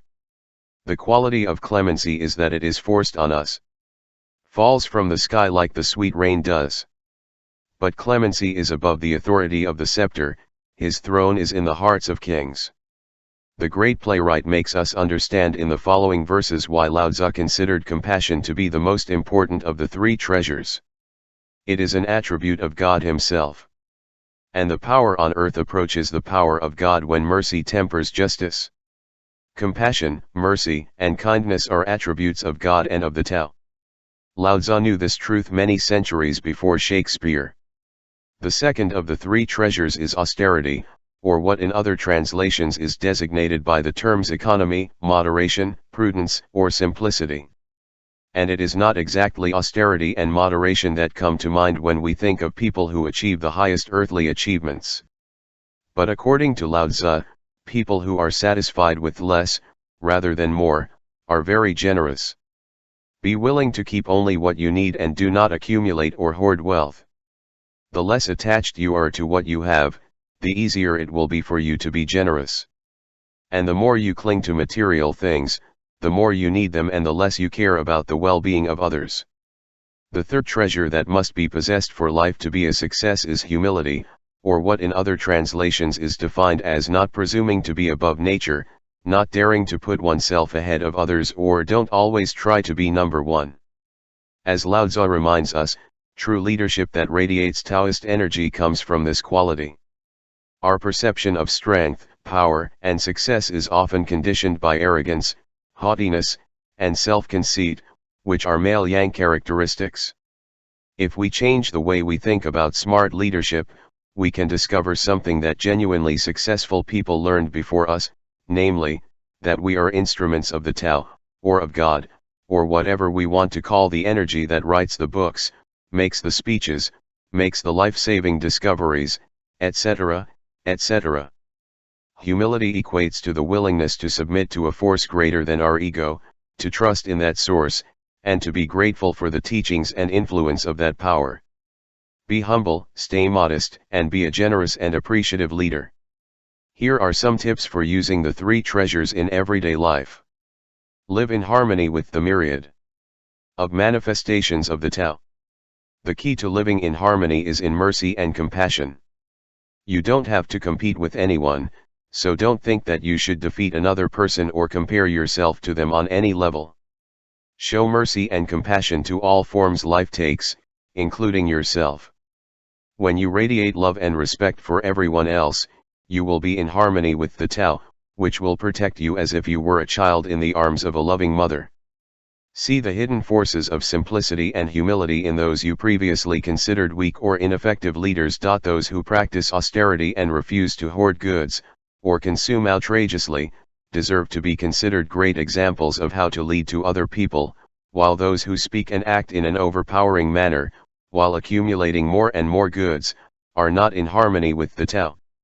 In addition, the actions of this second type of people tend to provoke more dissension and, as Lao Tzu reminds us, those who want to be leaders with courage but without humility will die, and, I hasten to add, will lead others to death. When you see examples of simplicity and humility in people in positions of power, make an effort to emulate those qualities in your personal relationships. Practice the TAO, now. Practice it in conversation by being very sparing with words. For example, when you want to make something clear, take a moment to reflect and listen instead of taking your turn to speak. In that way you would make use of the three treasures of Lao Tzu at the same time. You would have compassion for the person with whom you are conversing, being austere in the use of the word and humble in refusing to put yourself before or above your interlocutor. Verse 68. A good soldier is not violent. A good fighter is not irascible. Good winners don't compete. Good entrepreneurs serve their employees. The best leaders act according to the will of the people. They all embody the virtue of non-competition. This is called the virtue of not fighting. This is called using the power of others. Since ancient times this has been known as the ultimate unity with heaven. Live collaboration. In this verse from the Tao Te Ching we are asked to reconsider what we think we have to do to be winners. In the Western world, to be ahead of others, you have to adopt an attitude of struggle and competition. It's basically about defeating other people, getting what you want before they get it. Lao Tzu asks us to change this way of looking at things and acquire the virtue of non-competition, which can work in our favor even in a society in which the winner who becomes number one is highly valued. The Tao Te Ching teaches us that all 10,000 things emerge from the same state of non-existence. From this perspective there is only unity, which requires complete collaboration and the absence of competition. Who could we defeat if we see ourselves in everyone else? We would be fighting a battle against ourselves. Lao Tzu asks us to follow his advice and choose to live collaborating with each other. Although it seems incredible, this can, in fact, work in our favor, for example in a sports competition. Instead of thinking that the opponent is our enemy, getting angry and using physical and mental violence, we should remember the words with which the Lao Tzu verse begins: a good soldier is not violent. A good fighter is not irascible. Good winners don't compete. These people see their opponents as a part of themselves and as fundamental elements that participate in this dance that is life. So instead of getting angry with our rivals in a tennis or football match, for example, we should see them as a part of us that helps us achieve excellence. Without them we could not improve, nor train, nor succeed. Do as Lao Tzu advises you and use the power of others to become a winner. That is, collaborate with your opponents by wanting them to perform at a high level. To the highest they are capable of reaching. Do not be angry or reproach yourself and focus on what you are doing. Look at the ball and move it. Or, if you are practicing martial arts, stay upright and balanced. If you don't indulge in anger, your performance will level up. The same is true outside the realm of sport. If you fight against something you weaken, while if you collaborate with something you become stronger. Go from thinking about competing to thinking about collaborating in all aspects of life, including your work. I follow this concept thinking that all those who have the objective of contributing to improve the quality of life on earth are colleagues who are in my team. I cannot conceive the idea of competing with someone for a prize. If a person sells more books than I do, I applaud them for their success. In fact, I tell anyone who wants to listen to me to buy your products. If you make more money than I do, get more attention, and have a larger readership, I celebrate by thinking, my teammate is helping me with my work. When I am playing a very even game of tennis, I convey feelings of affection and encouragement to my opponent. When my attitude is calmer and I am less internally angry and aggressive, I experience what Lao Tzu calls ultimate unity with heaven. My level of excellence rises well above normal, regardless of the outcome of the match. This is what Lao Tzu recommends to you, from his 2,500-year perspective. Decide that you don't intend to fight. Don't fight a cold or other illness, even a serious one. Do not fight with your family members or with someone who has different political opinions. Don't fight addictions and, above all, don't fight yourself.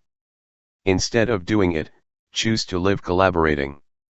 If you have cancer or arthritis, say something like, if you insist on establishing yourself within my body, I want us to live in peace and harmony.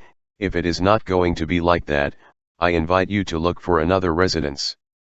This may sound strange, but it makes you regain unity with the Tao, which is not violent, does not hate and does not get angry. And when you interact with your children or other family members, consider yourself their ally and practice the virtue of not fighting daily. See yourself in other people. When someone you care for is having a hard time, their situation makes you feel sorry.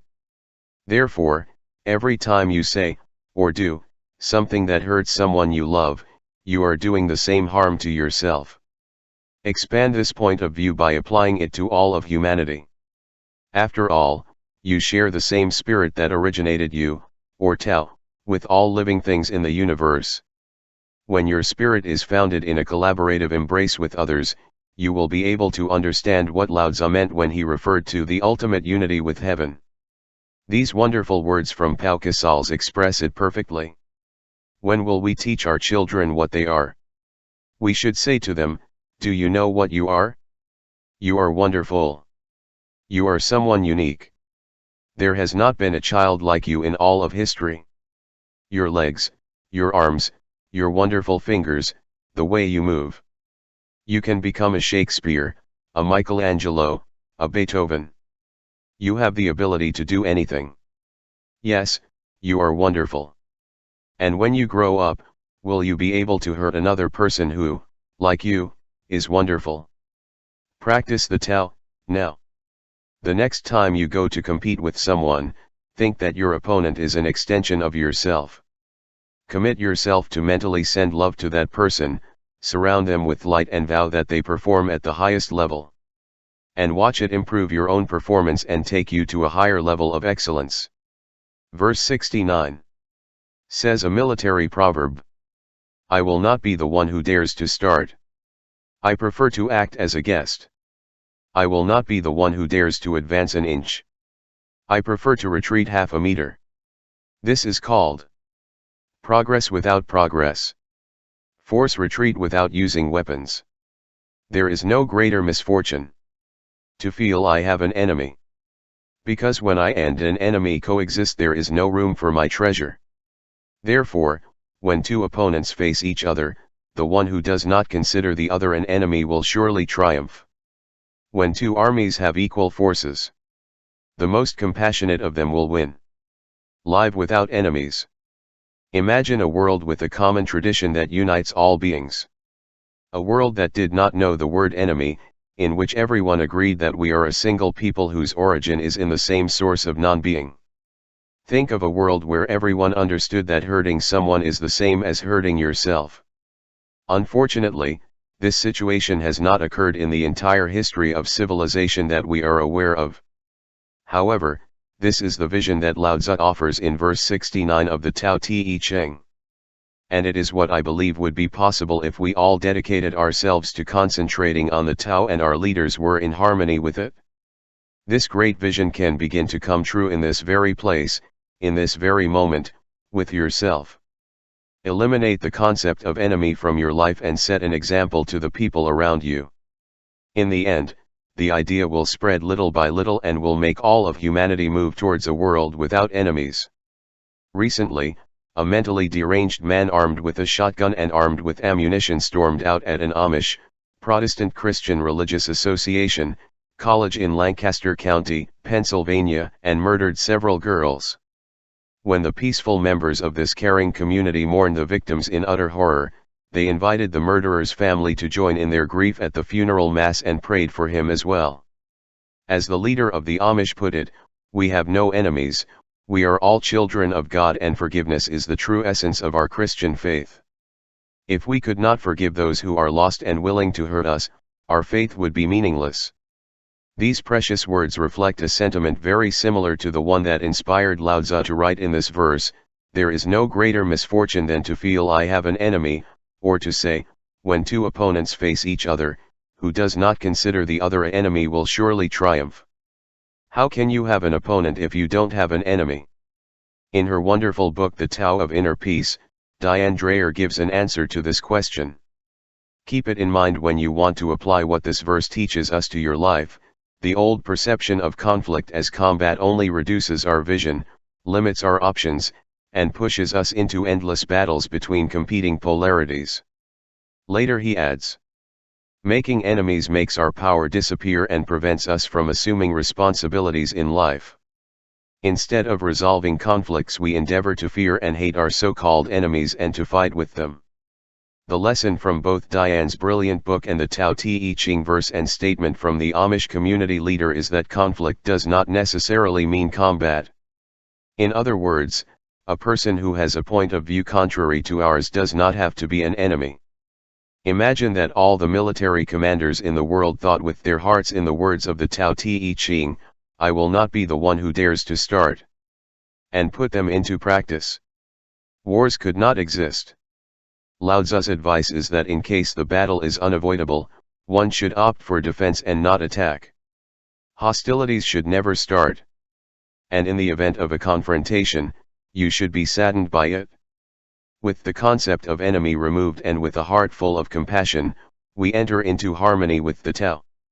The fact that a combat takes place, be it verbal or physical, indicates to us that we have lost contact with the Tao. The outcome of a war or conflict should never be celebrated. What should be celebrated is a funeral mass in which compassion reigned. As I am sitting at my work table, contemplating the countenance of Lao Tzu, the great sage seems to be telling me that a world without enemies is not impossible as it might seem. This would be the way to apply these teachings, now. Refuse to think that you have adversaries. Reread the most important line of this verse, "When I and an enemy coexist, there is no room for my treasure." Your treasure is peace of mind and connection with the Tao. Competitors in business, opponents in a sports competition, or members of a political party other than yours are not enemies. And those people whom the government declares enemies, of course they are not. Make the following statement, "I have no enemies. There are people with whom I strongly disagree. It might even be necessary for me to defend myself against them and defend my way of life, but I will not think that they are my adversaries." Remember the words of Lao Tzu when he says that he who does not consider the other an enemy will surely triumph. Adopt this attitude now. Commit to never starting a fight. In disputes, he remains on the defensive and follows Lao Tzu's advice when he advocates acting as a guest rather than breaking up hostilities. See teammates where you saw opponents, and see yourself in them. Convey compassion and kindness to those would-be adversaries who actually represent a part of you. Refuse to start a fight, remembering that if you did, you would be fighting yourself.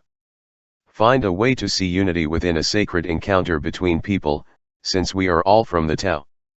Practice the Tao, now. She reproduces the following words, written by Anne Frank in her diary when the Nazis persecuted her. "In spite of everything, I still believe that people are really good at heart. I can see the suffering of millions of them, and yet, when I look to heaven, I think everything will be fine. Post the text where your whole family can see it. Verse 70. My teachings are very easy to understand. And very easy to practice. But very few in the world understand them. And very few are capable of practicing them. My words have lineage. My actions follow a Lord. People don't know. And therefore does not know me. That is why the wise man dresses simply. Although inside it houses precious stones. Live a God-conscious life. I was thinking about this 70 verse of the Tao Te Ching for a week, reading and rereading more than 50 interpretations of it. I was especially drawn to this phrase that I came across in Thomas Cleary's The Essential Tao. Those who know me are few. Those who emulate me are noble. I also asked Lao Tzu for advice, trying to understand what his message would be in this verse for the 21st century. He knew that the great sage would never have spoken to satisfy his ego. After all, he was the original teacher of the Tao and enjoyed a life centered on the great way rather than his ego, encouraging everyone to do the same. Let's try to imagine what it was like for this divine man to walk among his compatriots in ancient China. He would stare at their bellicose demeanor in disbelief, aware deep down what would await them if they changed their way of looking at life. Only a new mental attitude was separating them from inner peace, satisfaction, and virtually every other of the qualities described in these 81 essays.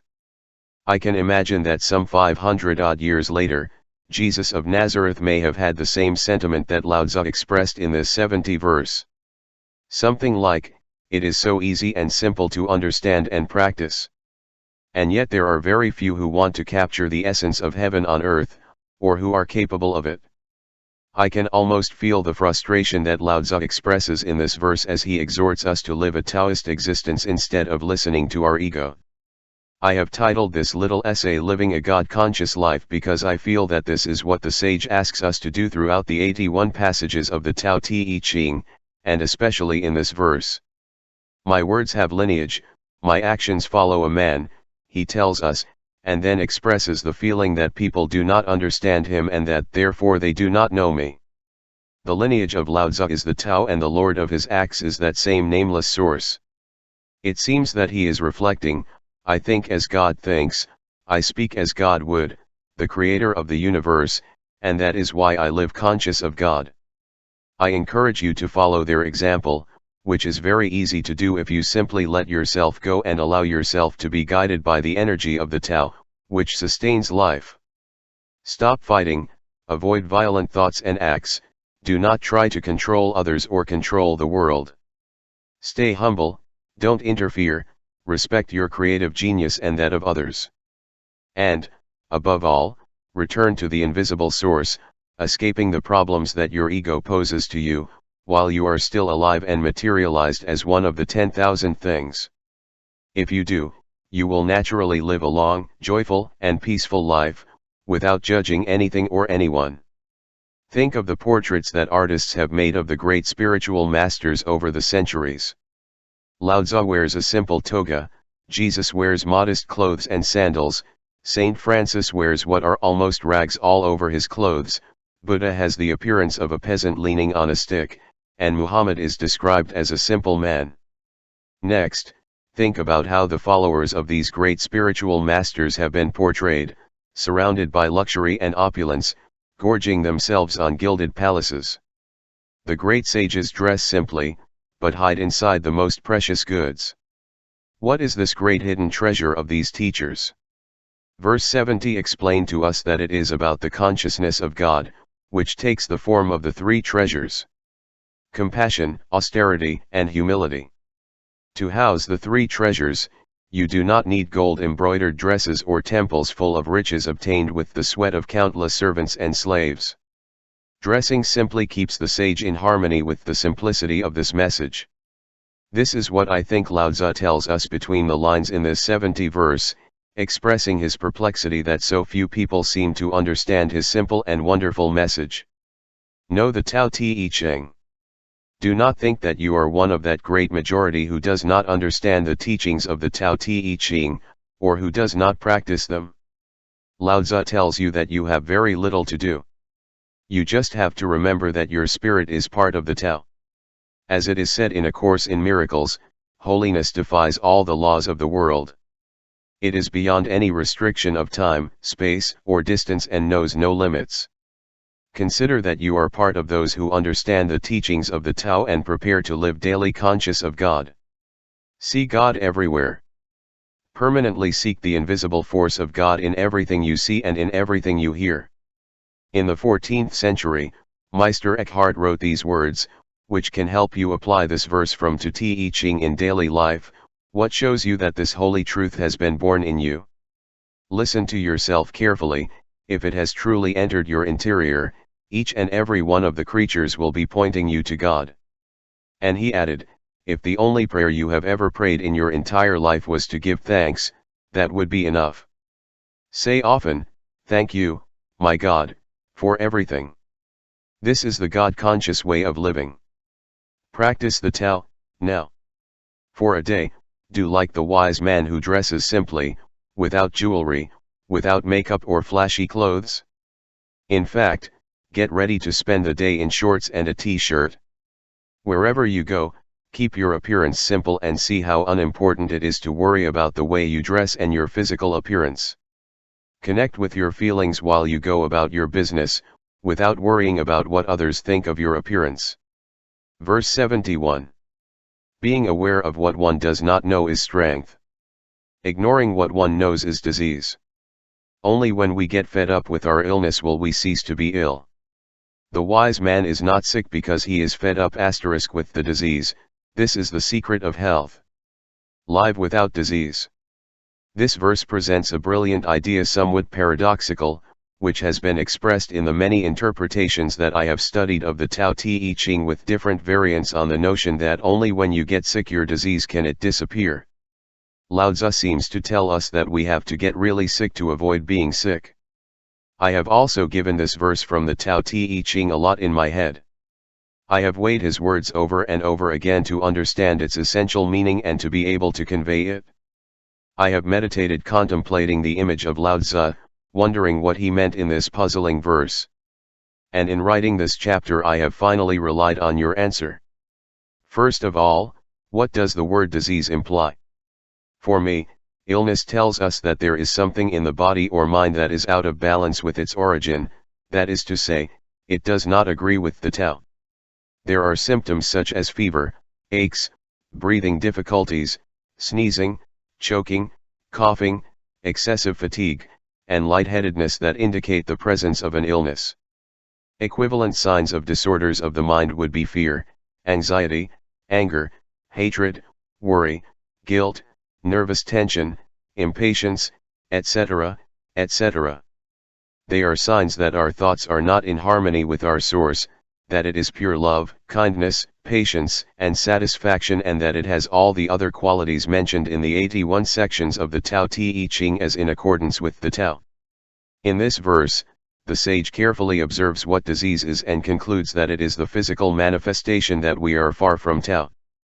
Fever, cold, pain or suffering are equivalent to impatience, fear, anger or any other negative impulse of the ego. Aware of where these kinds of feelings lead us, the sage refuses to take part in this foolish game.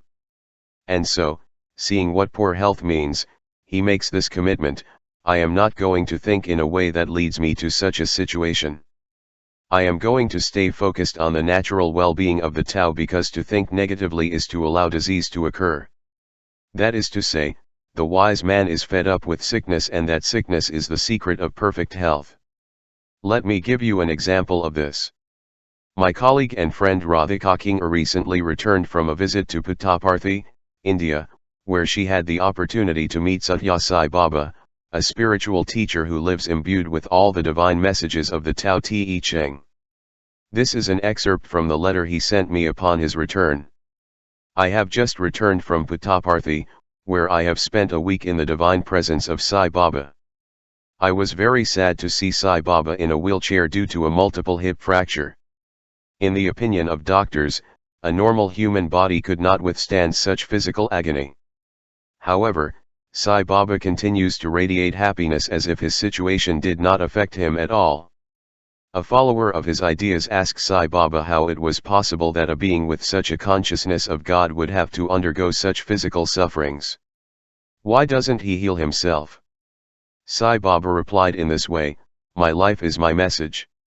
Today's people have to learn to let go of their attachment to their body and experience the divinity within them. Pain is a natural phenomenon. But suffering is only a possibility. I do not suffer, because I am not my body." Thinking about his situation, Sai Baba declared himself fed up with his illness.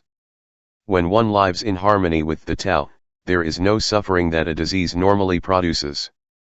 After years of addictive behavior, I can say that the teaching contained in this verse from the Tao Te Ching largely restored my original purity and well-being. I ended up fed up with my illness because I was not willing to continue suffering from the withdrawal and embarrassment it caused me. I perceived my ailment not so much in the material world as in the invisible world of my thoughts, which revolved over and over again around my situation. When I was finally able to change the way I look at the problem, I came to the conclusion that I did not want to continue being sick because I had reached a point where I was already fed up. And this is the real secret of health. To put this lesson into practice, here and now, Lao Tzu would advise you the following. Make your mind happy. An old Chinese proverb says that if a man has a happy mind, he will have a happy body. A happy mind is fed up with sickness. He refuses to think that things are going to get worse. Consider that a cold, a stomach, back or knee pain, or a state of fatigue, is a message that tells us that we must return the body to its natural state of well-being. A happy mind thinks that the body is capable of curing itself from disease because it is aware that it is a creation of the Tao. A happy mind relies on the body's ability to live without disease and suffering. Make your happy mind help you stay healthy. Examine your customs. Which of your daily habits distance you from the natural state of well-being? Any addiction, no matter how big or small it may seem, is asking you to get completely fed up with it. Decide that you are sick of weakening yourself by pursuing destructive achievements.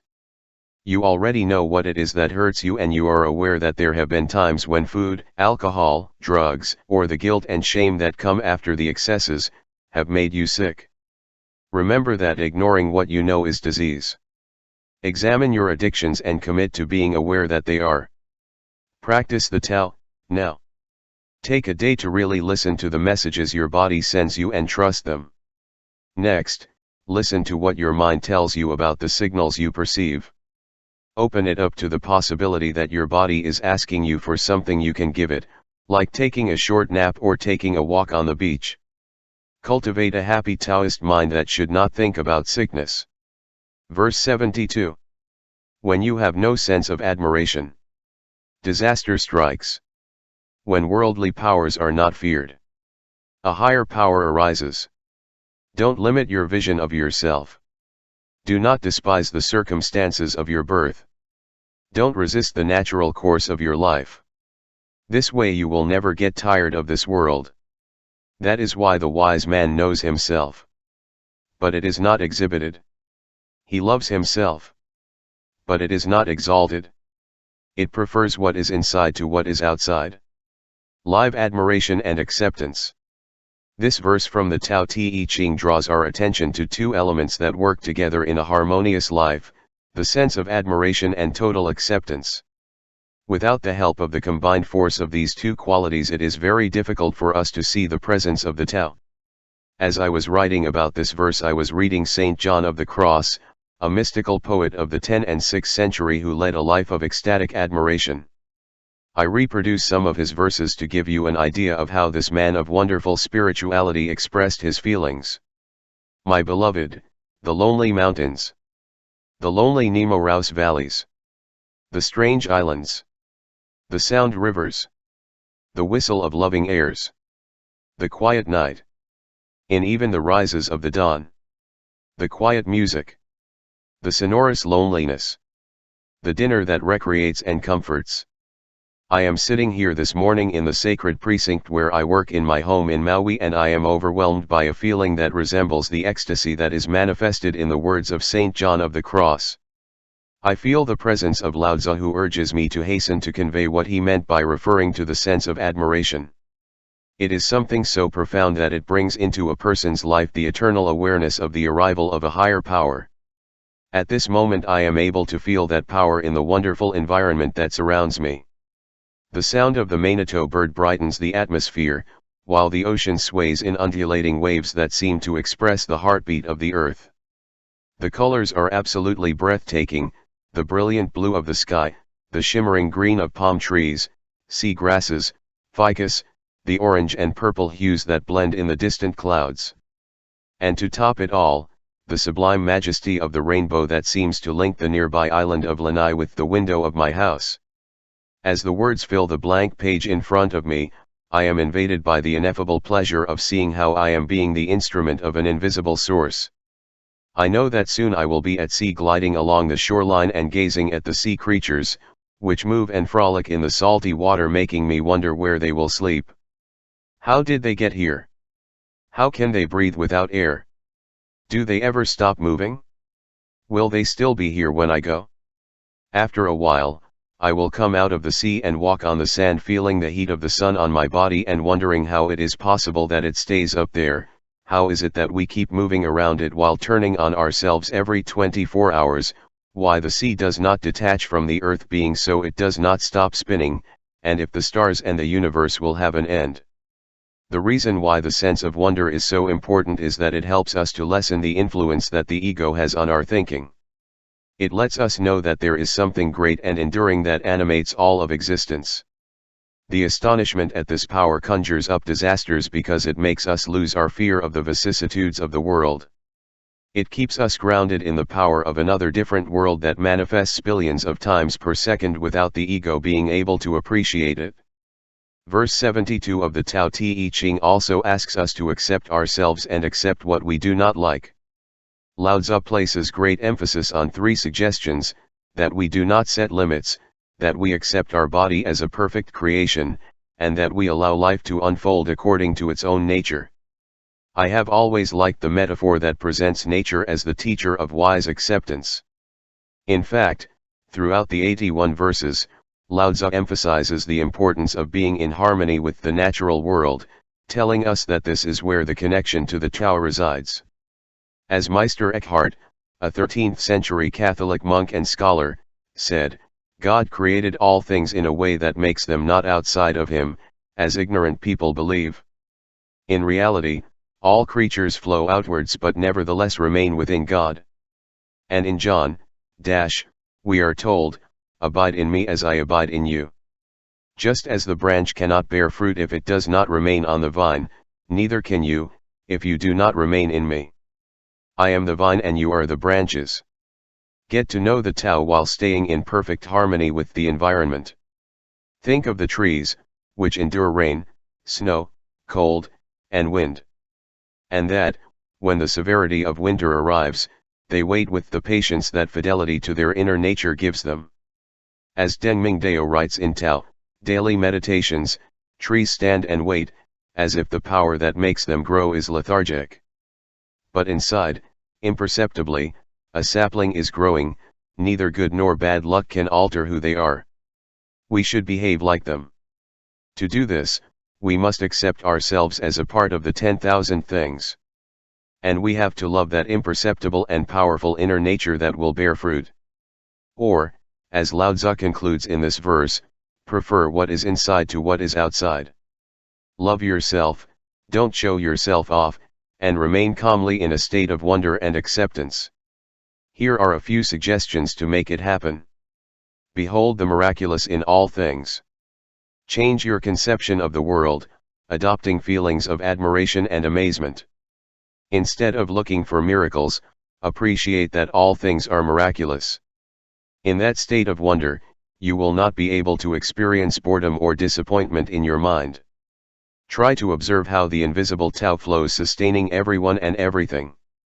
A rainstorm turns into a miraculous event, lightning turns into a fascinating display of pyrotechnics, and thunder seems to rumble to remind us of the invisible power of nature. Live the mystery, beginning to perceive what normal eyes fail to contemplate. Focus on loving the life you have now. inside the body that you possess. Love everything that concerns the physical body in which you have incarnated. He affirms, my body is perfect, it was born at exactly the right moment and at this moment it is a perfect age. I accept myself as I am. I accept my role in the perfection of the universe. I abandon myself to the natural course of the destiny of my body. View your body with a feeling of total acceptance and, as Lao Tzu says, you will never tire of this world. Practice the TAO, now. Make a list of 5 natural events in daily life that you take for granted. Then take some time to contemplate them and allow them to enter your consciousness. The sky, some flowers, a tree, the moon, the sun, the fog, the grass, a cobweb, the hole where a crab hides, a lake, a bush, a cricket, your dog, anything or being of the nature. Allow yourself to appreciate in an essential way the miracle that you have not realized until now. Write something, draw or take a photograph, reflecting what you feel about what you see from this new perspective of admiration and amazement. Verse 73. A bold action against other people leads to death. A bold action in harmony with the Tao leads to life. The bold actions. Sometimes they are helpful. And other times they are harmful. Heaven conquers without fighting. He does not speak and yet they answer him. You ask for nothing and yet they provide you with what you need. He does not rush, and yet he finishes everything on time. The net of heaven captures everything. Its mesh is loose. But nothing sneaks through. Live in the web of heaven. Once again we are asked to see the Tao through a paradoxical prism. Actually, what is the net of heaven? It is the invisible world within which the 10,000 things originate. And while it seems to have holes that are too loose ways to escape the inevitability of the purposes of the Tao, no one and nothing can exist outside of the designs of the Tao. In this verse 73 we are encouraged to be respectful and cautious under the net of heaven. All the translations I have studied say the same thing with different words. Here is one, for example, concise and very accurate. Reckless courage, death. Prudent courage, life. That is why the wise man acts cautiously. Lao Tzu asks us to change the way we see bravado and courage. Instead of considering these qualities to be admirable, he asks us not to want to become intrepid heroes but to remain vigilant and ready to live the great way. We must be aware that the way to act like heaven is to avoid bold actions and be cautious. Lao Tzu offers us 4 examples of how the web of heaven keeps everything inside without acting in a forced or reckless way. And it encourages us to imitate it in all our initiatives. 1. Heaven conquers without a fight. See how the Tao is always peaceful and silent, and how it always wins. Human beings cannot order the sun to cool down, or the ocean currents to stop, or the wind to abate, or the rain to stop, or the crops to stop growing. All things happen naturally and perfectly, without any effort, by the action of the Tao. Nature always wins because the Tao does everything without attacking or fighting. Imitate it and relax within the web of heaven. 2. He does not speak and yet they answer him. The web of heaven is invisible and silent. The force that allows you to breathe, and that at the same time maintains the harmony of the universe, does not give orders or scream. He doesn't even use persuasion. This is how you should act, in a prudent and reserved way, as heaven does. Listen more and talk less, trusting that the answers will come to you without warning and, of course, without yelling. 3. You ask for nothing and yet they provide you with what you need. You have at your disposal, without any limit, everything you may need. In other words, do not demand or ask for anything. Everything is in perfect divine harmony with the behavior of heaven and you are a component of that harmony. If you demand less and welcome what is presented to you, everything you need will come to you. You simply cannot slip through the web of heaven, no matter how many holes you think it has. Everything comes in due time. If you trust this, you will be led to an appointment with your destiny and you will be amazed at how everything comes without your asking or demanding it. 4. He does not rush, and yet he finishes everything on time. How is the Tao going to hasten? Imagine saying this to heaven: I am tired of winter and I insist that you bring the flowers of spring on these long frozen nights. I want the potatoes to be ready now, even though I planted the seeds yesterday. Hurry, I insist. The Tao works according to a divine calendar, so that everything is completed precisely as it should be. You must slow down to get in harmony with the web of heaven. Even if you think that what you ask is taking too long, in reality everything happens on time. The more you rush, the less you do. Try to shower in a hurry after you've run 10 kilometers and notice how you continue to sweat profusely. Then try to calm yourself down, relax, and let the water slide down your body. And see how long it takes to get clean and stop sweating in exactly the same way as when you acted in a hurry. Even if your ego does not understand it, this is the truth: everything happens in its time under the net of heaven. This is what Lao Tzu would advise you today, as you read verse 73 of the Tao Te Ching, written about 2,500 years ago. Don't see prudence as a weakness or a manifestation of fear. Instead, see it as a way to step back and let events unfold naturally. Courage is a great quality, but if it is displayed recklessly, that is, jumping into something without thinking, it leads to disaster. In this provocative verse, Lao Tzu tells you to think before you act. Allow heaven to carry out the conquest without you having to fight with anyone. Often the first impulses are dominated by the ego's need to win and conquer. I have experienced this competing as a tennis player. By not pushing myself, I have been victorious against younger, stronger, and sometimes more talented people at the game. When they hit the ball too hard without any sense, my opponents often make unnecessary mistakes, while I stay in the back of the court returning it without apparent effort. This provokes in my angry opponent an even greater desire to win me, which causes him to make more mistakes. I call this phenomenon the disease of youth. Listen with all your attention. Instead of trying to control others by speaking a lot and in a very loud voice, dedicate yourself to listening with great attention. Many of the answers you seek, and the results you hope for, will come to light if you remember that you don't have to talk and not even ask. Try to live in accordance with nature, whose attitude of listening, and not of pressure, struggle, or demand, will help you. Practice the Tao, now. After rereading verse 73, today I have decided to go for an hour-long walk practicing inaction, simply by observing how everything under the net of heaven works perfectly. I have been watching how the sun silently nourishes the earth by providing its light. Then I have seen how bees fluttered among the flowers, and I have admired with amazement the invisible life force that made green bananas grow on top of a tree. In short, I have been a simple observer of the divine, invisible, silent and natural performance of the Tao, realizing that although it never rushes, it does everything in its own time.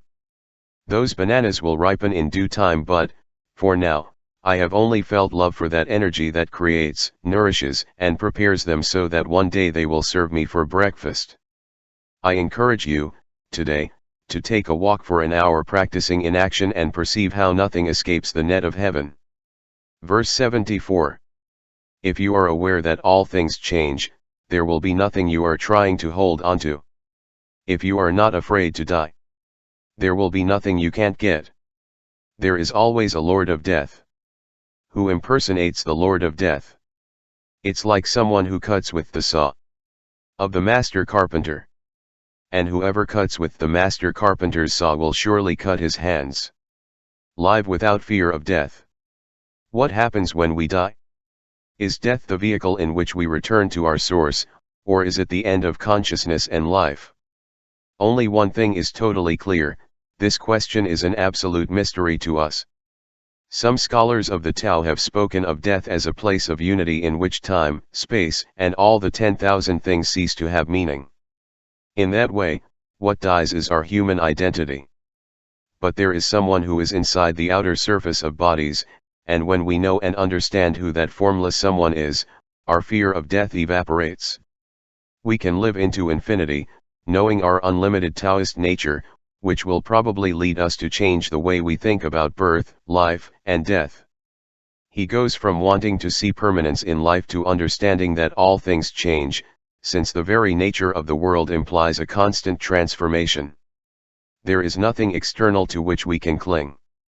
The moment you think you have something, that something becomes something else. This is true of our earthly wrapping and also of our worldly treasures.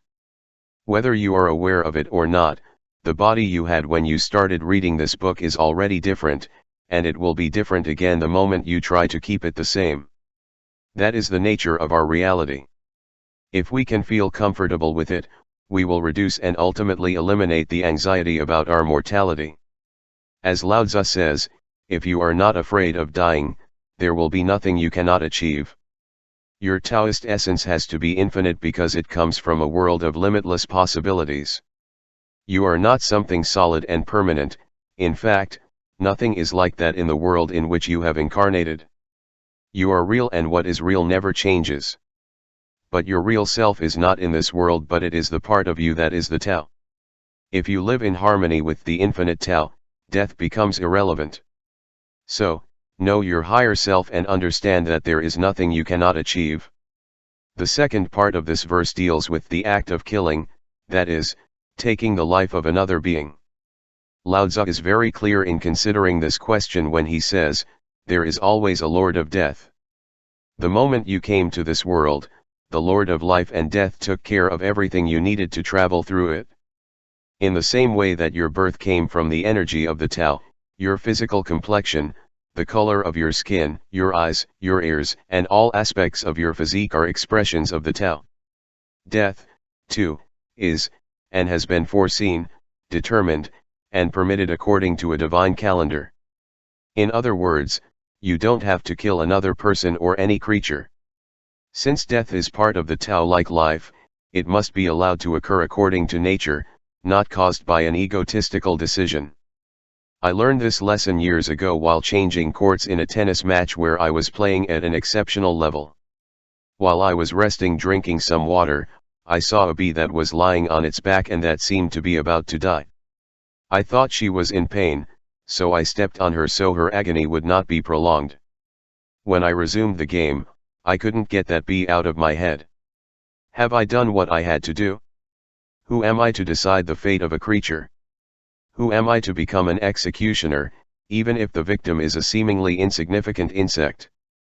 And from that moment, everything that was happening on the court began to take on a different aspect.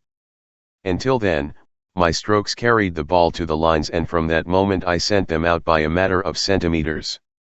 It seemed as if the wind had changed and was working against me. I moved more slowly and made foolish mistakes.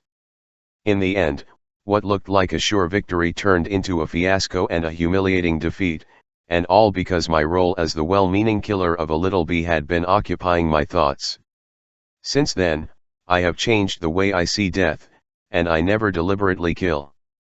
Since the day I woke up thanks to the episode of the bee, I have thought that it is not for me to decide on the death of another being.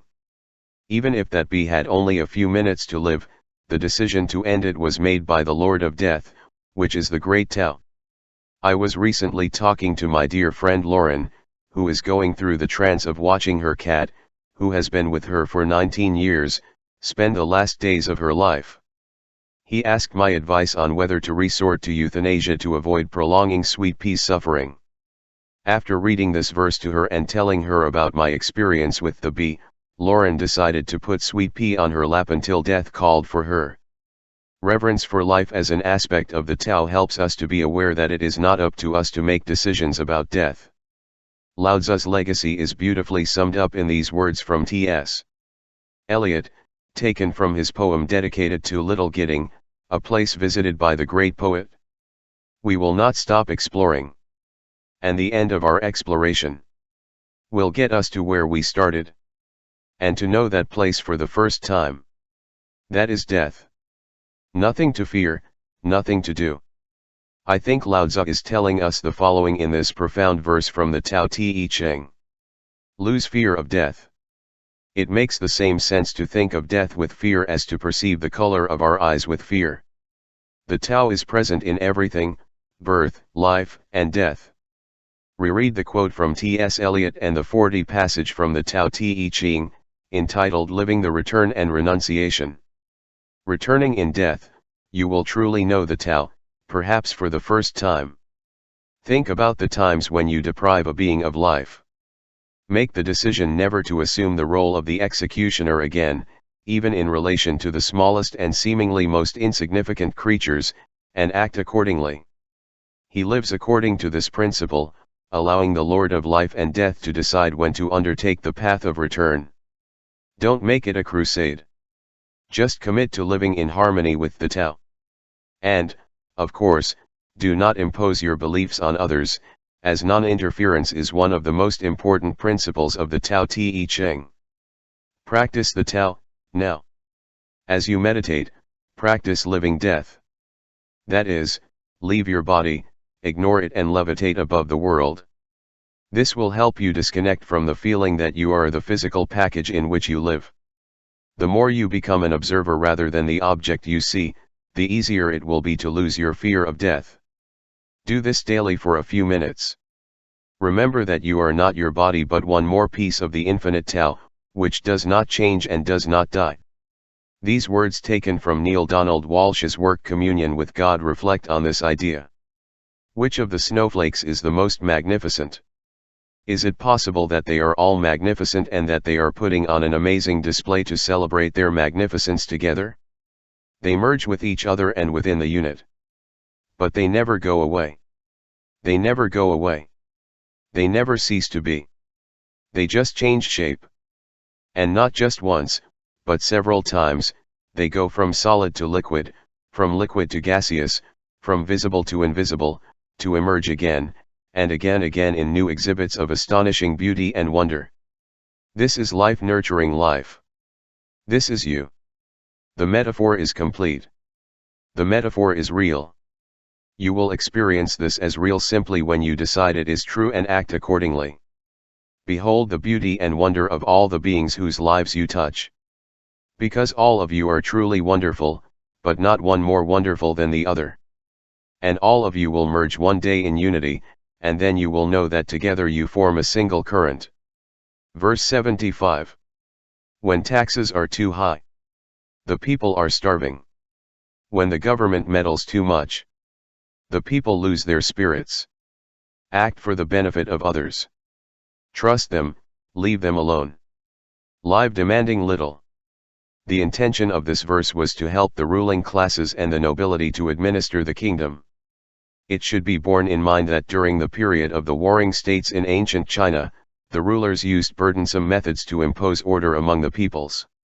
They used to keep all the tax money to themselves, flaunting their fortune to the impoverished people. And those who had to pay high taxes and fees became demoralized, lost their loyalty, and ultimately rebelled against the laws imposed on them. The book you are holding is not intended as a sociological commentary to guide political leaders who take advantage of their power, although I certainly invite them to heed Lao Tzu's advice. Rather, I have written it to help all people apply the wisdom of each of the 81 verses of the Tao Te Ching. So I invite you to change your mind about helping others lead a satisfying and peaceful life.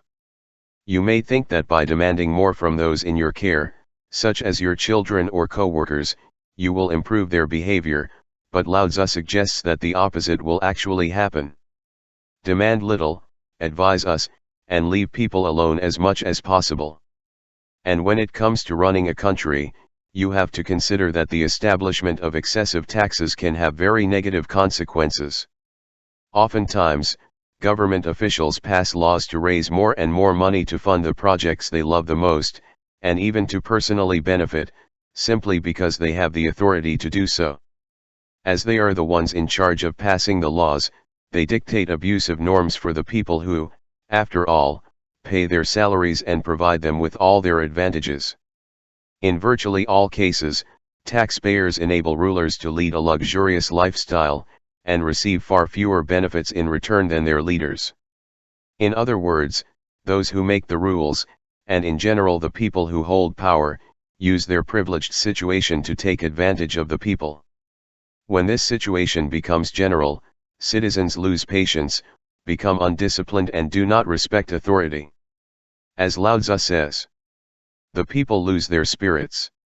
Instead of demanding more because you have more experience, are stronger or richer and more powerful, let the people in your charge make their own decisions whenever possible, trusting that they will know how to do things well. A despotic tax administration leads to rebellion and chaos. The same will happen to you in your area of decision, unless you control yourself and change your attitude by being less demanding instead of more demanding.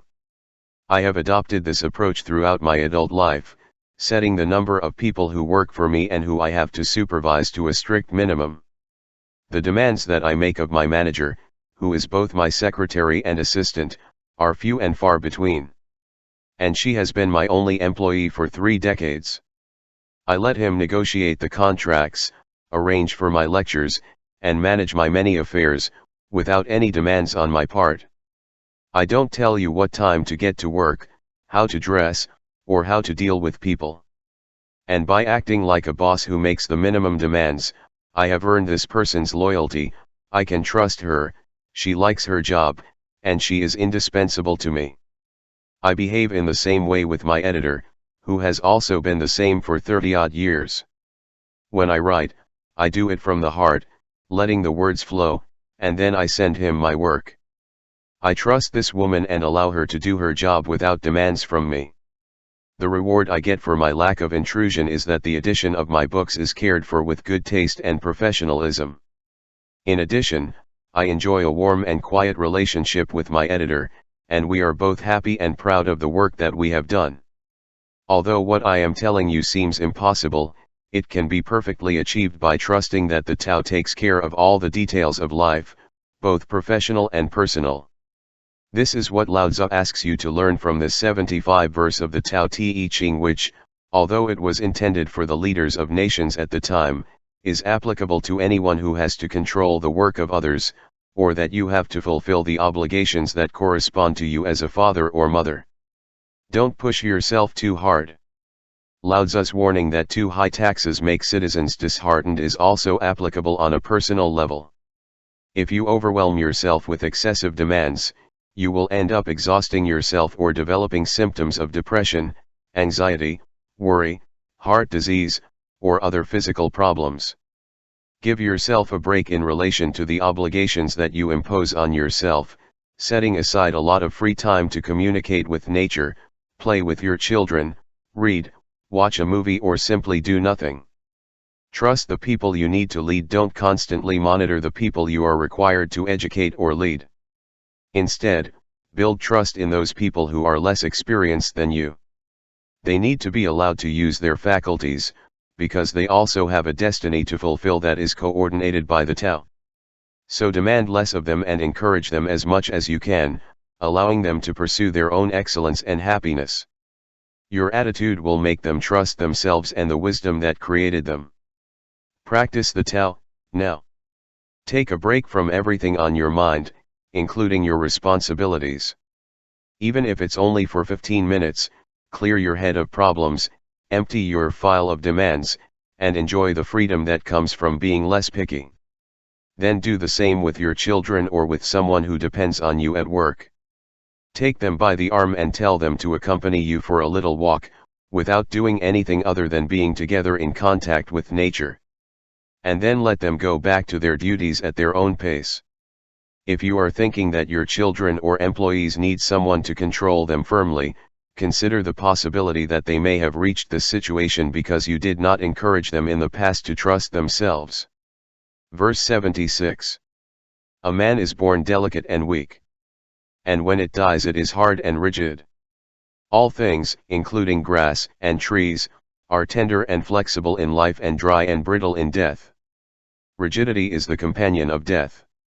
Flexibility is the companion of life. An army that cannot cede territory will be defeated. A tree that cannot sag, it will break with the wind. The hard and rigid will break. The soft and flexible will prevail. Live giving in. What I like most about the Tao Te Ching is that it always recommends that we carefully observe nature to find the great way. Lao Tzu asks us in this passage to change the way of thinking about the concept of strength, realizing how the most resistant and durable within the natural world tends to be soft, delicate, and even weak. If we consider that strength consists of being tough, inflexible, and implacable, the wise man invites us to modify that perception. According to Lao Tzu, life is easy and flexible. The amazement at the newborn bodies of my 8 children is one of the fondest memories I have of them. He could hold them in my lap and easily bring his feet up to meet his mouth or even put them behind his neck. They were perfect yoga masters at the tender age of a few months, or even days. When they began to take their first steps, he stared at them in amazement, holding his breath when they hit their heads against an object, collided with walls because they did not look, and suffered seemingly dangerous falls. And who was to say? They got up immediately. What a broken hip or arm would surely have meant in an older person did little harm to the flexible creatures. In contrast, an old tree that is already close to death becomes hard, brittle and vulnerable to fire and strong gusts of wind. Since he is not capable of sagging, a good blizzard can blow him away. As it ages, the wood from which it is made becomes weaker and weaker because it loses flexibility. Their rigidity, which some think is a sign of strength, has in fact made them weak. Similarly, at the moment of death, all creatures experience the so-called rigid mortis, which consists of complete rigidity and, of course, a complete lack of strength. But in the human being flexible and able to give in is something independent of the aging process that all bodies are destined to undergo. Therefore, Lao Tzu encourages us to apply these qualities to our mental processes and behaviors. It reminds us that stiffness and hardness are companions of death, while flexibility and even weakness are companions of life. It may be that they have explained to you that strength is measured by the hardness of thought, or by the lack of flexibility in opinions, and that weakness is a characteristic of people who give in. However, when you have to face a situation of great stress, keep in mind that stiffness should not take you too far, while a flexible attitude will allow you to get out of trouble. Change the way you think about strength, not just in relation to people in positions of power, but in relation to yourself. There would be a lot to talk about what we are conditioned to regard as weakness. You begin to see strength as weakness and weakness as strength. This is one of the most fascinating paradoxes of the Tao Te Ching. To apply the lesson contained in this often quoted verse, Lao Tzu encourages you to do the following. Be strong by giving in. Behave like the palm tree does in the middle of a hurricane. What is sometimes viewed as a weakness gives the palm the strength it needs to survive a devastating storm. This can also be said about the way you relate to other people. So listen more, accept that they question your views and give in when necessary, knowing that in that way you are being strong. The more rigid of thought you are, refusing to take other points of view into account, the more easily you will break. As Lao Tzu says, the hard and rigid will break, while the soft and flexible will prevail. Examine your uncompromising attitudes. Think carefully about what you think about issues such as the death penalty, the legalization of certain drugs, abortion, gun or birth control, taxes, saving energy or any other topic you have an opinion on immovable. And make an effort to put yourself in the shoes of those who do not think like you. When you reflect on the arguments they make against what you think, you will see that there is some truth in this old proverb. This is my rule. What is your norm? The norm does not exist. Today, for example, I had a conversation with my daughter Serena about a presentation she had to do in one of the classes she teaches at the university. She was convinced that her conclusions about the employment policy of the large retail chains were unshakable. There was no possibility of discussion. He was right and the others were wrong. In order to have an intelligent debate, I took the position of the large-scale trader and tried to present that point of view to him. As the conversation progressed, my daughter started to give in a bit. When she realized that every coin has two sides, she was willing to listen to an opinion contrary to her own. Serena was able to give in a way that made her stronger. if opinion leaders with opposing positions on certain issues were willing, at the very least, to listen to each other, the disagreements would not become a matter of life and death. By listening, giving in and with kindness we will all be disciples of life. Practice the TAO, now. In yoga class, we practice an exercise every day that reminds me of this verse from the Tao Te Ching. I encourage you to practice it today. Stand straight with your feet together, raise your hands above your head, and stretch as far as you can.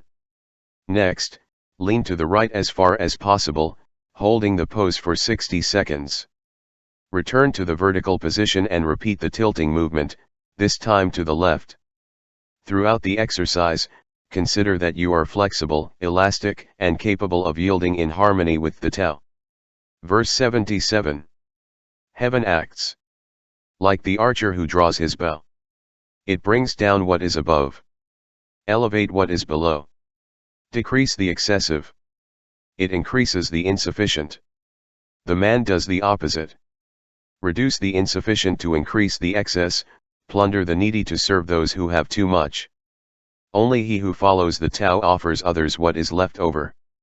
What man who has more than he needs? Give it to others. Only the man of the Tao, the teacher, can give without stopping.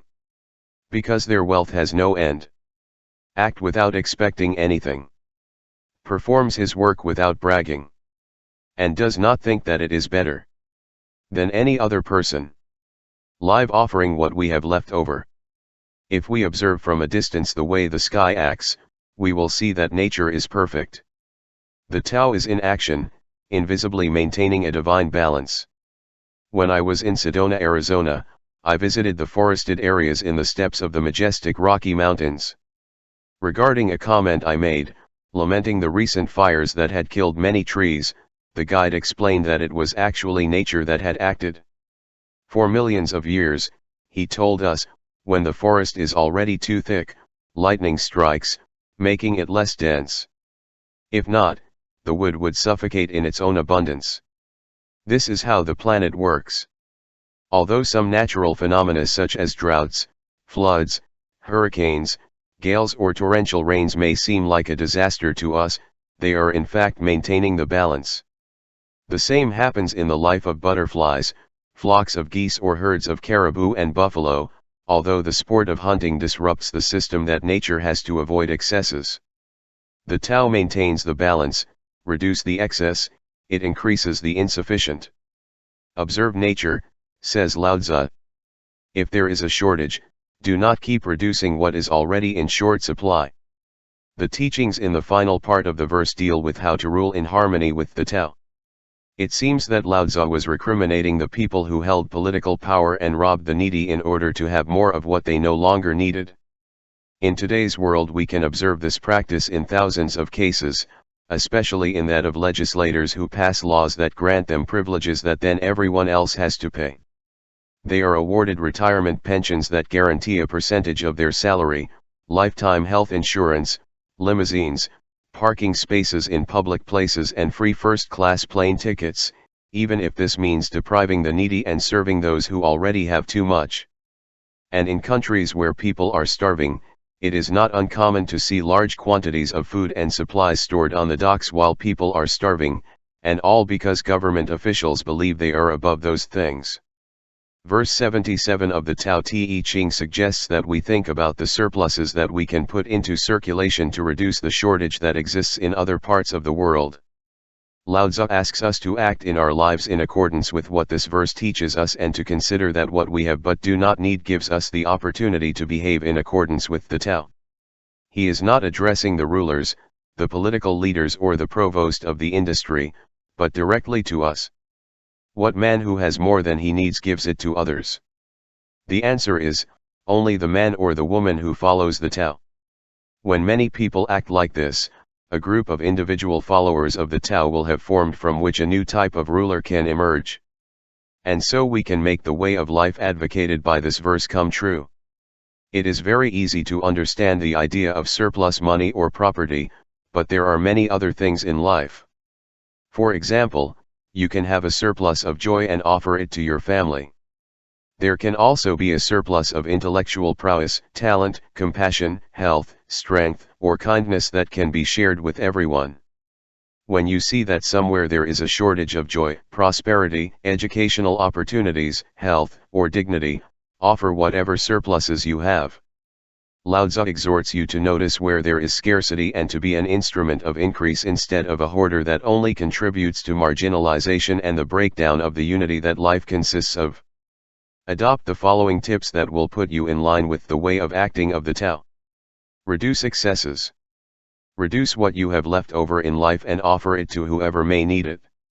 Start with your personal items, clothes, furniture, tools, equipment, transistors, photo machines, or whatever else you have left over. Don't sell them, give them away, if you can afford it. Don't demand recognition for your acts of generosity. Simply, behave in harmony with the Tao by reducing what is left over. And think of your intangible abundance of health, joy, goodness, love, and inner peace, and find a way to offer these wonderful feelings to those who can benefit from them. Be an instrument of increase. Just as nature fills in the gaps by maintaining the necessary cyclical balance in the world, be an instrument of increase wherever you see that there is scarcity. Dedicate a part of what you earn to alleviate the deficit of others. As Lao Tzu points out, the teacher can give without stopping because his wealth has no end. If you cannot afford to give money to the less fortunate, bless them silently. Offer a prayer when you hear the siren of an ambulance or a police car. Look for opportunities to fill the void in other people's lives with money, material goods, or loving energy in the form of kindness, compassion, joy, and forgiveness. Practice the Tao, now. Spend a day shedding excess objects, making sure that what you give is useful to someone. Find something you don't need or don't use. For example, I just raised my head from my desk and saw some notepads, 3 DVDs, and a toaster that I haven't used in the last 6 months. If you can go through your room right now, as you read these lines, I'm sure you will see things that you could easily decide to spare. So set the time to put your surplus into circulation. You can also remove those things from your field of vision and leave them somewhere where you may need them later. Be a Taoist man or woman. Verse 78. Nothing in the world is more ductile and weak than water. But in his attack against the hard and rigid, nothing beats it. There is nothing like it. The weak conquers the strong. The ductile outweighs the hard. There is no one in the world who does not know this. But nobody is putting it into practice. That is why the teacher remains serene in the midst of sadness. Evil cannot penetrate your heart, as he has stopped trying to help. It is of the greatest help to people. True words seem paradoxical. Live like water. When researching, studying and putting into practice the 81 verses of the Tao Te Ching, I have always been amazed by the large number of references that Lao Tzu makes to water in its various forms: the sea, the rain, the fog, the mist, snow, rivers, and streams. The admired master seemed to find his spiritual strength in any part of nature, but he must have had a special predilection for water and was interested in how it works in our lives. Be like water seems to repeat itself throughout the Tao Te Ching. This element is closer to Taoism than anything else in the world, making it a very suitable symbol for teaching about the Great Way. Water is as mysterious to us as Tao itself. If you get into a river and try to squeeze it, the water runs out of your hands. Water is elusive until you stop trying to catch it and let your hand relax and become one with it. Paradoxically, you get it by letting go. Lao Tzu advises us to imitate this element in all its indecipherable and mysterious ways of behaving, even if it seems contrary to what our intellect tells us with all its conditioning. Lao Tzu insists a lot on 3 themes that appear throughout this book and that refer to the authentic characteristics of water. Get over the most rigid aspects of your life by giving in. The hard and the rigid are overcome by the relentless action of delicate things, such as the smooth flow of water or its constant drip. So if we are persistently delicate and willing to give in, we will see the resistance of the tough and unforgiving weaken. For years, one of the people in my family, who insisted on hurting herself and her friends by ingesting toxic substances, found a loving but firm response from me. Little by little, over time, his rigidity began to weaken at the constant trickle of love, kindness, and acceptance that I offered him, calmly but with determination. It can be daunting at times, but as Lao Tzu emphasizes in this verse, we have to act exactly like water and use a gentle approach because in its onslaught against the hard and rigid, nothing surpasses it. Water appears as something that is easily collapsible. Yet it is so flexible that when you push it away, it finds its own place under sturdy things and patiently penetrates where nothing solid can disturb its resting place. Even if you erect barriers, build dams, and make them waterproof, after enough time the ductility of the water will prevail. The weak overcomes the strong. This is an important message for us. Stay flexible, willing to humble yourself and appear weak, but knowing that you are in harmony with the Tao. Lao Tzu encourages you to be like the teacher who remains serene amid sadness. Evil will not be able to penetrate your heart. The water is so soft that it cannot be damaged or destroyed. It simply returns to its origin to be used over and over again. If you boil it until it disappears, the steam penetrates the atmosphere to return later. If you drink it, it returns after having nourished your body. If you contaminate it, over time, it will come back purified. It achieves all this because it is a malleable and mutable element. If you remain in an attitude of ductility overcoming the hard, you too will be indestructible. Reread verse 43. Living ductility. There is nothing under the sky as soft as water, and yet there is nothing that surpasses it when it comes to beating hard. There is great wisdom in this analogy between water and our behavior. Remain, therefore, in a ductile attitude. Hold back when you are about to want to show how tough you can be. Try using patience instead of trying to control things inflexibly. Trust your inherently delicate self. I love Mary Oliver's beautiful poem Wild Geese, in which she talks about this. You don't have to be good. You don't have to walk through the desert on your knees in penance. You just have to let that delicate animal that is your body love what it loves. Tell me about your despair and I will tell you about mine. Meanwhile, the world goes on. Meanwhile, the sun and the clear pebbles of the rain move through the landscapes, over the meadows and the lush trees, the mountains and the rivers. Meanwhile, the wild geese, in the pure blue air, head home again. Whoever you are, no matter how lonely you are, the world offers itself to your imagination and calls to you like wild geese, screeching with excitement, announcing over and over your place in the family of things. From his 2,500-year perspective, Lao Tzu reminds you how much you have to learn from nature, especially water, and encourages you to put these ideas into practice. Change the way you think about strength and weakness. Realize that stiffness, toughness, forcefulness, conceit, and dominance are not properties of strength at all.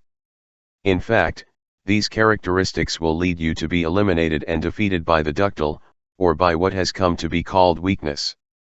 Change your way of thinking about all this and you will see how your world changes.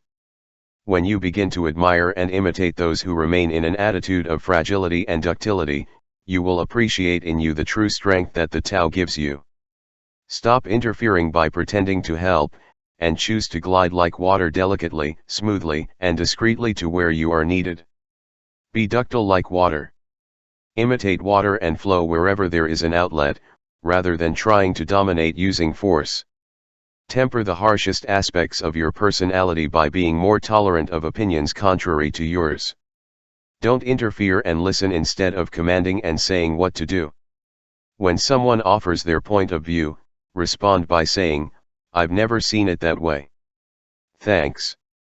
I will think about it." Practice the Tao, now.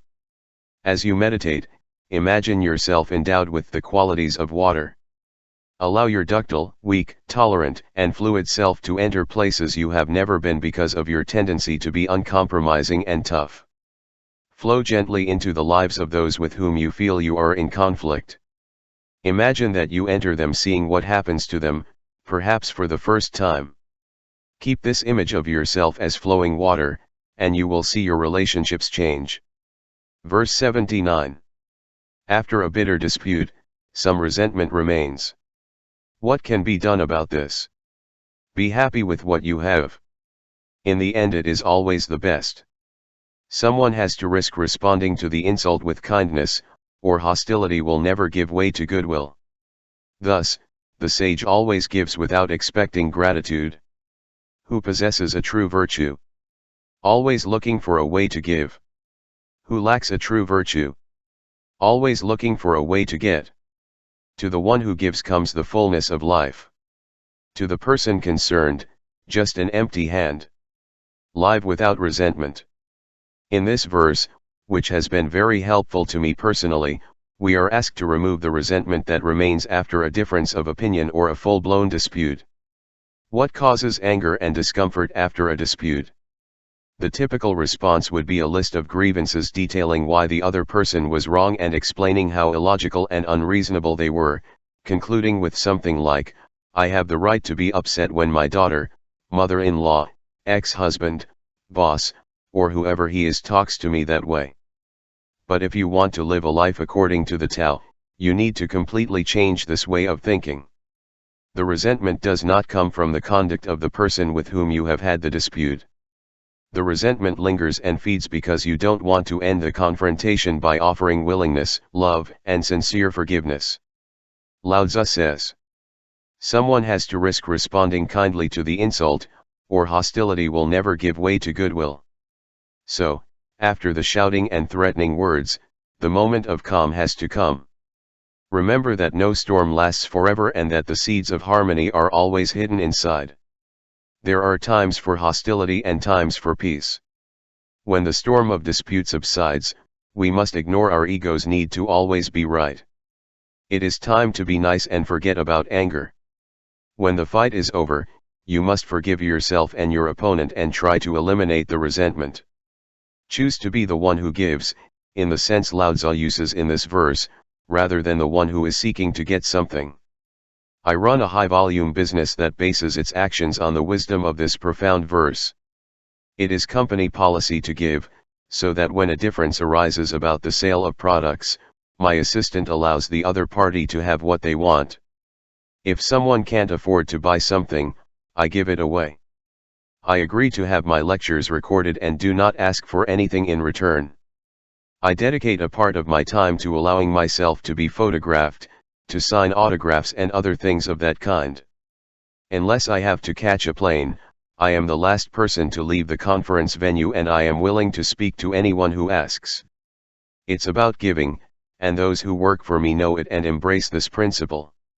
Not long ago I asked a person to participate in a series of lectures that I had committed to giving. I found him to be a highly talented musician and entertainer, but living in scarcity. Despite his enormous qualities, abundance did not flow into his life. After a few lectures, I realized that I was interested. He was not a generous person willing to give. He was constantly looking for a way to earn more money indirectly, excluding everyone else who worked providing some service to those attending the talks.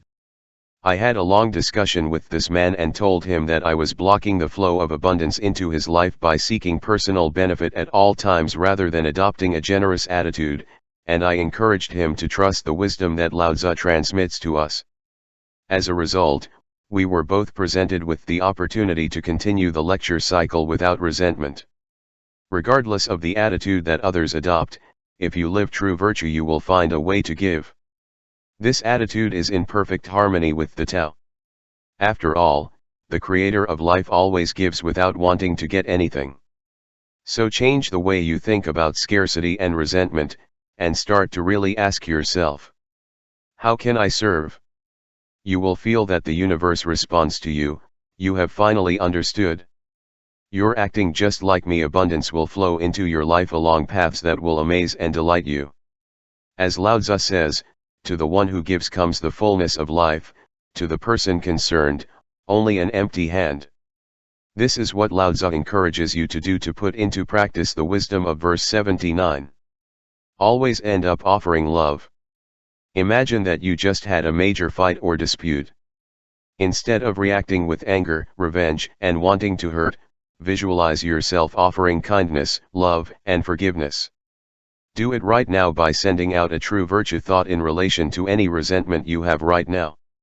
Make your normal response, in any altercation you have in the future, be, I always end up offering love. Get used to giving.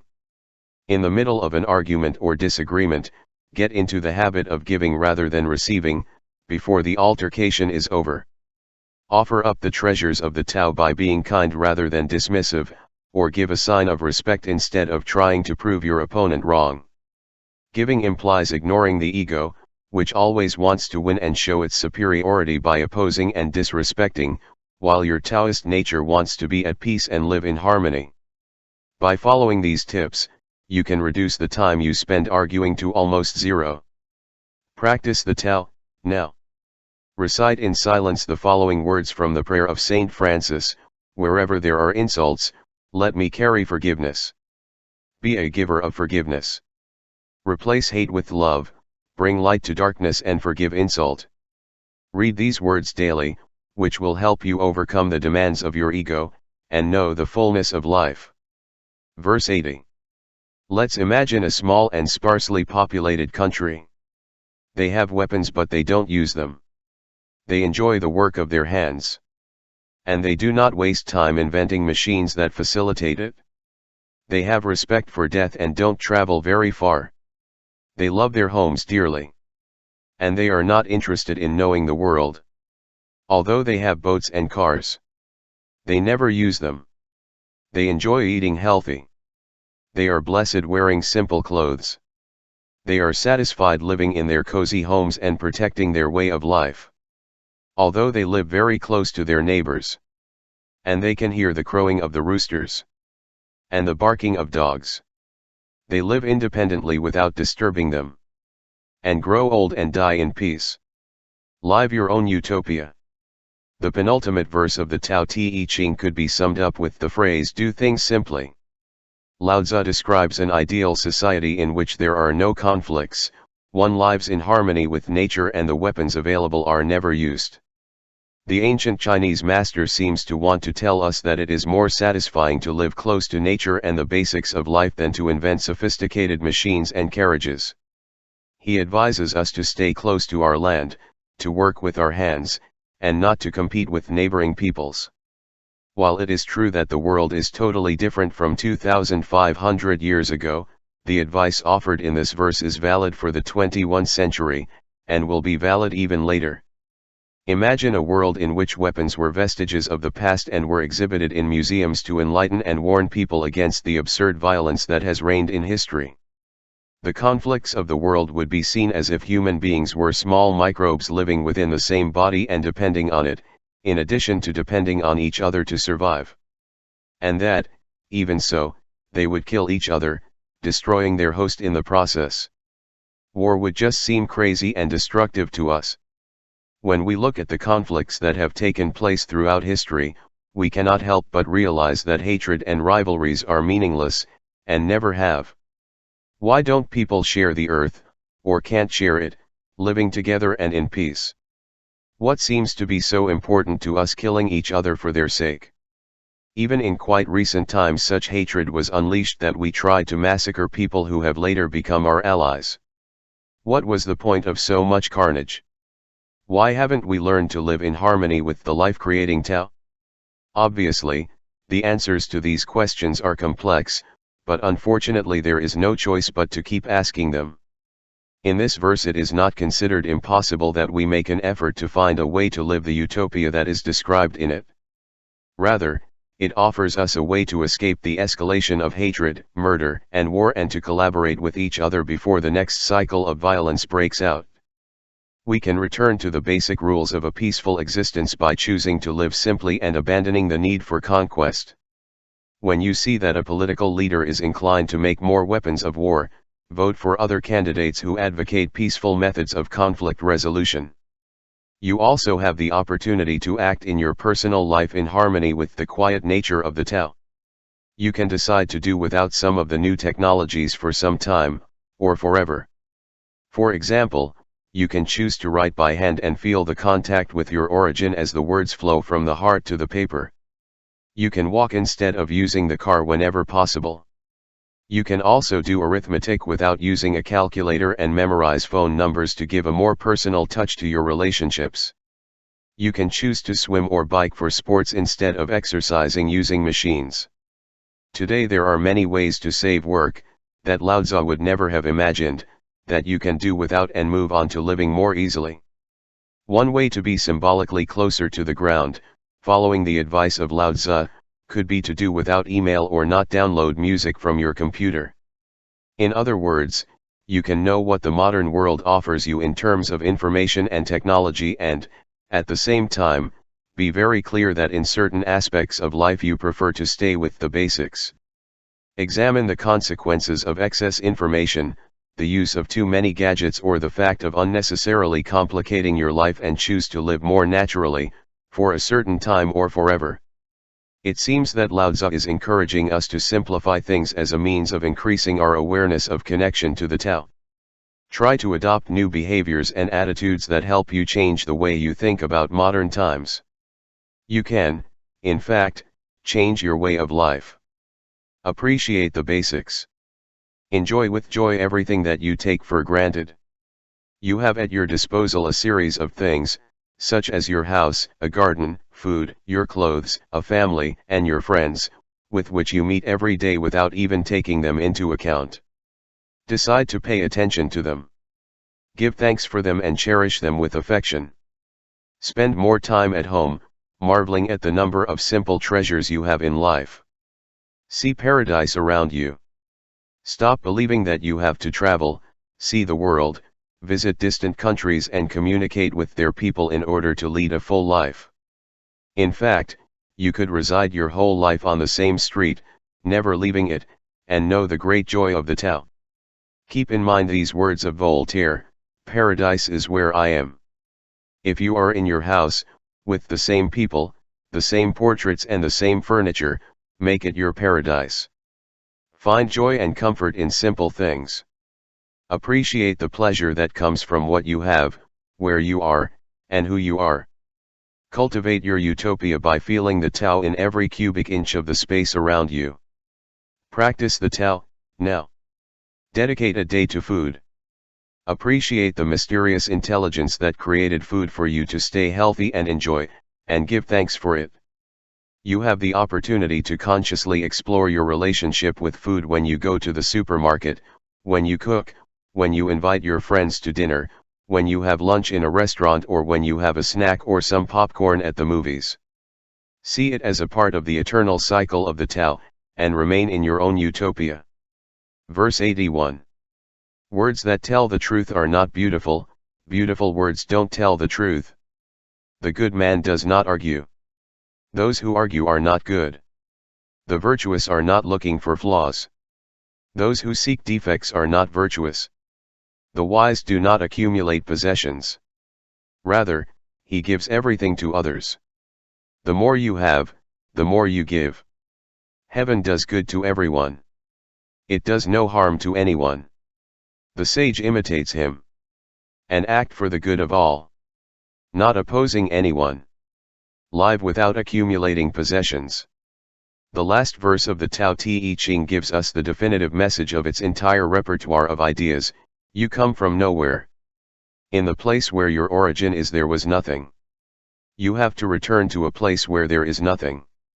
That is why Lao Tzu invites us to stop accumulating possessions and to honor our true essence. Just as nothingness is the pure Tao, in its absence of form, our authentic being also has no form, because we are the Tao. The Tao Te Ching tries to draw us towards a way of being that recognizes that nothingness is the Tao. Or put another way, towards a way of being aware of God. In this last chapter I have chosen to propose that you access your not being, or Taoist self, by living without accumulating possessions. This means giving more, arguing less, and freeing yourself from your attachment to everything that exists in the world of 10,000 things. Ultimately, living this way even means getting rid of your attachment to your own life and body. You can start right now, when you still live in this world. Saint John of the Cross expresses it in these words. To come to like it all. You don't want to like anything. To come to know everything. Do not want to know something at all. To come to be everything. Do not want to be something at all. All this wisdom about nothing comes from what Lao Tzu offers us, that spiritual master who wants us to experience the joy of being everything knowing nothing, where you cannot have possessions. It is difficult to imagine a world without things. But in this last verse, Lao Tzu tells us about what that world would be like. Beautiful words are not necessary as there is nothing to describe. There is nothing to discuss as there are no things to dispute over. No fault can be found or blamed because the only thing that exists is the hidden virtue of the Tao. And finally, there is nothing to own, treasure or accumulate, which makes us imaginatively generous and willing to help. Heaven does good to everyone, Lao Tzu tells us. And well, it is synonymous with God, which is actually the same as the Tao. Here is how Meister Eckhart illustrates the equivalence between the words God and Tao. God is a being beyond being. And a nothing beyond being. God is nothing. Absence of things. God is the absence of things. And yet God is something. In this last verse of the amazing and timeless Tao Te Ching, we are encouraged to do our best to imitate heaven while we are still in material form. Consider these suggestions from Lao Tzu to forever change your thoughts and ultimately your life. Stop wanting to always be right. Give up your propensity to argue and decide that you are willing to admit that the people you disagree with are right. Get out of the habit of showing your disagreements by simply saying to the one with whom you are arguing something like, "You're right on this point, and I'm glad you explained it to me." This way you end the controversy at the same time that you stop finding fault with others. Change your ego's need to be right by making this Taoist statement, "You are right on this point." This will make your life much more peaceful. Reduce yourself to zero or nothing. Take a look at your body and everything you own, and place them in the context of a changing world. Keep in mind this statement by Mahatma Gandhi, to swim in the ocean of truth, you have to reduce yourself to zero. From a place where there is nothing, from scratch, become an observer looking at what has accumulated in the world of things. From this perspective, you will discover that nothing can be truly real in that world. Practice this exercise when you feel attached to your possessions or your points of view. D.H. Lawrence brilliantly captured this idea. Are you willing to be erased? Crossed out, deleted? Reduced to nothing? Are you willing to be turned to nothing? Lost in oblivion? If not, you will never really change. Read again the title of this book, New Thoughts for a Better Life, and be ready to change. Practice the Tao, now. I leave you with these words of Lao Tzu, taken from the book Tao Te Ching, a new translation, by Sam Hamill.